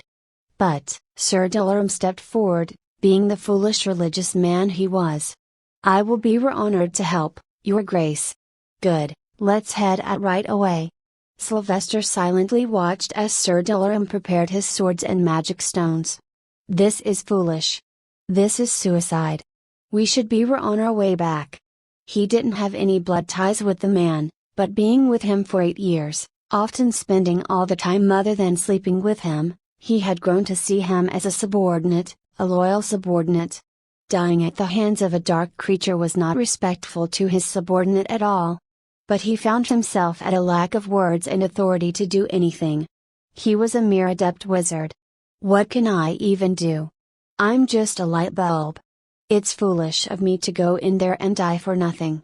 He couldn't bring himself to put his own life at risk. So he sat outside the ominous cave entrance after the team went inside. One of the examiners was left with him, prepared to open the entrance whenever needed. The townsfolk had also gathered in large numbers in hope around the cave, having brought food and drinks. But only Sylvester had a constant frown on his face for the next 3 hours, desperately waiting. I hope this isn't the last of him. Open. Suddenly a loud shout came from inside. Priest Burley moved quickly and used earth magic to move the giant stone at the entrance. Sylvester stood up close and waited, expectantly. Move. I must return to the Holy Land quickly. Sylvester rushed to stop the bishop that appeared, clothes torn from places, blood oozing from his head and back. Where is Sir Dolorum? What happened? There. They are fighting. But can't hold it for long. Sir Dolorum is injured. I must call for help. The bishop yanked Sylvester's hands and ran towards the town's port. Sylvester silently peeked at the dark, menacing depth of the cave as the large stone was placed again to cover it. His heart was shattered, and frustration peaked. He felt helpless because he knew no help was coming anytime soon. The whole island is 1 whole day away. Fuck. 1. Magna Sanctum, the largest sun temple in the world. For this, the Holy Land is sometimes called Magna Sanctum. /40 Sylvester tried to think of every scenario that could be going on inside the cave. He tried to think what would happen if he went in there. But half of his mind told him not to go because it wasn't worth it. But then the other half reminded him that Sir Dolorum was a loyal man, and the only reason the latter was in this town was because of him, even if it was a duty for the man. But I can't be held responsible for his choices, I warned him, but he accepted the task to go. So whatever happens to him now is not on me. However, despite his best attempts to tell himself that he should forget it, he could not. So he stayed, seated alone at the side, watching the cave. Finally, the sun was slowly setting, and the town folks started to leave, seeing no hope again. If even an archbishop could not kill this thing, what can I do? Will my light magic work on it? What do you think, Chunky? He asked, not because Mirage was smart but because the latter was all he had. Chunky glanced at the cave with a glum expression. Sir Dum Dum is good. I take his food. And he talks about his son and wife daily. Yeah, he does talk about them a lot. The poor man hasn't had a vacation in years. Sylvester muttered. He decided to wait longer and see if anything else happens. He tried to keep himself optimistic that an archbishop shouldn't be so weak. But when he remembered the face of Archbishop Lucas, the old hunchback man didn't really instill confidence in others. Deacon Sylvester, you should return to the town and rest. We cannot do anything before help comes. Priest Burley tried to console Sylvester. But Hoyland is a day away from here. So even if that bishop took the boat downstream, it'd take them until the next morning to reach here, Sylvester argued. There is nothing we can do. The priest replied. I know. So I shall wait here. As more time passed, Sylvester felt empty in his heart. It wasn't guilt but general emptiness. The feeling of realizing that he would not see the person he used to take for granted anymore took over. It reminded him of someone significant in his past. Diana had left him abruptly, leaving him just the memories of the time they spent together. He was helpless back then and couldn't save her, as he was right now. But something was different here. Sir Dolorum was probably still alive and unable to move, silently waiting for death to come. So all he had to do was go in there and drag the man out, which sounded easier said than done. Am I a coward for being afraid to save Sir Dolorum when I know he's alive? Today, he realized, yet again, how hard it is to fight one's own mind. If I go in there, chances of me beating that thing are less than none. But can my light at least hold it at bay? He looked at his bombs, then at the rank plate on his chest. A mere adept wizard wanting to do what archwizards could not? I shouldn't even think about fighting but only rescuing. Chunky, what do you think? Can I rescue him? In Maxie, I trust. Ha ha, glad to hear that. Sylvester gathered courage, and thanks to Mirage, he felt refreshed. Now all he had to do was convince the priest to open the cave to let him in. He took a long breath first and reminded himself of his next steps. Okay. All I have to do is be the strongest light bulb in existence. No fire, no air. Only light. But he knew Priest Burley would not let him in because of common sense. So he had to do something that would probably hurt his test marks, but for Sir Dolorum, it was worth it. Sir Dolorum, you better learn your lesson to always listen to me after this time. He got up and walked to Chief Marigold, who sat not too far away with his brother and little granddaughter. They stiffened seeing him come their way. Chief Marigold, I have a request from you. I shall head in there to rescue the Archbishop and the team. I have the strongest light magic in the history of the church, so it will help. But for that, you must help me hold that priest down. He requested with hidden ulterior motives. He reckoned if he was not the one to hit the priest, then he shouldn't get in too much trouble later. Leland quickly got up. I shall lay my life for you if you ask, favored one. What's knocking a mere priest? But let me get my junior lawman here first. This was easy. So in a few minutes, about a dozen men gathered. None of them had any kind of magical or knightly talent, but a little priest could not do much when his hands were tied. Sylvester went to Priest Burley and spoke directly about what he wished. I wish to get inside and save everyone. So please open the cave. That notion itself dumbfounded the priest. It's suicide. Why do you wish to go there? You have something they don't? You are correct in that regard. Sylvester simply showed the man his palm and threw a magic beam of light at his face, blinding him. See, I have a certain magic that's the bane to the dark creatures. Ah! When Priest Burley tried to adjust his eyes, he felt a sudden push from behind him and his arms being pulled behind the back. Then he felt his hands being tied. Realizing, he warned. Are you going to disobey your examiner now, Deacon Sylvester? This will get you disqualified. Not if I can save Sir Dolorum. Why would you do that? He has nothing to do with this. We just felt like tying you up. Chief Marigold objected, knowing very well it sounded dumb.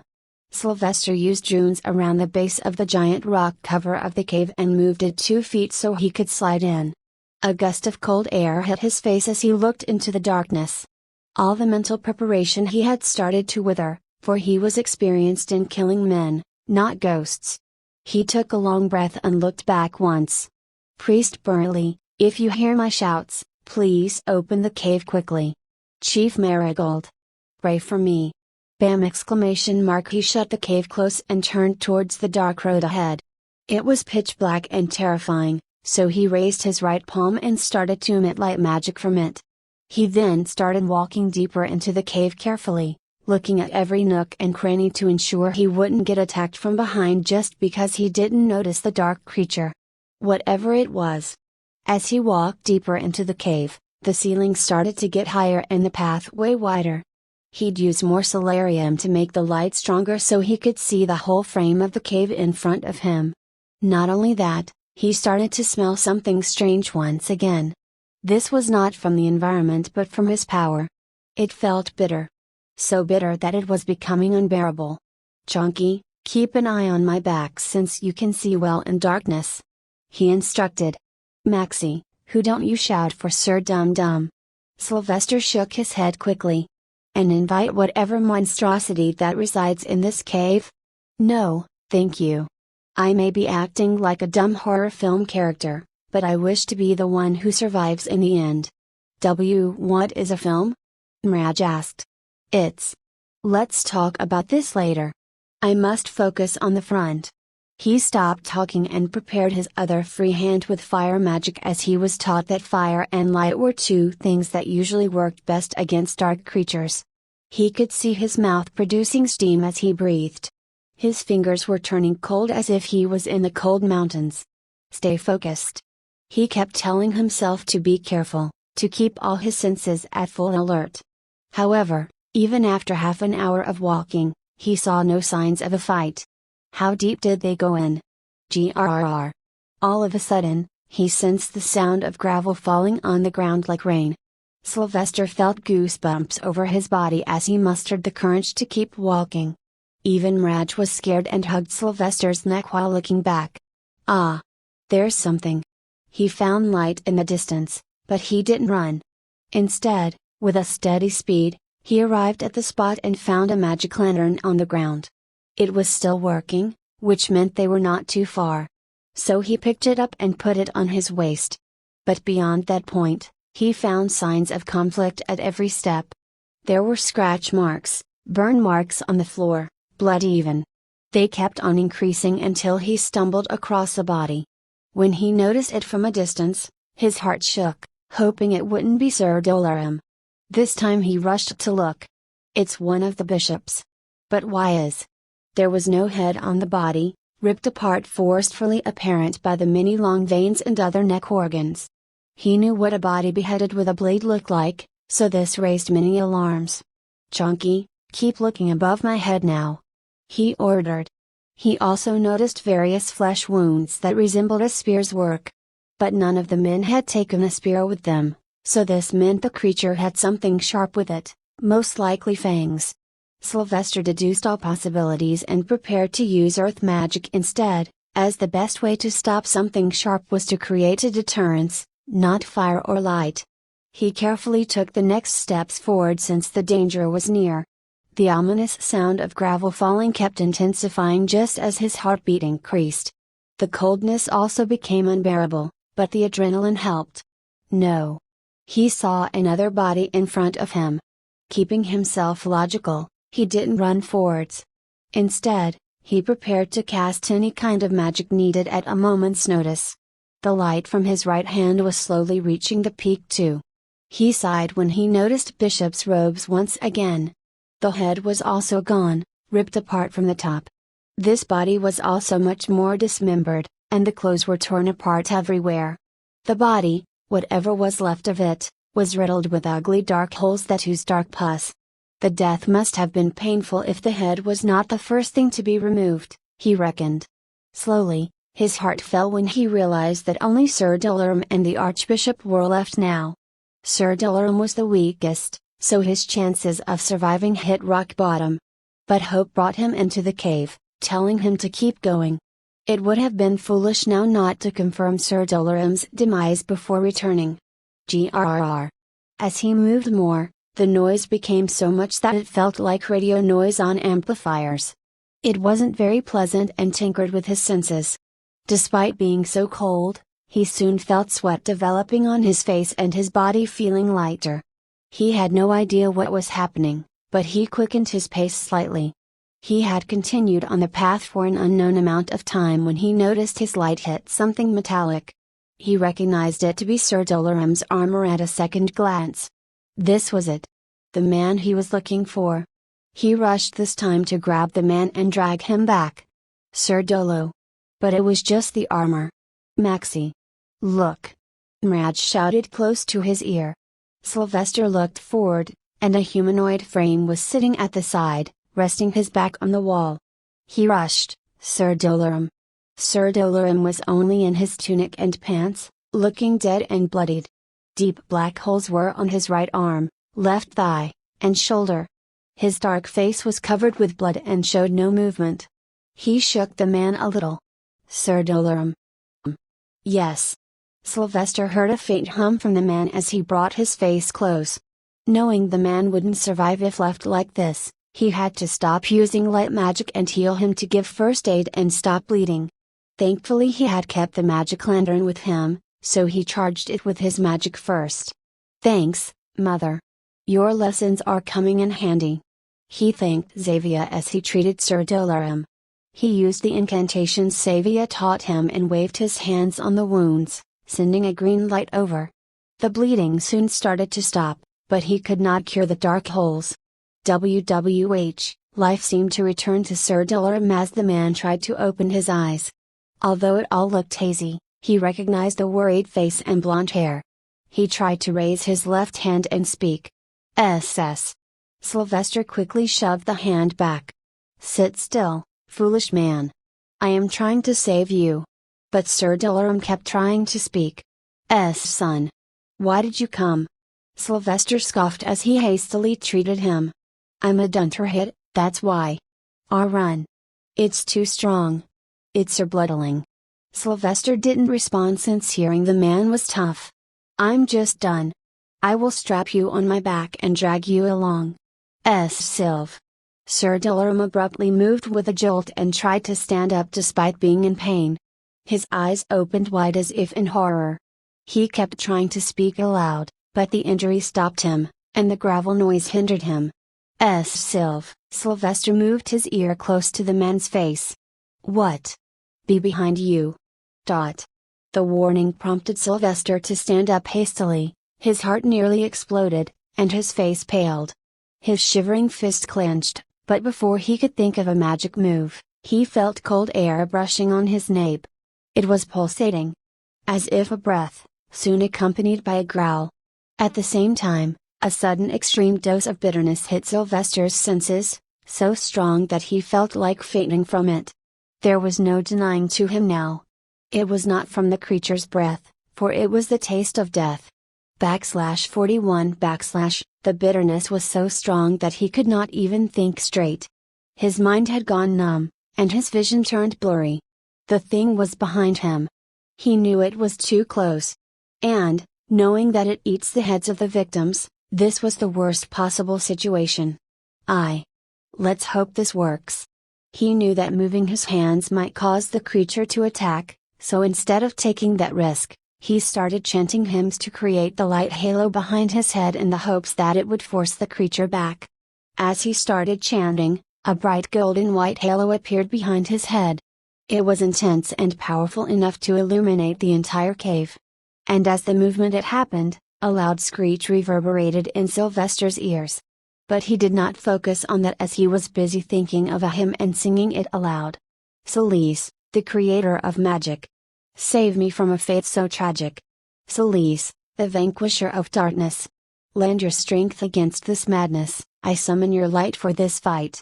Ready to give everything I have. Bless me here, so I stay bright. I will be your sword and staff tonight. Re-e. The shrieks of the creature became apparent behind him. It was the effect of his hymn. But that was not enough, for he noticed the hymns did not hurt the creature. Even now, the cave looked rather dim, so he lifted both hands and used all his mastery of Solarium to produce the most intense light magic he ever had and filled the surroundings with light to the brim. He turned around and aimed it at the creature. However, his heart skipped a few beats when he finally laid his eyes on it. It was black like darkness itself, and it had 3 shining red eyes, the mouth appearing incomplete as its black skin was torn in stretches, revealing a hint of its blooded white sharp teeth. Its skin was made of an unknown substance. He noticed it was like a liquid, running around the body in little waves. The shape of the thing was similar to a sphere but with 8 long spider-like legs, each having a metallic pointy end. It was something that would induce nightmares for years to come. But he had no time to think about it as adrenaline pushed him. Arg! Sylvester felt the creature was trying to fight his light and rage, pushing towards him even with its screeches. He was not too shocked by this, however. If even an archbishop could not defeat it, what am I? He looked back at Sir Dolaram. Can you walk? Sir Dolaram tried to stand up but could not and fell back. His legs were injured too much with the holes.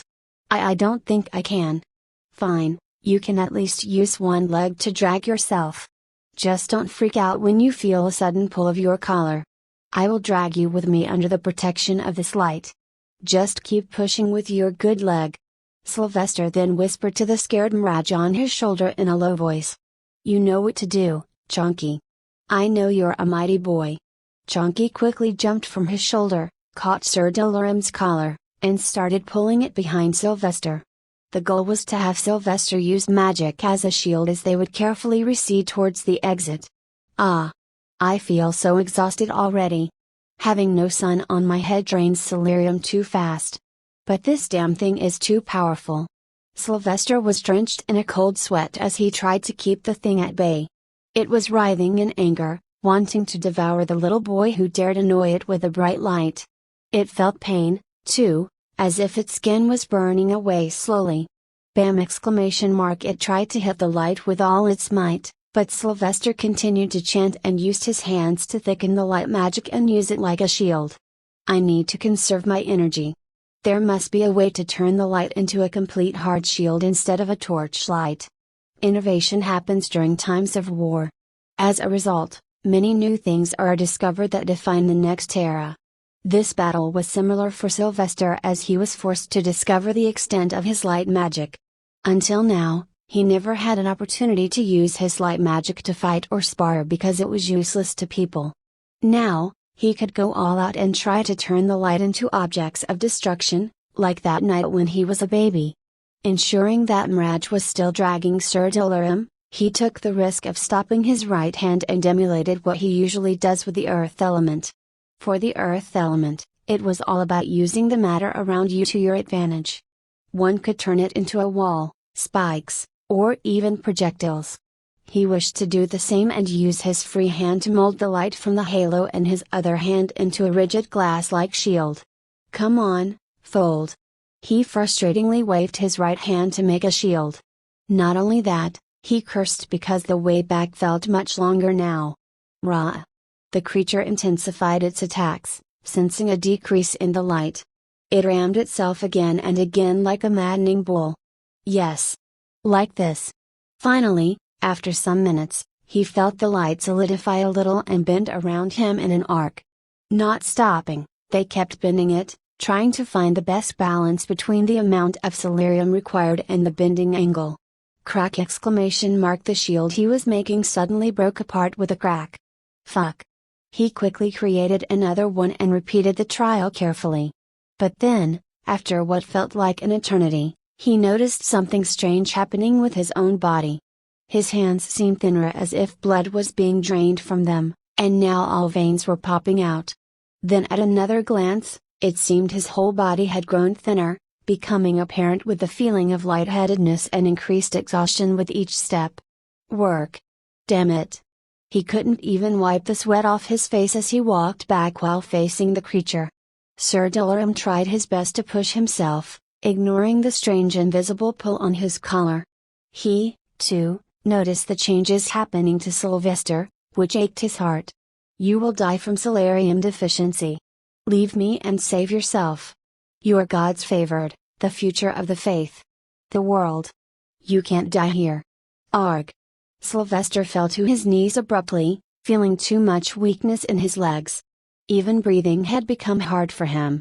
Ray. The creature saw an opportunity and tried to attack. Its screeches resembled the word die. Its tapered leg even reached a mere foot away from Sylvester. Sensing the danger, Sylvester again lifted his other hand and used light magic to the fullest, pushing it away. Almighty Lord, sings here your bard. In this dark cave, give me the strength to be brave. Sir Dalaran, I've come this far. It'd be a shame to leave you behind now. He argued and attempted to create the shield again. Sir Dalaran tried to drag himself to Sylvester and used his good arm to the Pat's shoulder. Listen to me. I request you. You will die if you keep using magic to save both of us. You can't. But I see it. Your face is just bones. You are dying. This is not the place or time for your end. You can one day become Supreme Wizard. Peak of all. Sylvester cursed as he failed to make the shield again. Sure, I can. But what's the point if you and Mother are not there to watch it happen? You've cared for me since I was a month old. I've spent so much time with you, more than Mother even. So don't give me that bullshit and start dragging yourself out. He cared not for a language anymore. He was frustrated and angry at Sir Dalaran for even coming here. He also had to keep singing. Was he turning into skin and bones? He didn't care, as healing magic could cure that later. Yes. He saw a thick glass-like semi-spherical shield appear in front of him, stopping the creature. But still, a crack would appear every time the creature bashed itself on it. So all he had to focus on now was to reinforce it. Son. Look at me. Sir Dalaran voiced monotonously. Sylvester took a glance. The man looked pale as the light he was creating. He was dying as well. Son, let me do this. I've lost too much blood. It stabbed me and infected me as well. I might not even survive this stretch. You can't die uselessly. I'm calling you a son. Please hear me and go. I will use the last of my magic to give you seconds if I can. This is bad. I can't have him die now, not when we're so close to the exit. Not when I risked it all. No, I won't die. And you must live too, old man. You must live for your son, the one you keep rambling about every day, who's as old as me. And for your wife waiting for you. You must live and go on a long vacation to see them. Sylvester didn't look back to ensure he didn't get emotional from the pleading dying face of Sir Dalaran. There was no reply anymore, so Sylvester put all his focus on the shield. As long as he could make it, he will be able to conserve his magic and make a small shield for just the three of them. It would be enough to reach the exit. They're dead. Sylvester looked back as his heart jumped, feeling something had happened to them. But he found Mirage and the man as good as a moment ago. Who? My wife and son, they're dead. /42 / This was too big of a revelation that made no sense to Sylvester. But nevertheless, the various memories of Sir Dalaran passionately talking about his family recurred in his mind. What? Have you gone senile? Sir Dalaran firmly looked him in the eye and replied. They died 7 years ago when you were merely 1 year old. Died in a riot between factions of two men who wished to become the town's chief, burnt alive in their sleep at home. I see Nicholas in you. And I can't see you die too. So go. Once again, Sylvester ignored him and focused on the shield, but an audible curse escaped his mouth this time. God damn it. We will talk about this later. And don't give up on me after I risked everything to save you, when it was you who volunteered for this suicide. So shut up and live, and see me grow strong. Sylvester snapped at him and focused on surviving. Sir Dalaran helplessly followed the instructions and prepared to move.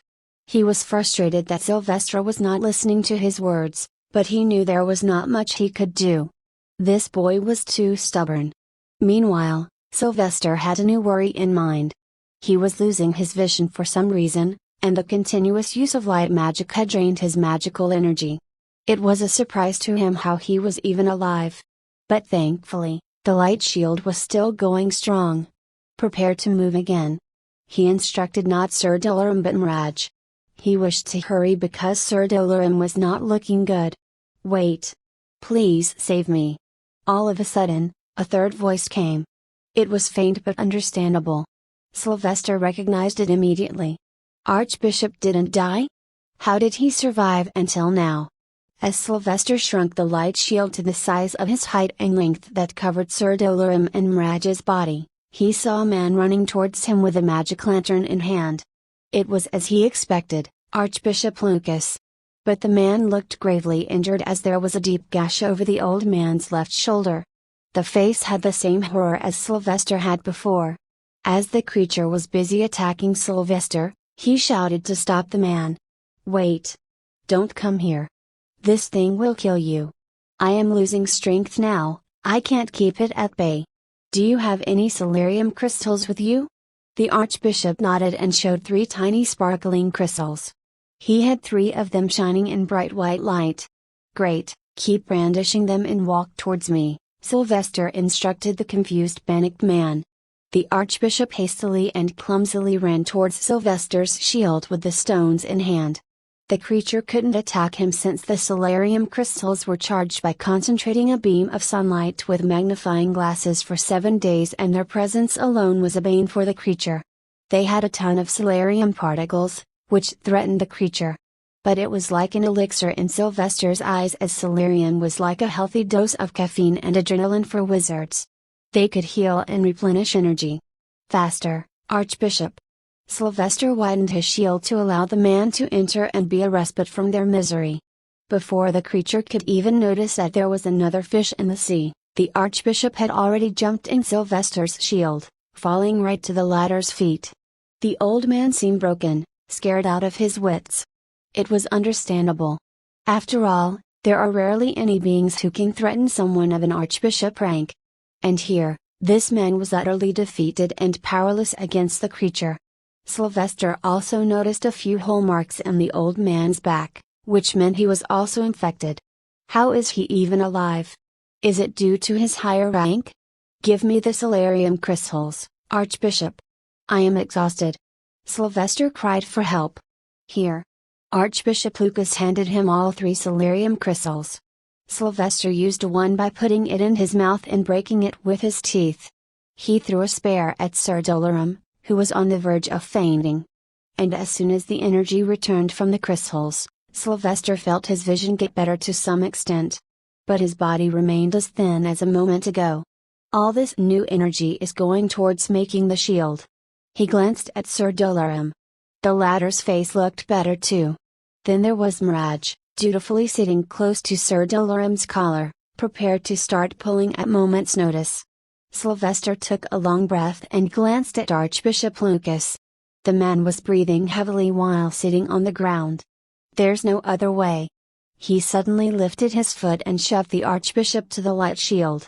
The man was left in shock and panic. What are you doing, God's favored? You've lived long enough. I'm sorry, there is no room for 3. The reality dawned on his mind.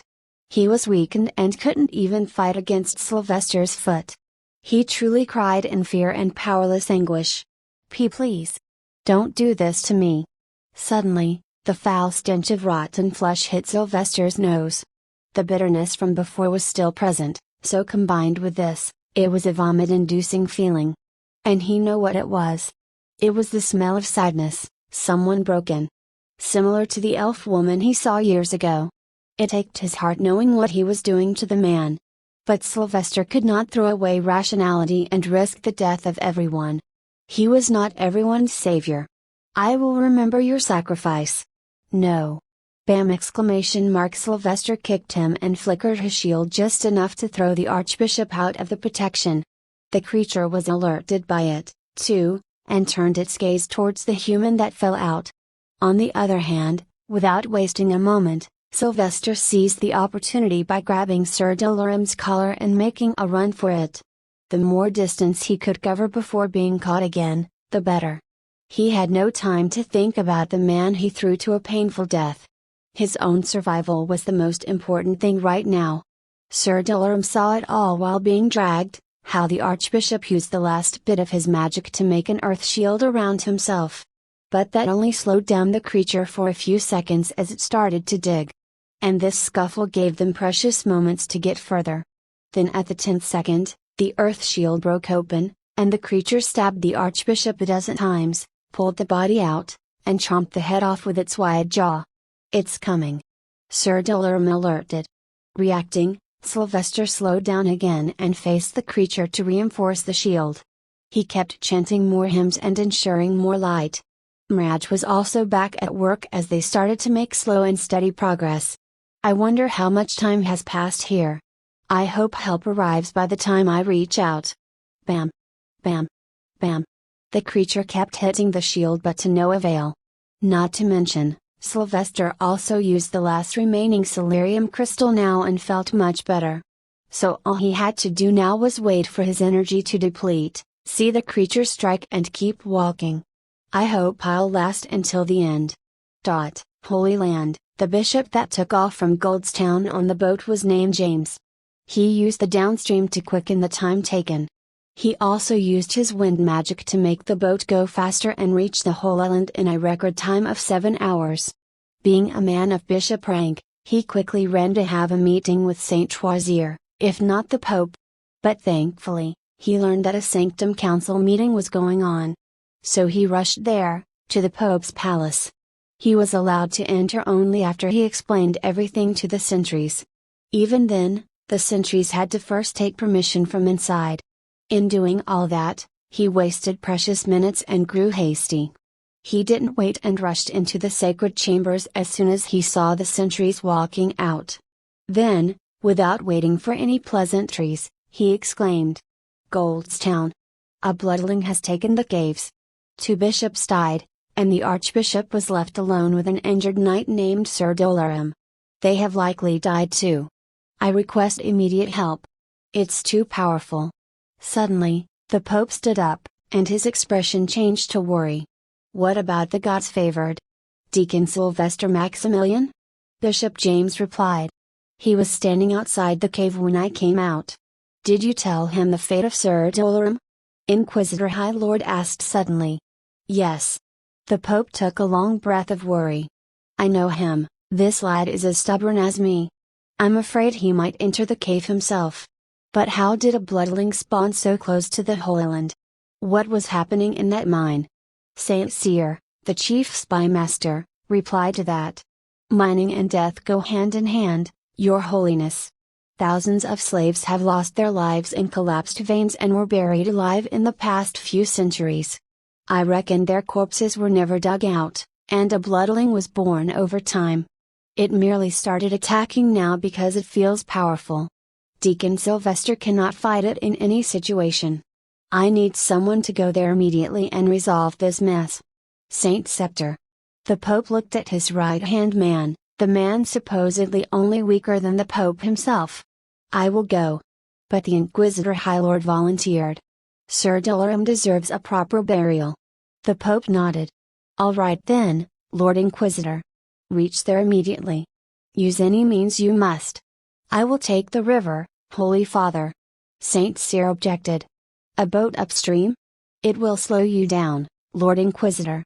But Inquisitor High Lord merely scoffed, for he knew where this naivety came from. Not all members of the Sanctum Council were men of supreme strength. Many were exceptional only in their respective fields, such as this Saint Cyr, the master of spies. "Fear not, Saint Cyr. For a man of our strength, nothing is impossible, and don't forget, my fire leaves nothing improbable. I shall take my leave." /43 How much time had passed? It was unknown. How much time was left before his demise? Sylvester did not know this either. What he did know was that his hands looked like a skeleton, and the exit was close by. They had been crawling at snail speed for so long that their actions were robotic now. Sylvester kept focusing on the shield, not allowing the creature to touch them. Mirage was exhausted, yet he kept pulling Sir Dolorum. The three were utterly drained and wished to do nothing but rest after getting out. To hell with the exam, to hell with this mine. By now, Sylvester had mastered how to harden his light magic. He could probably make spikes with it too, but it was unknown if it would hurt ordinary people. And he had no magic left to try it on this creature. Just a little more, he said. It was unknown if he was motivating himself or the two others with him. His vision had started to get blurry long ago, but all he knew was which direction to walk. His legs were screaming at his brain to stop, but he forced himself. All thanks to the mental fortitude he had inherited from past experiences. There. We're close. Sylvester noticed a giant blockage at the front. It was the boulder at the cave's entrance. But now he had a new headache. He needed to shout to get it moved, as he had no spare energy left, not even to scream. Okay, we're nearly there. I want all of you to scream open at the same time. He instructed the two. Open. Open. Open. Sir Dolorum looked left and right for the third voice, as it had come from beside his ears. It creeped him out, but he decided to ignore everything that happened in the cave. Something was pulling him, and he knew Sylvester didn't want to reveal it, so this was the least he could do. Once more. Sylvester whispered. Open. Open. Open. Grr. Some movement happened. Sylvester's heart elated at its sight, and he was on cloud 9 when he noticed daylight falling in from outside. Yes. It's daytime. Wait, I spent the whole night inside? He couldn't falter here. The end was always the most crucial part. Unless he was out, he needed to keep his focus on the shield. I hope the help has arrived. Just a little more. He muttered. The closer they got to the exit, the crazier the creature became. Sylvester longed to bask in the sunlight creeping in, as that would mean the creature couldn't follow. You go out first. I will keep the shield upright unless all of us are out. Rah! The creature screamed because of the increasing sunlight from outside. Its movements showed a hint of caution. Its three red eyes squinted a little, the light was doing its work on it. Sylvester slowly backed towards the exit and pushed Sir Dolorum out of the gap. Then, he put a step out, then his back. He kept looking inside at the creature's face. He had no idea if the thing felt emotions, but he sure noticed a look of disappointment. He smiled and showed a middle finger to it. Not today. Favored one. He heard a loud shout calling for him as he fell back on his skinny buttocks.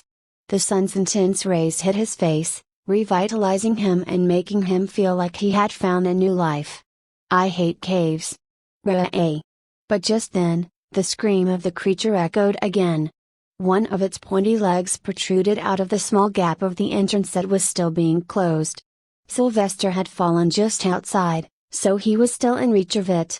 He saw the black leg and cursed inwardly. He tried to raise his hand quickly to create the magic shield. Return to your realm, filth. Out of nowhere, a loud voice echoed.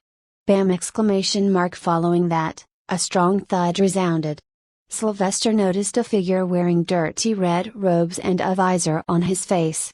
The pointy hat was the same as 8 years ago, and so was the staff in hand. Today was the second time in his life he felt grateful for this violent man's arrival. Let's hope he can do something. Inquisitor High Lord had descended from the sky with fire under his feet. Then he rushed forward and used his staff to slam away the creature's legs. Crack! Not only did he stomp the leg, but he also broke it apart with one move. However, that was merely the start, as he smashed his foot on the ground and threw the giant rock covering the cave away like it was a pebble. You shall receive no welcome here, filth. Dare to appear this close to my holy land, sinner. Inquisitor High Lord punched his free left fist towards the cave. Whoosh! Nobody saw what happened, but everything turned crimson. The fist released fire of such great intensity that it blew into the cave like a flood. The sound of such a move made the strongest storms feel like a little whistle. Boom! All of the mountaintops in the vicinity blew off and started spewing fire as if they were volcanoes. The fire went so high that it turned the clouds red, making it appear like the world was ending. The violence was unprecedented. Sylvester did not even know such things could be humanly possible. The man here didn't even appear to be struggling and simply burned the entire cave system across the mountains. "Begone, filth!" Inquisitor High Lord boomed in great anger. The fire seemed to resonate with the anger and turned deep red, fitting for a man called Crimson Fire, the third guardian of light. The people from Goldstown, even those from villages tens of kilometers away, all fell to their knees and prayed. Those who knew not this fire was vanquishing evil felt it was the wrath of Celeste. So they prayed, they cried, rich or poor, noble or not, setting away their pride. Being so close, Sylvester felt his heart pump with newfound inspiration. His eyes, always golden, were now red from the fiery reflection. The heat from the fire was as warm as a mother's embrace. He did not know what happened to the creature inside, but he reckoned not even its ashes were left. He felt an urge, a deep desire right there. This was what he wanted, what he needed, this was the path to a peaceful life. Strength. Supreme strength, I want it. To be able to remove all life's problems with a wave of his hand, he knew he had the talent to go even beyond Inquisitor High Lord, and he couldn't even fathom what power that would be like. Now I know why the Pope is so feared and revered. Inquisitor High Lord started walking into the cave next to ensure his fire did the job. He passed by Sylvester's body, glancing at him. It was unknown what face the strong man hid behind the visor, but Sylvester did sense the burning pungent aroma of anger and a mix of chills with fear. Slowly, the man vanished from his view, but the dozens of mountaintops kept roaring with fire. It was truly hell on earth, and merely one man caused it. What happens if all guardians of light come together? How strong are other kingdoms? Sylvester wondered a great many things. But one thing he noticed was his inability to even move. His eyes also started to close slowly, exhaustion finally took its toll, and the adrenaline lost its effect. Favored one. Chief Marigold came rushing to help. Get Sir Delarum to safety. He's infected. And get me some food. He demanded. By then, the team that had departed with the Inquisitor High Lord arrived and took over the situation. There were 3 healers and 5 more Inquisitors of various ranks that Sylvester overlooked. The healers quickly picked him up in arms and ran towards the monastery. There appeared to be a sense of hurry in the eyes of the healer. Sylvester noticed more from his senses, a taste of tangerines, anxiety, it meant. Why do they look so worried? He wondered. He wanted to ask, but he realized he could no longer open his mouth. Even his arms and legs were numb as they simply swayed with the movement. His eyeballs could move, however. What's happened? In a matter of minutes, he found himself on a comfortable soft bed in the monastery, and he felt like closing his eyes and just being at peace. Quick! Call Lord Inquisitor back. We will need his help. This kid. There is no muscle left on his body. His blood pressure is non-existent. Look at him, so pale. So much deficiency of silarium, how is he even alive? The healer that Sylvester could notice shouted at the other 2 Inquisitors. No muscle. Sylvester's mind wondered. But he felt this was not his end, as he could feel energy slowly reappearing in his body. I hope Sir Delarum is fine. It'd be a shame if after all this. With that thought in mind, he finally closed his eyes. There were no dreams this time, as even the mind wanted to just shut off for once after coming up with so many hymns in the cave. With his dozing off, the news spread about the condition of Sylvester in the town. The people surrounded the monastery, waiting for any news. They kept their little pendants of the church insignia in their hands, praying for recovery. Some had tasty food with them, hoping the gods favored would eat. But thanks to that, Mraj got something to eat. At other times, however, Mraj was always sitting near Sylvester's pillow, keeping an eye so no one would harm his adopted baby. Inquisitor High Lord soon returned after his little excursion into the mountains and helped with the healing. A Grand Wizard's simple healing magic was usually more effective than the advanced spells of a regular healer. So the man sat there day and night beside Sylvester, casting magic every 15 minutes to provide a gradual boost of celerium to the body. This was a problem with celerium deficiency.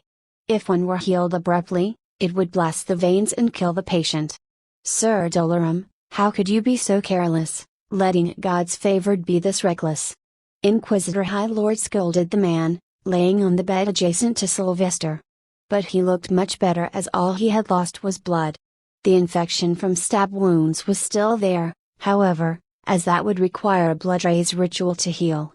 Other than that, he was fine and regretful. Archbishop Lucas ordered me to follow him. I should have declined. No matter what. Sir Dolorum mournfully replied, guilt intensifying after seeing Sylvester's thin body. Inquisitor High Lord's eyes behind the visor flashed red as he cast another healing spell on Sylvester. Indeed, Sir Dolorum. You could have cost us the future of faith with your actions. But I must accept the fault lies in me as well. Why, you had nothing to do with this, my lord. It's my fault. Sir Dolorum blurted in panic. Inquisitor High Lord shook his head. No, I should have foreseen someone attempting to order you around with their high rank. Perhaps, we must reconsider your position in the church upon returning. No one should be allowed to order the aid to God's favored.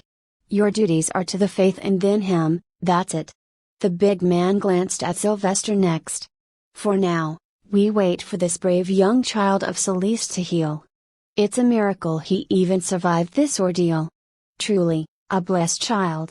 /44 Memoirs of Sir Dolorum. It has been 6 days, and Sylvester has still not woken up.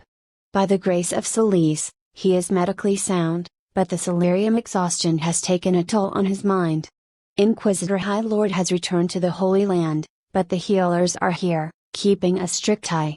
I regret what happened, and if I knew he would go this far for me, I would have rejected the late Archbishop Lucas's order. This boy, merely 8, who should be enjoying his childhood carelessly, under our protection, is here forced to fight to protect others. It fills my heart that he thinks I'm this important to him, enough to put his own life at risk. It seems it wasn't only me who felt attached after 8 years of protecting, feeding, and cleaning him. He reminds me so much of my son, Nicholas. So much that I can't help but think, what if they were still alive? But I feel that Sylvester also has many secrets. Some of them came to my notice during this recent ordeal. Keeping them a secret for him is the least I can do to repay this debt on life I now owe. When he truly feels I am trustworthy, I believe he shall share them with me on his own. Until then, I shall give my all to protect him, even if it costs me my life, for he is the future of the faith, as Lord Inquisitor said. He is the bar. What are you writing? Sir Dolorum turned to look at Sylvester's bed, exhilarated by the voice he unknowingly longed to hear again. Master Maximilian, please wait. I will call the healers. No, wait. Call the cook. I'm so hungry. Also, no need to worry, I am fine and dandy. Sylvester lifted his hand to look. From the condition of my hands not being skin and bones anymore, I reckon I am healed. Thud! All of a sudden, Sir Dolorum dropped to his knees and held his head low near the bed. Master Maximilian, forgive me for what has happened to you. Your well-being was my duty, and I failed at it miserably. I forgot my duty is greater than mere exorcisms. I forgot my first and foremost duty lies towards you. I shall accept any punishment you deem fit. Sylvester shifted to the bed's edge and then smacked Sir Dolorum on his bald head. You stain the work I put into saving you by doing this, Sir Dolorum. Get up. Sir Dolorum stood up and sat on a wooden stool beside the bed. Master Maximilian. Sylvester raised his hand to gesture to him to remain quiet. It was worth it. I do not regret going in there to save you.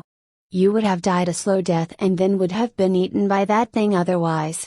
It's a sad end to a night. But there is one punishment I can think of.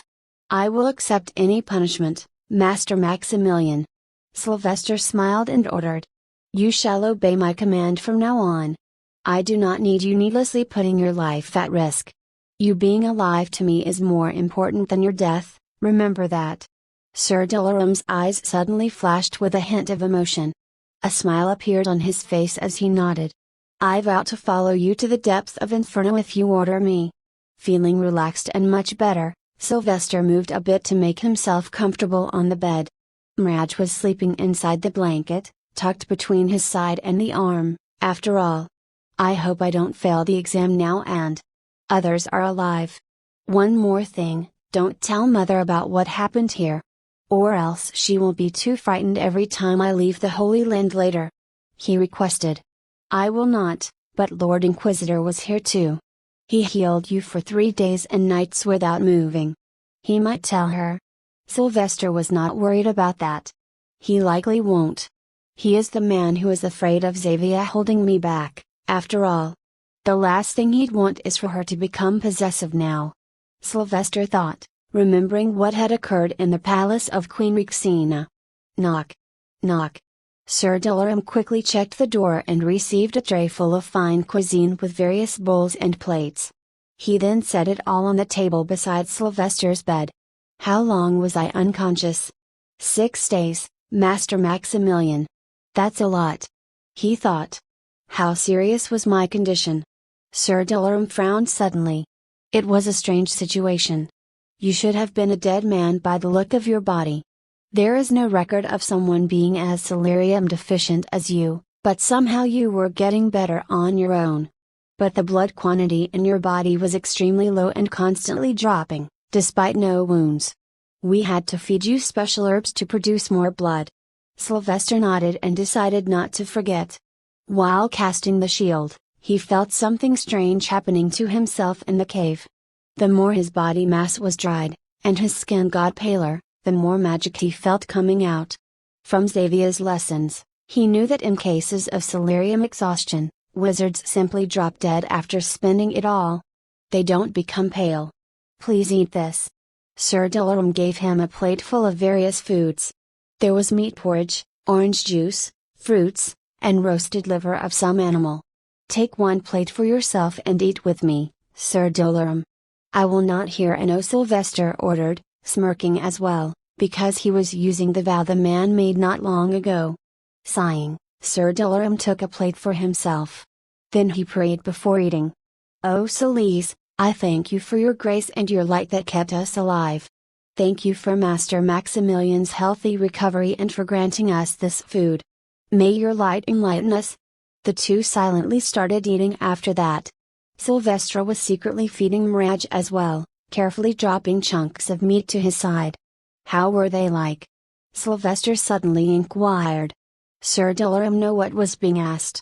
He took a long sigh and looked at the food bowl aimlessly. "Sweet. Kind. She was an amazing woman who added colors to my dull life. She was my joy, the reason I longed to go home. Then she gave me a son, born a few months before you. Little Nicholas, he was a child with intelligent eyes. When I was assigned to work in the southern kingdoms, I had the chance of returning home, only to find my world ruined." Sir Doloram's shoulders fell, and emotions overwhelmed him.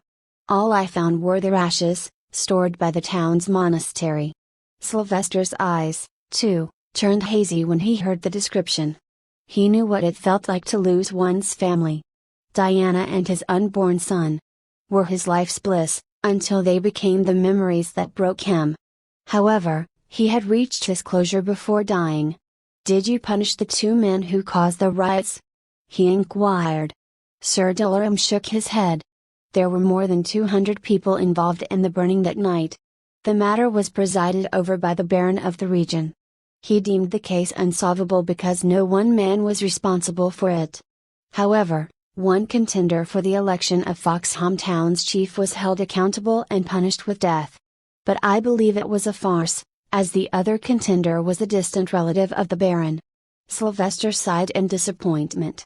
"Injustice. Sir Doloram, once I complete my education, let's go to the town and punish the real criminals. These arrogant, unfaithful heathens should never be left unpunished, for they are keen to rotten apples on a tree and keep spoiling the others, tarnishing the name of Celise." "There is no need to," Sylvester interrupted. "It's not for you. It's for the sake of justice. Where is this fox hum? In the Highland Kingdom, Master Maximilian. That brought back some bad memories for Sylvester. He was also born in the Highland Kingdom, in a remote southwestern village. I wonder how that healer did as the new village chief. The two then ate their food silently. The little talk had brought back some memories for both. Some worth cherishing, some worth sighing over. The next day, Sylvester felt even better and decided it was time to return and deal with the examination. He also wished to see how many other God's favored survived. So, with the church healers, he proceeded to the luxury stagecoach once belonging to Archbishop Lucas. The whole town had come to say their final goodbye. The people looked much happier since the mines were open again, and they could extract gold. Chief Marigold, being a little extra, started crying and hugged Sylvester. Favored one, this town will forever be grateful for all you have done. Since we have more gold now, please accept this again. Sylvester didn't even resist and took a bag of gold, not coins this time, but bars. Thank you, Chief Marigold. I shall donate it to the temple. I will also pray for lasting peace and happiness in this village. He didn't wish to drag it too long, so he sang a very short hymn for the people to remember him by. Then, he repeated the same movements, turning his hand and the back of the head into a bulb. This land has again been unsoiled, the plans of the evil family have been foiled. I wish for eternal lasting warmth here, joy may remain for 100 years. Fear no evil of darkness or within. Keep praying and stay far from sin. Solace shall cleanse your mind from the ruckus. May His holy light forever enlighten us. We are blessed. The people knelt and saw Sylvester enter the luxurious stagecoach. Then, his stagecoach was escorted away with 2 inquisitor knights on single horses. Sylvester kept waving his hand until the town was out of view. With that, he couldn't help but feel a sense of weight being lifted off his shoulder. This took longer than I expected. Finally, Sylvester relaxed in the soft seat where the Archbishop once sat. Indeed, Master, halt. Arg. What now? Sylvester stopped himself from cursing at the sudden halting of the carriage. They had just moved out of Goldstown, so it was strange that someone would do something suspicious here. Sir Delaram looked outside quickly. An exchange of words was going on with the Inquisitor knights at the front and a dozen more ordinary knights on horses. But it didn't take long before the stagecoach was once again moving. However, one of the escorting Inquisitor knights soon came to the window to report. Who are they? Sir Delaram asked. Knights of Riveria Kingdom, sir. The Gracia Kingdom has declared war on Riveria, so the soldiers from Riveria are invading the strategic locations of the Gracia Kingdom, such as this gold mining town. /45 / turn the stagecoach around. Sir Delaram ordered the 2 reinsmen. Sylvester was annoyed, however. Are we going to fight them now? No, it will never come to that, Master Maximilian. You will know when you will see it. No kingdom can claim Goldstown at this moment. So as ordered, their little procession turned around and headed to Goldstown, right behind the small military unit of 12 knights.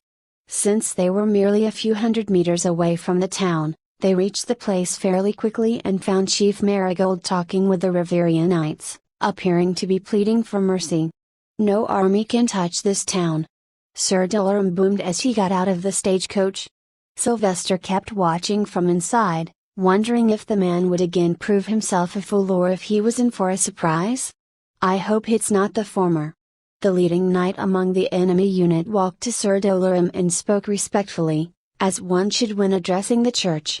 Sir, this is not a matter related to faith. You cannot meddle here legally. Sir Delaram nodded and took a parchment out of the edge of his chest plate. Indeed, but this town is a matter of interest for the church. Inquisitor High Lord was here merely 3 days ago to exorcise the evil in the gold mines that took the life of 3 bishops, an archbishop, and many more. But exorcising in private lands is the duty of the lord of the land. The Riveria knight argued. True, but they were unable to defeat the bloodling. So Duke Harold Gracia asked the Holy Land for help in return for giving away rights to this mine and the town for a month. By law, Goldstown is church's property for this month. Sir Dilaram shoved the parchment. The Riverionite read it carefully as slowly a frown appeared on his face. He glanced at the people and then looked back at his men. Fall back. This town is out of bounds until the end of this month. With that, the Riverionites got on their horses and swiftly left. The people of the town felt rejuvenated again. To them, the appearance of Sylvester was like the greatest good luck now. Chief Marigold, I shall send more forces from the church here. The mine will extract gold for the faith this month. None are allowed to interfere. Keep this parchment and show it to any force that arrives here, be it from Riveria or Grotcha faction. Tell them that disrespecting the Lord Inquisitor's seal is akin to calling the wrath of Solis on oneself. After that, Sir Dilaram once again entered the stagecoach, and they were soon on their way back. However, Sylvester had a cheeky smile, for he had sensed something when the man spoke earlier. So, only half of it was the truth? Sir Dilaram sighed, knowing that Sylvester was extremely good at reading people. The parchment only talks about the mines, not the town. But the people of the town are important for the post-extraction process. What if they had refused to go and called your bluff? Sylvester asked him to see if the man had also thought about the worst-case scenario. Even in that case, they'd have to respect the church and not attack the town. Master Maximilian, you must remember that the church is the supreme entity in the world. We must spread and maintain the faith and its laws, including ensuring the faithful's safety. In the case of wars, by sacred laws, no army can harm civilians. If they do, they will be seen as heathens and be dealt with. This war too. I can see the decision-makers of the church being unhappy about it. At best, this war will end in a week with no winners but many sinners. Sir Dilaram explained. Sylvester took the man's word by heart, recognizing that Sir Dilaram had more experience with the laws and customs of this world. I guess I still have much to learn. But, while being careful, I should learn to use my status to the fullest. What's the point of being God's favored otherwise? The town has been through enough. I do hope they get some peace now. He muttered and relaxed in the seat once they reached the even, well-paved holy road. The journey would take them a whole day, so there was not much to do but rest and silently play with Mirage's fur. It had been 8 days since Sylvester left the Holy Land before. He hoped that at least some deacons would have returned since only 5 days remained. After all, not everyone had taken the task of exorcising. Some must have chosen to hunt wild animals or to help a poor village with their house reconstructions. However, as the stagecoach was about to cross the tunnel to enter the Holy Land, Sylvester noticed a long line of people at the side, all wearing modest robes with the faith's insignia in hand as they prayed with closed eyes. There were all kinds of people, kids, old, young, men and women. Some even looked physically disabled. The crowd was so big that clergymen kept an eye and managed everything from horseback. They were also keeping the road traffic in order. What's going on here, Sir Dilaram? He asked, as his experience outside the Holy Land was non-existent. Sir Dilaram made a small prayer in the direction of the Magna Sanctum and explained. It seems your sense of time is still affected by the long unconsciousness? It's the season of Solis. The 2 holy months when the light of Solis falls the most on these lands. All these people are pilgrims, here to see the Magna Sanctum from afar, while some lucky ones get to enter the temple and get blessings from the Pope. But Sylvester was shocked by something he noticed in the long crowd. He protruded his head at the stagecoach's window to look carefully. Wait! Was that a humanoid wolf? And a humanoid gorilla? Sir Dilaram chuckled and responded. Indeed, they are beaskins, half human and half animal. These ones are also faithful believers of Solis. They all come from the large island between the Salt continent and the land of the heathens, the Beasteria continent. It's called Libertia, the land of the free. It was where Pope Axel Tarquini and various kings and chiefs of heathens signed the peace accord. The land is under the jurisdiction of none and has its own government. Humans and subhumans live there harmoniously, engage in business, and exchange culture. It might disgust you to know, but many humans, even faithfuls, have married subhumans and now live there. Then. Does it not make it the best place to live? But, in case of another war, I reckon it will be the first place to get destroyed. He quickly dismissed the mere thought of buying a piece of land there. And we allow this to happen? He inquired. That's the beauty of the faith. In fact, we promote intermarriage between faithfuls and subhumans, but only in Liberia. Slowly, this way, we are turning many heathens into faithfuls. Sir Delaram answered while looking outside. Why don't we promote it here? Sylvester asked. Instantly, he felt a faint smell of rotten eggs, signifying disgust. Saul continent is not ready for it yet. The church only dislikes subhumans because they are heathens. But the people, and by large, the clergy, hate them for being different. They are nothing but prospective slaves to most here. If you look outside, you will only find beastskins because they are a divided community in various small clans. For this, they are easy to accept Solis. While elves, dwarves, centaurs, goblins and such have their own gods they strongly believe in. Perhaps more strongly than many followers of Solis here. Sir Delaram explained in detail while internally accepting that he held the same negative viewpoint towards subhumans. Sylvester sighed silently. So it's basically racism between species, or should I call it speciesism? Anyway, at least the church's top ranks don't hate them for being different. Slowly, the stagecoach went deeper into the Pope's Peninsula. No pilgrim was allowed to enter there, so it was as empty as ever. He soon arrived at the bride mother's complex and went home. At the same time, Sir Delaram left to report to his superiors about the invading armies from Riveria. Sylvester found the house empty, as Savia was still at work. So he decided to bake himself some nice bread and eat them with honey. For Miraj, he boiled some meat. Here you go, Chonky. Eat this banana while the meat cooks. He sat back on the wooden chair and relaxed. His nerves finally calmed down, Holy Land being the safest palace for him. Maxie, give me more banana. He handed his half. What do you think, Chonky? How long will it take me to get as strong as Inquisitor High Lord? Miraj stopped eating and looked at Sylvester's face intently, appearing to contemplate and estimate with the help of his vast centuries of wisdom. Then a moment later, he showed a big smile. I don't know. What was all that dramatic pause for then? Anyway, vomit all the gold out. I want to see how much I have saved. Miraj quickly ate the banana and then showed one paw. Chonky Bank needs taxes first. One more banana? Sylvester sighed and got up to get one. He never argued with Miraj for such little things, knowing the boy was merely having fun, and if he were to ask seriously, Miraj would even vomit his guts out. Here you go, Lord Chonky. With that, the furry boy started to induce vomit. Unfortunately, this was the worst part of his ability, as he couldn't just open his mouth and let everything out. Wah-ah! A minute later, Miraj vomited everything, now covered in slimy liquid. But Sylvester couldn't care less. His eyes were just shocked at the large pile of gold. This is brilliant. I didn't know we had gathered this much. This is amazing. Sylvester picked the bricks of gold and tried to guess the weight.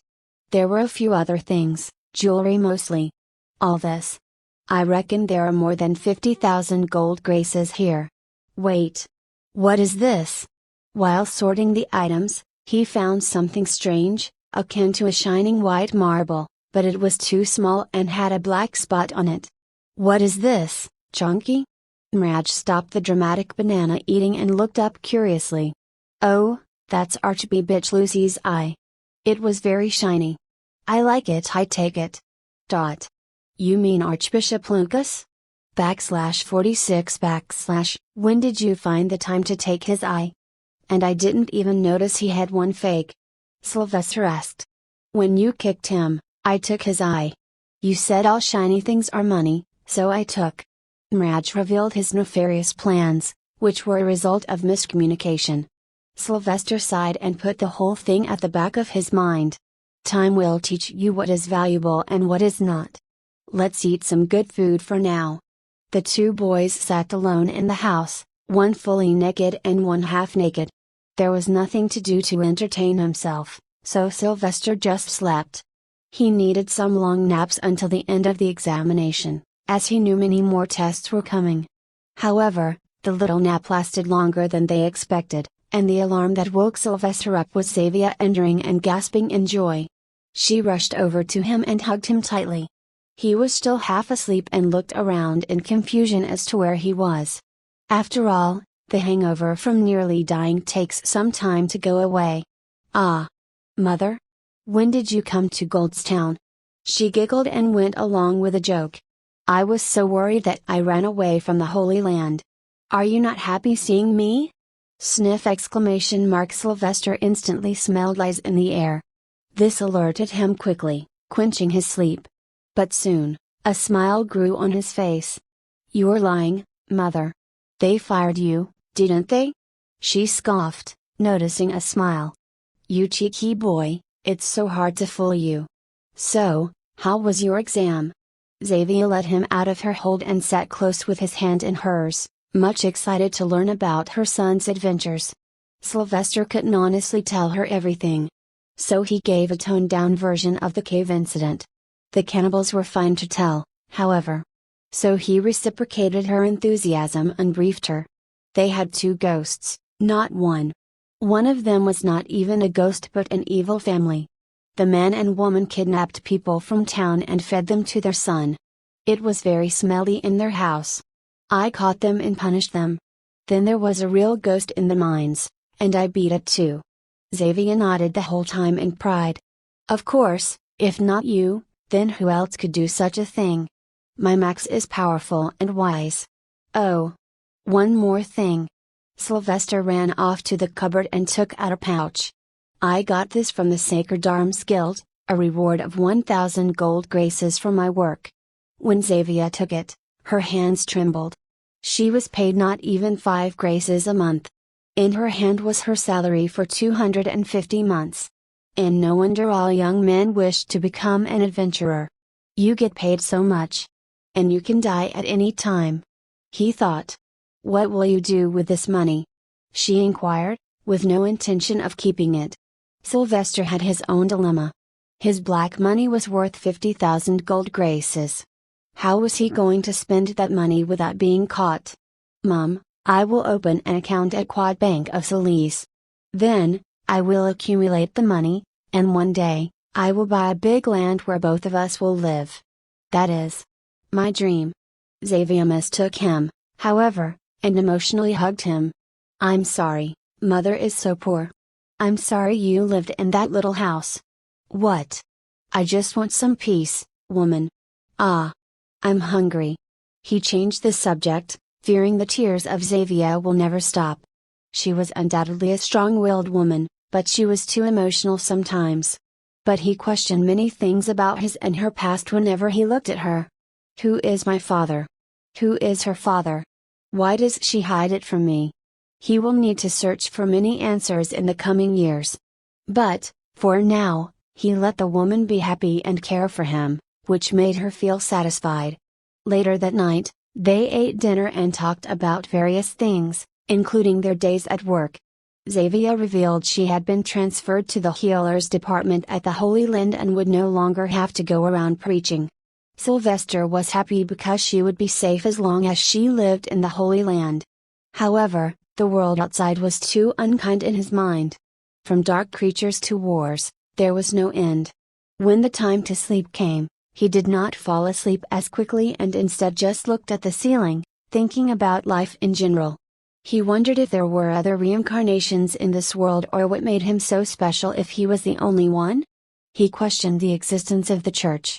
The world was so messed up, yet from the actions of the church, not all but most of them, he felt it was not an evil entity.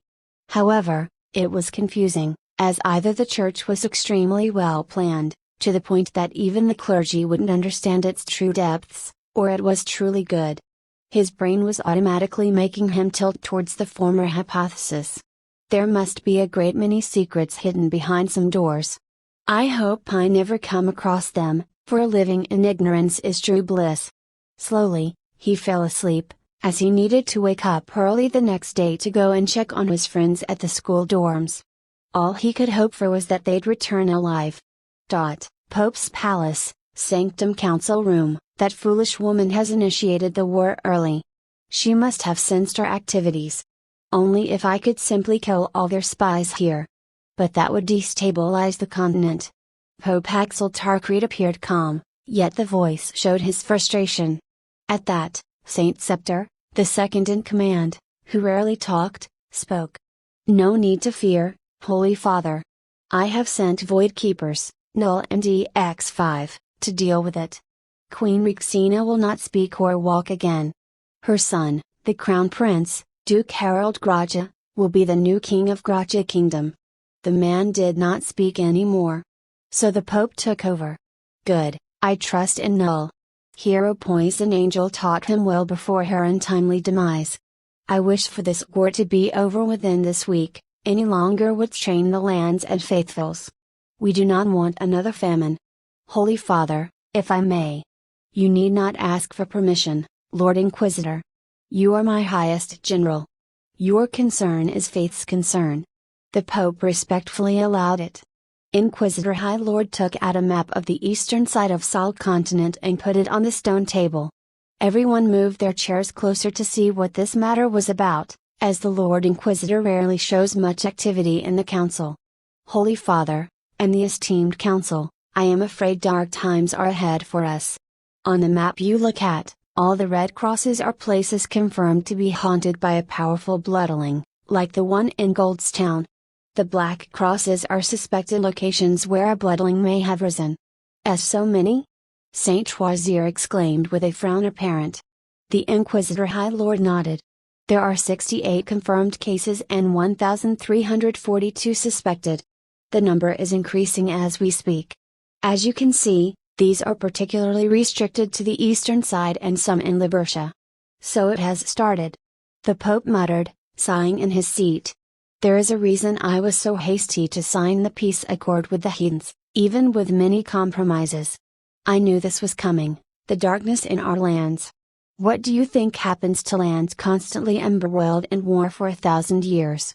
Where every inch of it is tainted with blood and tears. Evil rises, as it has risen now.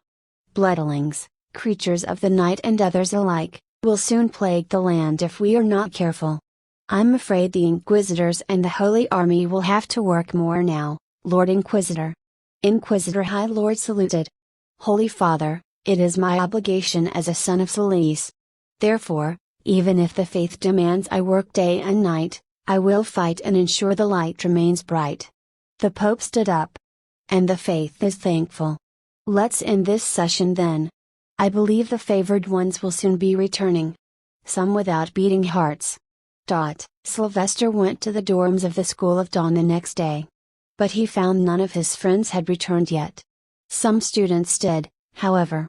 So he spent time with them, talking about their missions. He had nothing to do but train himself and read books while waiting for the 13th day. Meanwhile, he opened an account at the Quad Bank of Solis and submitted his money there. The interest rates were not very high, so it was merely a place to keep his legal money safe. Besides that, he spent a little money on buying some extra robes, as he will be going on more missions in the future. He also purchased some clay to make miniature sculptures as a hobby. As a retired man who used to work at the Smithsonian Museum as a restorationist, he enjoyed such work. Also, he wished to make a few inventions someday to make his life easier. But for now, he was going to keep himself low. Too much attention was terrible, as he already had enough headaches with Bishop Norman. Slowly, a few days passed, and the last day for all deacons arrived. Sylvester was early that morning and went to greet his friends. You're alive. Sylvester saw Felix setting himself in the room. Felix looked back and smiled. Why does it sound like you're more shocked than relieved? Sylvester chuckled and went ahead to clasp hands firmly. It's good to see you again. Where are the others? They have returned too, just went to take a bath. Both of them? Sylvester inquired. Yes, Marcus and Gabriel, both have returned. Marcus has a swollen, stitched eye, however. He went hunting wild animals for a northern village. The poor guy came across a wild giant bear accidentally, but his flexibility saved him. Sylvester chuckled, knowing it made sense as Marcus was someone who takes risks for adventures, being a confident boy. Knock. Knock. The two looked at the open door and found their class's head coordinator, Archpriest Edmund. The man looked solemn, even sad for some reason. Deacons gather in the backside of the school. Pay respect to the fallen. Sylvester and Felix looked at each other's faces and noticed the smiles disappearing. It seemed they were the lucky ones. How many didn't make it, Archpriest? Sylvester asked. With a sigh, the man answered before leaving. Out of 30, only 19 returned. Don't delay, head out quick. The two did as asked and found Marcus and Gabriel on the way. After a short greeting, all four went to the school's backyard. It was an open field of grass with small patches of concrete here and there. Sylvester looked around. All deacons had depressed faces. Some were still injured with wounds tied up, on heads, arms, or legs. A chilling scene was presented to them all, as there lay 11 stacks of wood, small in size for those who rested on them were kids, lifeless. Here we gathered to pay respect to the fallen favored ones. May their souls rest, for they fought bravely as the sons of Celeste. A man in priest's robes spoke aloud while walking around, reading a book and sprinkling some shiny water on the wood. Sylvester glanced around. The school's building behind him appeared like a wall, so tall it eclipsed the sky. But for some reason, he felt like an animal on a spectacle at that moment, as the windows of all floors were open and students from all years watched them, some with a look of pity while few carried scorn. We're not here to study. We're here to die. Sylvester thought, as slowly, the stacks of wood were lit on fire. Sylvester watched them burn with a sense of disgust. God's favored class was a jungle where only the strongest lived, where they were merely the sacrificial lambs, as others bet which ones last the longest. He looked around himself. They were all real kids, unlike him. That made him wonder how broken their minds must be to see those with whom they shared meals for a year die for a mere test, knowing that it could have been them too. Felix suddenly returned after talking to some other deacons. Willis Leroy is one of them. Apparently, Romil was on the same quest, hunting some animals for a village. The examiner revealed that Romil left Willis behind when they were attacked by a great lion. Willis died trying to save a villager. Gabriel sighed and prayed for the boy they briefly knew and came to like. I hope Romil gets punished for it. In your dreams, he's got Bishop Norman on his side. I just hope he dies on a cross now. Marcus scoffed, knowing corruption was rampant. It could have been one of us too. Felix suddenly muttered, sounding crushed. Sylvester sighed. Willis was the weakest boy in the class with the unique talent of spewing fire from his mouth. He liked the boy for his strong will, as Willis showed in Knight's test. But now, the boy was no longer with them, and his corpse was burning, died because of cowardice of another. He was one of us. Sylvester added, as to him, they were all just children. Someday, Romil will get what's coming for him, and I hope it's me doing it. He glanced at the summer sky while the wood churning sound filled his ears with gloom. His senses overwhelmed as he felt the smell of burning flesh, and the sorrow of those around him loomed. The scene was gritty, but he did not feel sad or bad, just pity. So much for being a church of peace. Despite immense warmth from the sun and the freshness of the celerium that the sultry spread, the air today felt particularly dead. /47 That day, there were no classes for the favored ones. Instead, they were instructed to remain in their dorms and recover since many of them were injured or exhausted. Sylvester didn't go home and stayed behind to talk with the boys. They seemed too shaken by the deaths, as it was understandable since they did not have experiences of 2 lifetimes. Who else died? Marcus asked. Nobody knows, but I did not see Henry Rockwell, so I guess he's one of them, Gabriel responded dejectedly. Felix sighed in his seat, adjusting himself uncomfortably. We didn't even know their names. What a waste of life. Sylvester was seated on the bed with his back resting on the wall. But we all had some idea that this was going to happen. This test was not just a test of our powers but also our minds. Those with insufficient power should never have picked quests out of their league. After all, I saw so many impossible ones among them. Fighting a gang of thieves? Fighting a great lion infestation? These were above us. I nearly died during my mission as well. The job request at the guild turned out to be outdated. Instead of being a C or D, it was an S rank job. I was in bed, half dead, unconscious for 6 days. Even one of my examiners died along with an archbishop and 2 bishops. Fuck. Felix cursed in shock, wondering if even Sylvester, with his peak talent, could have died, then how the rest could survive? Knowing that everyone was nervous, especially Marcus and Gabriel, Sylvester suggested something. After all, this was why he revealed to them that he had nearly died. You 3, I have a suggestion that you must take seriously. I believe that with each year, the bar for the tests will keep going high. I don't see many of us surviving until the very end. It would be best if you vowed that the moment you feel your chances of surviving a test are near to none because of the insane demands of the guild quests, you would drop out of the favored ones class. There is no point in dying when we all have enough talent to become high clergy members. Felix, you are the second son of Count Sanwall. I'm sure you can live an extraordinary life even if you drop out. But, Marcus, your family is poor, and monastery helped you reach here.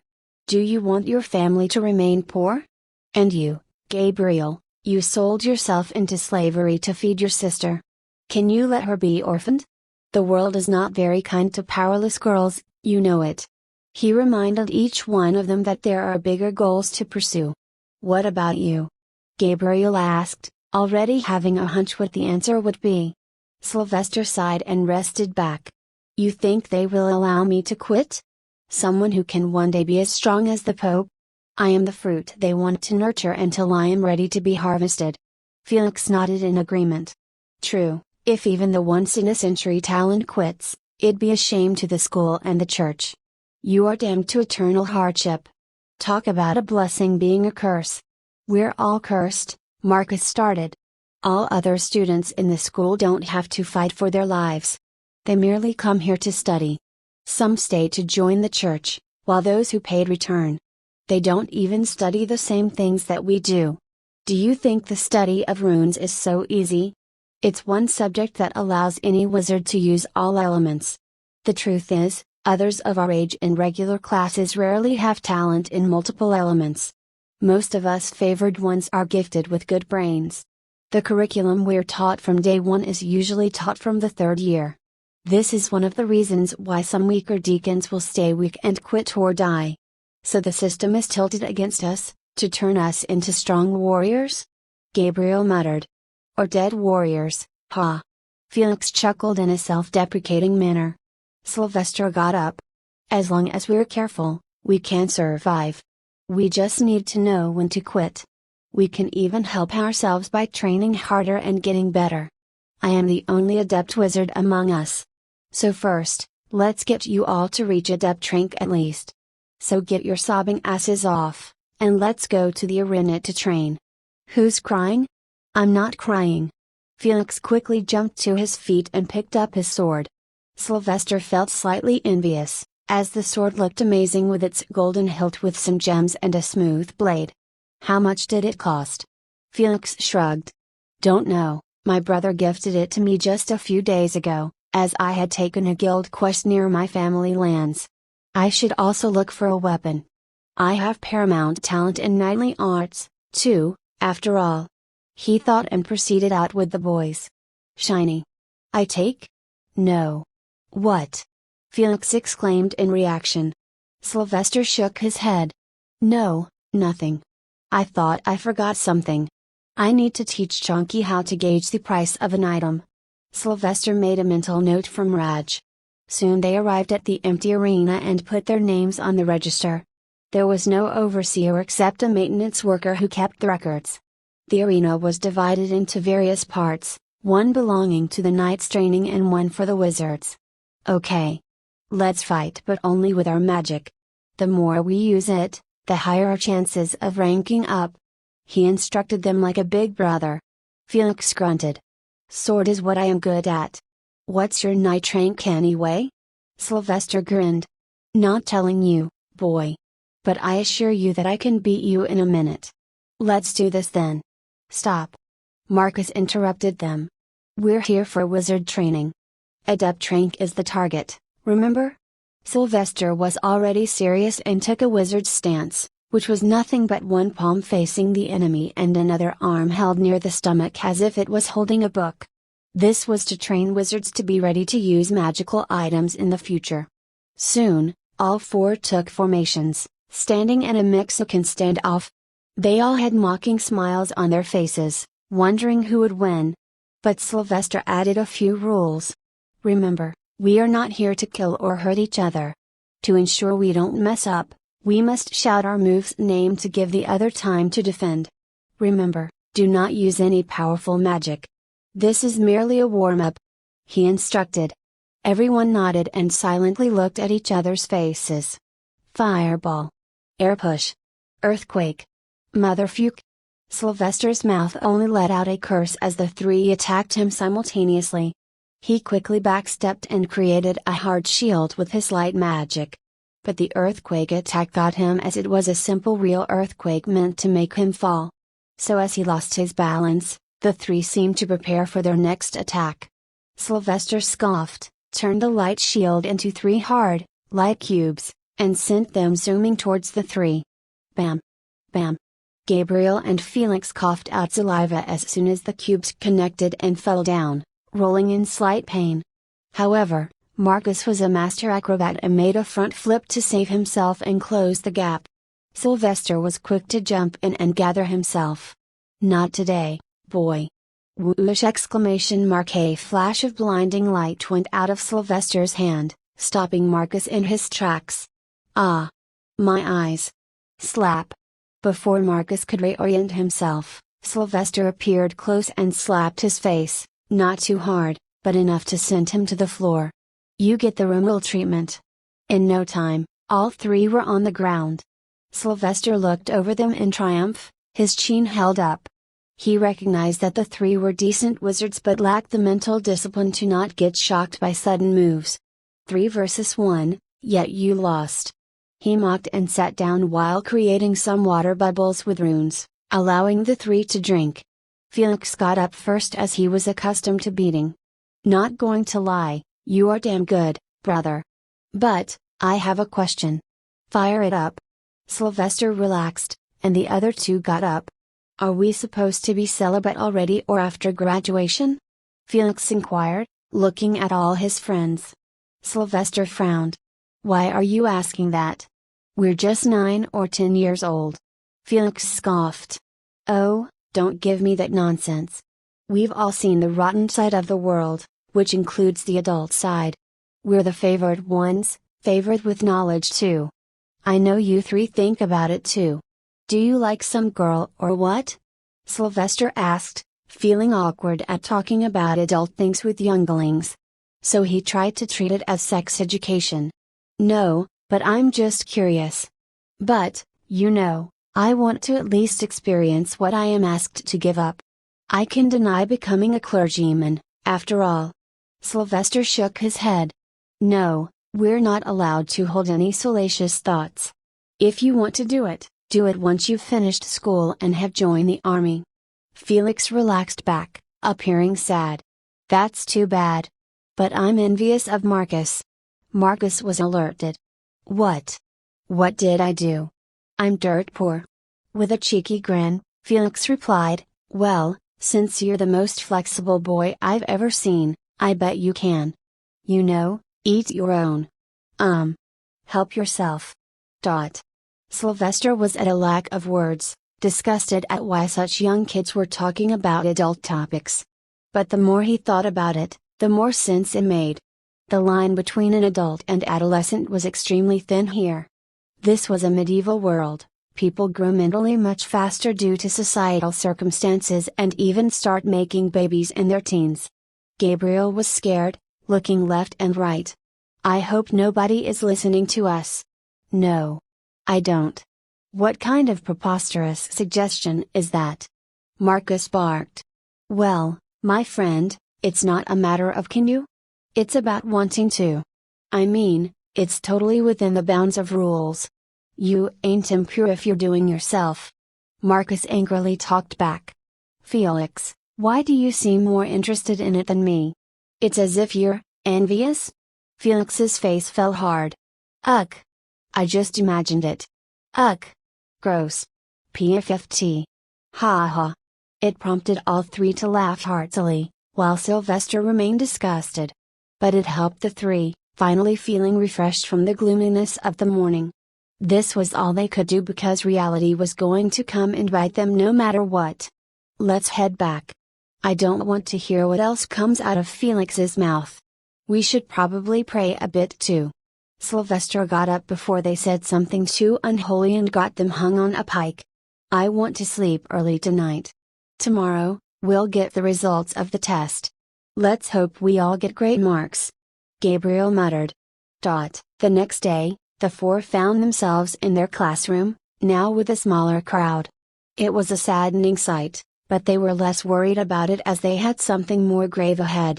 The head coordinator of their class was announcing the results, and everyone felt a little restless as passing marks were 25 out of 30. It was so high because this was expected from God's favored. Charles White, 20 points, failed. Please move out of the class and head to the common second-year classroom. George Morgan, 25 points, pass. Marcus Linus, 26 points, pass. Rommel Riviera, 29 points, pass. Albus Pingu, 9 points, failed. Felix Sanwall, 27 points, pass. Gabriel Maxwell, 26 points, pass. Louis Hermington, 28 points, pass. Sylvester Maximilian. Suddenly, Archpriest Edmund stopped and looked at Sylvester with a conflicted expression. 24 points, failed. What? Sylvester stood up in shock. More precisely, anger. /48 / 24 points, failed. What? I nearly died and completed an S-ranked quest indirectly, and not to mention I'm the best in this class at most of the magic elements. How can I fail? Sylvester was shocked and angered at this result. He knew there was more to it than what meets the eye. So he quickly got up and asked, Archpriest, can you give me a division of marks? Archpriest Edmund looked at the parchment in his hand and asked, Are you sure? I can give it to you later. No, I want to hear it. Sylvester insisted because by doing this, he was creating a lot of witnesses to what was happening. If that's what you wish. To all your knowledge, we have divided the results into 6 segments, each subject having combined marks with its practicals. While the quests that you all went to, holds 5 marks. For Deacon Sylvester, you received 5 out of 5 in the theory and practice of elemental magic, incantation, and healing. Meanwhile, for your quest, you received 4 marks, and for runes, you have received 0 marks. Since you received a 0 in the theory examination, your practical marks were not counted. The man also looked strained by this result, wondering how Bishop Norman could be so dumb. But again, when he thought about it, the man reached his position using various strange means.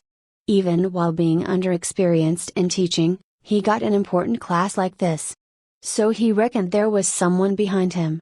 Sylvester frowned. What? But how was I supposed to answer questions such as describe the process of casting elder runes? Nobody knows the answer to it. Bishop Edmund was shocked by that too. The teachers personally gave the questions, and if Sylvester got such a question, it'd mean it was deliberate. That is indeed an unsolvable question. But that's just 1K, Sylvester quickly interrupted and gave examples of more questions. What is the process of making overlapping dual runes? How is it used? And who discovered runes first, and how? I got these questions too, Mentor. One is out of syllabus, and the other has no definite answer. I will speak with the headmaster and get him to reevaluate your questions. But Sylvester was not satisfied. He was irked. Someone was trying to create trouble for him for no reason. He believed in being kind to those who were kind to him and ruthless to those who showed uncalled contempt. Go on. I will be done before that. He thought. He had the one-time token to meet the headmaster anytime he wanted, and he could have gone to him on his own to resolve the matter. He nodded and sat down to allow the class to end with all results announced.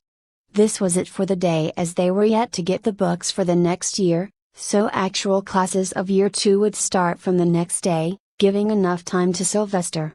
How did I pass then?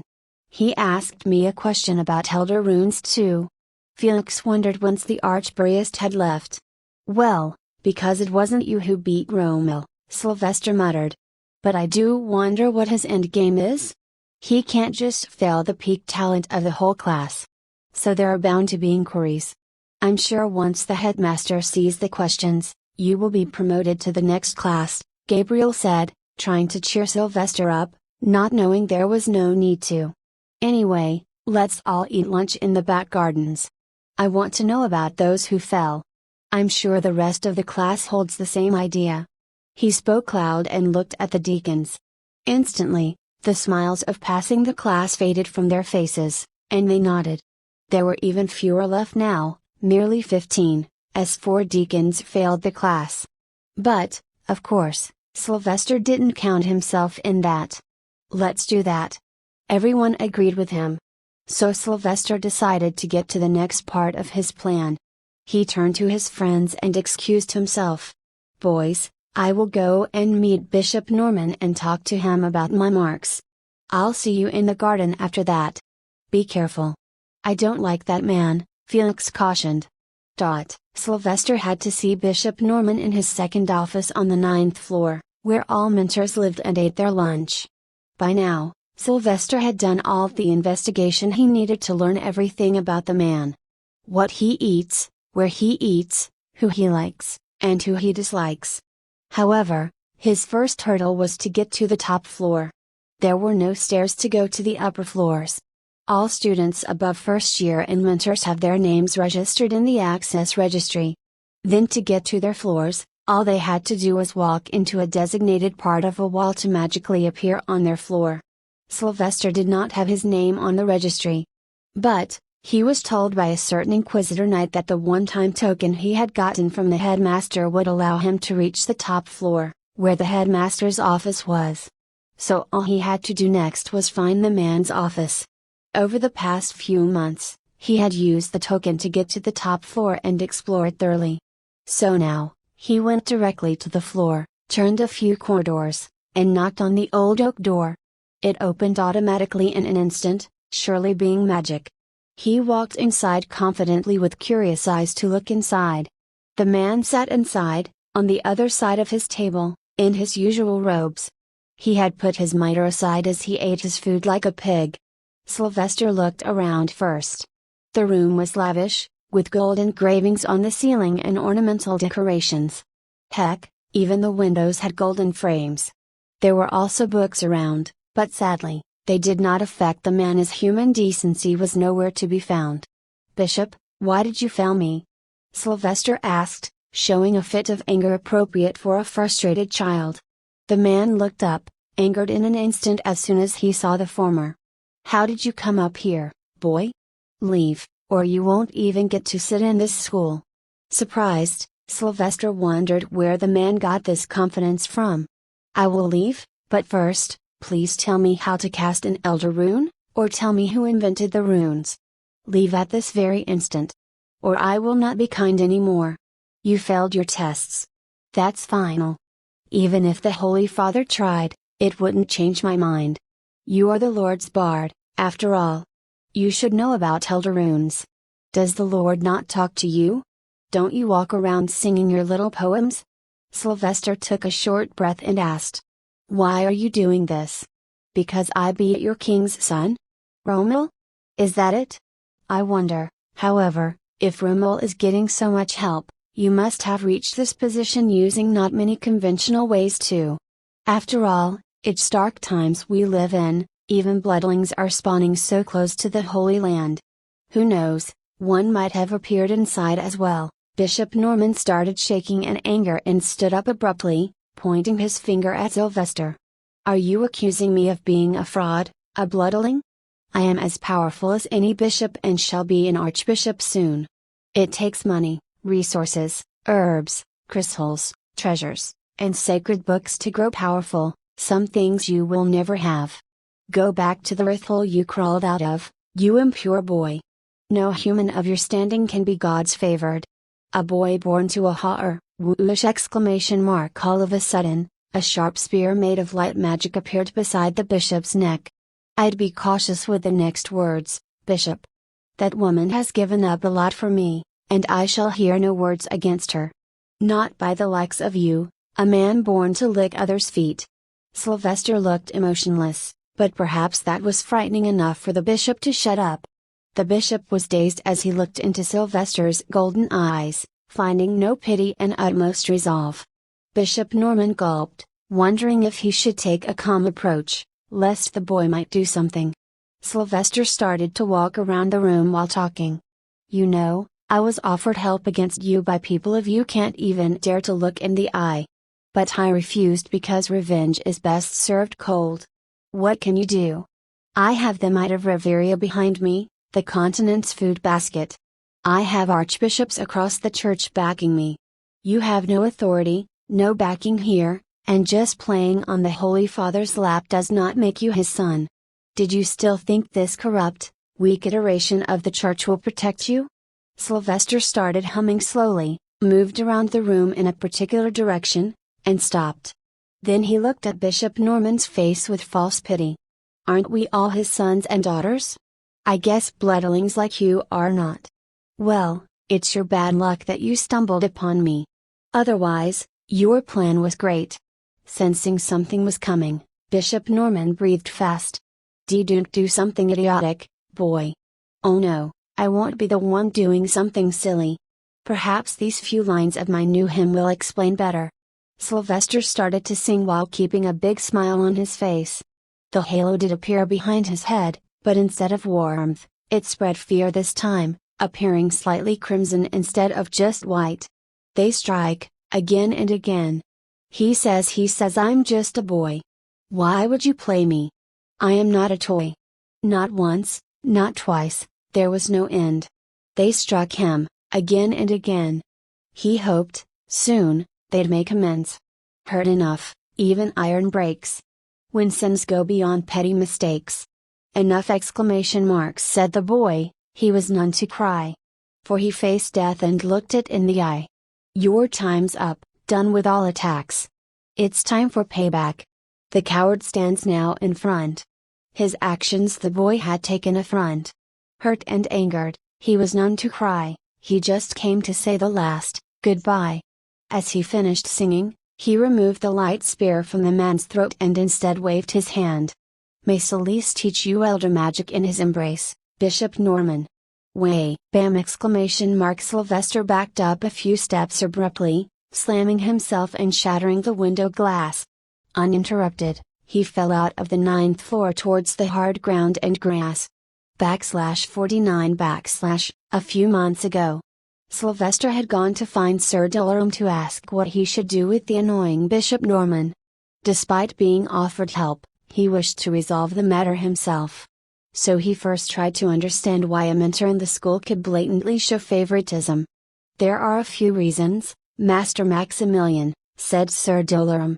"He is a bishop, and if he's connected to the Riveria royal family, then that means he has the whole might of the Riveria kingdom backing him. Riveria is the continent's breadbasket, so they enjoy special protection from the church. But they must use that protection to send their spies and lackeys into the Holy Land. It's a game of chess, as we also know all kingdoms have their spies around. But this Bishop Norman Spring is being very open about it, which means he has some support inside the church, most likely from some higher up. So even if the Inquisitor High Lord or the Pope would like to stomp them dead, they can't because that might start a chain reaction. A bishop is a high-ranking clergyman, after all. So we can't just remove them. Even the Pope needs a strong cause to go after them, or it would cause panic in the ranks." Sylvester understood everything. He had seen such a scheme play out many times. So let's say if the church found a plausible reason to deal with him. Let's say Bishop Norman attacked me, would the church react? Of course, you are a favored one. Even if they don't believe it, you have the highest talent in decades. The church will protect you if you are threatened physically. Sylvester sinisterly smiled. Is that so? I appreciate your help, Sir Dolorum. But I believe I can handle this. However, I may need your help with something else. I want you to teach me something. Anything you wish, Master Maximilian. Sir Dolorum dutifully saluted. Great, I just need you to teach me how to safely break my arm. What? Present, where is Sylvester? We've already finished our lunch. Felix looked around and wondered. All other deacons from their class were also present, remembering their friends who had fallen. Marcus finished eating an apple and looked at the tall school building. I hope he's fine. That bishop used to give me strange vibes. What do you mean strange? Gabriel asked.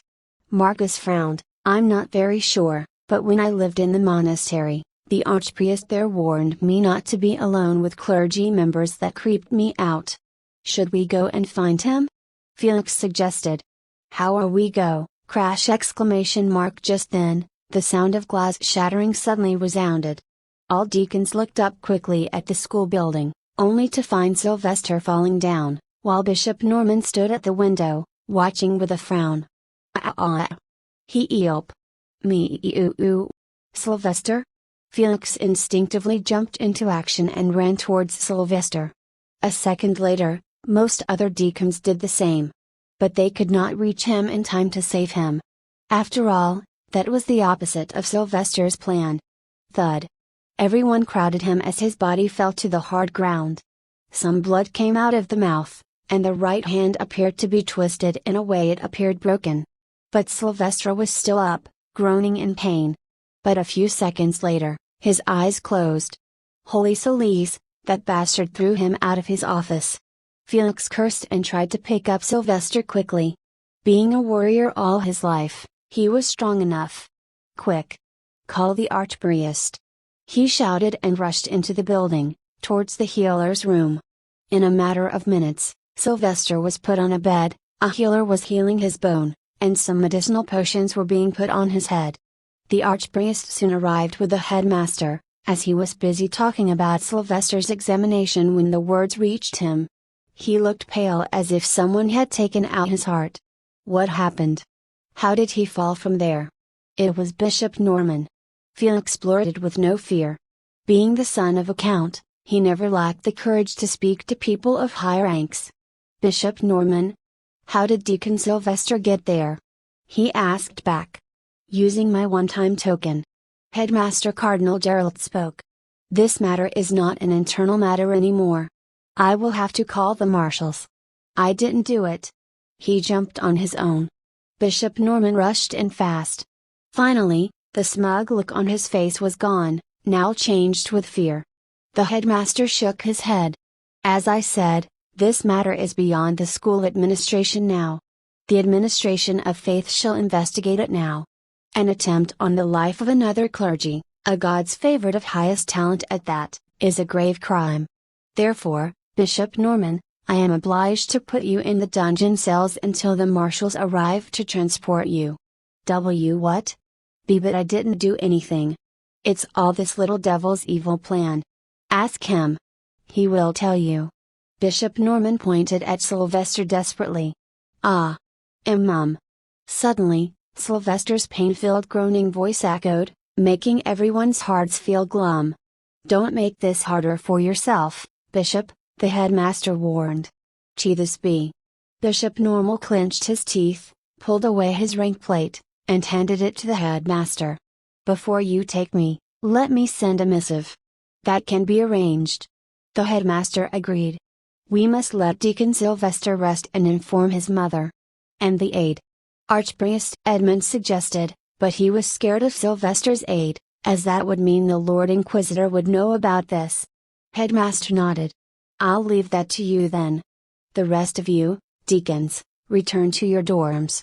I may call some of you to give a statement about this incident later. Be truthful when that happens.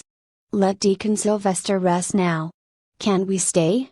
Felix asked. The headmaster agreed in an instant. You may. Slowly, everyone left the healer's room. The healer, too, went to his little cabin after putting the potion on Sylvester. Why did he scream like a cat? Gabriel asked all of a sudden. Felix smartly responded.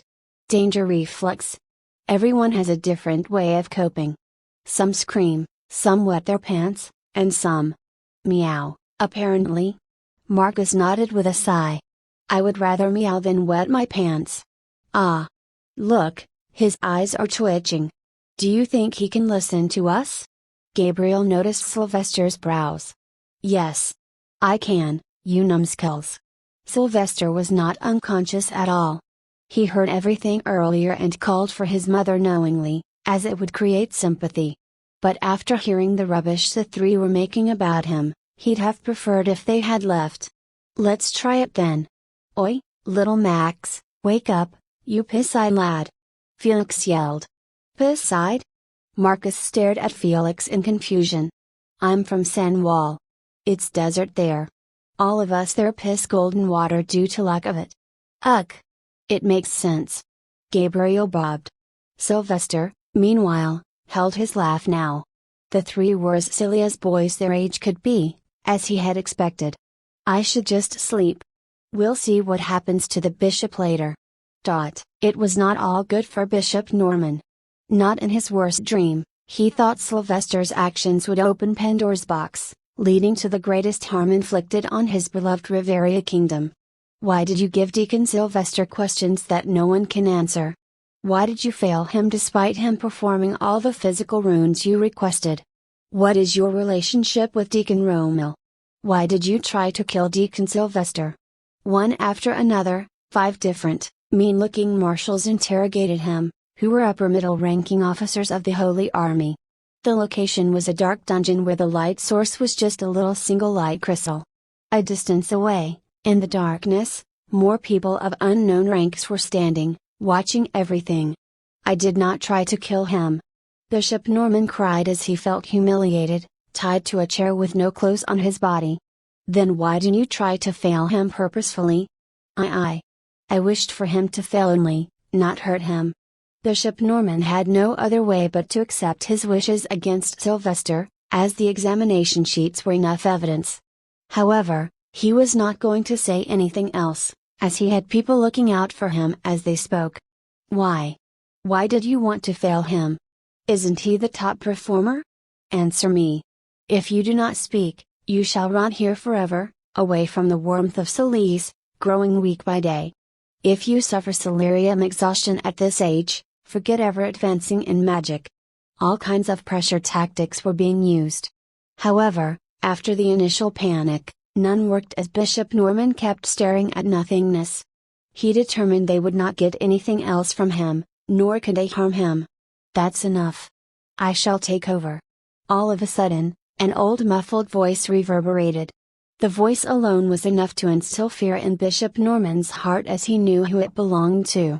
Soon he saw an abnormally tall man, in red robes and a face hidden under a visor, walking up to him and dismissing the marshals. As the general of the Holy Military, I will investigate you, Norman. You are no longer a bishop but a mere suspected heathen. Inquisitor High Lord's eyes shone under the visor. Norman could not ever utter a word directly. Why, you can't do anything to me. Do not be so confident about your friends, Norman. They lack the authority to undermine me. Or the Holy Father, who has been greatly offended by your actions. Inquisitor High Lord threatened. Why is the Holy Father interested in this matter? Norman asked because as far as he knew, Sylvester was a nobody, a simple child who played on the Pope's lap a few times. Scoffing, the Inquisitor High Lord spoke in discontent. Foolish heathen. You were not there to witness the miracles of the bard when he was merely a month old. You were not there when he fought a bloodling alone. Your actions have made the Holy Father bemoan. You stayed foolish to what was before you, chasing a dream already in view. His Holiness shall show you no mercy, but I can. Your handler, Archbishop Simon from St. Troisier's office, has confessed his sins of working for someone other than the faith. And he has named you as his accomplice. So know this, the sins you have committed against the Bard will only make your trial harder. What the Lord Inquisitor said scared Norman. Archbishop Simon told him that the Holy Father only knew Sylvester but never revealed the extent of influence of his miracles. All deacons in favored one's class had performed miracles or had extraordinary talent, so he did not consider Sylvester something too special. Clearly, he was wrong, as it appeared the whole church was obsessed with that one boy. What must I do to save my neck? He asked. His will was already broken, as he knew no one could save him if the Pope was angered. Inquisitor High Lord flicked his hand and released Norman from the handcuffs. Then he handed him a piece of blank parchment. Write the names of all the spies you know, friendly or enemy. Archbishop Simon confessed to working at the behest of the Riviere royal family, so do not lie. Norman nodded. I will. But please trust me. I did not try to kill Deacon Sylvester. I only wished to fail him so King Riviere's son could have a better chance to come out as the final God's favored. You were foolish to think merely passing a few exams will make him God's favored. One must show miracles, worship, and wisdom first, something Deacon Romuald does not have while Deacon Sylvester has in abundance. Think not, Norman, you now know the truth, just embrace. Norman nodded and started writing names, locations, and ranks while slowly, some drops of tears fell from his eyes. He realized he was also a little expendable pawn. His rank of bishop may have been very high but was too low for his king or the Pope. Regret was all he could afford. Archbishop Leonard. Sand City. Cardinal Moonwalk. Holy Land. Archpriest Remy. River City. One by one, he wrote 35 names and handed the parchment back. This is all I know. Please allow me to repent. You did well, Norman. When Deacon Sylvester wakes up, according to his testimony, you shall face your sins. But, for being a spy, I shall show leniency and urge the Holy Father to do the same. Thank you. Inquisitor High Lord got up and left the dungeon room. As he stepped outside, he saluted the old bearded man. Your Holiness, we have the names. Very well. As we have dealt with Queen Gracia and weakened her kingdom, it's time to put Riviere back in its place. As I announced before, I want peace and stability in my lands, and I will do anything for that. Apprehend all these spies, Lord Inquisitor. Their actions have caused the faith, the church, and the land a great scourge. It's time they faced the consequence, the last answer, purge. /50 Sylvester was still with one arm tied with thick dressings. He was called for an interview by the investigators to record his statements. As he entered the dimly lit room, he noticed a long wooden table at one end of the room, behind which marshals sat, each wearing standard robes with a rank plate of Master Wizard or Golden Knight. There was also the Inquisitor High Lord, surprisingly. The man was menacingly standing at the right corner of the room as if a statue. Deacon Sylvester, tell us what happened in Norman's office in a chronological order in as many details as you can. A marshal asked him. Sylvester decided not to act like a child as the Inquisitor High Lord was here, and the latter knew him well. Besides, he had to be careful with words as he remembered the tall man stating he could discern a lie. He articulated himself smartly. I was confused and frustrated by what Bishop Norman had done to my exam. He asked me how to cast Elder runes. Nobody knows that. And then he failed me. After all my hard work. I wanted to ask him why he did it and went to see him using the one-time token from the headmaster. He was eating in his office when I entered. But he allowed me in, so I faced him directly.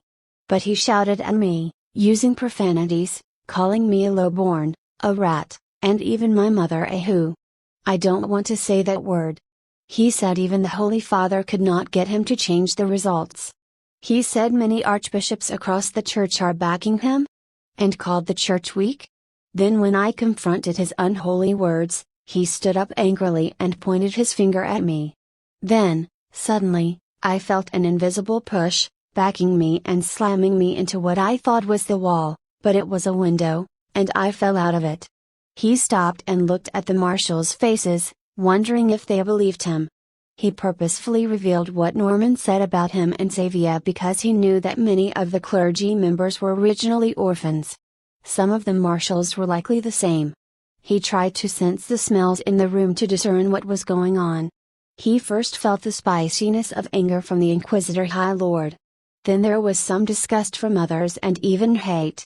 "Deacon Sylvester, can you tell us how you survived the fall?" one of the marshals asked. Sylvester quickly replied. "I used the air rune by casting it on the ground before my fall so that it wouldn't hurt too much. But I didn't come out unscathed, and the fall broke my arm. Thank you for appearing before us, Deacon Sylvester. Would you like to add anything else about Norman?" one of the marshals asked. Sylvester stared at the table for a moment as if he was thinking. Then quickly chirped. "Yes. He once called me to his office and offered me 50,000 gold graces if I chose to leave the God's favored class, even the church, and live somewhere remote. But, as I am Lord's bard, I reject that. There is nothing outside for me. Money is useless for a child." Sylvester noticed the Inquisitor High Lord nodding his head in the corner. The marshals nodded as well and allowed Sylvester to take his leave. "Thank you. I shall return to my next class." However, Sylvester was merely the first of many to be interviewed that day. Soon, other deacons from the class were called. The first one was Augustus Steele, one of the most talented wizards in the class, but he belonged to no faction. So he gave an honest reply. Bishop Norman was particularly antagonistic towards Deacon Sylvester. Other deacons voiced similar things. That was until Roma Riveria arrived, being the boy for whom Norman did most of it. But by now, even Romil was told to throw the bishop under the cart. "In your runes examination, you only answered 3 out of 5 questions, yet you received full marks. Why?" Romil nervously moved in his chair. I don't know. Bishop Norman did it himself. I don't know him at all. He's just a teacher. We may be related, but he's not supposed to help me. I know it. As expected, kids are kids. Under pressure, they say useless things. As apparent by Romil talking about things he shouldn't. It was clear by now that Romil knew it. After all that was done, Sylvester's friends were called in. Felix was the first, and he spoke truthfully, even turning up a notch a bit as he also had a personal grudge. "Oh, Bishop Norman gave me a question about Elder Runes, too. But, of course, I did not know the answer. Describe what you saw in the garden." Felix quickly answered. "We were eating lunch when suddenly the sound of glass breaking came. I looked and saw Deacon Sylvester falling out of the 9th floor, his back facing the ground, while Bishop Norman had an evil smirk on his face. Marcus was the same and added some more spices. Bishop was always angry about Deacon Sylvester. He would try to criticize Sylvester at every chance he got, despite him answering all questions. Nobody likes his class." Then Gabriel came, and as he was a very religious boy, he did not say false things. But he said something that shocked the marshals and even prompted the Inquisitor High Lord. "I don't know why Bishop Norman did that, but he's never been kind to Deacon Sylvester. In contrast, he showed favoritism to Deacon Romil. I don't know why he does that, as Deacon Sylvester is the only likely to be the God's favored among all of us," said Gabriel.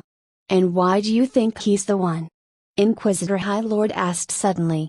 Gabriel's jaw fell at that instant as he had not noticed the big man standing in the dark corner before. His voice took a turn for the worse, and he stuttered. I just believe that. To be God's favored one needs wisdom and strength. As Sylvester has the most of it in the class. There is also Felix, but he is dense. Ha ha, you can go now, Deacon Gabriel. May the light enlighten your paths." Inquisitor High Lord dismissed with a slight chuckle. What Gabriel said was clearly what most adults saw, but it soothed him to know that Sylvester's friends felt the same. With that, the interviews ended, and the investigation had gathered a dozen small booklets. "What shall be the verdict, Lord Inquisitor?" "Bishop Norman clearly did everything he's been accused of," a marshal asked. That is for Deacon Sylvester to decide whether he holds the man guilty or not. The next day, in an underground prison, Sylvester was brought to an open area where a few marshals, inquisitors, Inquisitor High Lord, and the headmaster were present. He was the only deacon there, and therefore felt out of place. He looked at Norman. The man only wore a small piece of cloth that hid his manhood. He was tied in chains, both hands held apart. His face had darkened, and his eyes were sunken and had turned red. There were various marks of injury over his torso, showing his days here were not very kind. There was hate and anger in the air from the clergy and Norman.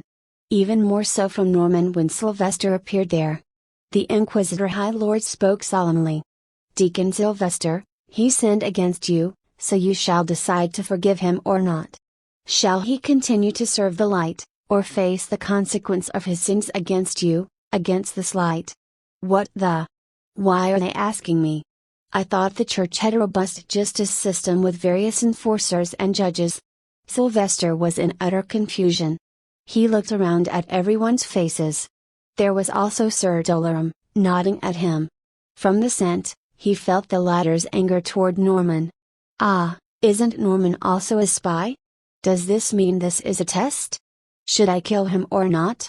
He wondered what the purpose of calling him here was. Was he supposed to show kindness or wrath? He glanced at Norman and remembered everything the man had spoken to him from day one. Calling him strange things and, to Xavier, a harlot. But above all, he also disrespected the faith and spoke negatively about the church. No, for my own peace of mind, I cannot let this man live. Today he may show remorse for his actions, but he will always remember that I caused this. He will always remember what I did in his office. Not today, not tomorrow, but whenever he gets an opportunity, he will strike like a viper waiting for the perfect opportunity. No mercy. He took a long breath and tried to minimize the effect of his words, just to be sure if they were expecting him to be lenient with the man. He was the judge of the life or death of a bishop, after all. He carefully sang a short passage hymn, instantly turning the anger of all marshals and inquisitors into worship. The warmth from the halo in his hand reached all, even Norman. But the ex-bishop had a strange reaction to it. He shouted and cursed, "Damn you and your hymns! You are barred of none. Thank you, Bishop Norman. You've made it easier for me. You sin or not, the Lord sees it all. There is no hiding, be it big or small. There is no cure for sinful illness. Insult the faithful, and receive forgiveness. Abuse the faith, and accept destruction. Burn the sinners," states the Holy Inquisition. Sylvester stopped and blankly stared at Norman's terrified face. What he had decided was clear from his little passage. "And no, no. Don't do this. I did not push you. I didn't try to kill you," cried Norman. Sylvester shook his head. "This is not about what you did to me, Bis. Norman. I forgive you for what you did to me. But the words you spoke against my lord, the Supreme Solis, there is no forgiveness, no repentance." At those words, everyone in the dungeon nodded. The Inquisitor High Lord a bit more, as the hymn had his beloved Order of Inquisition in it, making him deeply proud. Sylvester turned to face the big man and conveyed his verdict. "Lord Inquisitor, Sylvester forgives him, but the bard does not. It has been decided then." Inquisitor High Lord slammed his metal staff on the ground once, making the sound reverberate. "Burn he may in the depths of the unholy abyss, may his sins blow away with his ashes, away from Lord's warm bliss. In the year 5100 of the Holy Sun, I, Inquisitor High Lord, with the power and duty bestowed upon me by the Supreme Pontiff, declares Norman Spring excommunicated for heresy and condemned to be burned." As soon as his order came, 3 men entered the dungeon. They were wearing black hooded robes with no rank plate. Their faces were also covered in black metal visors. One held a book and started reciting a few words, while the other 2 stacked wood around Norman after locking his feet. The man screamed, cried, and prayed for forgiveness. His face contorted in ways unimaginable as he tried to free himself from the confines, ignoring the harm to his own body being done. His wrist seemed to rip apart slightly while his feet broke utterly. In the blind rage to be free, he forgot nothing could save him once the announcement of the decree. Whoosh! In seconds, the fire engulfed the man, and his flesh melted like snow. His screams echoed across the entire prison, sending chills as the other convicts could only listen. Seeing the flames reaching the ceiling, Sylvester noticed it was already darkened. He reckoned this wasn't the first burning that hall was witnessing. Damn you! Ah! You will stand here one day. Norman managed to utter a few words before his face wholly burned down. His eyes popped out and disappeared in flames. From now, Norman Spring was just another among the heathen names. Sylvester was not affected by the view and merely scratched his face as he looked. Great, this should send a good message to all future mentors to not mess with me. And once I'm done with my education, I'm out of here. He thought, planning for a future. Deacon Sylvester, return to your school. The Inquisitor High Lord ordered him. He quickly saluted and left. Nothing was amusing about remaining in that suffocating dungeon anyway. Without any protection, it's time to subjugate the Crown Prince of Riveria now. Ha ha. Today, despite seeing burning flesh, he felt utterly fresh. Ah, you're back. Look here, Sylvester. A running man left a package for you.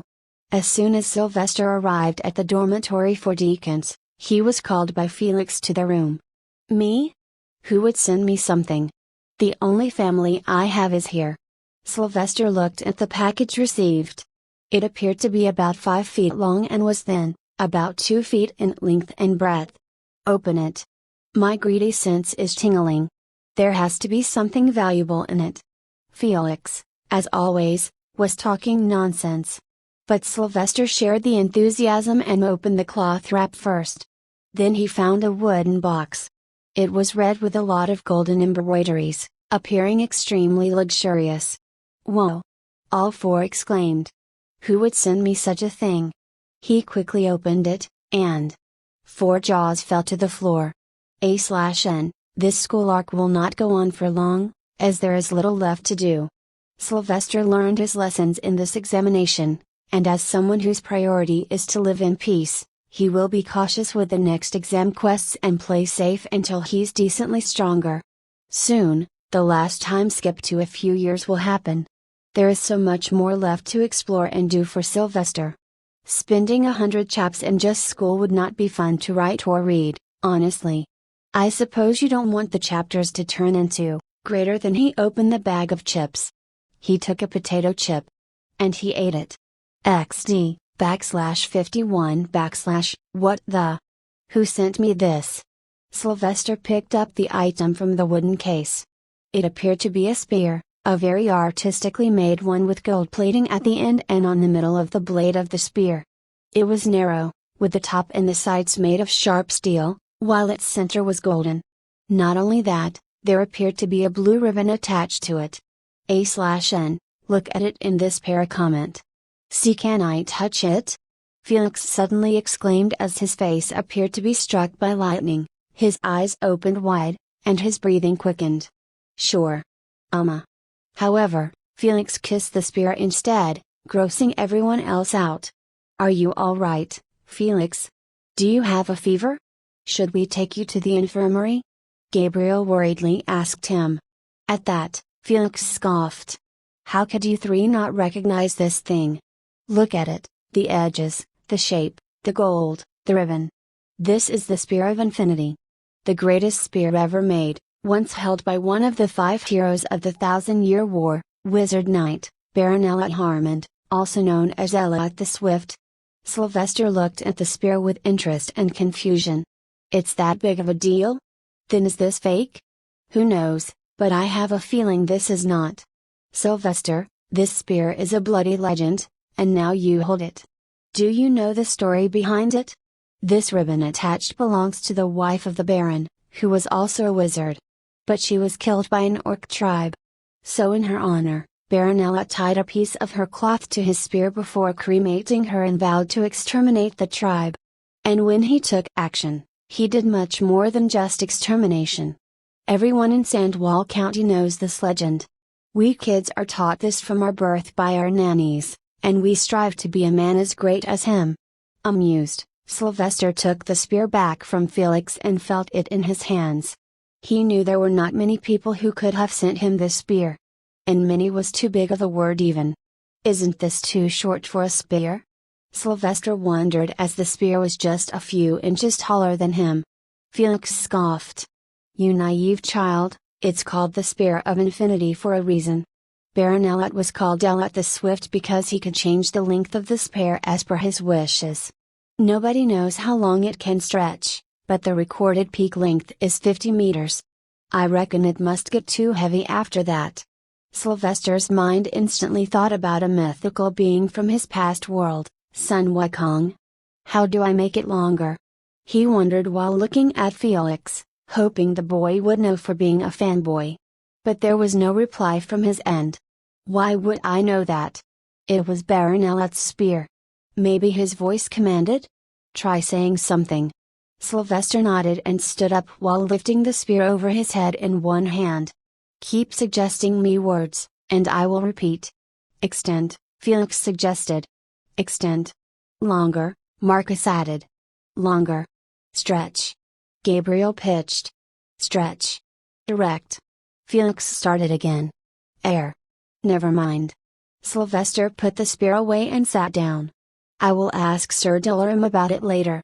But if this thing is as great and precious as you say, then I'm afraid I'd have to keep it safe unless I am strong enough, or else someone might steal it or worse, kill me to take it. Sylvester understood the gravity of walking around with a big label on his head, telling people he had a precious treasure on him. Some may have the guts to attack even if he is from the church. After all, greed often blinds people's judgments. By the way, what happened to Bishop Norman? Gabriel inquired. Burnt to crisp, Sylvester replied. But he noticed no pity or negative emotions from the boys. May his soul have some mercy. Gabriel prayed. I've seen too many people like him when I was a slave. They are short-sighted and greedy. It seems his sins had far outweighed his good deeds. You never tell us about your past. How was it like being a slave? Felix suddenly asked, being insensitive as he was, but it was understandable that he'd be interested, as he was surrounded by slaves all his life. Gabriel sighed and gave a summary of his life story. Well, I and my sister, Raven, were 4 when our parents died. The village chief initially cared for us, but he later started beating Raven and me for no reason. Thankfully, there was a healer lady kind enough to take Raven in. I searched for work but found none, so at the age of 6, I sold myself to a merchant first. Then I gave all the money to the healer to keep my sister fed and protected. I then worked as a porter for a while, but being too small, the merchant sold me to some lord. Life was hell there. The beating was an hourly occurrence. The lord, his kids, and even other older slaves would beat me. Many clergy members saw me but never helped. Until one noticed I was using light magic to walk in the dark to deliver the Lord's message to the monastery. The rest is history. I just hope Raven stays safe and well fed. I don't care about being God's favored. As long as I can gain strength to protect my sister, I am happy.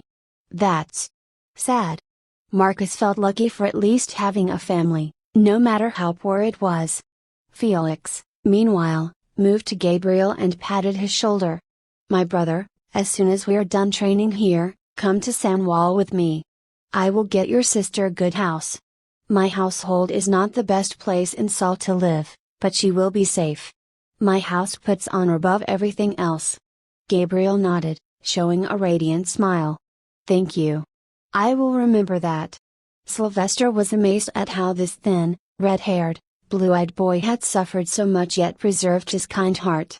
We're all misfits, gathered not by choice but by chance. What are you smirking at? Marcus noticed a smile on Sylvester's face. Nothing, I was just thinking about how we all have a tragic story. You were poor, Gabriel was a slave, and I was a month-old baby about to be tossed into the fire. Celeste really brought us together, it seems. Hey, why was I left out? Felix objected. Sylvester scoffed.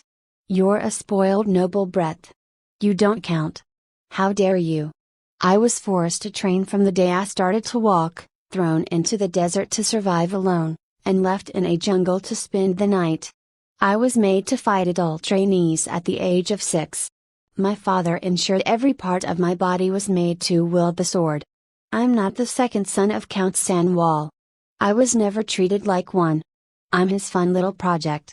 And the truth is, I have no interest in fighting." That raised the other three's brows. "What do you mean?" Sylvester exclaimed. Felix looked at his friends and wondered if they would judge him or laugh. He nervously brushed his black hair with his hand and looked down. I wanted to read books, write plays, and stories, paint, and become an artist. I wanted to do something creative, with colors. Not blood. I know, it's a pansy dream to have, but it was all I had. All that my mother taught me before she left the world." Sylvester shook his head quickly. "That's not a pansy dream, Felix. It's an honorable dream, especially in times when a man only thinks about either sin or prayer. We do need a third hobby to keep ourselves sane. But we must accept our reality and prepare for the worst, even if it means learning to paint with blood." Gabriel agreed. "True, I heard from a few clergymen yesterday that darkness is coming. I don't know if that means something dark or war or if they were just talking about sunset. But there's a chance we will probably be fighting for something in the near future. If that happens, can we make a pact?" "What pact?" asked Marcus. Gabriel nervously moved in his seat and asked. I am not as strong as Sylvester and Felix, nor talented in moving as Marcus. So if something happens to me in the future, will you give my life savings to my sister and ensure she marries a good guy?" "Yeah, me too," Marcus chimed in. "If the war begins, I'll be dead in months.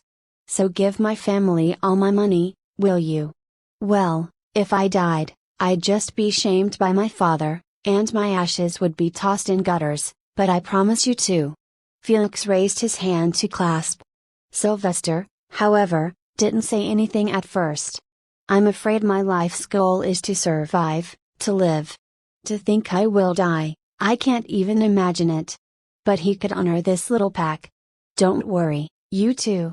If something happens, all of us will add money from our own pockets and ensure your sister or family can live in peace forever. Do you have that kind of money?" Felix narrowed his gaze. Smirking, Sylvester nodded. "Ha, I have my ways." "Meow. Why did you meow again?" Marcus exclaimed. "Do you want to clasp and seal the pact or not?" Sylvester was quick to bring their focus back. "Pa." Gabriel quickly put his palm on Sylvester's waiting fist, followed by Marcus and Felix. And just for visuals, Sylvester made some light come out. "It's done. You three have sold me your souls now." He japed. But then he added, "By the way, don't worry, Gabriel, if something happens to you, I'll marry your sister to our resident rich lord, Felix. Hey. I'm not up for the market. Though, what does she look like?" Felix intently looked at his friend. Gabriel's brows twitched, and he closed his eyes for a moment. "Oh Lord, forgive me for I am about to sin." "Fuck off, Felix. PFFT. A little round of laughter soon ensued as the four boys pulled each other's legs. Sylvester tried to bring some light to his dark heart, albeit sensing the future to be cloudier than ever. "I don't know if all of us can survive till old age. But I hope we do. These boys may be a part of an evil church. But they sure are good at heart and deserve to live a happy life." That evening, Sylvester ate dinner at the dorms with his friends. But before he returned home, he went to his second home, the Inquisitor camp. The people there respected him, loved him, and cherished every word that came out of his mouth. Some have even asked him to name their newborn child somewhere far away. He reciprocated that respect by singing hymns from time to time, giving the Inquisition new marching songs. But today, he had a big wooden box on his back as he found Sir Dolorum resting inside his tent, still up and writing something in his journal. "Sir Dolorum, I have something to ask. He entered unannounced, as this was not the first time. Master Maximilian, you should be home after seeing all the. Sylvester cut him off with a chuckle. Honestly, Sir Dolarum, nothing can be scarier than that bloodling. The knight chortled, ha, indeed. How may I be of help?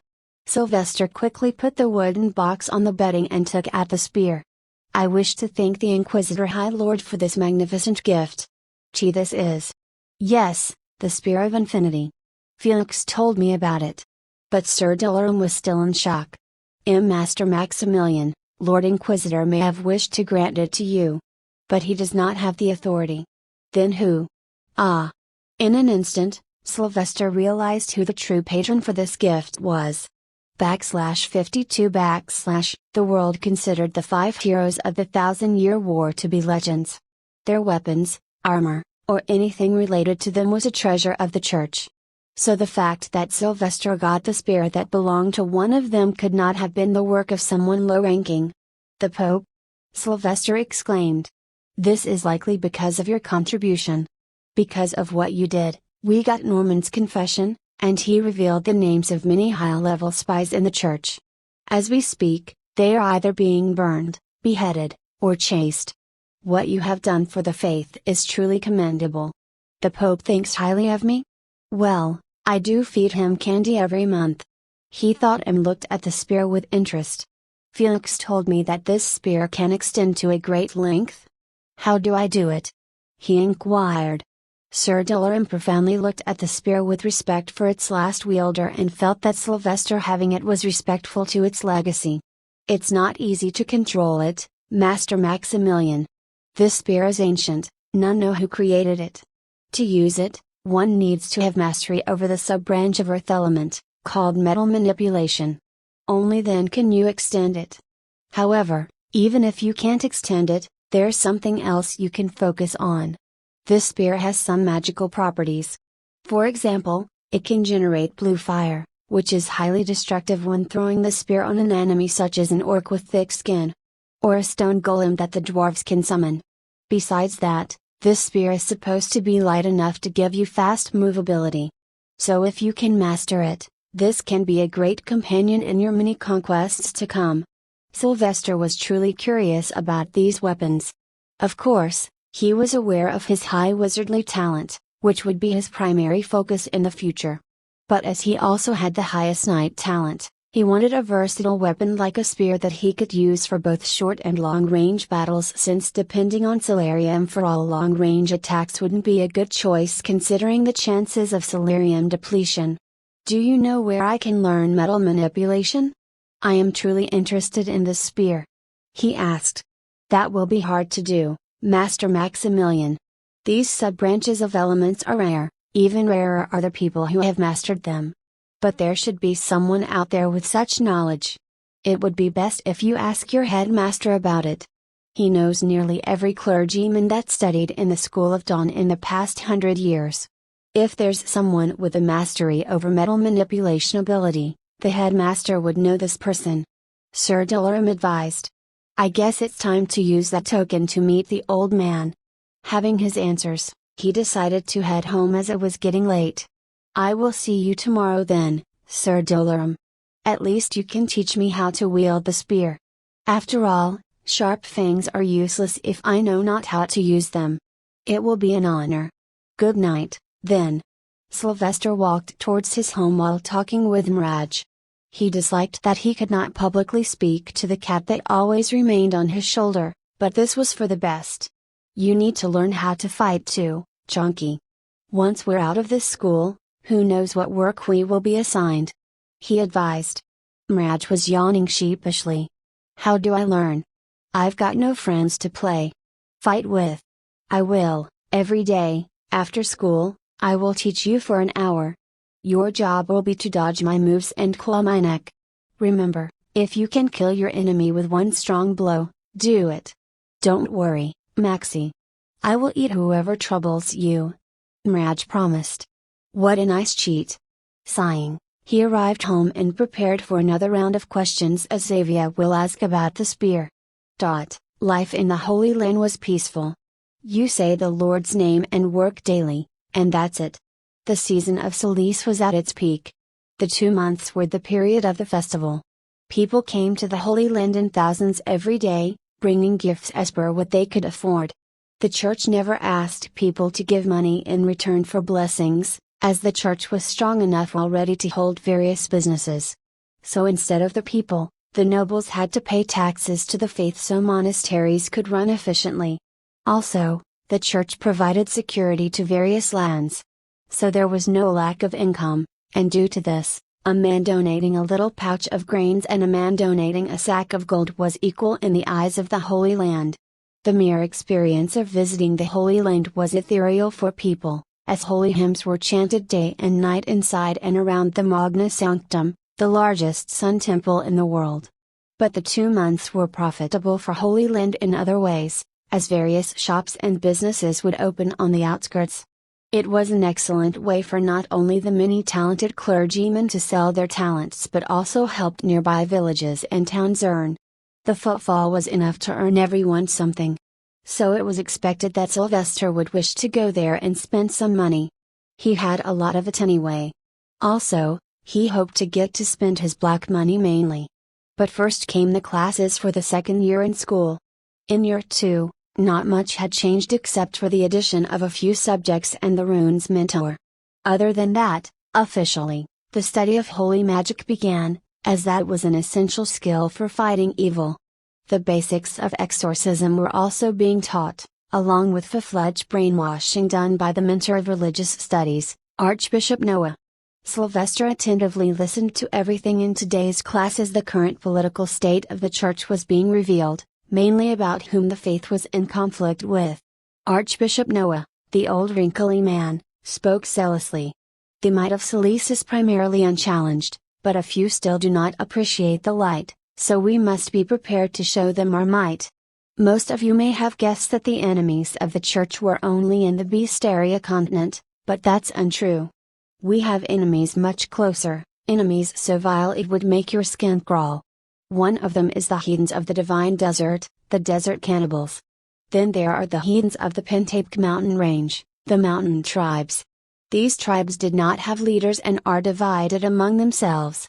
But that's what makes them frightening, as the thought of the heathens banding together leaves the strongest of armies with cold feet. Mentor. All of a sudden, a boy raised his hand. It was none other than Romil. Mentor, why don't we eradicate them then? Sylvester and his friends scoffed at the naive questions. It was clear that since Norman was gone, Romil was trying to show himself to be smart. And even stay away from Sylvester, since Romil used to try to bully him earlier. Not only that, Romil had bullied a few deacons to quit some even by breaking arms or legs during various training. Bishop Norman used to protect him before, but sad for him, now his stars had misaligned. The answer is obvious. We have more significant wars to fight. The desert cannibals consider their desert sacred and only wish for our resources, not our lands. At the same time, mountain tribes are used to cold weather and can't survive in the south. And we know that our enemies in the east are much stronger. Can someone tell me the names of the greatest enemies of the faith? Archbishop Noah asked. Felix lifted his hand. Mentor, it's Dwarf King Gilder Ironcloak? Ha ha, good try, but you were 5 decades too late. Before the end of the war, we were able to bring Gilder to the embrace of holy fire. His son, Gallagher Ironcloak, now rules the majority of dwarves. However, this is not the only greatest enemy.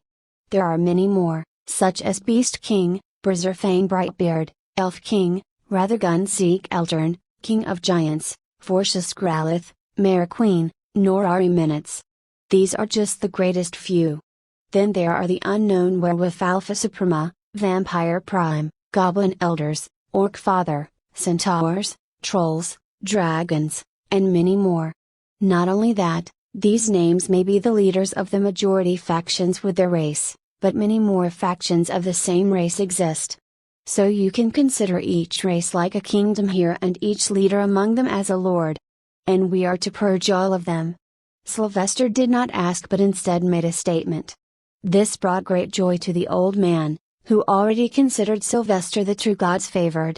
Ha ha, that would be the last option, Deacon Sylvester. No, our first solution is to bring them to Lord's light, make them change their hearts. Then it seems I need to get better at singing my hymns. Sylvester jokingly added and relaxed back in the seat.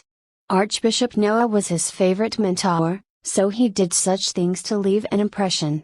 Indeed, your hymns have the power to do the impossible. But remember, when words fail, arms must remain ready to answer. With this, the class is over. Go out and eat lunch. The Archbishop left soon after. Sylvester quickly got up. Let's go. I want to go to the Pilgrims' Festival. Let's eat something there. Food's on me. Finally, it won't be me paying. Felix rejoiced and got ready in an instant. However, Sylvester was not done, as he had another person in mind to take along, someone he wished to bring under his thumb. Someone who was trying to hide from him. Romil, my friend, won't you come to the Pilgrims' Festival with us? He called the boy. In an instant, Romil's face fell, and his terrified eyes looked left and right for an escape. Worse was the fact that the two peak talent boys, Louis Hermington and Griffin Blaziken, who used to be Romil's lackeys, had left his side. I'm sorry, Deacon Sylvester. I didn't mean to, Sylvester interrupted by pulling the boy close and putting his arm around the dirty ashen blonde-haired boy's shoulder. That's fine, Romil. It was all a misunderstanding. I know that. It's better if all of us strongest deacons stay together as brothers. After all, one day, we might have to fight the heathens alongside. Rome's face lit up instantly. Yes, yes. You're right. So let's be friends. A little help is worth much more for the wretched. That was Romil's condition as of now. Great, then let's go. Ah, Deacon Augustus, join us too. He was also called the factionless deacon. The more, the merrier. Sylvester's strategy with Romil was simple. The easiest way to break someone's mind and make them subservient was to befriend them, make them feel comfortable, and then slowly push their comfort zone by making them do terrible things. Then, those terrible things will gradually become normal, and all they will know would be to follow orders, turning them into great servants. Romil was, above all, a loner at this point. He sought new friendships, some assurance, and validation. And he was going to find it with Sylvester. With a kind smile hiding the wickedness inside, Sylvester planned to break Romil's mind. The friendship he was offering was not going to be free. Thankfully, to extract the right price, the School of Dawn was there to ensure Romil could never flee. /53 This was the first time Sylvester was getting to see so much economic activity. The last time he went to the capital of Gracia Kingdom, he was a month old and slept most of the time. After that, he never entered the city and bypassed it to reach his destination. The festival appeared to be something straight out of some fantasy. He just felt much more connected and comfortable walking around now. There were shops selling souvenirs, robes, pendants, food, and books. There were also a few blacksmiths, but they were not allowed to sell weapons, but only household tools or any new inventions. There were also jewelers in neat silk decorated shops. The whole festival grounds were surrounded by a temporary wall erected by earth wizards of the Holy Army, and security was their responsibility too. The boys walked in the busy street while various loud hawkers shouted to sell their products. Come here, get yourself the best silk anywhere. Tasty fresh spice milk. Get your latest compilation of Bard's hymns. Wait a minute. Sylvester stopped as soon as he heard the last hawker. Is someone selling my hymns? He quickly went to the shop and found a clergy member selling it. It was a middle-aged man of apprentice rank according to his rank plate. Can I get a copy of the hymns? He asked the man. The man noticed the rank plate of Sylvester and was shocked it was higher than his own, despite the latter being a kid. The clergyman happily passed a copy. It costs 100 gold graces, but no price for the men of faith, here. Sylvester was none to argue with and took the free booklet with him. He quickly opened it to see and soon confirmed that the hymns were his, from the first to the most recent one. But he noticed something. Holy Solis, are these people copying books by hand? Don't they have a magical way to do it? I think he's satisfying his ego, Felix commented with Marcus, loud enough that Sylvester could hear. Huh, I was just ensuring they wrote the hymns correctly. He scoffed and quickly stopped an old poor-looking pilgrim walking by. May the holy light enlighten your paths. I do not need this book of hymns, for I remember them all. Please keep it. The man happily took the book and kissed it as if it were some treasure. It was understandable, as books were too expensive since they were hand-copied and hence, were too valuable and unaffordable by most. Sylvester moved away, aiming to eat something as it was their lunch break. So they soon selected one clean-looking food shop with some tables outside and sat down to eat. It was too empty for some reason, but they didn't care and got themselves hot milk, 2 boiled eggs, and big, thick roasted chicken breasts. Romeo, come here. Why sit so far away from us? Sylvester called the now meek Prince of Riveria. The poor boy had lost his security umbrella. Romeo silently walked over to Sylvester and sat beside him on a long wooden bench. Teeth, thank you. Sylvester read the boy's body language and sensed the chills of fear in his mouth. This boy, he needs to get comfortable before I can command him. If you don't like what you eat, get something else to eat. It's my treat. He added. Then they got to eating like madmen because being deacons in training, especially as God's favored, their classes were harsher and squeezed every ounce of energy from their bodies daily. Yes, basking under sunlight did refill their bodies with silarium, but they still needed protein, iron, and calcium from other food. Gabriel, please give me your written material from incantation class. I think I made a mistake while writing, Marcus asked. What's the matter with you? You make so many mistakes even when copying from the board. Gabriel annoyedly muttered while stuffing his mouth. Marcus sighed sadly. I don't know. I was never good at writing, and I sometimes jumble up the words and inverse them. I think my brain is damaged. Dyslexia? Sylvester thought of instantly. But sadly, he was in a world where they neither had the time nor the means to help something like this. It could be something related to the brain, but as long as you can memorize and read, it's okay. I will give you my notes after classes every day. Sylvester offered, as his memory was good enough to memorize what happens in class. And try writing with your finger in the air to practice. My brother, you are the best. Here, take this egg then.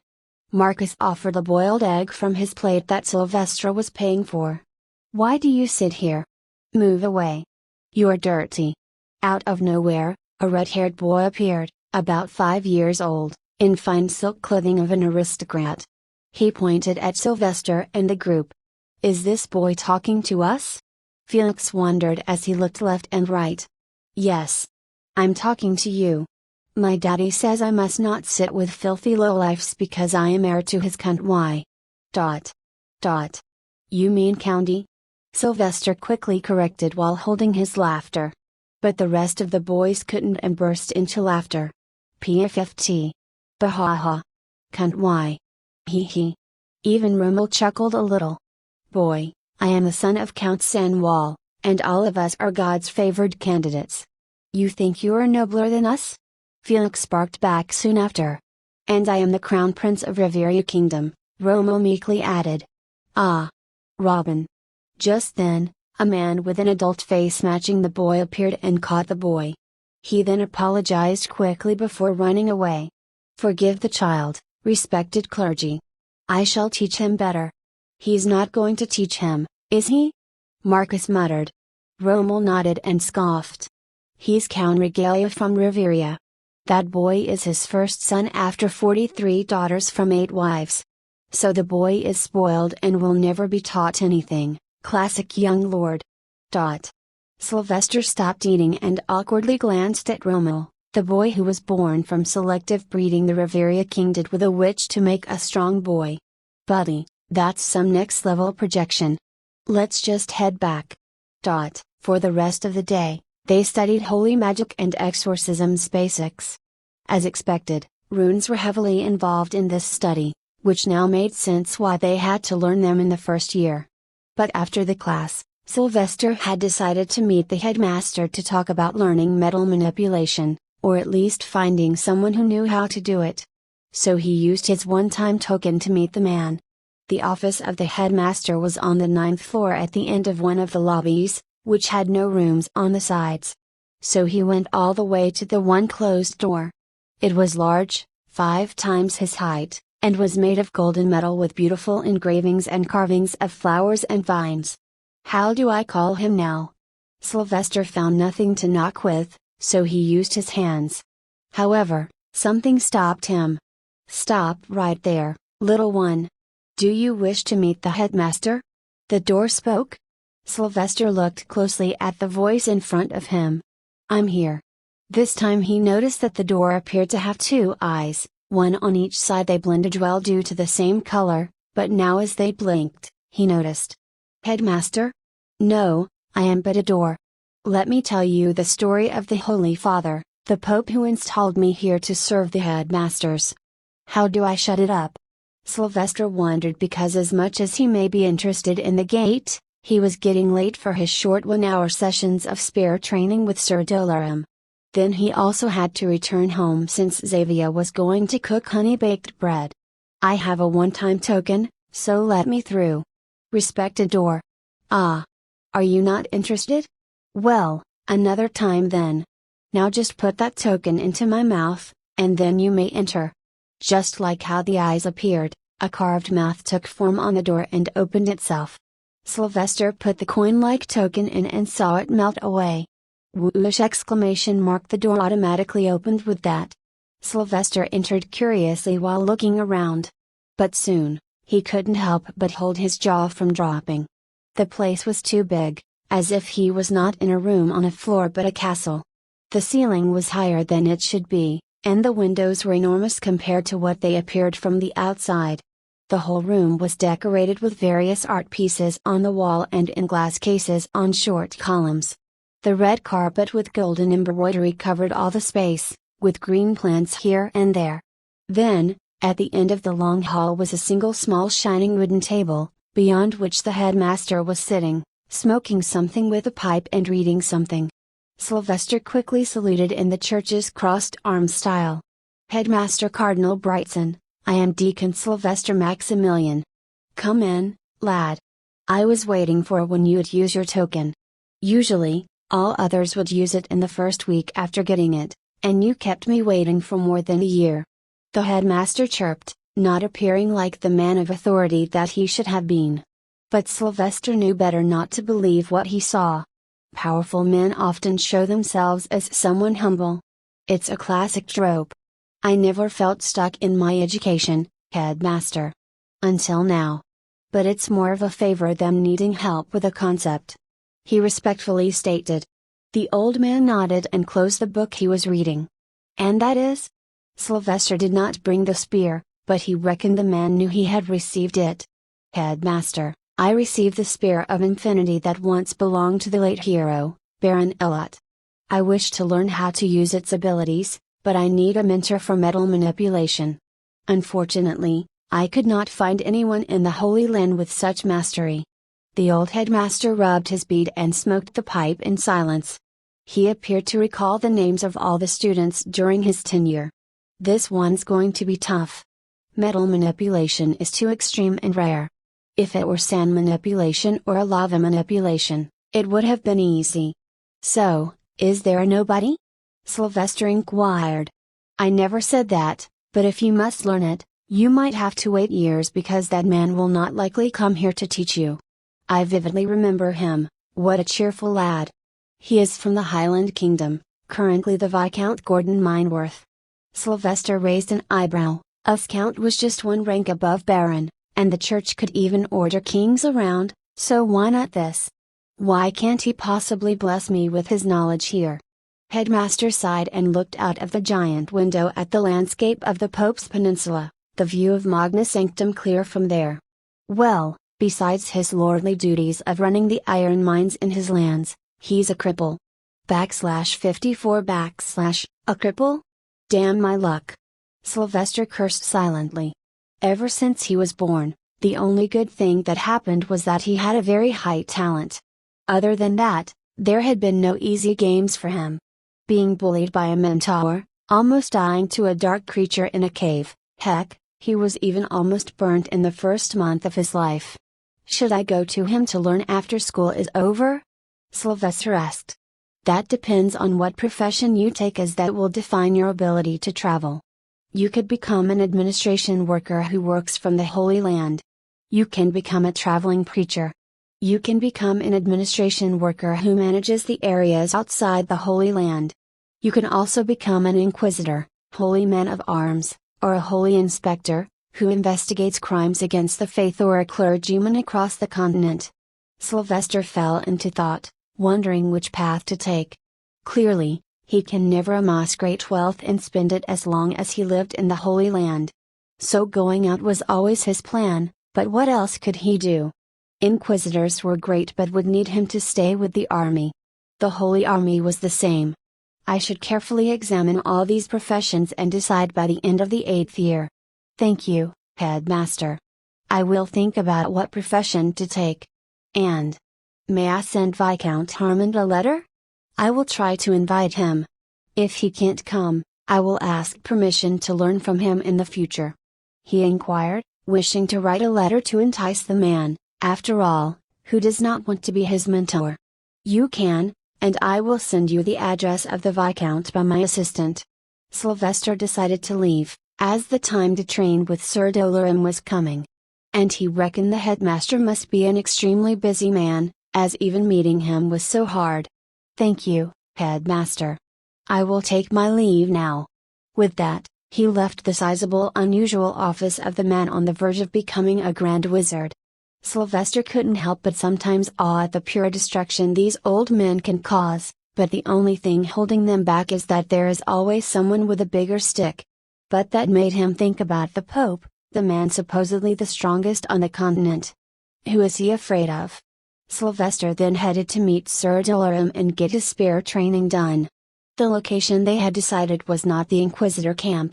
Instead, it was the terrace of the Bright Mothers building, the good old place where it all started.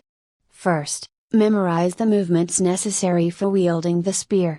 The last mistake you want to make in a battle is to hit yourself mistakenly. Remember, a spear is different from a sword, for its length can be your boon and bane. Just like how you practice chopping the air to make your muscles remember the movement while learning sword arts, you need to do the same with the spear. But instead of chopping, you must learn how to spin the spear in your hands. Once you master that, your body shall automatically know how to move it. Sir Dolorum gave his initial instructions and showed an example using a simple spear. Even Sylvester had a simple spear, as he felt the spear of infinity was too precious to be kept outside when he couldn't even wield it. This is going to be easy. I don't know how to use spears, but I did learn how to use a fighting stick. He thought and carefully tried to spin the spear over his head. The twin moons were already shining in the sky, uninterrupted by any clouds, as the season of solace usually has clean skies for 2 months. There was enough light for the mentor and student to train. There was a strange relationship between them, where Sir Dolorum was officially a servant of Sylvester. Instead, he considered himself the guardian, wishing to see the boy reach great heights. For Sylvester, Sir Dolorum was a respectful man he could somewhat trust. But it was clear that he would never trust anyone completely, maybe Xavier, because the woman was his mother. But even then, some little traces of doubts always lingered since she had not revealed his ancestry yet.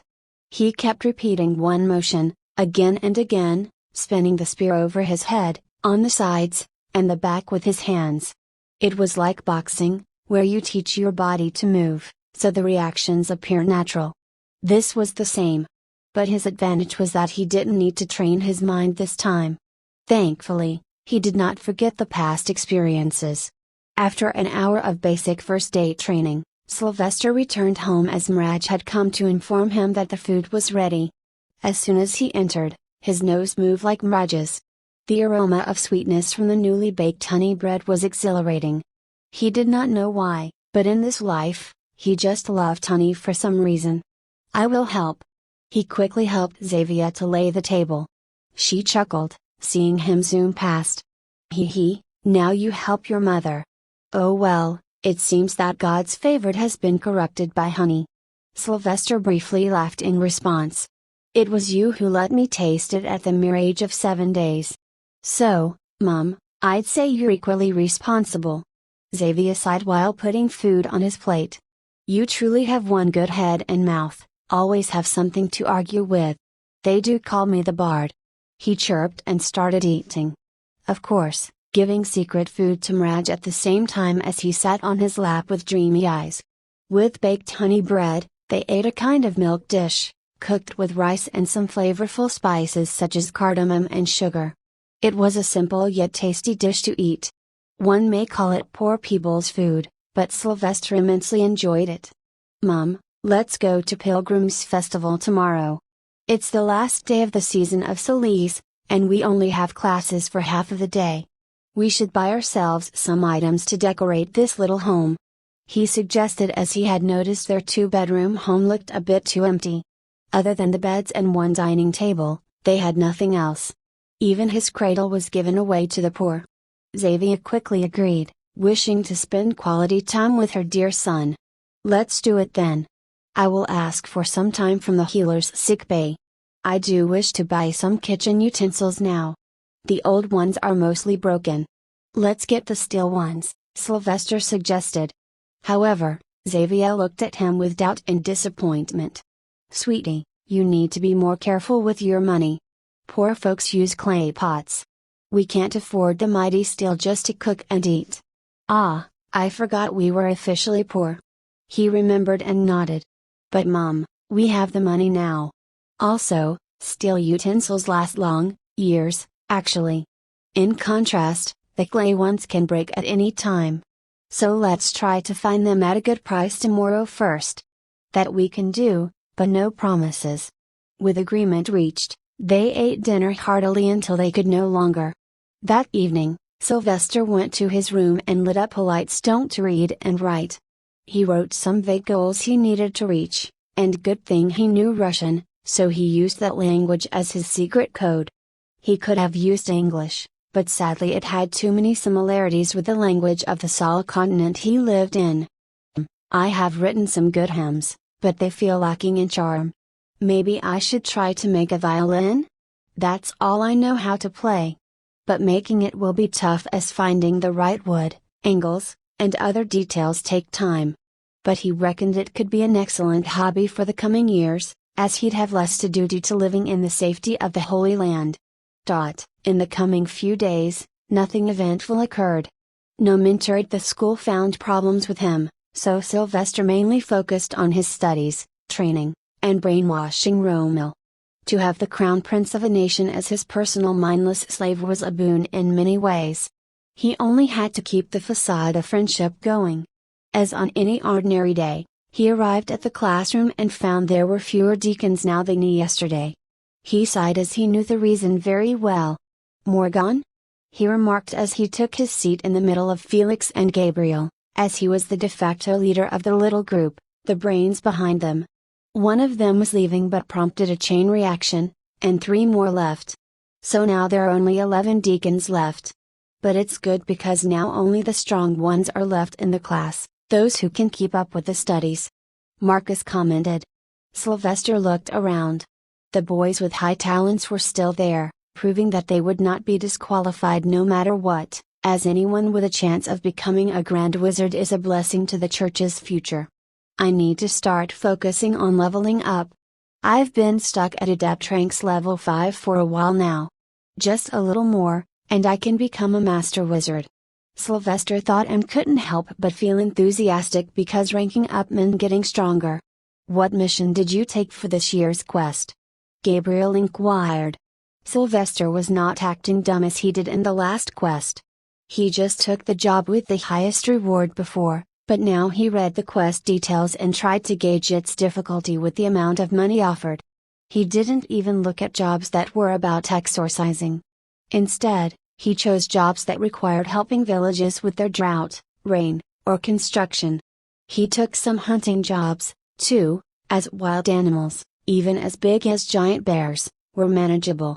I took the job of helping the construction of a new monastery and village in the new settlement near the coast of Gracha Kingdom.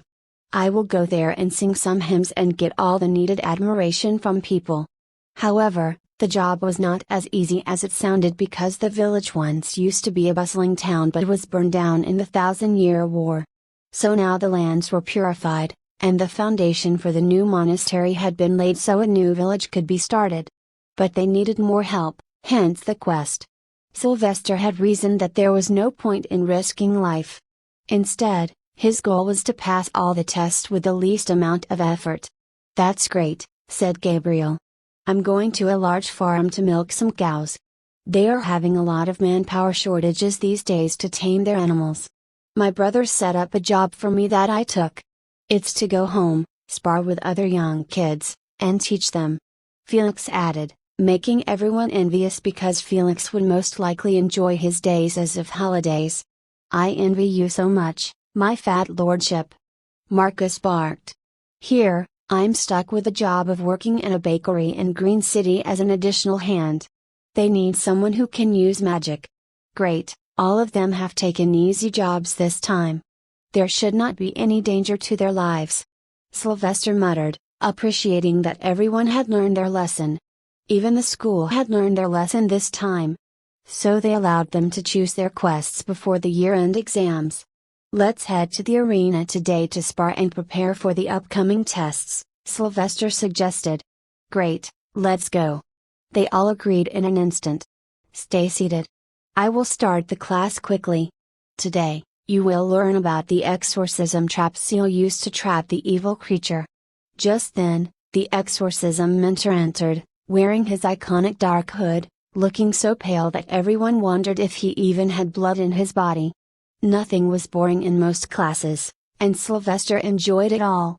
So before he even knew it, the class was over, and he was standing with the boys in the arena, ready to send out magic. They had done this many times and were masters in managing to coordinate their fight now. Rules are the same: no harmful spell, use of arms and legs is permitted. "Felix, you can't use physical weapons, both of us spend from night's spars. Sir Baldfreak wants us to first grow, and no kicking in the family jewels." Sylvester repeated the rules. "Ha ha, it seems you have not forgotten the mishap." Felix mockingly chuckled as he was the one who hit Sylvester there mistakenly. "Let's go." In an instant, everyone used their mastery to start a four-way fight. Felix used his fire to create a semi-ring around his back and focused on Sylvester and Gabriel at his front. Being proficient in earth and air as well, he first made the chunks of earth float above and then sent them as projectiles toward Sylvester and Gabriel. "Bam!" Sylvester blocked with a light shield and sent out a little tornado of air towards Gabriel. The religious boy was thrown into the air and spun around crazily while screaming. Sylvester used his greater experience to overcome problems. They were not fighting one person at a time, but each member simultaneously, but the boys seemed to forget that every time. Sylvester used hardened light magic to make a staircase to gain some height and attack Felix, who stood behind a wall of fire. But he first focused on Marcus since he was completely distracted by Felix. "Steam screen!" Using this move, he created a large field of steam with fire and water from runes. The steam instantly covered everything, letting Sylvester crawl to Marcus. "Bam!" He spun his kicklo and made Marcus drop. Then without stopping, he jumped on Marcus and tapped on the boy's neck, signifying the latter would have died by now if it was a real fight. "Ha ha, you can't win, Felix!" Sylvester taunted. Felix started to use the fire to throw out fireballs at Sylvester. But Sylvester merely made himself a light magic cocoon that covered him from all around. It was small and good enough to handle Felix's strikes. Then he walked straight into the fire around Felix and reached him. "Pa!" He smacked Felix on the head, showing he won once again. "You three lack creativity." Gabriel was so easy to deal with. He was not even seeing me. Marcus was unaware of his surroundings and forgot his fight was not just with Felix. "And Felix, you trapped yourself in your ring of fire as you don't have a water element." "Yeah, I understood that, but a bit too late. Felix embarrassingly accepted his fault. Sylvester was not done. You still could have stopped the fire by using the air element to create a negative pressure on the fire. Wait. However, Felix constantly stared at Sylvester's rank plate, not listening to anything. Why is this blinking? Sylvester quickly looked down only to notice his rank plate pulsating in a warm golden light. The slates of Adept Wizard rank had disappeared too, and now there was nothing. He instantly felt warmth rising in his body, his breath started to get faster, and his face turned red.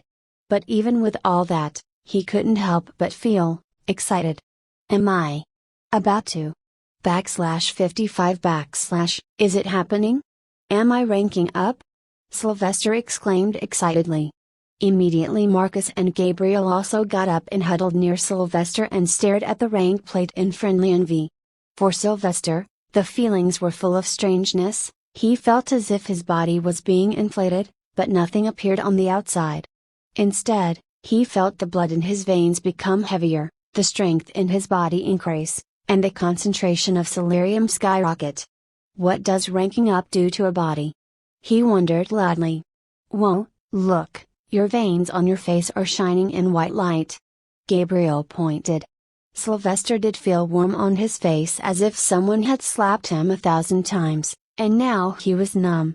But all he could do was silently wait, hoping the whole thing would stop soon.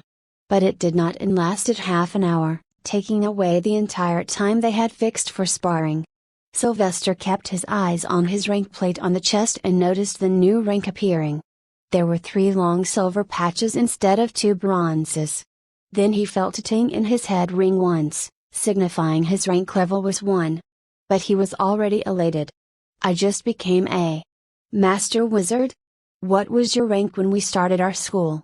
Felix inquired because he was just an apprentice during the start and only got to the Adept rank in the middle of his 2nd year. Well, when I started, I was on Adept level 2. Then by the end of the first year's quest, I was at level 4, and this whole year 1 was stuck at level 5.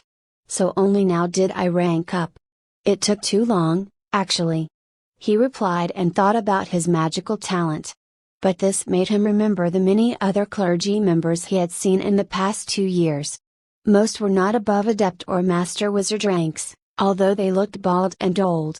This meant that he was powerful for his age.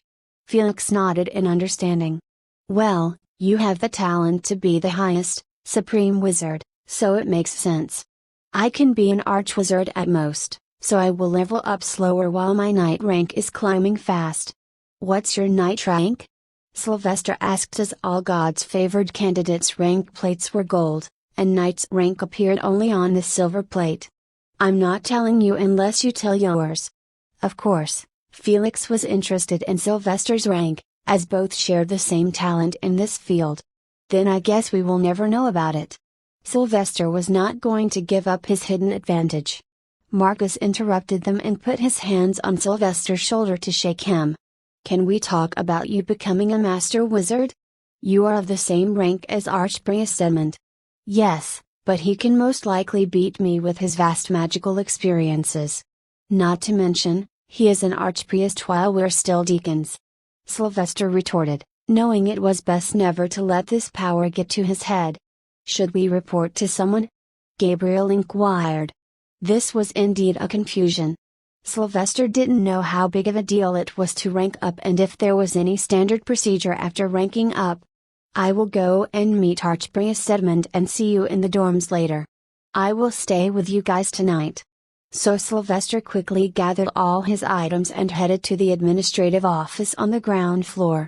It was nearly time for all mentors and staff to head out, so he rushed in. Mentor! Look! He exclaimed as soon as he entered. However, he erased the fake smile from his face as a man he didn't wish to see was sitting opposite Archpriest Edmund. It was an old man with a long white beard and hair. His eyes appeared to be light yellowish green and on his head was a gold crown with many large stones. He recognized him from his first day in Magna Sanctum many years ago. What is the King of Riveria doing here? Did Romuald complain about me to his father? He silently wondered. Your Highness Riveria, "This is Deacon Sylvester Maximilian, your son's classmate." Archpriest was introduced quickly. The old man got up, appearing weak as he had a hunched back. The wrinkles on the face made it clear the man had one foot in the grave, making it more beneficial to control Rommel for Sylvester.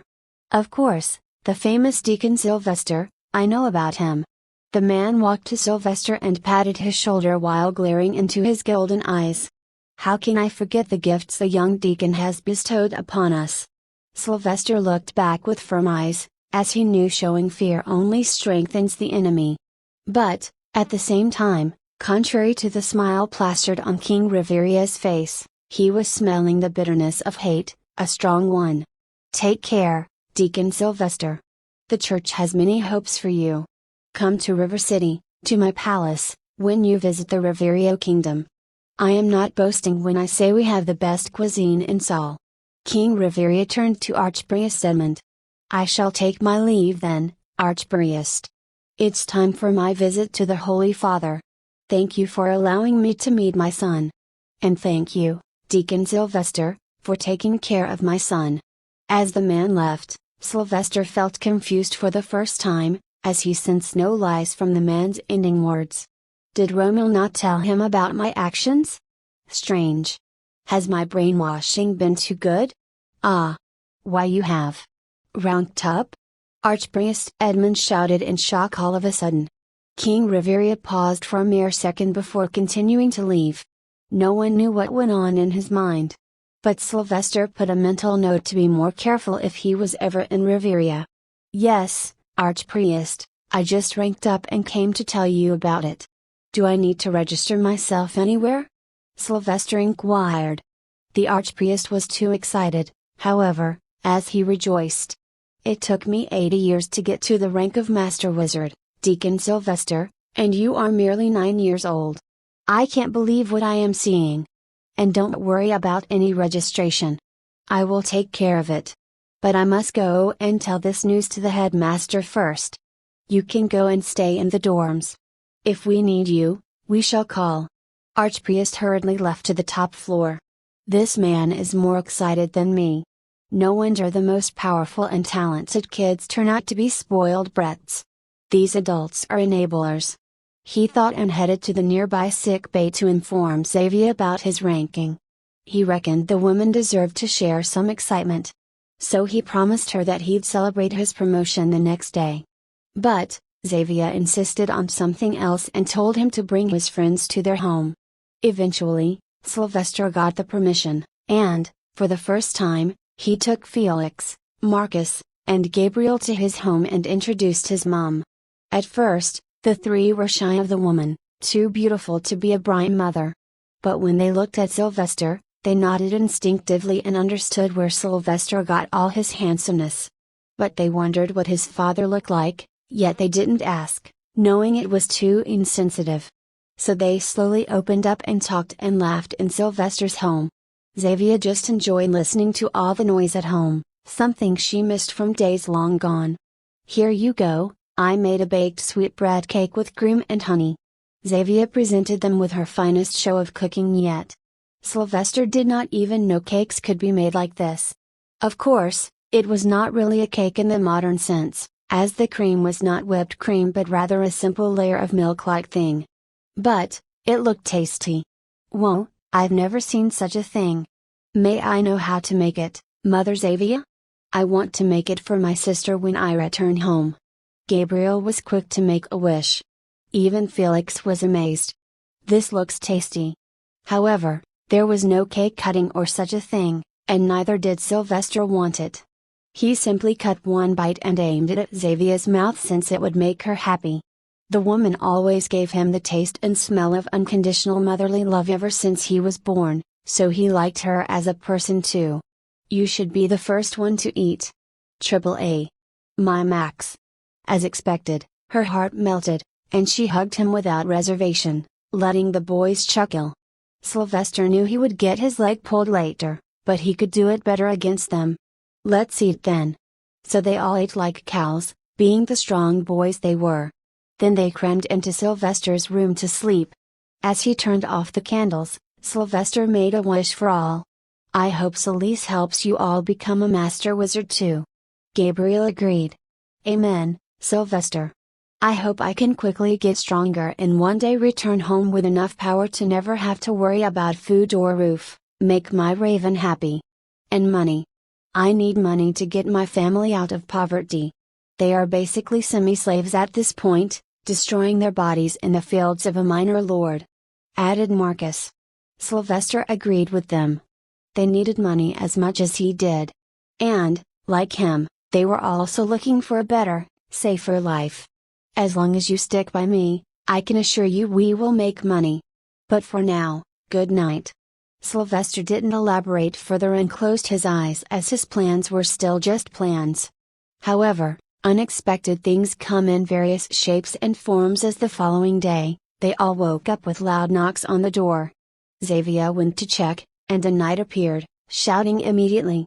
Deacon Sylvester Maximilian is required to see His Holiness.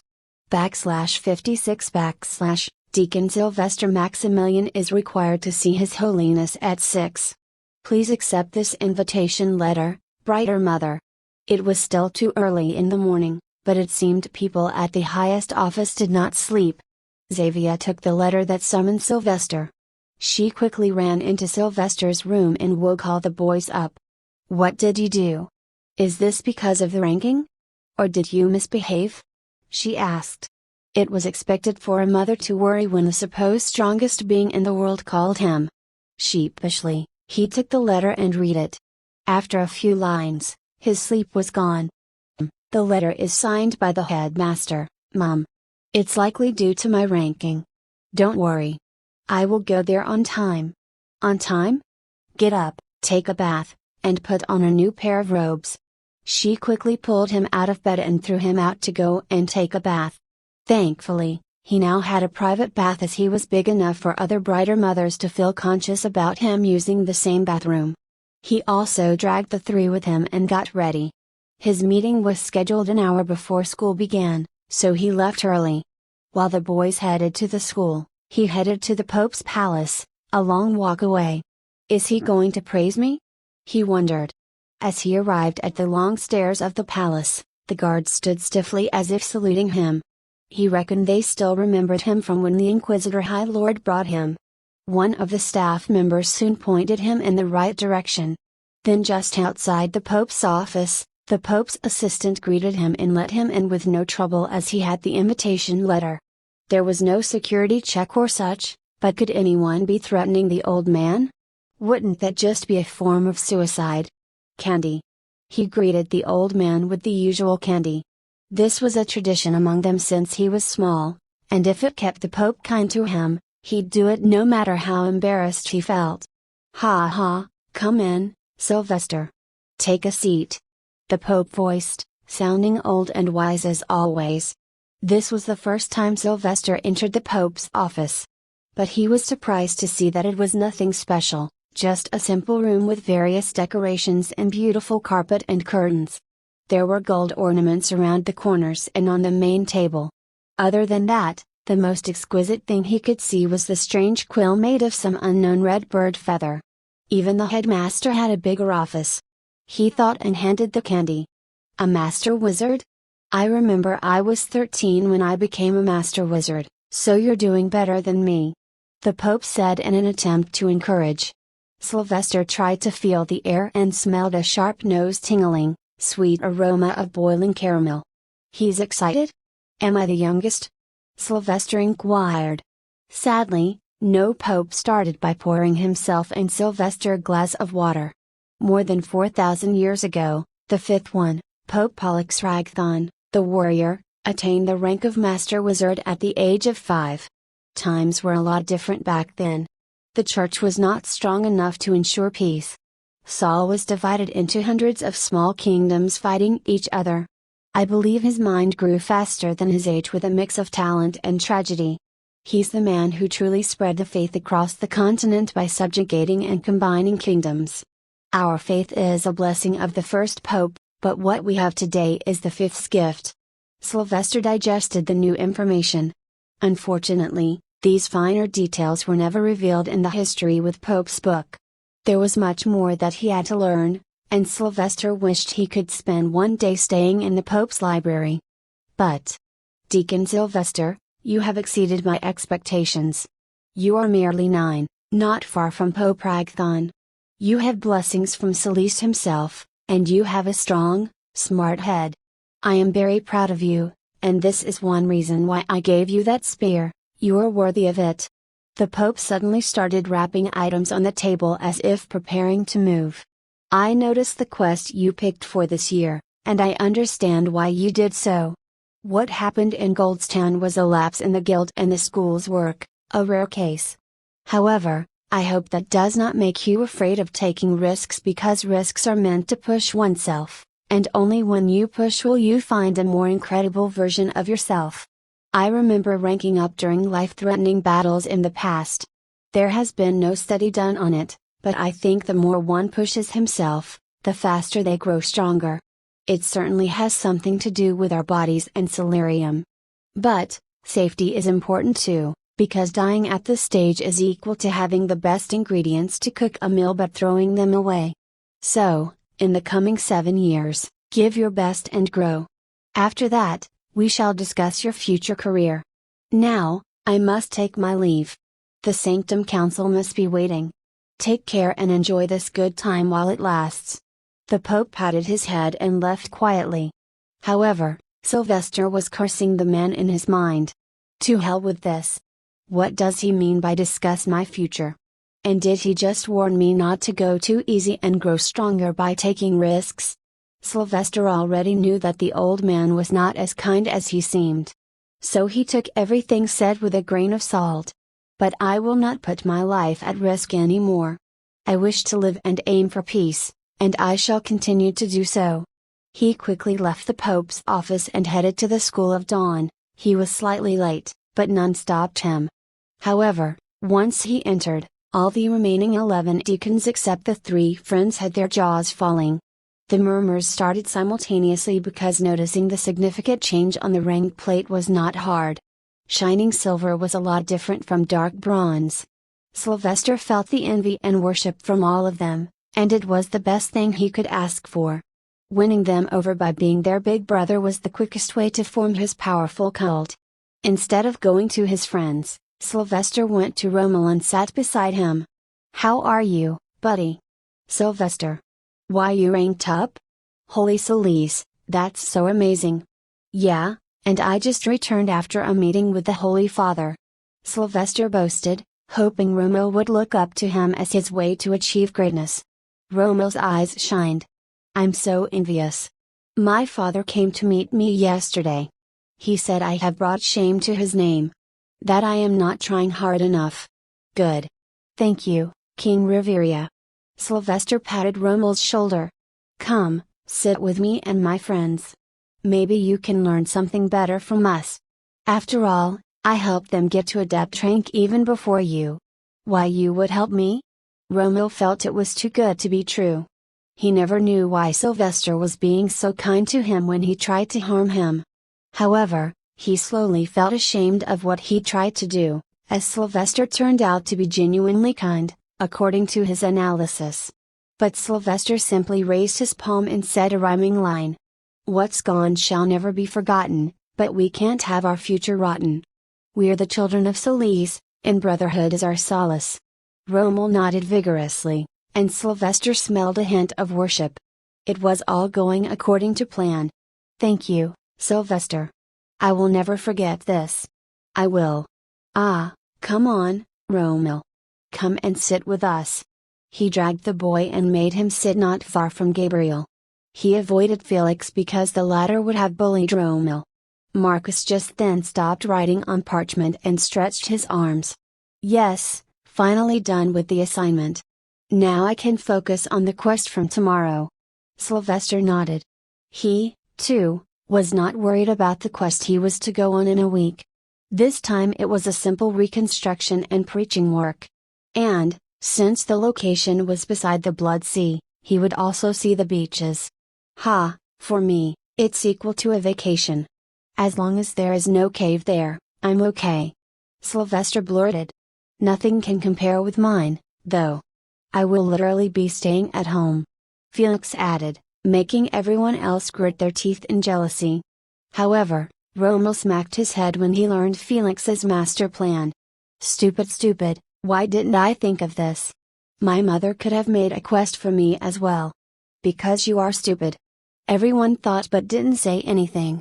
Sylvester kept relaxing with a satisfied smile. Thankfully, life has gotten much calmer now for him. He would take the second-year tests in a few days and finish another class. That's another milestone achieved. The winds were blowing much calmer for him now. The hectic life from day one seemed to take a turn for the good. The rays of Celeste didn't feel ominous anymore, and the slight happiness from talking with his friends, Mirage and Xavier, was soothing to his damaged mind. He put his arms behind his head and looked at the classroom ceiling while Mirage slept on his lap, softly snoring. However, something in his mind was bugging him to ruin this peace. Despite all this, he couldn't help but feel slightly suspicious about the life that had suddenly gotten too warm. I hope this is not the calm before the great storm. But what could he do now other than giving his all to grow stronger? To transform into someone who shall stay unfazed by all storms. So be it dark or light, nothing could be of harm.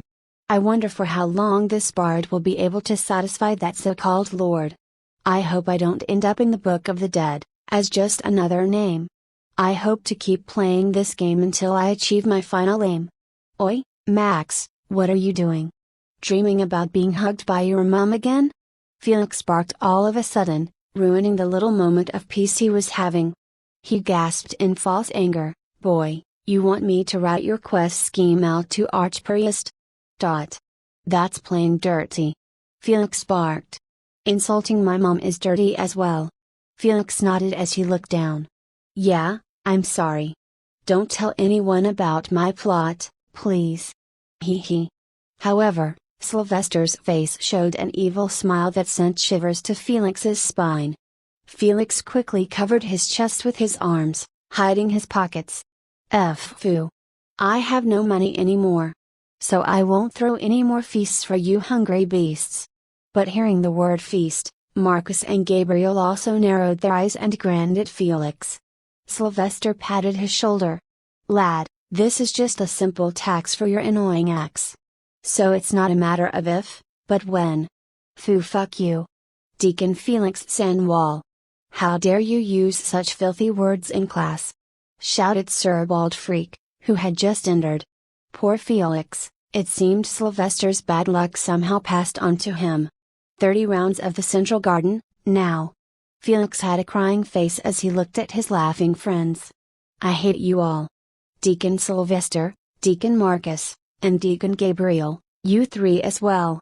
I know you all are chums. And you too, Deacon Romel. But I didn't even speak. Romel cried. Did I stutter? Sir Baldfreak showed his big angry eyes shining as bright as his bald head. Sylvester certainly felt he got his bad luck back in an instant. Except for Felix, his new servant and friends had tears, while only he had simple fears in the hope that it wouldn't suck like this in the coming years. In the end, only Felix was laughing as they all ran circles. However, Sylvester was annoyed by his constant mocking laughter. Bam! Felix fell face first into the grass. Sylvester, you bastard, you tripped me. I missed the part where that's my problem. And they kept running. The light of Celeste stood witness. In 7 years, this group of laughing young kids would stand tall and face their destiny to fight for their dreams. After all, they were not naive, and the future belongs to those who believe in the dreams they conceive. Their choices, decisions, and spirit will either take them to the pinnacle or make them question, when did the dream of the future turn from being a promised land to a pit of stark, filthy quicksand, consuming all they loved?